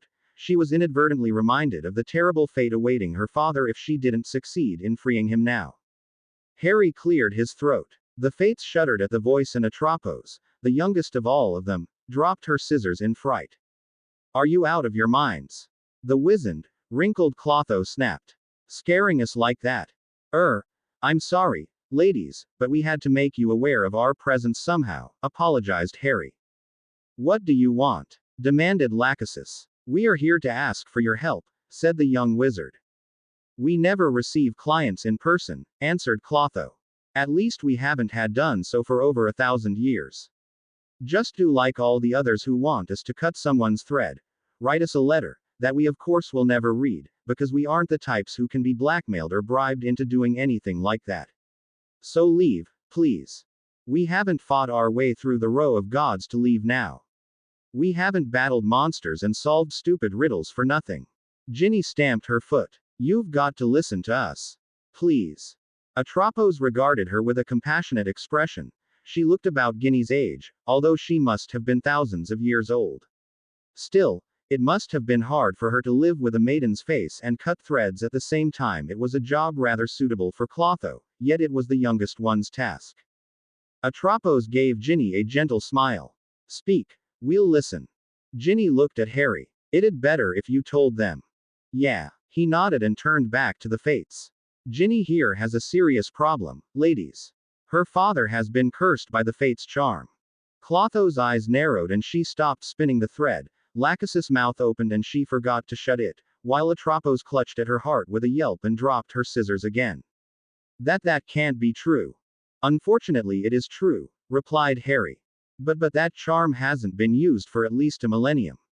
Protested Lachesis. You know, a millennium ago we decided that we'd had enough of people playing judges themselves and sentencing each other to death with the Fates' charm judging as the task of the gods, no that of people. So we saw to it that all scripts about this curse are destroyed. We thought that all records have been destroyed. It seems they haven't, whispered Ginny. My father has been cursed by it, and my husband is blackmailing me with this. He's using this to keep me under his control, but I want to be free at last. Although she had whispered the beginning of the sentence, at the end of it she was almost shouting, tears brimming her eyes. You're my only hope. Please, say you can free me. The three goddesses exchanged meaningful glances, then Clotho spoke up. When exactly did your father become cursed, dear? My husband said that it had happened exactly a week before our wedding. That has to be the 20th of June 1998, Ginny said. Well, my child, you have to know that we haven't done something like freeing someone from the Fates' charm for ages, but we believe you have suffered enough in your life, and also struggled through the tasks of the row of gods, to deserve our mercy.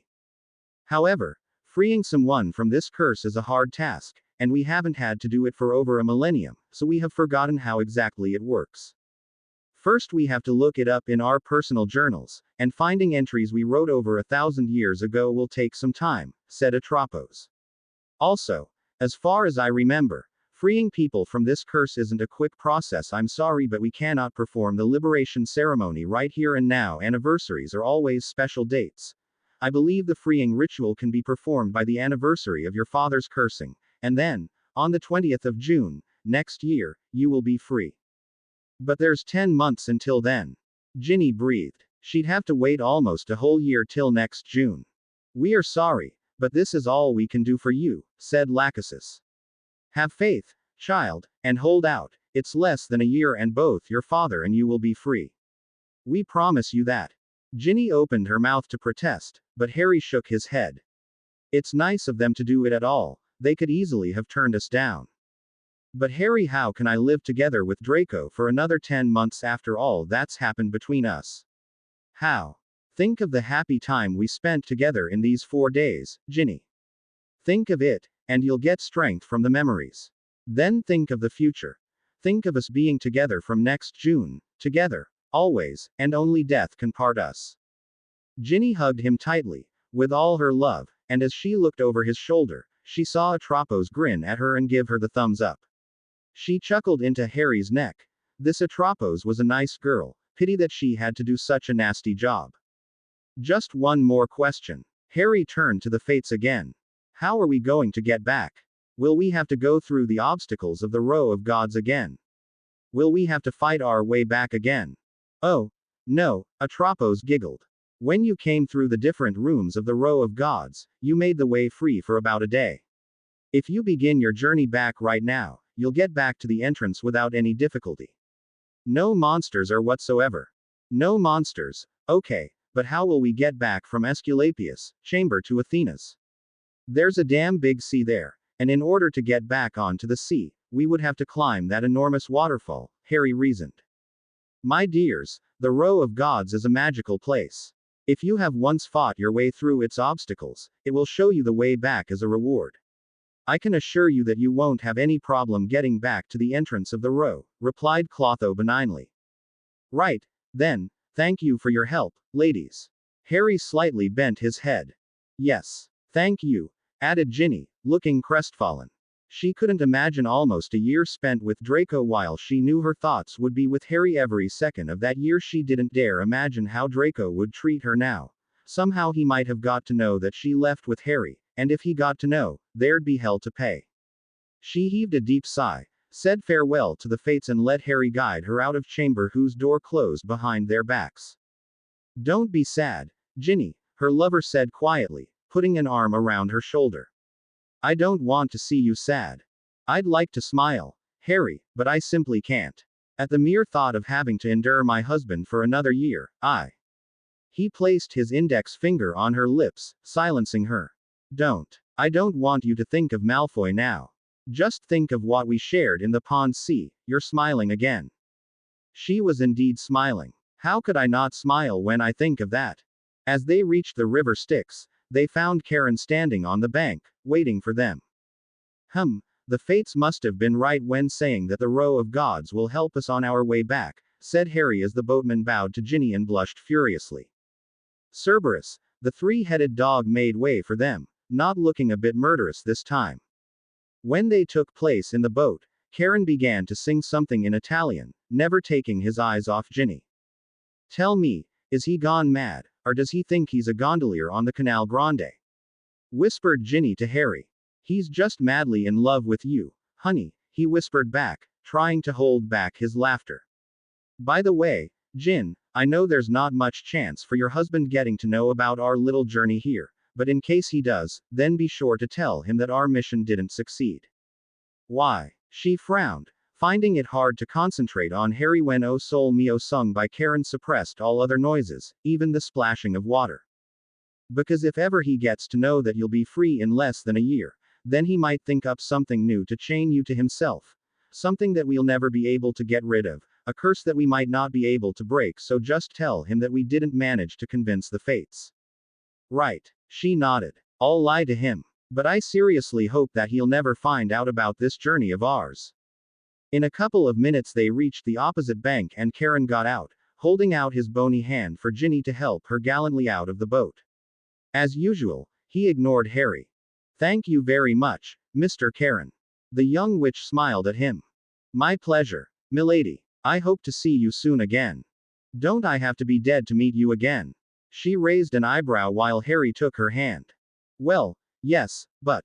The boatman never managed to finish his sentence, for all of a sudden two figures appeared out of the mist.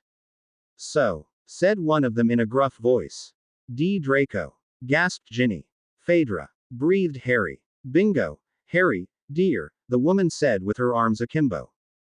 I demand an explanation, growled Malfoy, his usually pale face red with fury at the sight of his wife holding hands with Harry. I don't owe you any sort of explanation, Draco, replied Ginny.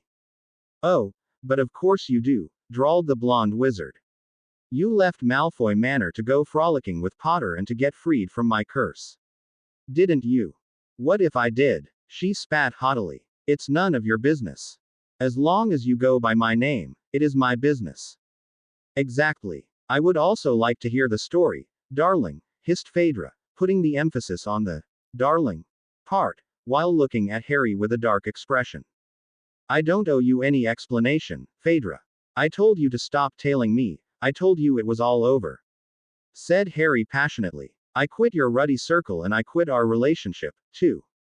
You can't quit our relationship as long as I'm legally married to you. The Greek witch stamped her foot. Right, shouted Harry. You'll get the divorce papers within a week. Oh, don't you think you can get rid of me that easily, Harry Potter? Phaedra barked. Just because I let you cheat on me with this little trollop here, I won't let you get rid of me to marry her, understood? Hey, that's my wife you're calling a trollop. Draco pointed out. Why, isn't she one? Phaedra crossed her arms. No, she isn't, Harry growled through gritted teeth. Of course she isn't, interjected Karen. No one asked you. All the four of them yelled at him. So, Potter, what have you done to my wife? Draco stepped forward menacingly, jabbing his index finger at Harry's chest. You'd like to know, wouldn't you? Harry smirked at him, enjoying the state of insecurity Draco must have been in, not knowing whether he had been cuckolded or not. Tell me, Potter, hissed Malfoy, his nose almost touching Harry's, his icy gray eyes blazing with fury, boring into Harry's malicious green ones. For a moment Harry truly felt triumph over Draco. He could ruin the blonde man's self-esteem by a single sentence of 3 words. I've shagged her. However, he was sure he'd only cause Ginny more trouble if he told Malfoy that he should face that cold truth. He'd become a deceived husband. He cast a sideways glance at Ginny, who was staring at them, chewing her lower lip, her beautiful brown eyes full of anxiety. No, he didn't have the right to make her situation even worse for the remaining 10 months.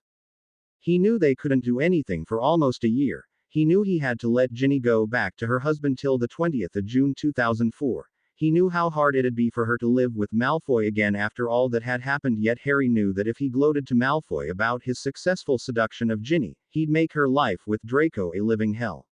Not that her life hadn't been a hell before, but if possible, it'd be only even more terrible. We haven't done anything, if that's what you want to know, he said heavily. You haven't. Draco arched an eyebrow at him, but stepped back slightly. No, we haven't, Harry replied calmly. What about the curse? Have you lifted it? Inquired Draco. No, we didn't manage to talk the fates into lifting it. Ginny shook her head. Oh, isn't it a pity? Malfoy smirked at Phaedra. They've come this far, fought their way through this place, making our way into here free of obstacles, and they haven't managed to fight off the curse. He let out a shrill laugh. I'm so sorry for you, both of you, really. Harry and Ginny exchanged a wistful smile. They'd have to be patient. Just another 10 months, and they'll belong to each other, forever, no matter what they had to go through until then, no matter how much Draco would be bullying Ginny, no matter how hard Phaedra would try to get Harry back, they'd be together. They just had to wait. So, what happens now? The Greek witch asked. What would happen now? Ginny shrugged. I'll go back with my husband, and you can join yours. If you are interested in my opinion, this blonde bloke doesn't deserve you, Karen chimed in, pointing at Draco. Shut up. Okay, the boatman huffed. I was just trying to draw your attention to the fact that a gentleman shouldn't treat his wife like that. But if you're not interested, then perhaps those 10 gentlemen over there would love to hear my opinion. 10 gentlemen. Draco blinked, turning around. Oh, shit, Harry whispered.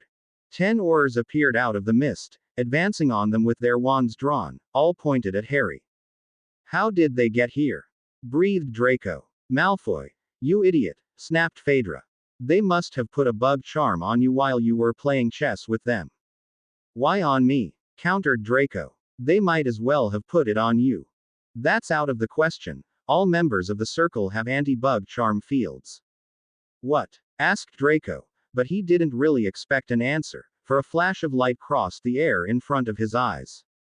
You won't get away this time, Dursley. Growled one of the oars, sending stunners at the 4 of them. Harry jerked Ginny out of the way of the stunner, while Phaedra sent another stunner at the group of oars.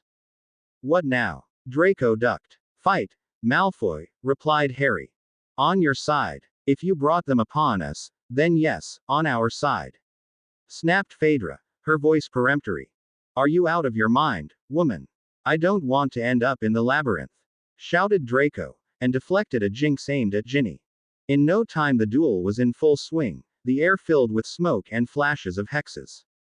Harry, Ginny, Phaedra and Draco were forced to retreat to the bank of the river by the oar's attack. Although Harry and Phaedra were good enough duelers to fight 3 enemies at once, Draco and Ginny didn't have enough training to take on 2 men at the same time. They were outnumbered, and no matter how hard they tried, there wasn't much of a chance to escape from here. Where would they escape to, anyway? Not into the sticks, that's for sure. Harry had tried the time-freezing charm at the very beginning of the fight, but to his greatest surprise it didn't work. He put it down to the fact that he had spent over an hour in the underworld now and it had beeped most of his powers out of him, just like it had in Ginny's case. He felt his legs filled with lead and it became harder and harder to breathe. Certainly Draco, Phaedra and the oars didn't have this problem, or at least surely not to the same extent as Harry and Ginny, for they hadn't spent nearly as much time here as they had.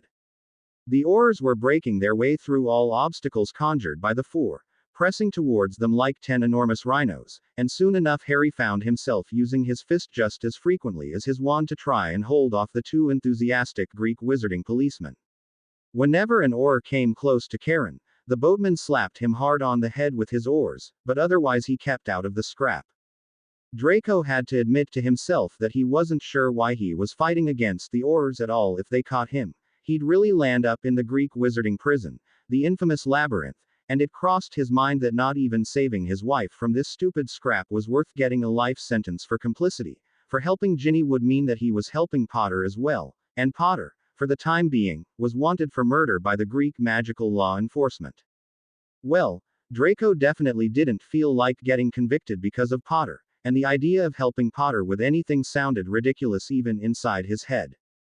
Ginny, with the last remaining pieces of her strength, presented a nearby oar with her bad bogey hex, before she got her wand ripped out of her hand, and a curse sent into her direction. Harry, who had been occupied with 3 other oars at once but had been keeping an eye on his lover, saw that she had been disarmed and was likely to be cursed. With a sweep of his wand he created a whirlwind to push his 3 opponents back and hurtled forward to yank her out of the way of the curse. This 2 seconds of lapse in his attention had been enough for a watchful oar to get him in the chest with the white streak of a hex. He saw darkness fall around him. He could no longer hear the noise of the battle, nor see anything of it. He stumbled a few steps backwards, tripped over a rock and fell with a loud splash into the river Styx. "Harry!" screamed Ginny and Phaedra at the same second. Without lowering his wand, Draco stopped in his stride and gaped at the churning water where Potter had submerged. The oars ceased fire and gathered to the shore. Ginny dropped to her knees on the bank, her eyes scanning the murky water beneath, waiting for him to resurface. He had spent a whole minute underwater when she had been sitting under the beach umbrella. Surely he'd swim to the surface again and laugh at the oars, or perhaps he'd swum to the opposite bank to escape. Ginny strained her eyes to see the shore on the other side of the river, but nothing moved there, except a fuzzy dot that was Cerberus. Surely Harry was just making fun, trying to make them think he'd drowned. He couldn't have drowned for real, could he? She had no idea how long she had knelt there, gazing at the water. The only sound she could hear was Phaedra's hysteric sobs to her left. Why was Phaedra crying? She wondered. Harry had come to the surface any time now. Really? Just a little more, just a few seconds, and his shaggy black mop of hair would appear among the waves. Come on, Harry, stop playing. I know you just want to scare us, but I'm not deceived by the same ruse twice a day. Come on, Harry, Ginny whispered without realizing that she had opened her mouth at all. Suddenly she felt 2 hands around her shoulders. It's over, a grumpy voice said, but this time it sounded full of emotions. She turned slightly to the right to look at Karen's pale face. The otherwise frightening boatman now looked like a sad puppy, his huge black eyes filled with compassion. No. Ginny shook her head. He'd come to the surface. I know. I've seen him doing such a thing already. He'll come. Milady. It's been 7 minutes since he disappeared into the Styx, replied Karen quietly. No man can live without oxygen for such a long time. But this is just an illusion. Ginny protested. This whole place isn't even real. This isn't even the real Styx. You aren't even the real Karen. I'm afraid I'm very much real, Milady, the boatman whispered.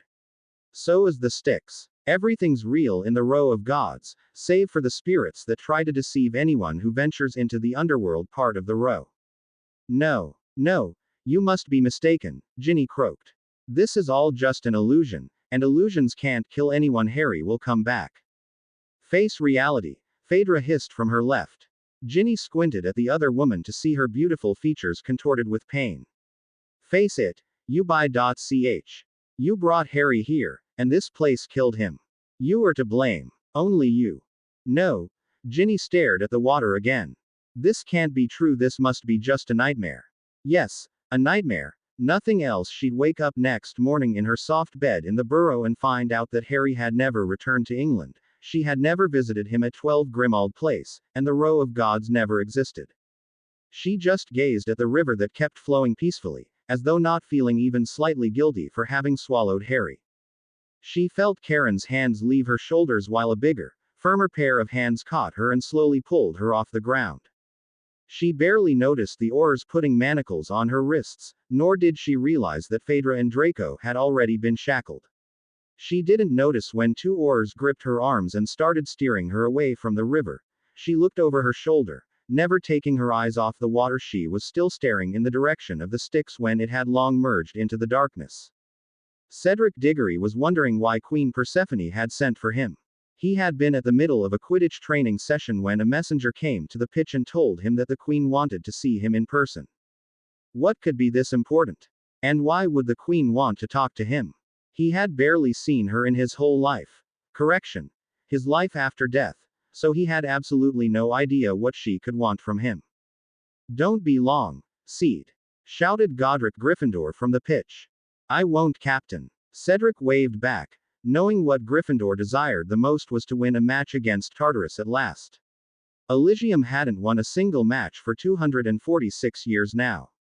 The members of the Elysium team had been resigning after a couple of unsuccessful years, so the composition of the team had been constantly changing, while the team of Tartarus, under the leadership of Captain Cesare Borgia, hadn't changed since Grindelwald joined in 1945.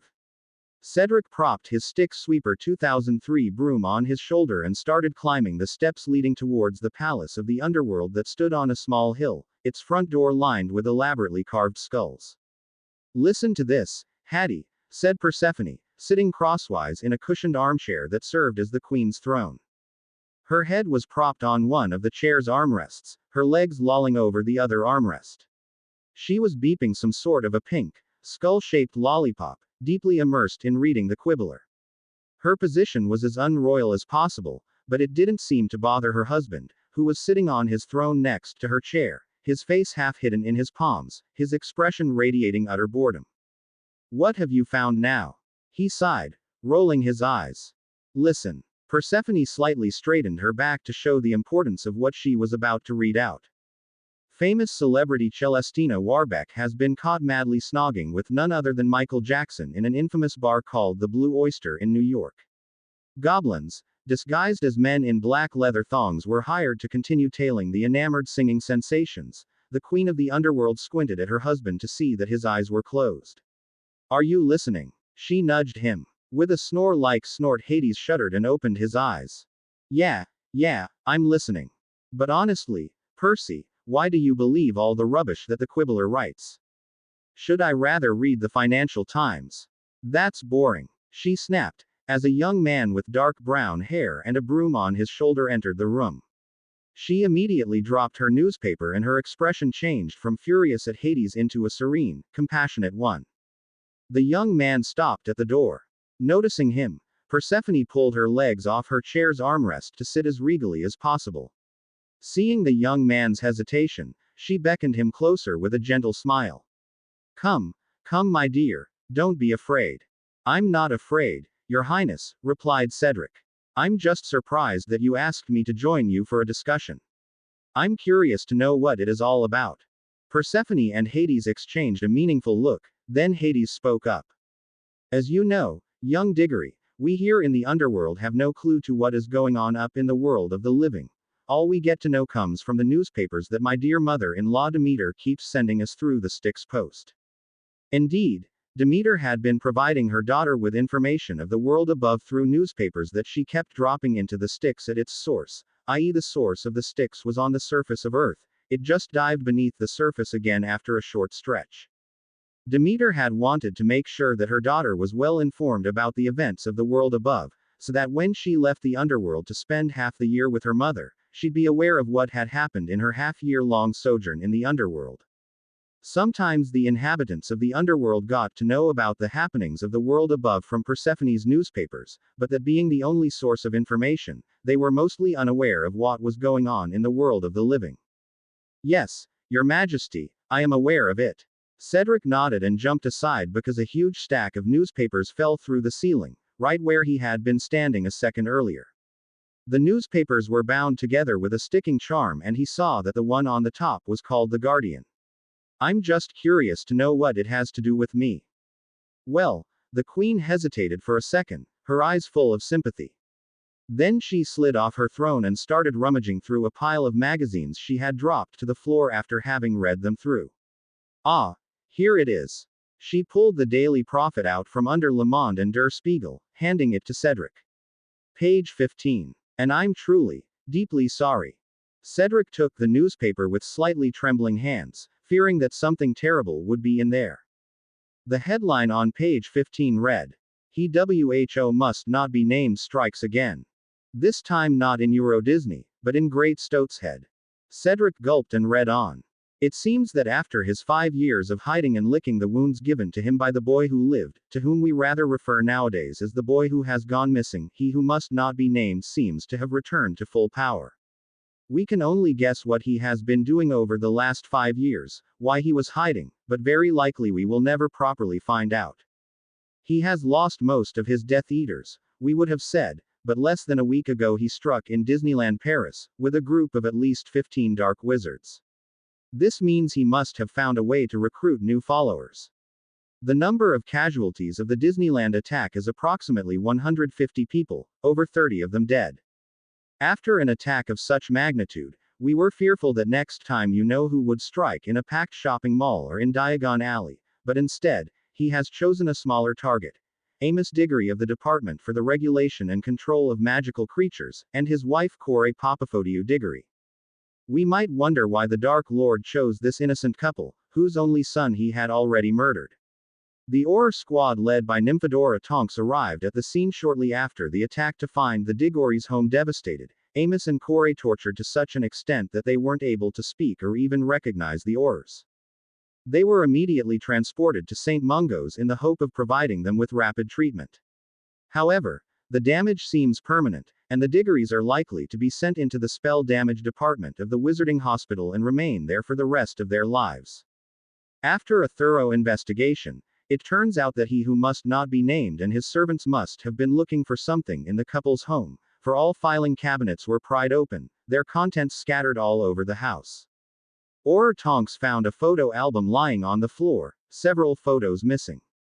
To add an intriguing detail to the story, the photo album, from which pictures had obviously been stolen, contained 30-year-old photos of Corey Diggory, then Corey Papafodiou, whom Amos first met on an international wizarding conference, in which Corey represented her homeland, Greece. So far magical law enforcement hasn't managed to solve the riddle as to why you know who would need photos of Mrs. Diggory's childhood family. The article continued with the journalists lamenting over the Diggory's terrible condition and blaming magical law enforcement for their constant blundering. His face as white as a sheet, Cedric glanced up at Hades and Persephone.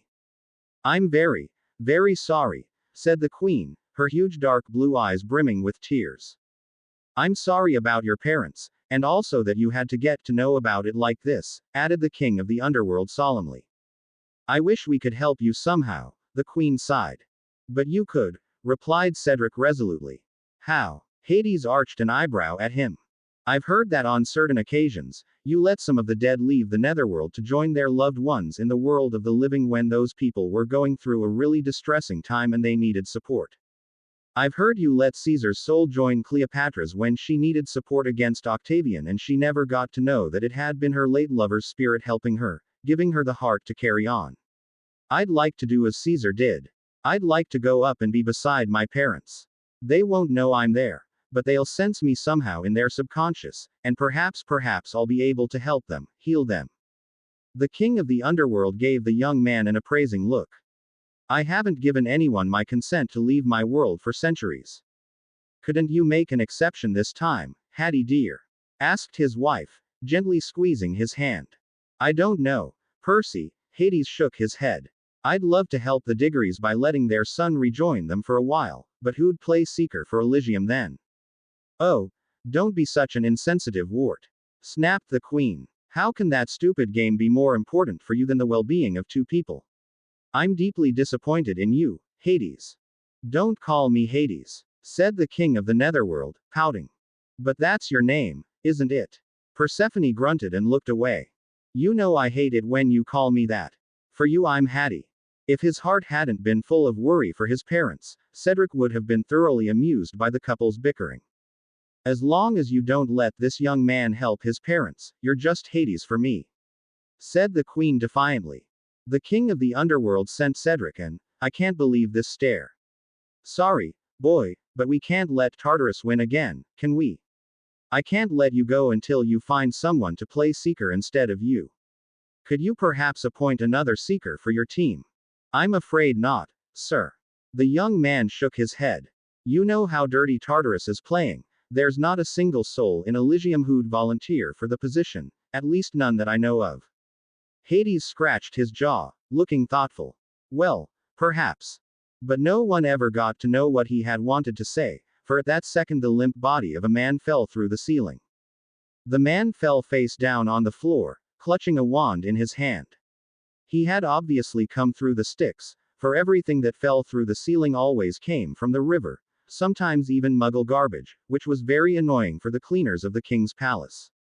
Although the man must have fallen into the river, now he was absolutely dry, because the ceiling of Hades' palace had a drying charm on it so that the newspapers dropped into the river by Demeter wouldn't land dripping wet on Persephone's lap. Is he dead? Worried the queen and crouched down next to the limp body. Of course he's dead, honey, who else would be coming to the underworld? Hades rolled his eyes. Suddenly the man on the floor stirred and rolled onto this back. I hate gravity. And oars, he whispered, his eyes still closed. Why did I ever want to be one of them?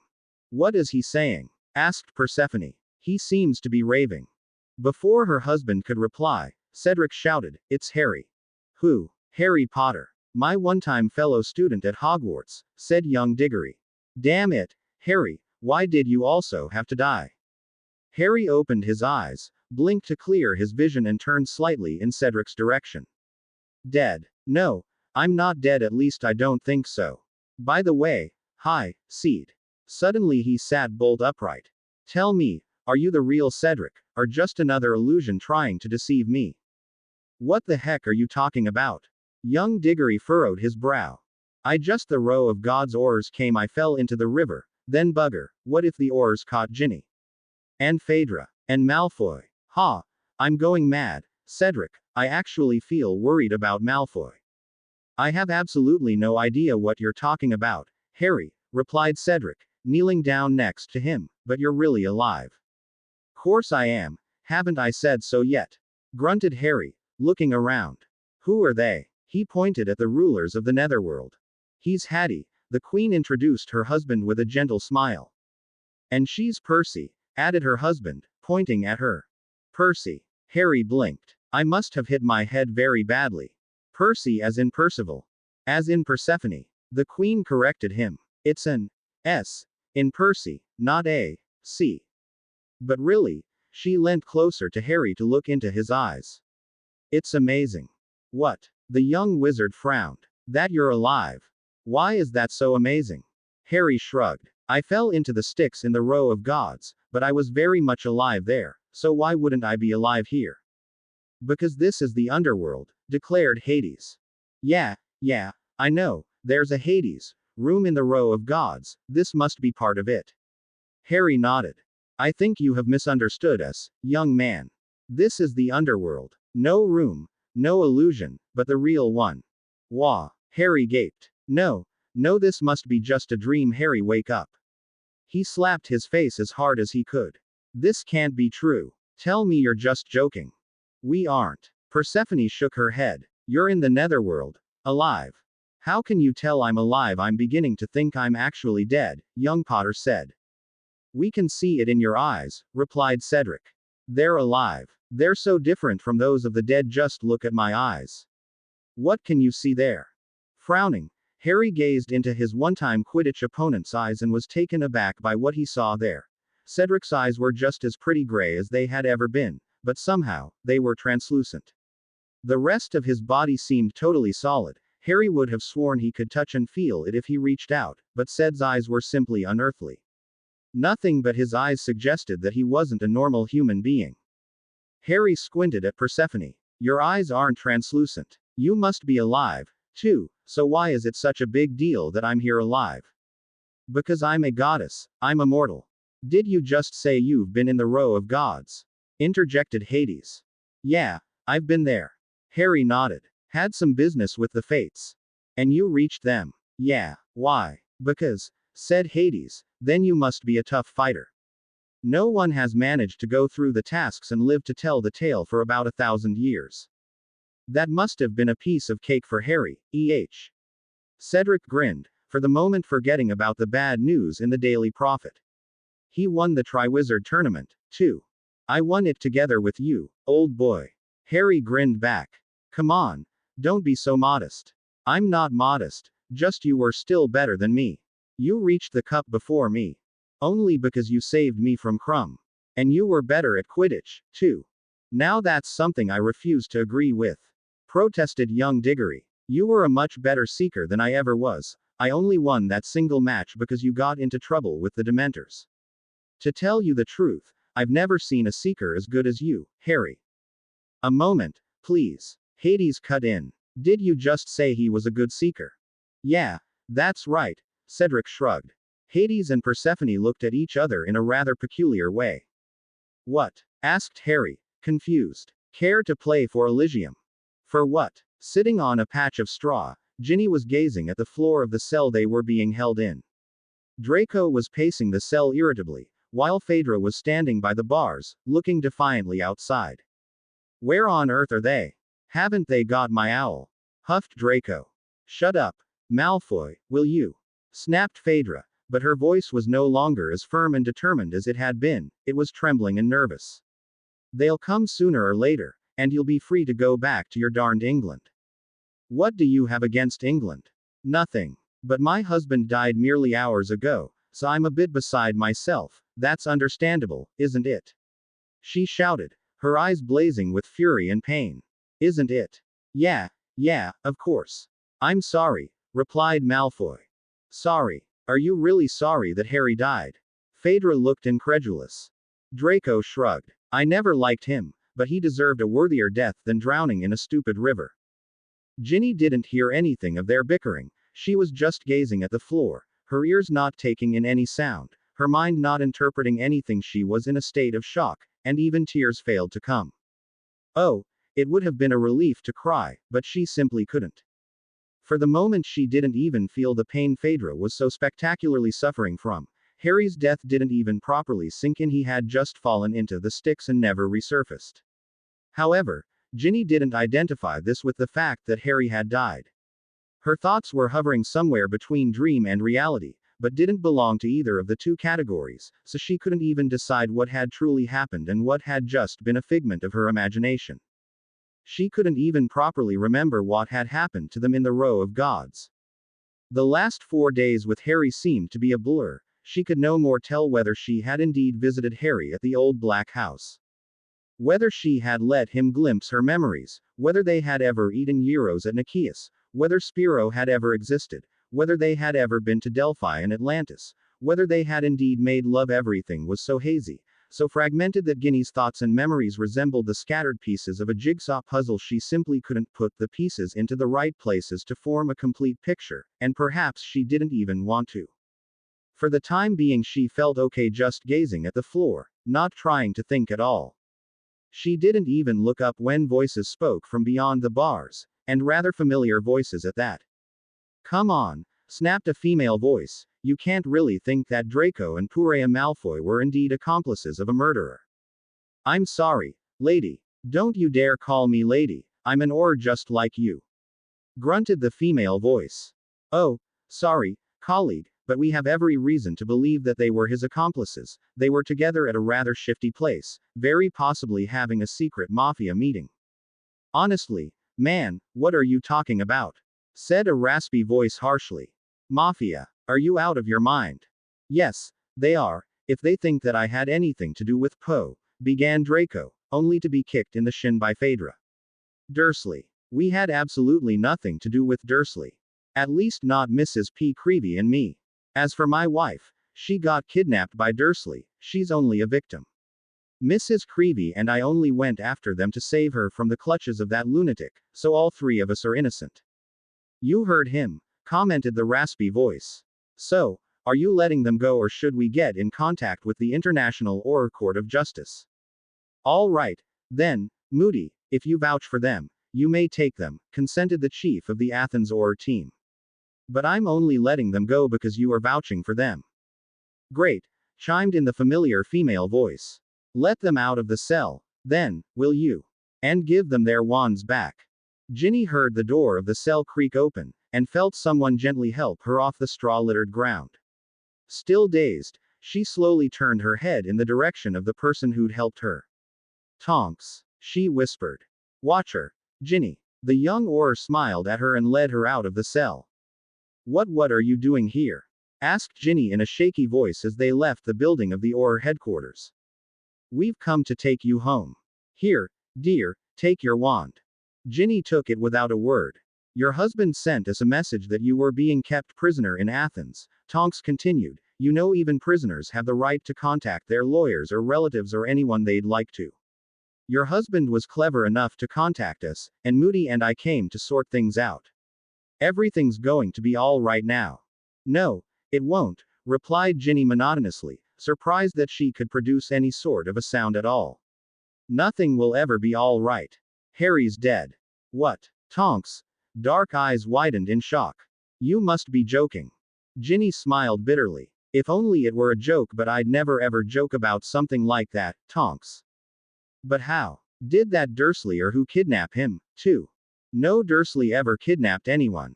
Harry went by the name Dursley. The Orrs were after him because he'd killed someone, but he wasn't guilty. He just gave that man what he deserved. What? Potter killed someone? Asked Mad Eye, his huge blue eye swiveling madly in its socket. Wasn't his fault, interjected Phaedra. That bastard tortured our daughter to death. If Harry hadn't killed him, I would have. They all stared at the Greek witch whose normally tan complexion was ashen now. And, she carried on, looking directly into Ginny's eyes, her hands balled into fists, it's you who killed him. You. Phaedra. You murderer. Shouted Mrs. Potter, as though something in her had finally snapped and she lunged at Ginny. Had Alistair not held her back, she would very likely have scratched Ginny's eyes out. You're his murderer, you damned little ch. She panted, trying to throw Moody's firm hands off herself, but they held her in place. Had you not talked him into coming back to Greece, he would have remained in England and lived a happy life. Ginny gave her an appraising look.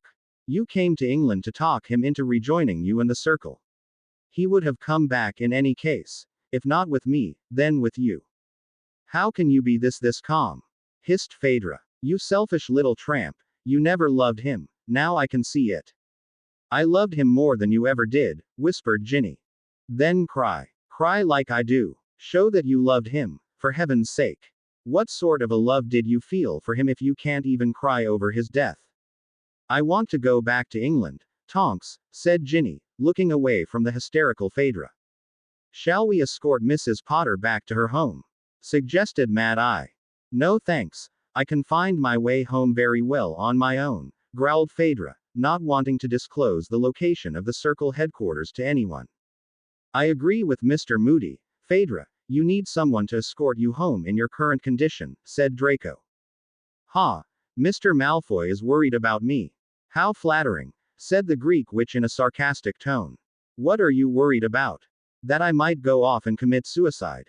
Oh, don't be afraid of that, I'm not the type. As for you, she turned to Ginny again. I'm more than happy to know that you didn't manage what you wanted here, and that you'll have to live with Malfoy again. That's a big enough punishment for you, Purea. Ginny just stared back at the other woman, not even blinking. Seemingly she had sunk back into the same benumbed state she had been in when Tonks and Mad Eye arrived. At the moment her expression resembled Luna Lovegood's. Distant, dreamy, looking like someone who's not all there. Alistair and Tonks exchanged confused looks, not having the slightest idea what Phaedra was referring to and why it'd be a punishment for Ginny to continue living with her husband. Whatever you say, Phaedra, I'm not letting you go home alone, said Draco firmly. Had Ginny not sunken back into her withdrawn condition again, she would have been gaping at him with a, "Have you gone mad, Draco?" expression. Mr. Moody, Miss Tonks, I'd be grateful if you escorted my wife back to England while I take care of Mrs. Potter here. I said I don't need your care, Malfoy. I'm not a little girl anymore. I can take care of myself, thank you very much. Snapped Phaedra. I think Mr. Malfoy is right, Mrs. Potter, commented Tonks, trying to hide her surprise over the fact that Harry had married this woman. She, Tonks, had always thought that Harry would one day marry little Ginny. She had been surprised enough when the news about Ginny and Draco's wedding came out, then the disappearance of Harry Potter, yet she found it somewhat hard to imagine that Harry could have liked this temperamental, hysterical, Mediterranean chick. Tonks simply couldn't see them making a happy couple, and now she'd never ever see Harry being happy with anyone. She swallowed the lump in her throat and fought back the tears that wanted to flow down her cheeks. What would Remus say when he got to know about Harry's death? What would the whole wizarding world, especially British Wizarding Society, say? Horror clutched at her heart. What would be you-know-who's reaction? Sitting under a mahogany tree, Harry was staring at the article in the Daily Prophet. His heart ached for the poor Diggorys, but the thing that most shocked him was the maiden name of Mrs. Diggory. Papaphotiu. He looked up at Cedric with knitted eyebrows. Yeah, that's my mum's maiden name, nodded Cedric. Why? Because I happen to know certain Papaphotius in Athens, Spiro and his sister Leto Papaphotiu. Are you related to them by any chance? Young Diggory looked thoughtful. I think so. Mum has once mentioned a cousin of hers, who had 2 kids by the name Spiro and Leto, but I've never met them. What could Voldemort want from a photo album of the Papaphotiu family? Wondered Harry, while Cedric slightly shuddered at the name. Seemingly, even the dead could be afraid of the Dark Lord. No idea, mate. Cedric shook his head, idly twirling a dandelion between his thumb and index finger. The tree under which they were sitting stood not far away from Hades' palace, in the picturesque Elysium. The underworld was divided into 2 parts, Elysium and Tartarus. Elysium was the place for the good, while in Tartarus resided those who had lived twisted, evil lives. Harry had only seen a part of Elysium so far, but had a very good idea of what Tartarus must look like. He imagined it exactly the way Hades' room in the Row of Gods had looked. Dark, gloomy and totally devoid of happiness. Elysium, on the other hand, was a rather pretty place with fresh air, green meadows, colorful flowers, gurgling little creeks and enchanting birdsong. He hadn't seen a lot of it yet. He had just been escorted from the king's palace to this mahogany tree by Cedric, where he had been given the newspaper. In the far distance forms were moving, most of them clad in white, pale pink and friendly yellow clothing, as though they had been dancing spring flowers. But the Death Eaters must have been looking for something in that album, don't you think? Oh come on, why would they want photos of my mum's relatives? Cedric waved. Seriously, I'm not interested in what they were looking for. All that matters is that my parents have to heal and I could help them, and Hades doesn't want to let me go because then my team, Elysium, won't have a seeker. I understand this, Seed, but you can't expect me to stay here for who knows how long and play Quidditch while Ginny might be incarcerated by those stupid Aurors. I've got to help her, and my wife, too. You're married. Young Diggory looked surprised. Yeah, is it Cho? Who? Your wife? What? Oh, no. Harry shook his head with a small smile. Why did you think that she and I might have been blinded by my love for Cho, but I wasn't totally blind. I saw your infatuation with her. Did you? Harry bit into his lower lip. Well, no. We went once out in my 5th year at Hogwarts, but that was all. We simply weren't made for each other. and certainly you shouldn't have slept with a woman whom you believed to be Cho, if you knew you two weren't made for each other, a voice in his head reminded him. Did she find someone else? Asked Cedric. Harry gave him a sideways glance to see that he was smiling wistfully. Is she happy now? Yeah, Harry nodded. She married a bloke called Michael Corner. I can't recall this Michael, young Diggory said. Don't worry, I also never knew he existed until Ginny turned out to be going out with him, replied Harry with a grimace. Fortunately, they broke up after only a couple of months of dating. Well, the point is that Michael seems to be a nice chap, and I heard that he and Cho even have a son named after you. Me? Cedric's eyes widened. Yeah, Harry grinned at him. Well, I'm happy that she's happy.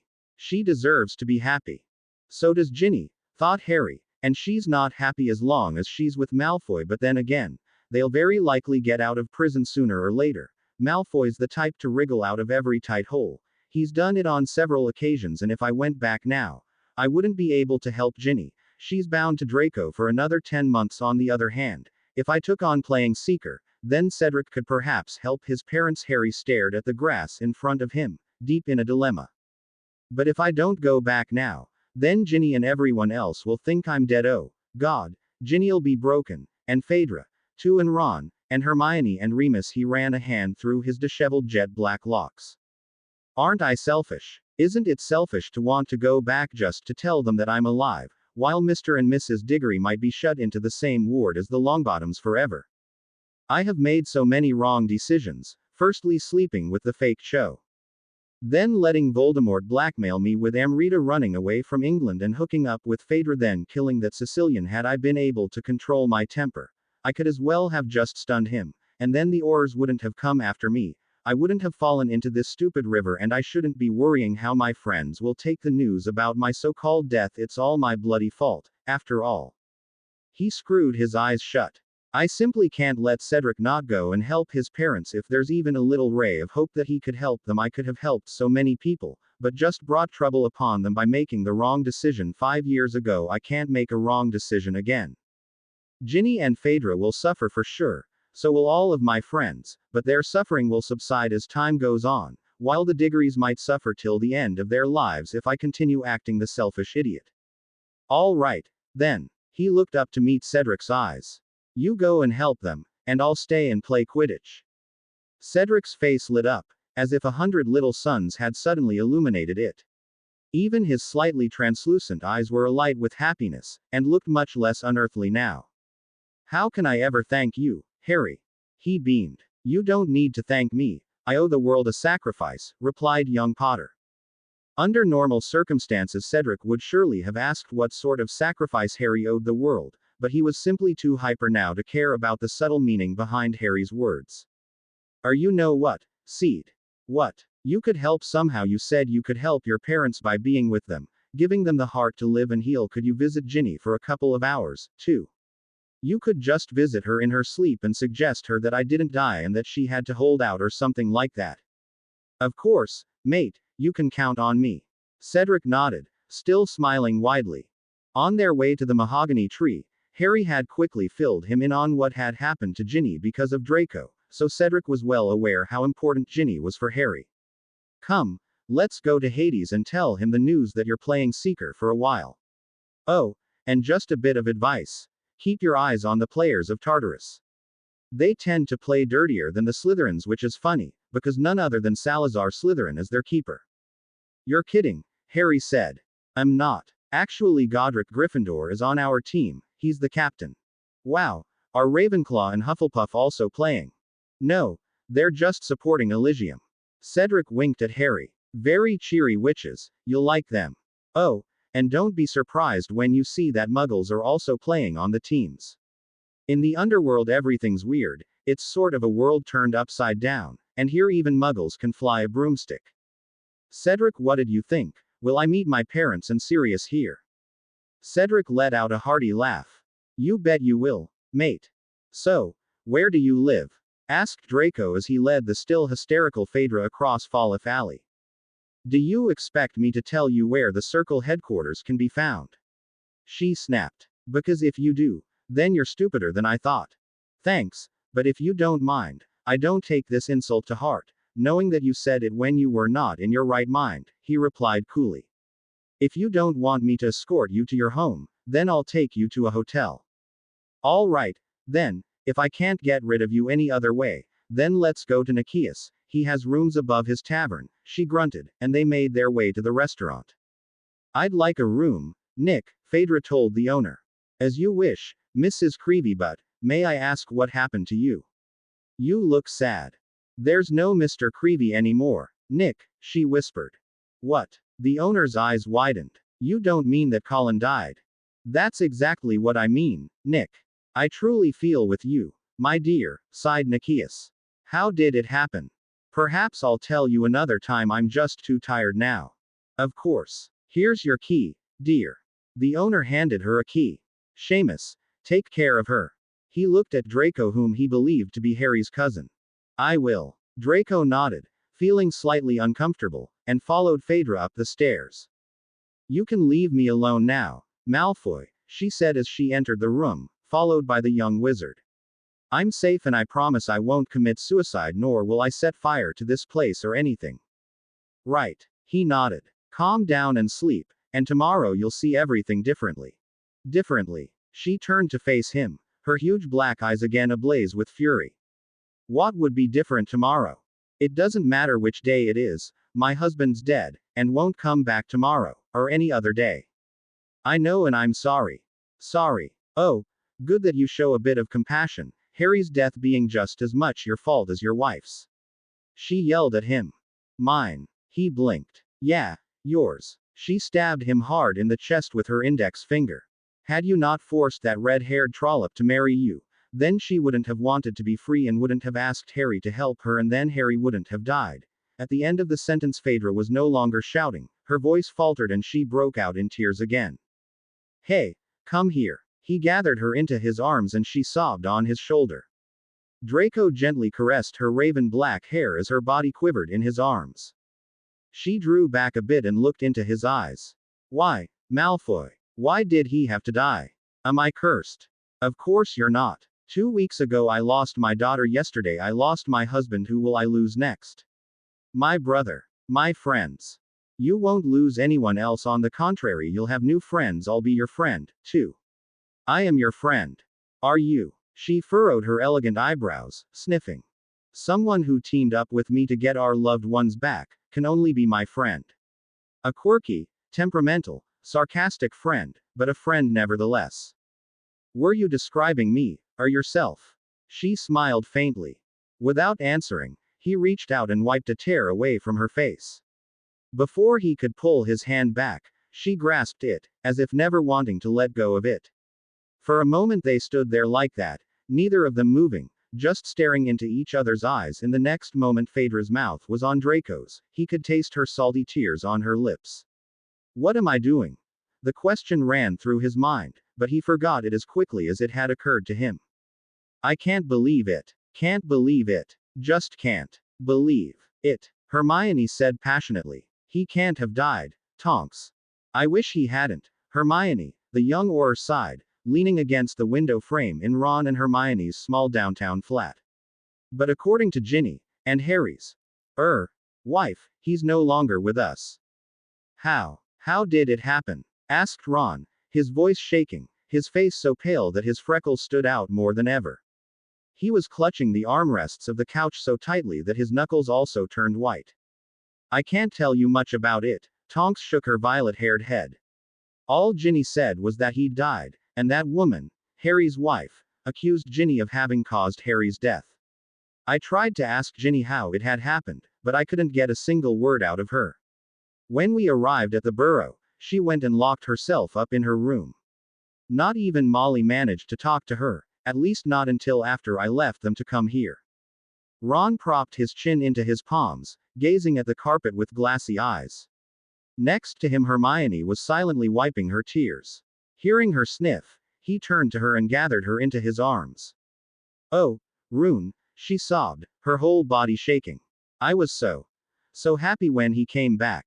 I thought we'd have him back again. I never thought that was the last time we'd see him.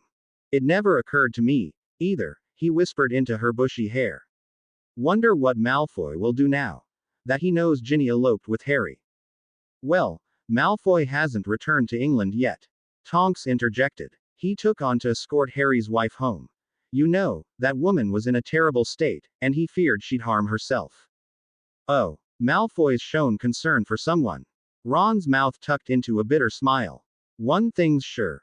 We won't let him harm Ginny when he gets back. Of course we won't, Hermione said resolutely, drawing back from him, looking for a hanky in her pocket, but finding none. Here, Ron handed her a tissue. Let's go to the burrow, shall we? Perhaps we'll manage to convince Ginny to talk. Or even if not, we can still be with her, calm her. I'm not sure I could calm anyone when I'm far from calm, whispered Hermione and blew her nose, but of course we can try. I'll go and tell Remus the sad news, said Tonks distractedly. Right. See you. With that she disapparated. Ron and Hermione were left alone, and the young witch flung herself on Ron's neck again, silently crying. Not struggling any longer to ignore the burning sensation in his eyes, he let a single tear run down his cheek. We'll miss you, Harry, mate, he whispered into the thin air over Hermione's shoulder.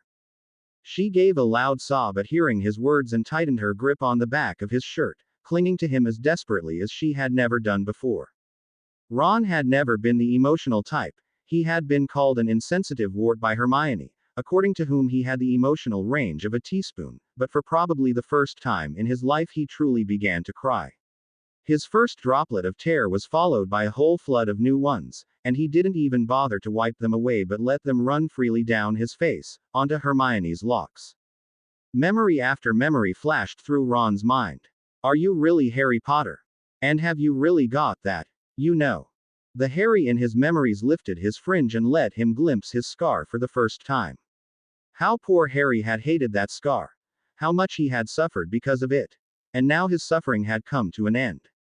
What is the difference, Potter, between monkshood and wolfsbane? I don't know. I think Hermione does, though. Why not try her? Oh, good old, cheeky Harry. Yeah, Quirrell was a great teacher. There was just that minor drawback of him having Lord Voldemort sticking out of the back of his head. He had stood up to everyone. Snape, even that cow Umbridge. And Voldemort. Oh, are you starting at Hogwarts this year? How Ginny had blushed at this question. Back then Ron had never imagined that his sister would be the one to see his best friend die. Fleur didn't turn up. I couldn't leave her. Harry, you prat, you didn't take that song thing seriously, did you? Oh yeah, Harry was the type to take things seriously all the time. Was that the reason for his death? Oh, Harry, why did you always have to act the hero? Hermione had always feared it'd be the end of you one day. You stupid git, you. Ron screwed up his face against the howl of pain that wanted to escape his mouth and hugged Hermione as firmly as he could, as if fearing he'd lose her, too. Draco opened his eyes, blinked and realized that his surroundings weren't familiar at all. For one thing, the ceiling was painted yellow. He didn't remember ever sleeping in a bed that stood in a room with a yellow ceiling, and that was saying something, because he had slept in at least a dozen different beds, most of which belonged to pretty young witches. He shifted his glance to see out of the window, beyond which a huge board advertised the shop of Esculapius the apothecary, all sorts of potions and poisons available.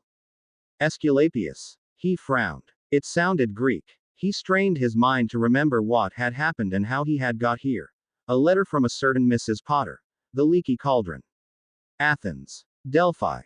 The stupid oracle. The row of gods. Styx. Potter. Potter falling into the river. Potter's death. Phaedra. Phaedra having hysterics. Phaedra accusing first Ginny then him of being at fault over Potter's death. Phaedra crying on his shoulder. Phaedra dotting him. Dotting him.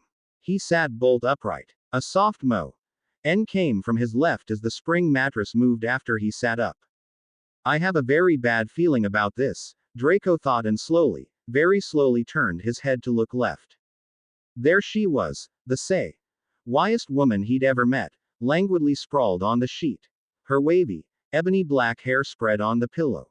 Her blouse open, slightly torn as though it had been ripped open. Her lacy black brassiere still in place. Hadn't I unclasped it? He wondered. Her eyes were still puffy from crying, but they looked prettily puffy. What the heck got into me? Draco ran his hand through his silvery blonde locks. Get away from here. Just get away from here. Carefully he slid out from under the covers and told himself that he must have been totally out of his mind, and to such an extent that he hadn't even properly got rid of his trousers, just dropped them to his ankles. He had never been this careless about say. Before, he was the type who loved impressing women by doing everything slowly and properly. What had got into him this time? Why hadn't he cared about doing it properly with Phaedra? Why hadn't he wanted to impress her? He shook his head. This wasn't the time for contemplating things, especially not when he was standing there, his shirt hanging on him, wrinkled. Obviously he hadn't bothered to take it off, either, his most private parts totally exposed. Phaedra Mo.Ned in her sleep again, and Draco hastily pulled up his boxers and trousers, did up the buttons on his tattered shirt and crouched down to look for his shoes.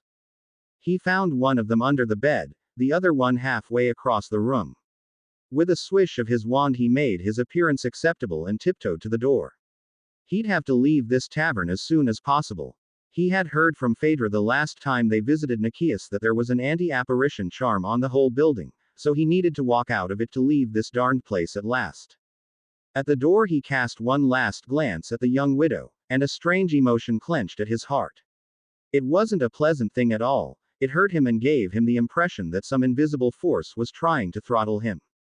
For the first time in his life, Draco Malfoy had pangs of remorse. Damn it, he cursed himself as he opened the door. Don't look back, Malfoy. What would it help if you did? What would you say to her? That you're sorry for taking advantage of her grief and shagging her senseless. Come on, you have never felt sorry for shagging a woman before. But then again, none of the women you shagged so far had lost their husbands only a couple of hours before. Get a grip, Malfoy. You had a bit of fun with her, so what? She wasn't complaining, was she? She seemed to be enjoying herself. So why have pangs of remorse? You merely consoled the poor thing in her deep grief. Hell, since when have I been talking to myself? Draco kicked himself hard in the shin as Phaedra had once done.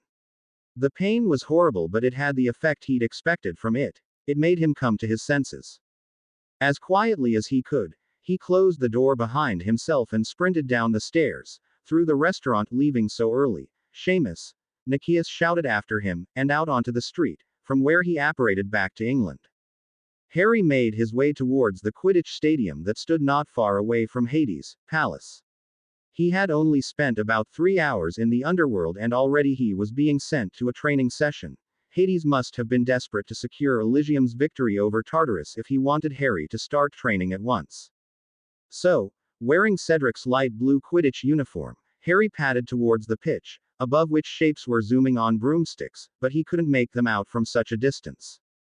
It took about 10 minutes of walking from the King's Palace to the pitch, and this time Harry wasn't walking with Cedric, for Cedric had departed with Hades' consent, but totally on his own. When he had walked with young Diggory to the mahogany tree, they had been so deep in conversation that Harry couldn't even properly pay attention to his surroundings. All he had seen was that Elysium was a pretty place. This time, however, his eyes drank in the sea of wildflowers gently swaying in the breeze on the endless meadows. His ears recorded the cheerful chirping of the birds and gurgling of the tiny, crystal clear brooks, and his nostrils got filled with the most wondrous fragrance, flowers, mixed with the fresh scent of grass. He had smelled pleasant things before, but the meadows on the Hogwarts grounds or Aunt Petunia's flowerbeds never managed to smell this sweet. For a moment he felt like jumping and whooping at the top of his lungs, but held himself back, suspecting that other residents of Elysium would think he'd gone mad, and he also thought that cheering too jubilantly in the underworld would be some sort of sacrilege, this being a place of the dead. Then, as his thoughts wandered off to Ginny, he felt shame wash over him. How could it even occur to him to jump and shout when she was very likely in prison, either in a prison of Athens, or in the prison of her marriage to Draco? However, he shouldn't have felt ashamed, for Elysium was indeed a place that made one want to jump for joy. It was exactly like Harry had always imagined heaven to be. A place so refreshing, so happy, so wonderful that it made one forget all about their sorrows. Strangely, Harry couldn't fully forget his sorrows and guilt, not like all the other residents of Elysium. Perhaps because he wasn't dead. He reached the gate of the pitch. So, I'm going to meet Gryffindor, he thought and pushed the door open. At first his teammates didn't even notice him. They kept passing quaffles to each other and trying to beat the bludgers off their course. What struck Harry as surprising was that the quaffle the chasers of Elysium were playing with seemed very different from the penifold quaffle that Alicia, Katie and Angelina had used to pass to each other. On one hand it wasn't red, but white. This was acceptable, since Harry thought that in the underworld there was no winter, so the quaffle didn't need to be red to stand out if dropped into the snow. On the other hand, it wasn't even perfectly round like the penifold quaffle. It had some holes and dents in it. But Harry couldn't make it out while it was zooming above. Suddenly one of the chasers dropped the quaffle with a yelp. Harry, who had not seen the players' faces properly from the ground, jumped aside from the path of the falling white ball. The quaffle landed on the very spot Harry had been standing on a nanosecond earlier, and he finally saw what those holes in it were. Eye sockets. Eye sockets of a skull. Before he even had time to say an ew, the chaser who had just yelled landed right next to him. Harry. The young wizard looked up from the skull ball to see a pair of familiar dark eyes glinting at him from behind a curtain of shaggy dark brown, shoulder-length hair. Sirius, he whispered. Harry. His godfather shouted, this time angrily. What the hell are you doing here? Playing Quidditch. Harry allowed himself a faint grin. Sirius reached out and shook him. But why? Why? Because Cedric had to go and. Why didn't you better take care of yourself? You weren't supposed to die this early. Sirius. Harry began. Harry, is this really you? Another male voice came from his right. Harry turned in the direction of the voice to see a tall man with black hair sticking out in all directions. Dad. He swallowed hard. Harry. James gathered him into his arms, squeezing him so tightly that Harry thought he'd either suffocate or his ribs would crack any second. Suddenly James pushed him back, holding him at arm's length, his warm brown eyes scanning his son's every feature. My, you do look like me. But why did you have to die? Did Voldemort kill you? That bastard. So Trelawney's prophecy actually did come true. Dad. Harry shook his head, almost finding the situation amusing. Dad, I'm not dead. What? Not dead? James squinted at Sirius, who shrugged with a confused expression. Suddenly a lithe figure stepped out from behind James, and without a word reached out and cupped Harry's face in her hands. I was dying to see you again, but I was hoping I wouldn't see you this soon. My little baby. Before Harry could even say a word, Lily Potter embraced him, pulling his head down to hers. He had to bend at least 10 centimeters to be at the same level with her. Little baby. Indeed. Harry's nostrils got again filled with the honey and hyacinth aroma of her hair. I won't cry, he told himself, but it was a hard business keeping his tears at bay. Lily drew back a bit and looked into his eyes. For a lingering moment green eyes met equally green ones. He's telling the truth, she said, turning to James and Sirius. He's alive. My baby Harry's alive. I'm no. Harry couldn't utter baby anymore, for Sirius jerked him sideways to face him. Wow. Really? His eyes? Look at his eyes, James. Holy snitch. James shook his head incredulously, and his mouth tucked into a mischievous grin. You're truly alive. What are you doing here then, son? Playing Quidditch, Harry repeated. Hey, what's going on here? A harsh voice tore at the air from above. Harry looked up to see a man with a black beard sitting on his broom with a back as straight as though he were a proud knight riding a horse. What's this commotion? Get back to practice, lazy lot. Come off it. Godric, waved James. Come off it. The bearded man snapped. We're playing Tartarus in a week and you're telling me to come off it. Would he have a descendant called Oliver Wood by any chance? Harry whispered to Sirius. Just to inform you, Godric, said James, my son Harry just turned up here in the underworld, alive. And I want to talk to him. So do Lily and Sirius, right? Certainly, nodded Lily. Cancel training for today, old chap, added Sirius. Your son turned up. Gryffindor knitted his eyebrows, looking slightly menacing that way. Why? To substitute for Cedric Diggory, sir, replied Harry. He had to leave the underworld urgently. He's left. Sirius and James gasped. It was highly unusual for someone to leave the underworld. Have you ever played Seeker, boy? Asked Gryffindor scathingly. Course he has. Sirius put an arm around his godson's neck. He's the best darn Seeker I've ever known, Ricky. How many times do I have to tell you not to call me Ricky? Godric scowled at him, then turned back to Harry. How long are you staying, boy? Until Cedric returns, of course. Right. I'd like to see what you're capable of, nodded the captain. Yeah, you will, old chap. Just not today, grinned James. Today he's ours. Come, son, let's go home. Want Daddy to give you a piggyback? Harry squinted at Sirius with an incredulous expression that suggested he didn't know whether to laugh or scowl at his father. Sirius just waved merrily and steered Harry out of the stadium, leaving the fuming Godric Gryffindor and the two befuddled beaters, one with a huge Roman nose, the other with girlish golden locks, behind. Jason Hightower Stephanides was playing chess with his girlfriend Leto Papafodiou as the door of the common room in the headquarters of the Circle of Hermes opened and his sister entered. Jason dropped the bishop he was holding and jumped up. Phaedra, what happened? You look a fright. His usually stunning sister resembled a banshee with her face deadly pale, her hair unruly and her eyes full of something that Jason couldn't identify. Was it pain? Was it rage? Or a mixture of the two? He's dead, she whispered as she sank down onto a cushion, propping her elbows on the chessboard, not caring that she knocked off the figures, and hiding her face in her palms. Who? Jason asked. My husband. Leto let out a small squeak at the other end of the table, but Phaedra didn't seem to hear her. Perhaps she hadn't even noticed her presence. You mean, Harry? Whispered Jason. Why? Did I have more than one husband?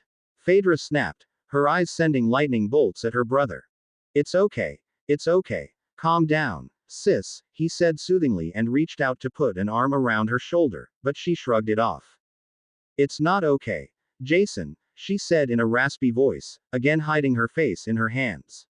Her shoulders shook, so he was sure she was crying, though he couldn't see her face. I'd better go now, whispered Leto and tiptoed out of the common room. Barely had she closed the door behind herself when she met Nausicaa, the chief of Circle. Nausicaa wanted to enter the common room, but Leto held out her hand. No, don't go in there now. Why not? Because Phaedra just returned. With Harry. Leto shook her head. Alone. Harry's dead. Nausicaa thought she'd die on the spot. Dead. D-E-A-D. Leto nodded, tears brimming her eyes. But how? I mean, he was here just 3 days ago, I even talked to him. The always so cool, strict chief had to lean against the wall to support her weight, for she felt she'd faint if she didn't. Harry Potter. Dead. I never thought. He was so talented. He could have been the best here in the circle if he hadn't left. He was so brave. He was never afraid, no matter what sort of a mission he had to take part in. The only one he ever feared was Her voice faltered. She well remembered the conversation she had had with Harry a couple of days earlier, the conversation in which Harry admitted having let Voldemort flee. Was it who? Did who kill him? I don't know, Leto said. Perhaps Phaedra will tell you. When she's feeling better. Now Jason's with her, she's sobbing her heart out. The poor thing, Nausicaa sighed. Losing a child and a husband in a short 2 weeks. Life's so damn unfair. Leto just nodded mutely and they set off for their rooms, leaving the young widow to cry on her brother's shoulder in peace. Holy heavens, Remus muttered, sinking into his armchair in the Department for the Regulation and Control of Magical Creatures. He had started working there after Kingsley Shacklebolt had been appointed the new Minister for Magic. Kingsley had believed that if a werewolf was working for this department, it would give the image of the ministry treating magical creatures, also including beasts, ghosts and beings, with more respect and caring for their welfare.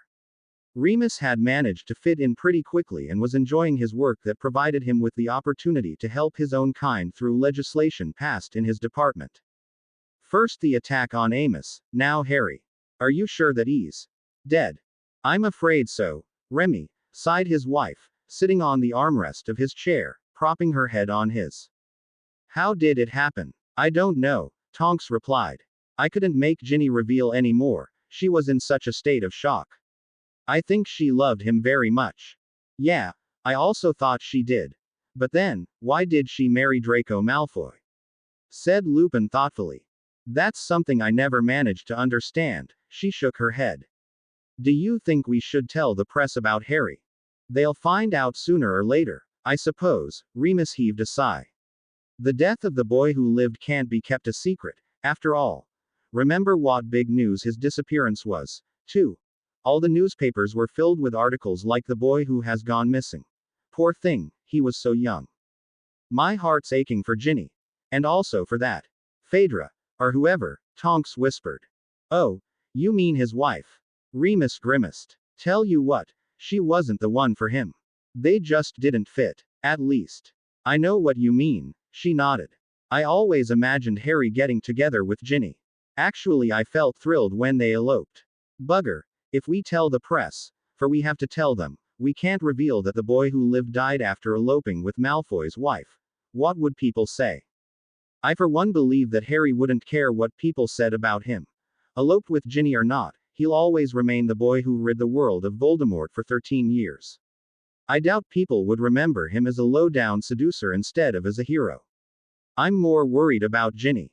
People tend to say only nice things about the dead, but they are always ready to speak ill of the living, and Ginny's alive. She'll have to endure all the evil remarks. Yes, that's what I fear, too, Tonks agreed. I think we should ask Kingsley. He'll know how to present this to the press without destroying anyone's good reputation. Lupin slid an arm around his wife's thin waist and pulled her down from the armrest into his lap. He's with Sirius at least, Tonks. He was missing his godfather so much. And his parents. His voice trailed off. He's together with them at last. She looked into his warm gray eyes, seeing that they were slightly watering. Cry if you want to, Remy. It helps. I've cried already. No. He shook his head. I think he's in a better place now. We shouldn't cry. He's happy now, I'm sure of it. Perhaps you're right, she whispered, her nose touching his. Soon not only their noses touched, but their lips, too. With a flick of her wand, Tonks sealed the door of the office and let Remus make her forget about her grief, at least for a short time. Ginny. Hermione knocked on the youngest Weasley's door. There was no reply from inside. Ginny. It's me, Hermione, let me in. Silence. Ginny. I understand if you don't want to see anyone who'd ask weird questions, but if you like, I promise I won't ask anything. Just let me in, please. Or else I'll sleep here, in front of your door.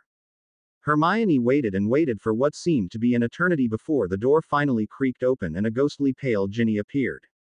The red-haired witch motioned her inside, then closed the door again, and with a swish of her wand sealed it from unwanted guests.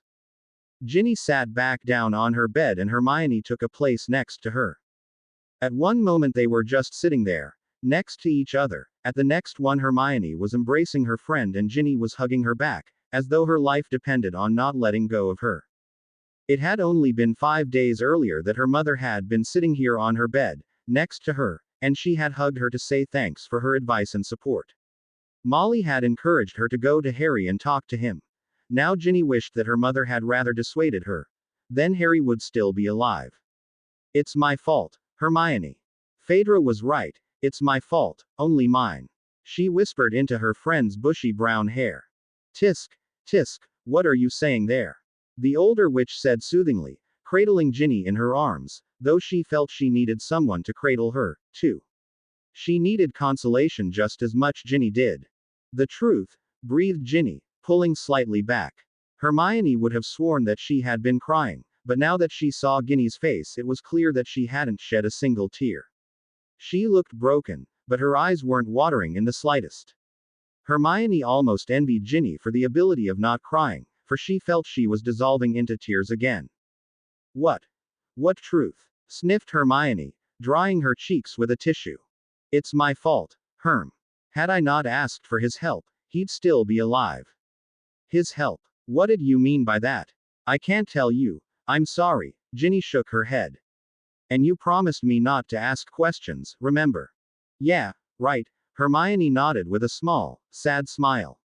I promised it. But I only did so to see you, to make sure you were all right. You mean you feared I was thinking of committing suicide?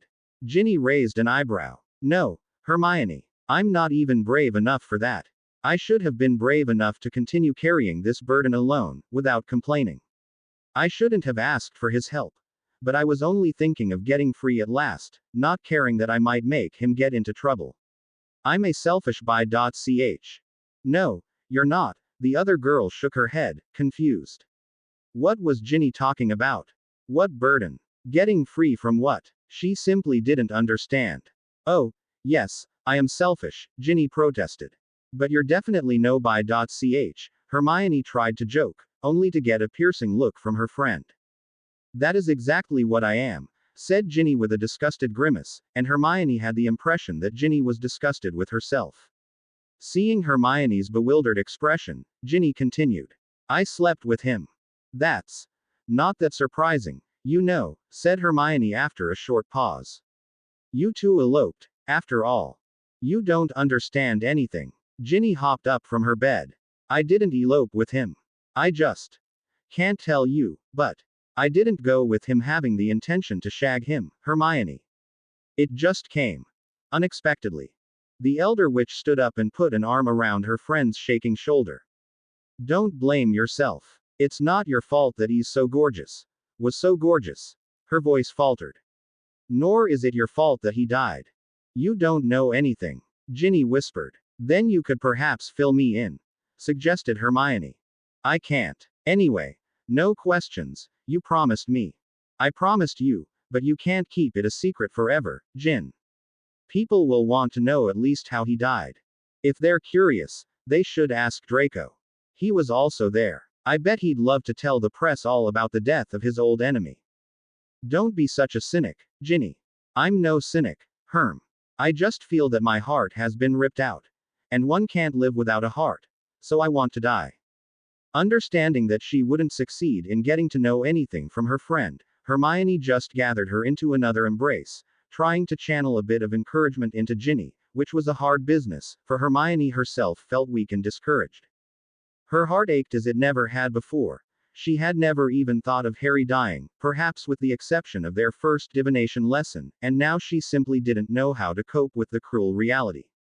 While her heart ached for Harry, it also bled for Ginny. She knew Ginny must be suppressing her emotions, perhaps that's why she wasn't crying, and Hermione was aware that suppressed emotions could hurt one more than crying for hours. Why was Ginny trying to ignore her pain? Could it be because of the shock? Yes, that had to be it, Hermione thought. She remembered the day her grandfather died. It had come so suddenly, so shocking that her mother hadn't even cried for several hours after it, although it had been her father who had died. Hours after her grandpa dying, Hermione's mother finally started to cry, and it felt as though some sort of a dam had suddenly broken through in her soul, letting all her sorrows pour out like a flood. And as her tears flowed down her cheeks, she felt relieved, light as a feather. However, it seemed that Ginny was denied the relief of crying, and Hermione feared that it'd damage her friend's fragile soul much more than crying for a whole week. Ron. Good tear see ye, said Hagrid cheerfully, slapping his young friend in the back with such force that Ron tumbled against the table. I wasn't expecting guests. No, that's why things are a bit, not so tidy. Ron almost smiled. Almost. Hagrid was talking as though it had been unusual for his house to be untidy. Fang leapt at him, trying to lick his face. Well, I wasn't really planning to visit you today, but things happened and I felt I had to tell you. You look concerned, mate, what's the problem? Asked the half-giant. It's about Harry. Barely had he uttered the name when a flutter of wings could be heard and a very annoyed Hedwig soared up from her perch on Hagrid's armchair to one of the rafters, turning her back on Ron. Ron never knew what the owl's problem was, but he clearly remembered how shaken the poor bird had been after Harry had disappeared 5 years ago, and remembered even more clearly what Hedwig looked like after he and Hermione had sent her after Harry. They never got to know exactly what happened to the owl on her journey, whether she ever found Harry or not, but when she got back from her journey, she was totally lethargic. She didn't want to go hunting, she seemed to have decided that she'd starve to death. No one ever got to know that Hedwig had actually managed to find Harry, but he had set fire to Ron and Hermione's letter in front of her and had told her to go back to England and never look for him again. When Hedwig had wanted to fly onto his shoulder and cuddle a bit with her master, he rudely shooed her away. Hedwig didn't know that it had caused Harry huge pangs of remorse later, that he had regretted 1,000 times being so nasty to his faithful owl, but he couldn't just send Hedwig an owl and apologize. Hedwig never managed to forgive him for sending her away so rudely, for she didn't understand what had happened to Harry before he'd left. She had no idea about Voldemort's blackmail and Ginny breaking Harry's heart. All she knew was that her master had deeply hurt her, and that she never ever wanted to hear about that ungrateful sod again. To try and help the poor, depressed owl, Ron had taken her to Hagrid, the only man who possibly knew something about animal psychology, and Hedwig had lived with Hagrid ever since. So, to express her indignation at hearing Harry's name again, Hedwig soared up to a rafter, clicked her beak indignantly and pretended not to be listening to the conversation of the two wizards.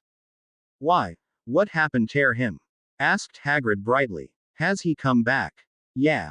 He came back 5 days ago," nodded Ron. "And why hasn't he visited me yet, then?" Hagrid asked in a slightly hurt tone. "Because he left shortly after he returned," sighed Ron, not knowing how to present this all to Hagrid, who had been Harry's first friend, the first ever person to care for him after his parents' death. Even Rita Skeeter had accused the half-giant of being a father substitute for Harry. "He left again, with Ginny." "Ginny?" Hagrid raised his eyebrows. "You don't mean those two eloped?" "Well, sort of, but that's great, Ron." Hagrid clasped his hands. "I always knew they'd end up together, I did. I remember her little sister comin' ter visit me house in her first year. She came so often and I knew she was comin' because she was hoppin' ter see Harry. Am I glad ter hear the news?" "Hagrid." Ron held up his hands. "Hagrid. This isn't what I wanted to tell you. Harry's dead." "What?" rumbled the half-giant, his voice so harsh that the glass in his window almost shattered. "Ye don't mean it." Hedwig, against her will, clearly heard Ron's words. She went rigid on the rafter, as though she had been petrified. Ron bent down to pat Fang's head, so that he didn't need to look at Hagrid. "I'm sorry. But I do mean it. He died in Greece. But I don't know more. Ginny would. She saw him die. But she isn't willing to talk about it." Slowly he lifted his face to see huge tear droplets coursing down Hagrid's face, running into his shaggy beard. Tell me it's not true. Ron." The gamekeeper rasped. "I wish it weren't Hagrid." In the next instant Hedwig swooped down on the red-haired wizard, madly fluttering her wings, her beak snapping towards Ron's face, as if she was trying to scream. "No. You're lying. That can't be true." "Calm down, Hedwig." Hagrid reached out and pulled the owl back before she could take Ron's eye out. "Calm down, girl. It's no use going all hysterical. That one, bring him back." Sniffing, he started to look for a handkerchief in one of his several pockets. He blew his nose so loudly that it rather sounded like a honk. "I'm sorry for bringing bad news. But I felt you deserved to get to know before others do." Ron hung his head while Fang slobbered onto his shoes. Hedwig's outburst had finally subsided and she was hanging limply in Hagrid's dustbin-sized hand. If Ron hadn't been sure that birds couldn't cry, he would have sworn that he'd seen tears in Hedwig's amber eyes. Silence fell over the gamekeeper's tiny house, a silence as deep as the sorrow in their hearts. "So, how long have people in the underworld been playing Quidditch?" Harry asked, sitting at a table in his parents' lovely little cottage, sipping some sort of a drink called ambrosia essence. It was deliciously sweet, just like the cottage that stood next to a little creek, surrounded by ever-blooming lilac bushes. Harry had found it quite amazing that people in the underworld were living pretty much the same as the living ones. "Well," Sirius scratched his jaw, looking contemplative. "For about 300 years, so I heard. Yeah, before Hades got the idea of introducing Quidditch, people here used to play cricket and golf and Ostra kind of." "That's Ostraconda," Lily corrected her husband. "It is an ancient Greek chasing game." Yeah, and there was Ephedrismos, another stupid ancient Greek game. Sirius continued. No wonder old Hattie got bored of it. They were really, really stupid games. When he first heard about Quidditch, he immediately knew that this would be the game worth playing, at least that's what he said. According to my uncle Alfred, some decades ago they were also experimenting with basketball, but the skulls they were using for balls weren't springy enough and just wouldn't bounce back from the ground. Harry grimaced, imagining two dead teams trying to dunk skulls. Tell me, why are you using skulls as quaffles? Oh, those aren't real skulls, but they're pretty good imitations, smiled James. Hades thought it'd be fashionable to play with skull-shaped quaffles, that's why we're using them. Not that I love them too much, but I got used to them over the years. Why? How long have you been playing for Elysium? 9 years now. Lil's too. Sirius joined shortly after he died, so he's been playing for 7 years. James's expression turned sour.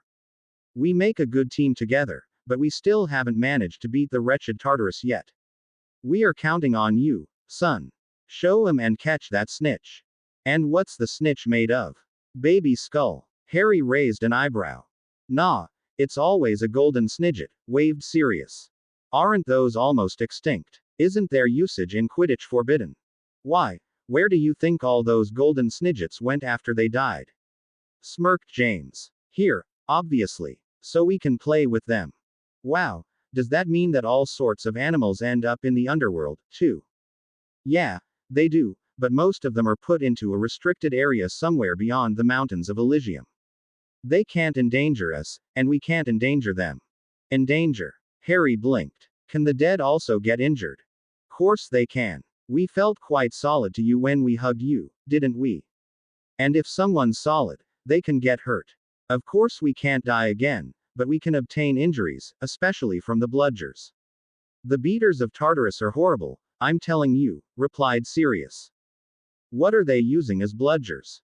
Inquired young Potter. Boulders. Granite boulders. You know, granite's the hardest type of stone, so it can hit really badly. And who else is on the two teams? Well, let's see. James started counting. First Elysium, the 3 chasers are Lils, Padfoot and me. The keeper is Ricky, Godric. Padfoot's presence has rubbed off on me. He winked at his son. The beaters are Julius and that idiot Alcibiades.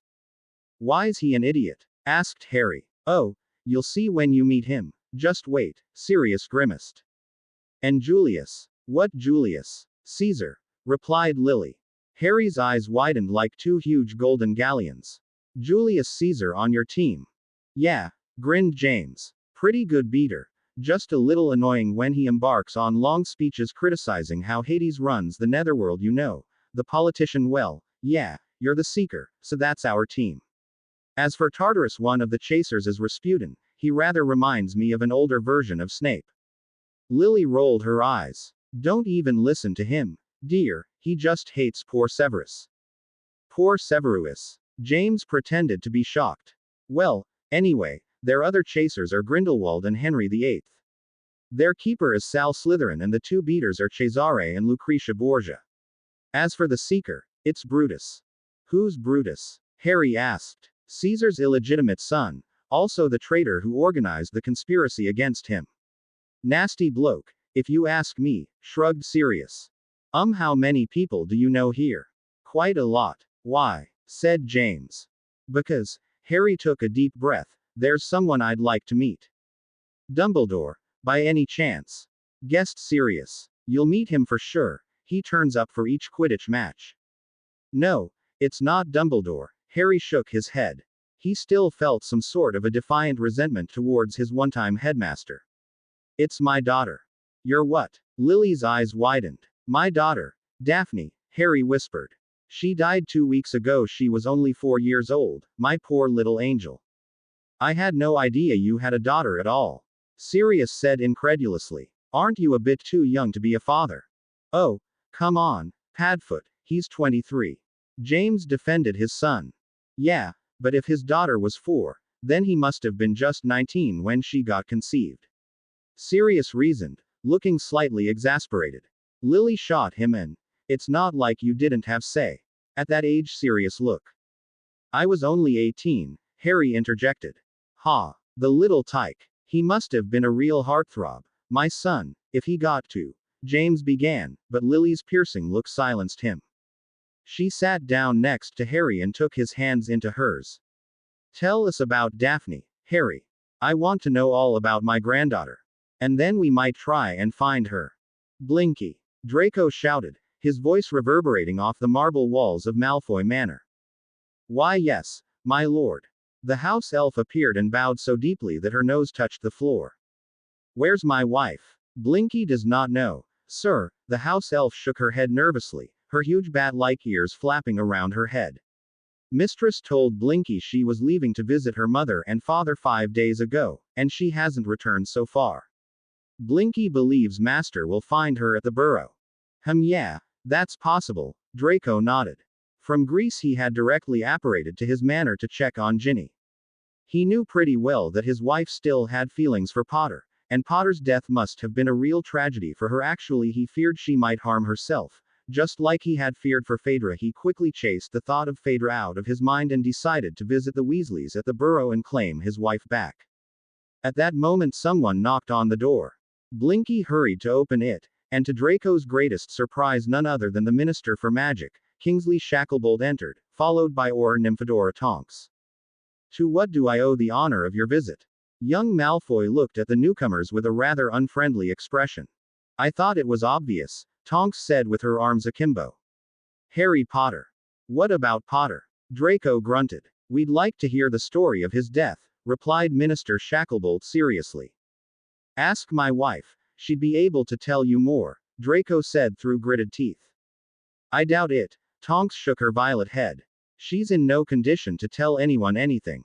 She's in a state of shock. Oh, how terrible, Malfoy said sarcastically. Okay, what do you want to hear? That Potter died after having eloped with my wife. That my wife is feeling so miserable because she's mourning her dead lover. There, you have it. Now you may go. Mr. Malfoy, Kingsley spoke up. I hope you're aware that Harry Potter's death will have a great impact on Great Britain's wizarding community. People will want to know details. However, before I talk to the press and disclose the sad news, I'd like to hear your version of events, and I'd also like to reach a compromise with you. A compromise? Draco arched his silvery blonde eyebrows at the minister. Exactly. I take it Mr. Potter passed away while with your wife. However, I believe that it wouldn't do any good to either the late Mr. Potter's or your and your wife's reputation if this came to light. So please, Mr. Malfoy, do inform us how things happened, so that we can tell the press our, how to put it, euphemized version of the tragic death. You want to deceive the press? Draco knitted his eyebrows. We have to, if we wish to protect the goodwill of the boy who lived, and also yours. If we can count on your cooperation, Mr. Malfoy, then please, speak on. For a moment Draco regarded Shacklebolt and Tonks with a dubious expression, but finally nodded. All right. Come and have a seat, Minister. That evening Draco went to the burrow to collect Ginny, and take her back to Malfoy Manor, but the Weasleys wouldn't even let him go near her room. Don't even dream of taking her, you wanker, hissed Fred. Or. Draco sent him a challenging look. What will you do? Fred looked contemplative. What shall we do with him, George? Force feed him our new laxative lollies. George suggested. Wouldn't that be too rude? Worried Fred. I mean, not to Malfoy, but to us. Imagine how the burrow would stink. Not that it doesn't stink already, Draco muttered under his breath. Do you want us to beat you up again, like we did in our final Hogwarts year? Remember it, Malfoy. It was for a similar snide remark. Of course I remember it, Draco replied coolly. That was when you two and Potter got sacked from your Quidditch team. You got what you deserved, and if you just touch me now, you'll get a much, much worse punishment. What? Fred said sardonically. There's no umbrage anymore to chuck us out of any team. What do we have to lose? Draco folded his arms and looked at them superciliously. You don't want to know, believe me. And if you don't want to lose anything, let me get to Ginny. Ha! As if I was scared of you. George snapped. What's going on here? Mrs. Weasley descended the stairs with a strict expression. When she spotted Draco, her face turned even stonier. What do you want here, Mr. Malfoy? To see my wife, Dear mother-in-law, Draco said, enjoying the way she winced at the mother-in-law part. I'm sorry, but she doesn't wish to see anyone. Not even me. Molly shook her head. Oh, you can be sure she'd like to see me, Malfoy said. I'm her beloved husband, after all. The day when you're her beloved, will be the day when Dementors start dotting each other, Fred murmured. Oh, is that so, Weasley? Shut up, Malfoy, or. They never knew what George wanted to say, for Ron apparated into the kitchen with a crestfallen expression. Told Hagrid, he sighed, then looked around. What's this jerk doing here? He pointed at Malfoy. I've come to see my wife, Weasel. Is it forbidden? She doesn't wish to see anyone, especially not you, came Hermione's voice from upstairs. Anyway, I've given her a sedative potion. She'll sleep for at least a day. Yeah, so clear out, Malfoy, added Ron. I'll clear out when I've told you what I wanted, Draco replied. We're not interested in anything you want to say, declared Fred. Not even in how the minister wishes to deal with the press. The press? What did you mean by that? George frowned. You can't be this thick, Weasley, Malfoy smirked. Shacklebolt plans a press conference in which he's going to announce Potter's death. I just wanted to tell you what he's going to tell the press so that you wouldn't accidentally tell anyone the opposite. Why? Ron demanded. What's he going to tell the press? I take he won't mention Ginny's involvement, or am I wrong? Asked Hermione. You've always been the only one to have brains, Granger, said Draco. Yeah, that's it. Shacklebolt's made up a story about Potter dying in a secret ministry mission. So to say, dying like a hero, leaving out the unpleasant details of him eloping with my wife and being wanted by the Greek magical law enforcement for murder. Murder. All the Weasleys plus Hermione gasped. Oh, yeah, you didn't know that, did you? Malfoy seemed to enjoying their shock. Potter killed some Sicilian bloke 2 weeks ago, that's why the Greek Aurors were after him. He died in a fight with his pursuers. He was on the run. He died as a fugitive, a criminal. The Weasleys' complexions were steadily turning redder and redder. However, the minister wants everyone to remember him as a hero, to make sure that neither his reputation, nor that of the Malfoy and Weasley families will be tarnished. So try and keep your big mouths shut about the real events. Potter never killed anyone. He has a damn big bright halo over his head and is playing the lute up in heaven. Malfoy's voice was extremely sarcastic. Also, Ginny never left England. She has always been totally faithful to me. And what about the Greek magical law enforcement? Hermione asked glumly. What if they get the Daily Prophet for a bit of language studying and see an article in it, saying that Harry died a hero? Won't they disclose that he was actually wanted? Not likely. Granger. Draco shook his blonde head. The Greek Aurors knew Potter by the pseudonym Dudley Dursley. They have absolutely no idea that it was the great Harry Potter whom they saw die. Ah, speaking of greatness, Auror Tonks suggested the minister should come up with some memorial ceremony for Potter. I don't know yet what it'll be. Not that I care, either, but he'll talk about it in the press conference. I just thought you ought to know. Well then, if Ginny's asleep, I can't see why I'd want to stay here any longer. We're heartbroken, aren't we, boys? Fred smirked. Off you go, Malfoy. Well, I think this must be it, Lily said, stopping in front of a gate that was overgrown with bindweed. A white board over the gate bore the legend, Elysium Kindergarten. Harry peeked into the garden to see a number of children from 3 to 6 years old playing. Some of them were watching little handmade ships sailing on a nearby creek, others were chasing each other with cheerful yelps, while others yet were sitting on the grass, holding what seemed to be dolls. A couple of children were passing a sky blue ball to each other. It seemed that Hades didn't want the kids to play with skulls. One of them hurled the ball high into the air, so that the others wouldn't be able to catch it. The ball fell back into the grass and started rolling down a small slope towards the gate. A little girl ran after it, squealing with delight as she chased the naughty blue ball that just wouldn't stop. Got you! She shouted and jumped forward, falling prone onto the ground, but finally holding the ball in her tiny hands. As though she hadn't hit her knees at all, she jumped up to rejoin her mates, but as she lifted her head, she found herself facing the gate and facing Daddy! She shouted and dropped the ball, totally forgetting about her game.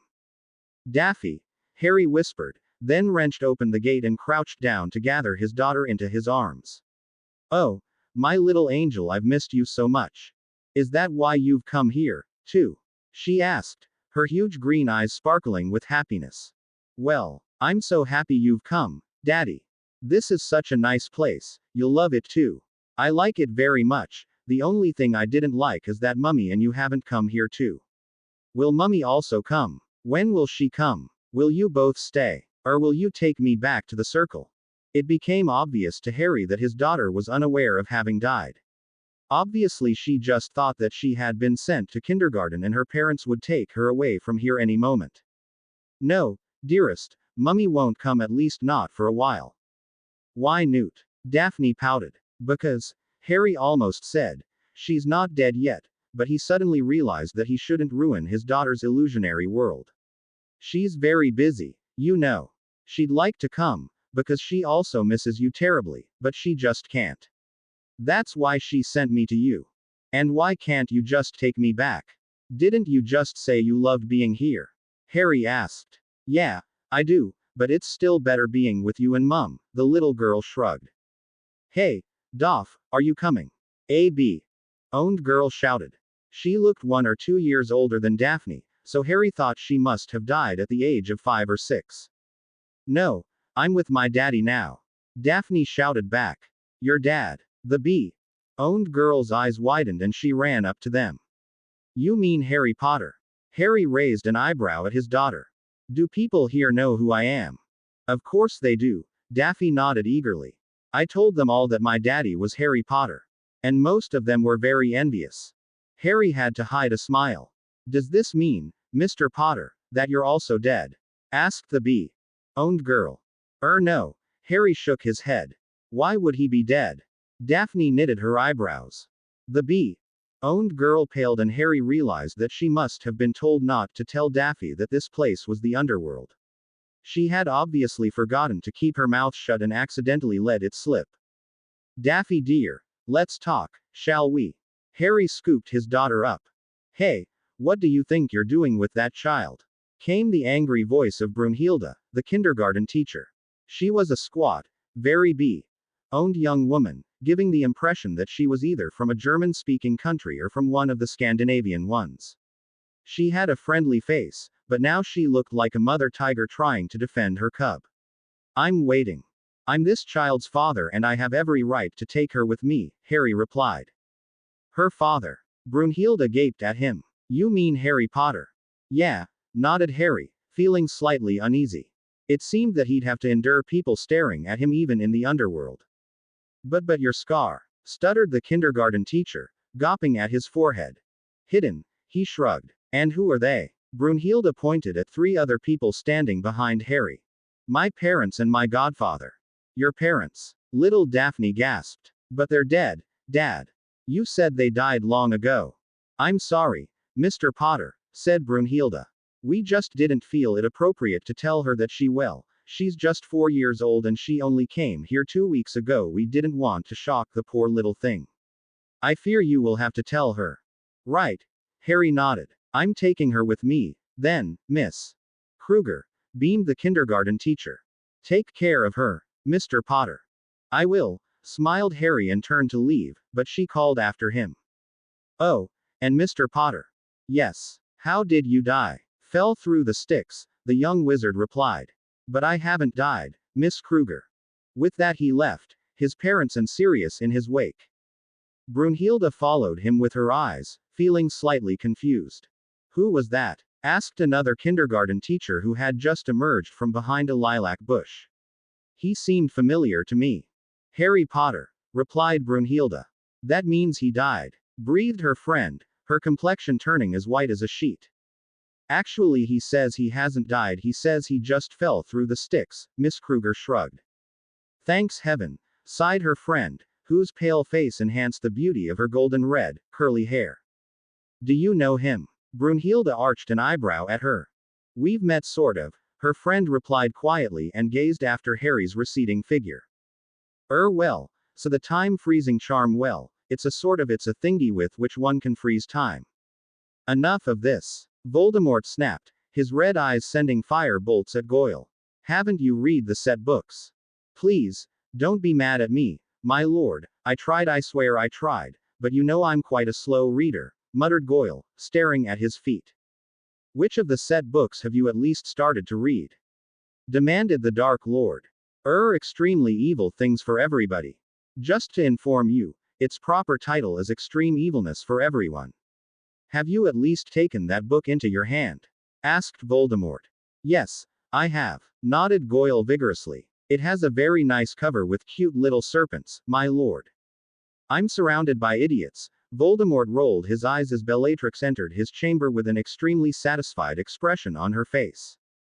My lord, she bowed slightly, I've brought you something that will make you very, very happy. What is it, Bella? The female Death Eater handed him the Daily Prophet of the 2nd of September. The headline said, "The boy WHO lived has passed away." Well, what have we here? Voldemort's mouth tucked into a smirk. His smirk widened and widened as he continued reading through the article. Mr. Draco Malfoy, eyewitness of the tragic events, expressed his deepest regret at Mr. Potter's early death. He was so young and brave. I admit we have never been on the best terms with each other, but I feel it would be some sort of a sacrilege to keep silent about his wonderful deeds. He died a real hero, on a secret mission against the dark side. I only happened to be unfortunate enough to be near him when it happened, but then again, I was fortunate enough to see it and be able to recount it to you. Voldemort read out the second paragraph of the article. Interesting. Very interesting. I believe the Malfoy boys gone mad to talk about Potter like that, he kept reading. And, as a tribute to the great Mr. Potter's memory, the Ministry of Magic has decided to erect a statue of him at the place where he, according to his best friends, had always been happy, Hogwarts School of Witchcraft and Wizardry. Headmistress McGonagall has given us her consent to erect the statue near the Quidditch pitch, where Mr. Potter played seeker for the house team of Gryffindor. The inauguration of the Potter Memorial will take place at noon, the 10th of September.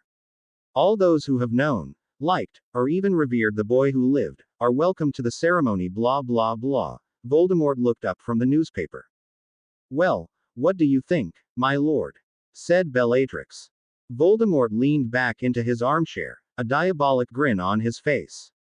This means the only person who could ever kill me is dead. Now he can surely not prevent me from becoming immortal. Does this mean we no longer need the child? Guessed Goyle.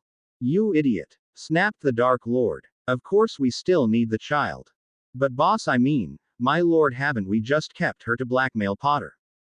Get out, Goyle. Voldemort pointed at the door. But, I said get out. Okay. The bulky Death Eater backed out of the room. Arg. I'm really surrounded by idiots, sighed Voldemort.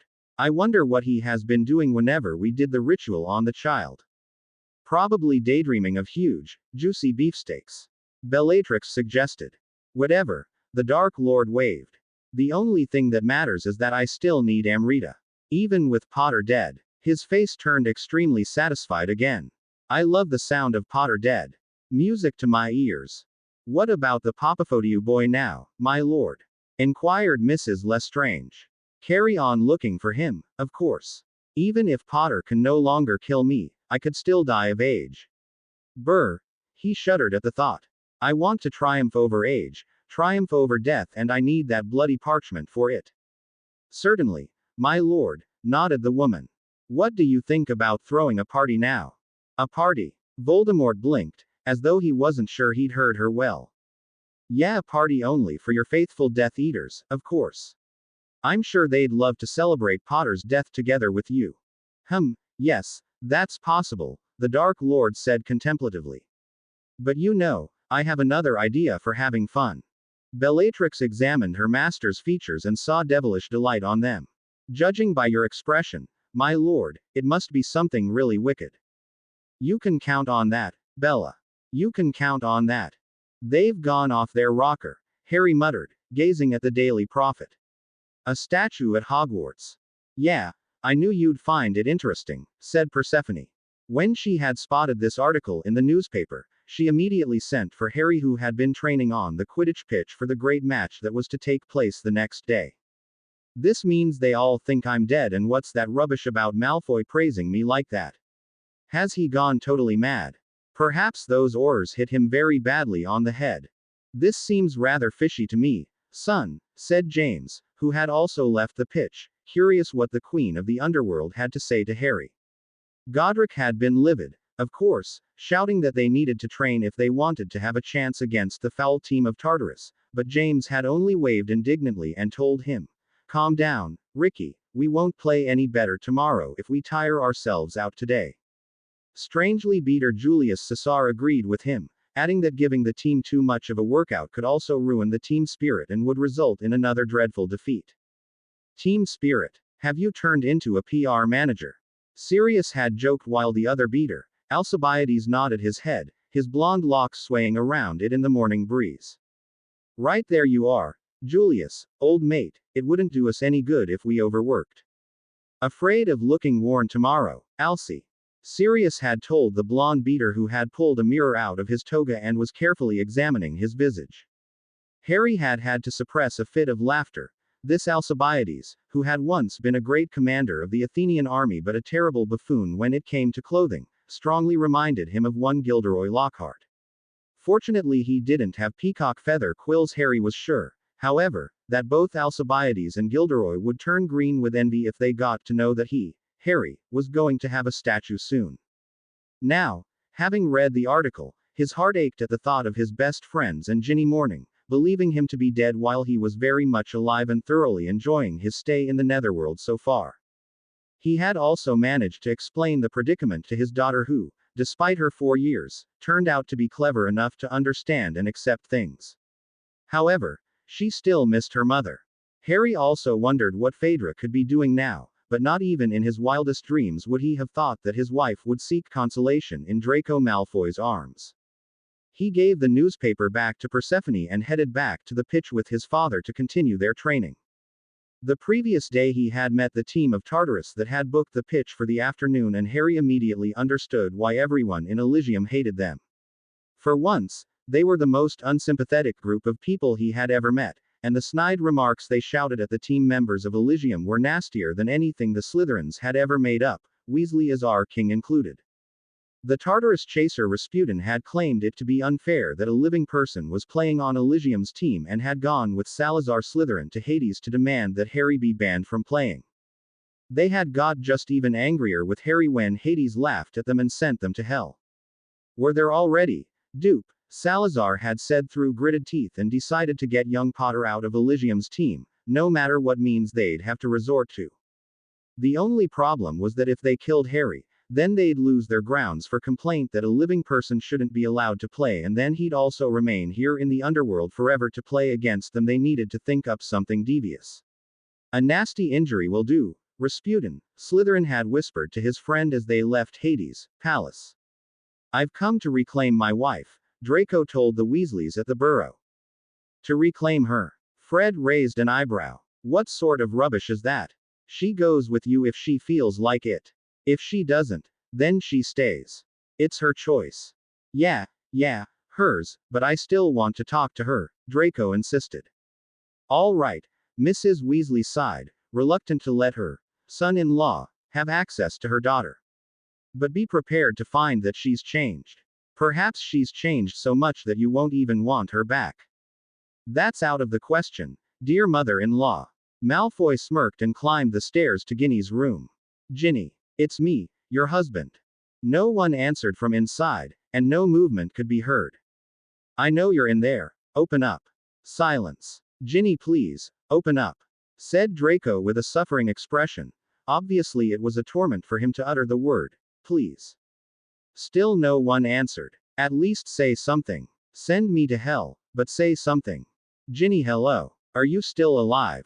It's no use, Mr. Malfoy. Molly shook her head, joining him in front of her daughter's door. Ginny dear, she said in a soft voice, let us in, please. Don't play the sulky little girl. I'm not sulky, replied a voice as silent as a whisper, and the door opened to reveal a dark figure. Neither Molly nor Draco managed to make out Ginny's features, for all the curtains in her room had been pulled over the windows to keep the light out of the room. May I? Asked Draco, feeling more and more awkward with every passing second. He wasn't the type of man who'd beseech anyone to let him in. Ginny stepped back and made a swishing movement with her hand, indicating that he might enter. Draco cast a sideways glance at Mrs. Weasley, who gave him a little smile. It was the very first time that Molly had smiled at him, Draco noted to himself. He entered the room and his mother-in-law tactfully closed the door behind him. In fact, Molly would have rather stayed and supervised their meeting, but she knew well enough that even if Malfoy had come into the family by stealth and blackmail, she had to give him a chance to make things up to her daughter. And perhaps this was the time for it. She was sure she'd ever grow to like Draco. She'd never forget Arthur's torturing, but then again, it had been done by Lucius, not Draco, and why punish the son for the deeds of his father? Molly just couldn't come to terms with her feelings towards Draco. She loathed him, but something deep inside her told her that perhaps, just perhaps, he wasn't as bad as she thought him to be. So why not give him a chance to prove himself? She descended the stairs and took her place at the kitchen table, facing her glum-looking twin sons. "You shouldn't have left them alone, Mum," said George, and Fred nodded. "Perhaps I shouldn't have," Molly sighed, propping her head in her palms, gazing at the table. "But even he deserves a second chance." "A second chance?" Fred snorted. "He's on his 99th already." "Ginny. What? Why is it so dark here?" "Because the curtains are drawn." "I know that, but why are the curtains drawn?" "Because I felt like drawing them." "May I pull them back just a little bit?" "If you want to." Draco pulled one of the curtains back just enough to let a thin stripe of light into the room that fell on Ginny's face. Draco gasped. This wasn't Ginny. Couldn't be Ginny. Not his pretty, say, why, wildcat like Ginny.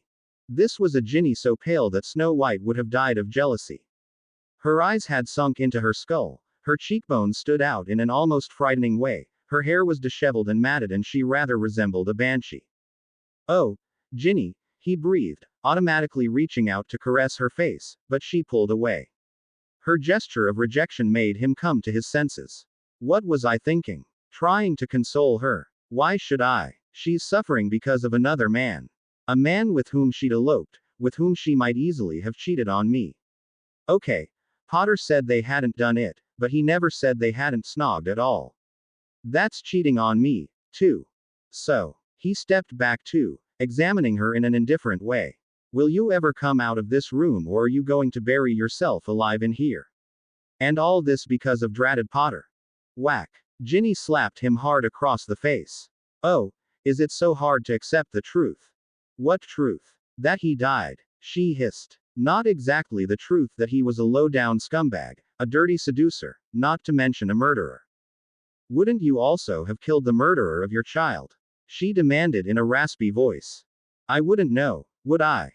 I'll never have a child, at least not from my legally wedded wife, he replied sarcastically. Ginny shot him a contemptuous look and turned away. I've told you. Go and shag anyone you want. I don't care if you have a dozen illegitimate children, as long as I don't have to act as their mother. But perhaps, she turned around. Perhaps you can't father a child, either. We'll see, Draco said coldly. Anyway, I've come to take you with me. Oh, is that so? She let out a mirthless laugh. And what if I don't want to go? Will you cut Dad's hair? Don't joke about something like this, Purea.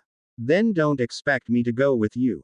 The only way you can drag me out of this house is if you kill me first. So, you won't leave with your husband, but you willingly left with your lover. What if I did? She shouted, stamping her foot. You could have brought shame on the whole family, didn't you realize that? Had the minister not left you out of the story of Potter's death, everyone would now be talking about you as a slut. What do I care what they say about me? Then at least care for your family. Care for the name Malfoy. I don't care a damn about a name thrust upon me by force.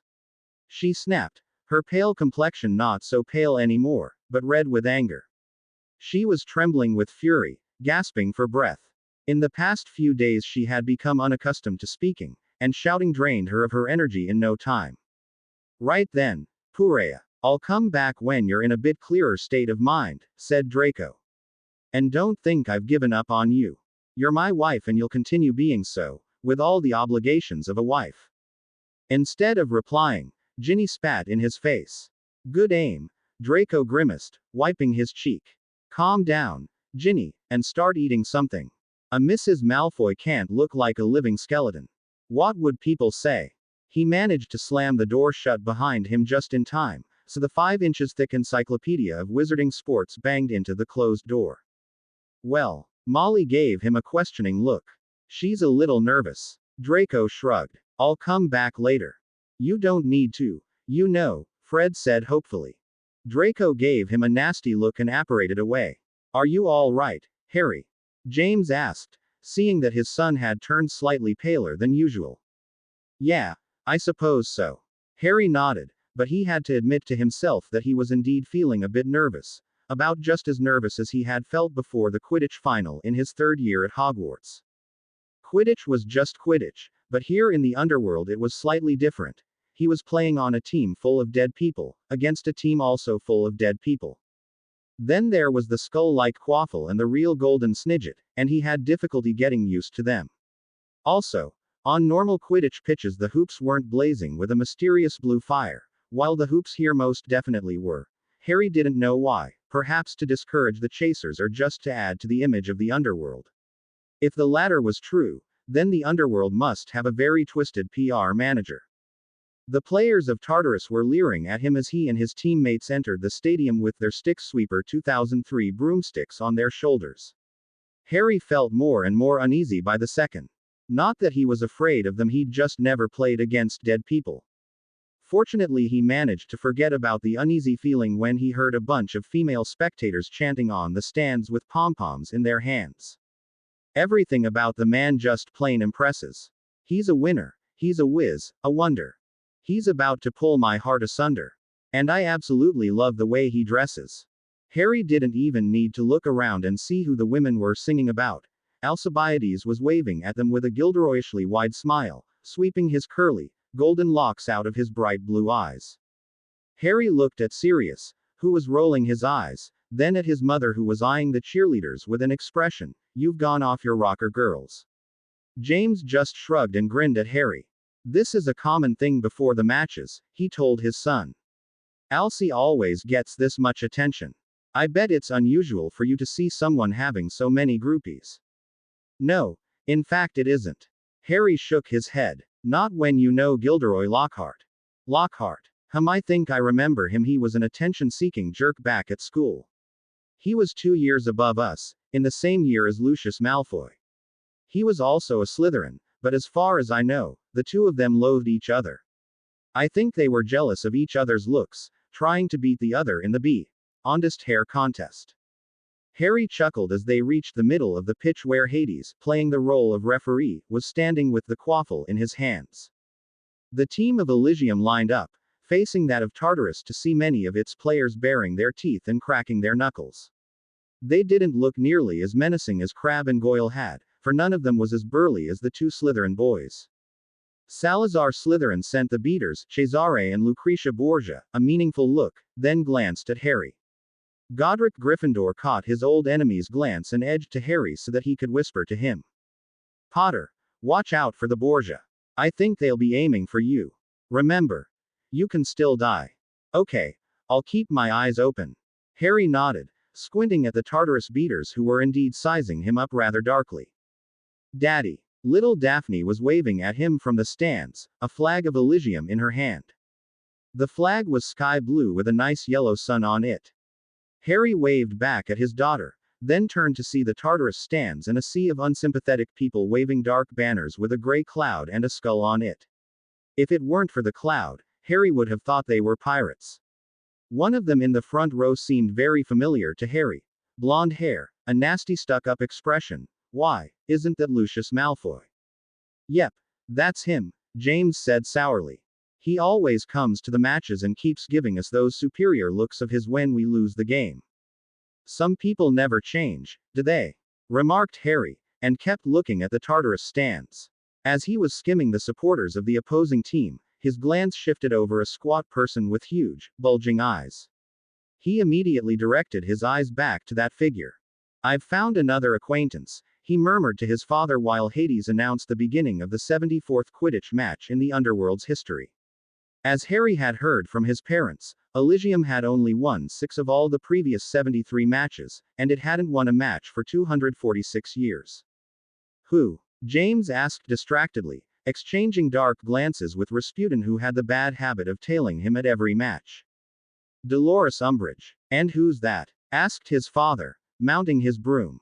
I'll introduce her to you.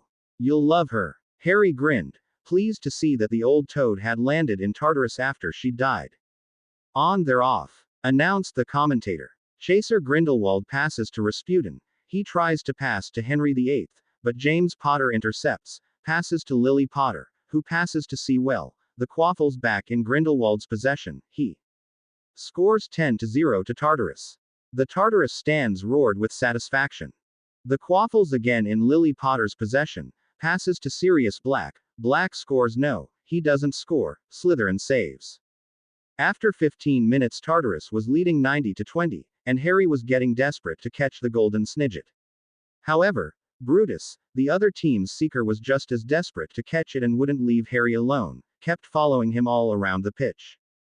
Alcibiades, to Harry's surprise, turned out to be a really talented player, something that Gilderoy Lockhart couldn't have said about himself.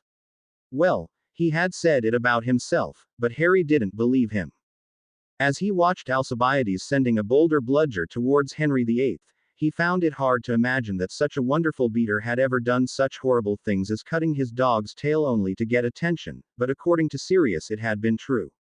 For the time being, Harry didn't really care what a stupid, attention-seeking git this Alcibiades was, as long as he played this well.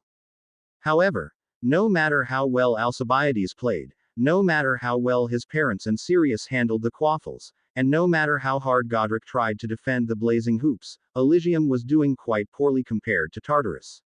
But then again, Elysium was at least playing fair, while the members of the Tartarus team were playing dirty, cobbing, stooging and stuff like that were pretty common in their playing tactics. Apparently Hades had been trying to put an end to cheating, but his efforts proved to be futile. He couldn't punish the players of Tartarus, could he? What sort of punishment could he have made up for them? Send them to hell. They were there already. Tartarus was definitely like hell. There weren't any cauldrons with hot water boiling in them. No devil kept cooking those who got there. But it was still a place so dreary, so dull and dark that one couldn't do anything else there but suffer.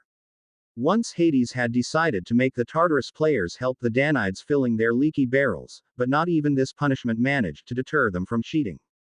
Brutus was still tailing Harry, making sure he'd see at once if Harry dived for the snidget. In order to try and shake his unwanted follower off, Harry was making loop-the-loops, swerving, diving, doing all sorts of acrobatic stuff that would have made Draco Malfoy say, practicing for the ballet, Potter. However, Brutus seemed exceptionally good in mimicking Harry's moves, and try as he might, Harry didn't manage to shake him off. Meanwhile, Elysium had managed to score once more, but Tartarus had done twice, so the score was 110-30 to Tartarus. For a while Harry didn't notice that the two Tartarus beaters were deliberately aiming for him, but when he had to jerk his broom out of the way of the 11th bludger, he started to suspect that Godric had been right and Tartarus had indeed decided to kill him, or rather disable him. Someone on the opposing team must have done something illegal again, for the Elysium stands echoed with the booing and hissing of the outraged spectators. Harry was too occupied with trying to shake both Brutus and the two Borgias off to see what had happened. He ducked a bludger sent at him by Lucretia Borgia, while Brutus, who was too absorbed in tailing him to react quickly enough, got the bludger into his face.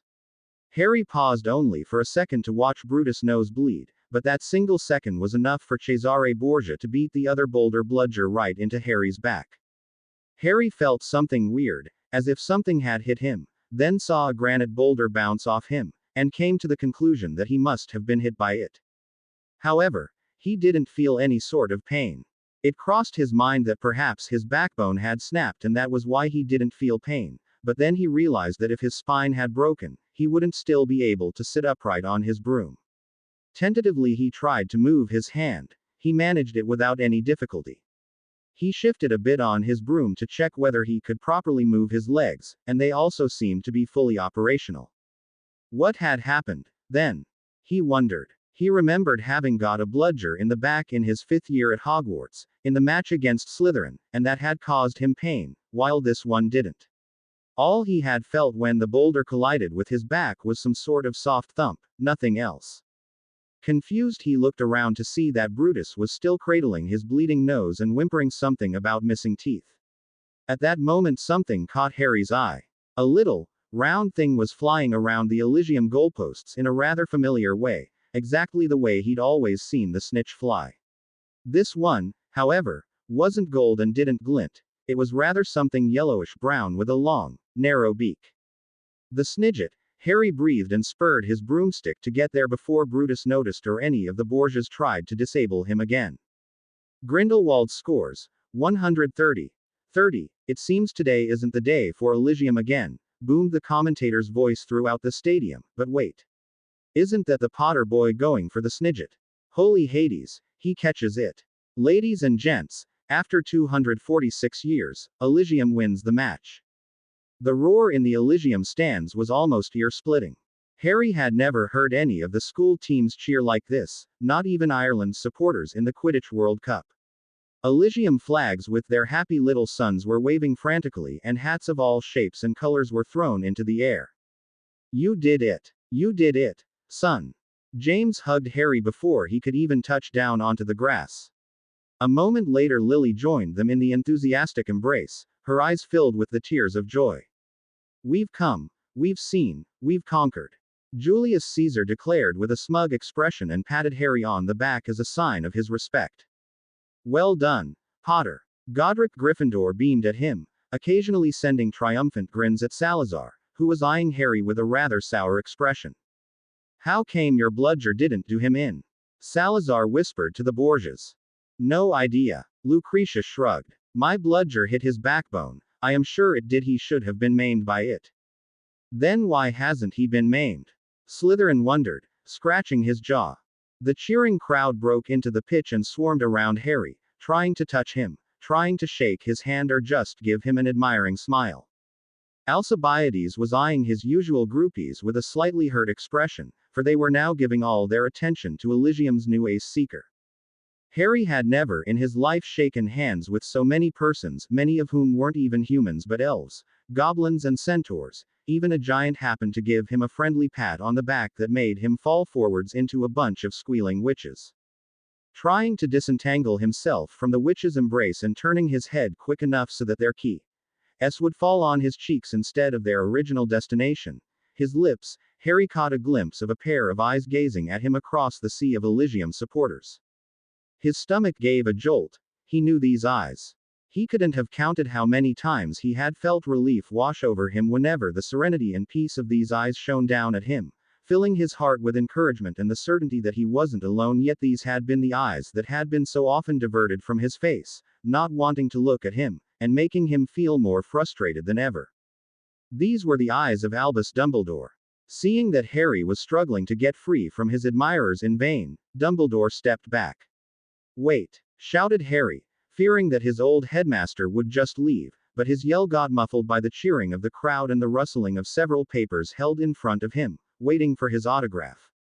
What could Harry do? He couldn't possibly cast a repelling charm on the crowd, and he wasn't sure it'd be wise to try and apparate anywhere here in the underworld. He couldn't even try to flee on his broomstick, for he didn't have so much space as to mount it. He forced himself to calm down and sign everyone's sheet of paper, flags, hats, shoes, hoping beyond hope that Dumbledore wouldn't have disappeared by the time the crowd thinned. About 2 hours later, the queue of people and creatures waiting for a signature thinned enough for Harry to see through it, and he was relieved to see the old wizard sitting peacefully in the first row of the stands, practically alone. In the third row there were 2 figures sitting in blue robes of latest fashion, their hoods drawn over their faces. As far as Harry could tell, they might equally have been males, for nothing of their faces could be seen. Are you giving out autographs or not? Asking a simpering voice from the very end of a row of a few dozen people still waiting for his signature. Professor Umbridge. Harry raised an eyebrow at the witch standing at the end of the row, but kept signing the papers of the remaining people. When those few dozen people had received his signature and departed, Harry found himself face to face with his most hated teacher. What a surprise, Professor Umbridge. Why would you want my autograph? Aren't you supporting your own team, Tartarus? Well, Harry dear, I thought it wouldn't do Tartarus any harm if I had your autograph, smiled Umbridge repulsively, trying to give him a puppy stare, but all she reminded him of was a toad. Also, who knows when will be the next time a living person turns up here? It's always wise to grab such opportunities. For a moment Harry regarded her with pursed lips, thinking it'd be too nice of him to give this old hag an autograph after all she'd done to him, but his good heart got the better of him and he realized what a pitiful revenge it would be to deny her his signature. All right then, but I'm not using your quill, he said, only to make Dolores beam at him in a rather disgusting way. I knew you had a great sense for humor, and I was sure you wouldn't still be harboring grudge against me for that little joke of mine. Well, slicing my hand open at least a dozen times wasn't my idea of joke, Harry replied, scribbling his name on the sheet of paper given to him by Umbridge. It's a wonder that I had any blood in me left after each detention. Hem, a voice interjected, and both Harry and Dolores swerved around to see Albus Dumbledore grinning at both of them. Hello, Harry. Nice catch. I have accidentally overheard parts of your discussion and I was just wondering what you meant by it was a wonder you had any blood left after each detention. Would you explain it, Dolores? Well, Albus, Umbridge shifted uneasily. It's like, whenever she gave me a detention I had to do lines, and she made me write with a quill that used my own blood as ink, replied Harry. What? Dumbledore gasped, and Harry had no idea why he had turned so pale. Is this true, Dolores? Well, you see, Albus. Why didn't you tell me, or Professor McGonagall? The one-time headmaster demanded from Harry. I thought I'd seem weak if I did. The young wizard shrugged. Also, I didn't want her, he said, glancing at his hated teacher, to think that I was running to you to complain about little, unimportant things. I considered it as a battle of wills with Umbridge. Unimportant things. Dumbledore's voice rose in pitch so that even Lily, James and the rest of the Elysium team, who had been chatting nearby with some spectators, started to feel interested in Harry's conversation with Albus. You let your pride take over, Harry. You thought it was beneath your dignity to report her to us. But why's that such a big deal? Harry asked, not understanding. Your blood, Harry. You were giving your blood into the hands of a stranger. Dumbledore said, pointing at Umbridge. Do you have any idea what she could have done with it? No. What? Harry asked, looking at Dolores, who had started to back away from them. No, you're not going anywhere, Dolores. Boomed Albus. Ha, make me stay if you can. She snapped. You're just as dead as I am, and you don't have a wand either. But I do, replied Harry, drawing his wand out of the pocket of his Quidditch uniform, pointing it at her. Come back this instant, you ugly old toad. I've never in my whole life been spoken to like that. Umbridge sputtered. Then it was high time someone talked to you like that, growled Harry. Her eyes on Harry's wand, Dolores approached them again, slightly trembling. So what were we talking about? How many sheets of parchment did you have to fill? Dumbledore asked from the young wizard, but kept an eye on Umbridge to make sure she wouldn't flee. No idea. A lot. Harry shrugged. About 2 parchments an hour. I usually spent about 5-6 hours a day in detention, and I was in detention at least for 3 weeks, so, about 60 parchments. Albus drew the conclusion. That's a lot of blood, you know. He turned to Umbridge. What did you do with the sheets of parchment written on with Harry's blood? Well, burned them, of course, said Dolores in a slightly wavering voice. So that you'd never have a proof of what I'd been making Harry do. Perhaps you're not aware, Dolores, but I'm a highly skilled legilimens, said Albus calmly. And I know you're lying. I want the truth. Don't be afraid. I can't harm you without my wand, and I don't even intend to. You're rotting in Tartarus where you belong. That's a big enough punishment for you. I also promise that Harry won't hurt you either, right, Harry? Somewhat reluctantly Harry nodded. Right. There. You have it. And now, speak up, and don't leave out a single detail. What did you do with those sheets of parchment? Well, I didn't want to, Dumbledore, but I had to. My sister Mastitia got kidnapped by you-know-who. Of course, I knew that you-know-who was back, but I had to act as if he wasn't, or he would have killed my beloved sister. Fudge also knew that she had disappeared, but kept it a secret from the press, not wanting to wake their suspicion that the Dark Lord might be back, and of course Fudge didn't believe that Maestisha had been kidnapped by he who must not be named, but still, he didn't want anyone to get suspicious, and I was afraid. I truly liked my sister, the only other person I've loved besides my Argus. Dolores sniffed and wiped a tear off her face. Anyway, the Dark Lord knew I was working for the ministry and wanted me to work hard against the news spreading about his return, so I did. That's why I sent the Dementors at Potter to silence him.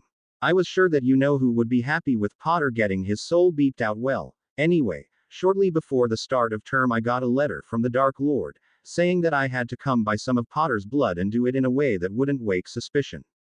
You mean Voldemort needed my blood? Harry frowned. Dolores cringed at the name, but nodded. He sent me this funny quill to make you use it. Of course later I made Lee Jordan use it too, so that you wouldn't think I was only using it on you. You would have become suspicious. Oh yeah, because cutting the words "I must not tell lies" into the back of my hand wasn't suspicious, was it? Harry snapped, holding his right hand out of her. Some whitish lines were still visible on it, though the words were no longer decipherable. Harry, calm down. Dolores, please continue, said Dumbledore. Well, there's not much more to tell. Umbridge shrugged. I kept sending the Dark Lord the letters with Potter's dried blood. No idea how he could use it once it had dried into the parchment. I trust Voldemort to know charms which can make dried blood liquid again, sighed Albus. This fits, though. What fits? Asked Harry. When you came back after the third task of the Triwizard Tournament, said the one-time headmaster, you told me that Voldemort had used your blood to regain his body. And I felt happy about it. Victorious. Harry knitted his eyebrows, trying to remember. Yes, indeed, he had seen a gleam of triumph in Dumbledore's eyes and he hadn't been able to guess what it had been. Victorious, sir. Yes, Harry, sighed Albus. Good old Tom might know lots of tricky dark arts, but it seems that at that time he wasn't aware that if a wizard uses another wizard's blood to regain or strengthen his magic powers, he so to say seals his own fate, for the blood of the donor will function as a drug and the user will be addicted to it. Addicted. Harry's eyes widened. Voldemort became addicted to my blood. He must have, nodded the old wizard. And it seems he only realized this after a while. He must have started to get weaker and weaker sometime during the summer holidays after his rebirth, and it became obvious for him that he had to act immediately. You know, if you get addicted to a drug, you'll need it to keep you going, and if you try to lay off it, you'll get the withdrawal symptoms. You'll feel dizzy, weak, and you'll think you'll go mad if you can't take a new dose. Voldemort used your blood to regain his body and powers, and if he doesn't get more of it, he will lose his powers. Lose his powers? The young man gasped. But he hasn't lost them. No, he hasn't. For a while your blood in his veins kept him going. When your blood had been almost totally replaced by his through the process of blood replenishment, he looked for a new source of getting your blood, and that's where Dolores came into the picture. You mean, muttered Umbridge, that you know who used the letters I sent him to get Potter's blood from them so that he wouldn't lose his powers? Yes, that's what I mean, replied Dumbledore. I only wonder how long those blood stocks lasted for him. They can't have lasted for 7 years, for sure. What could Tom have made up to substitute for your blood? I think perhaps we could tell you that, a gentle female voice spoke up behind Albus. Harry turned to look at the source of the voice and saw that the two figures wearing blue robes and hoods which hid their faces had joined them. You, Miss? Dumbledore began with a surprised expression. Springfield, replied the woman, lowering her hood to reveal a pretty but serious face with huge blue eyes, framed by elegantly wavy reddish owned hair. Adela Springfield. Perhaps you remember me, Albus. Of course I do, Dumbledore said incredulously. You taught defense against the dark arts when I was teaching transfiguration. But you went missing one day and no one ever found you. Exactly. Adela nodded. For Tom saw to it that no one would find me again. Tom. The one-time headmaster blinked. What does he have to do with this? A lot, Albus, sighed the woman. I am ashamed to say this, but I was his lover and I got pregnant with his daughter. At his moment Harry shuddered. However, Adela continued her tale. Tom wanted to kill me for having witnessed his killing his family, but I told him about my pregnancy and he decided not to kill me, he rather froze me in time. For 38 years. 38. Dumbledore breathed. Yes, nodded Adela. He must have taken me somewhere to the north, for one day he unfroze me and I woke up in some sort of an ice cave. He told me how long I had been sleeping, and I asked why he had decided to wake me up and he told me. He said it had been predicted that a soon-to-be-born boy would be his undoing, and he got an idea. What sort of an idea? Inquired Dumbledore, while Harry was getting more and more nervous. He said he needed his daughter to play her off against this boy. He thought if he could live long enough to wait for our daughter to become, say, you ally mature, then he'd make her seduce that boy. To seduce him. Why? Asked Albus, casting a questioning glance at Harry, who looked away. Because Tom thought that if this boy fathered a child by our daughter, and the child was in Tom's possession, then he'd be able to blackmail the boy with it. Adela ran her hand nervously across her golden red locks. I told him it was madness and that I wasn't willing to give birth to my daughter to sentence her to such an evil, twisted life, but Tom had his means to force me. So you gave birth to his daughter. What happened after that? He killed me, obviously. I had fulfilled my task. Tom had no more need of me. All I know of the rest of the story I know from my daughter. Your daughter. Albus' eyes shifted to the other figure who still had her hood drawn over her face. She died, too. Now Harry was also eyeing the mysterious woman next to Miss Springfield. Yes, I did. She nodded and slowly, ever so slowly, lowered her hood. There was a sharp intake of breath, and Harry didn't even realize that it had been him who'd gasped so loudly. The woman was stunning.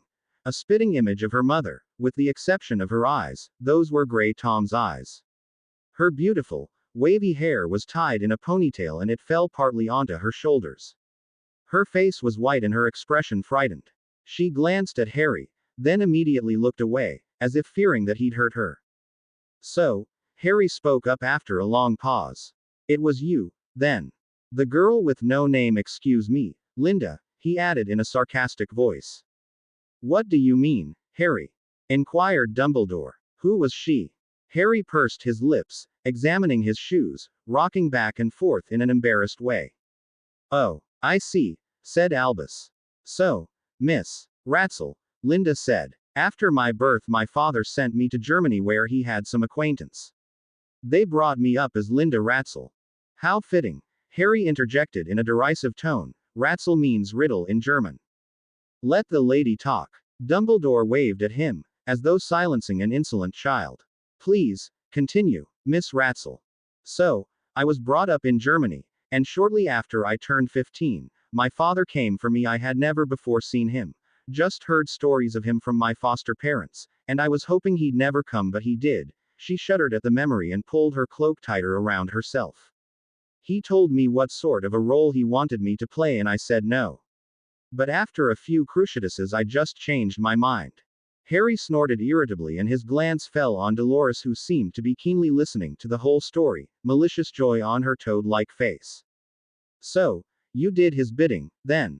Asked Albus. Yes, I did. Somehow Father's Death Eaters got a hair of that girl. Chong, was that her name? You should know. You played her very well, Harry commented with his arms folded in front of his chest.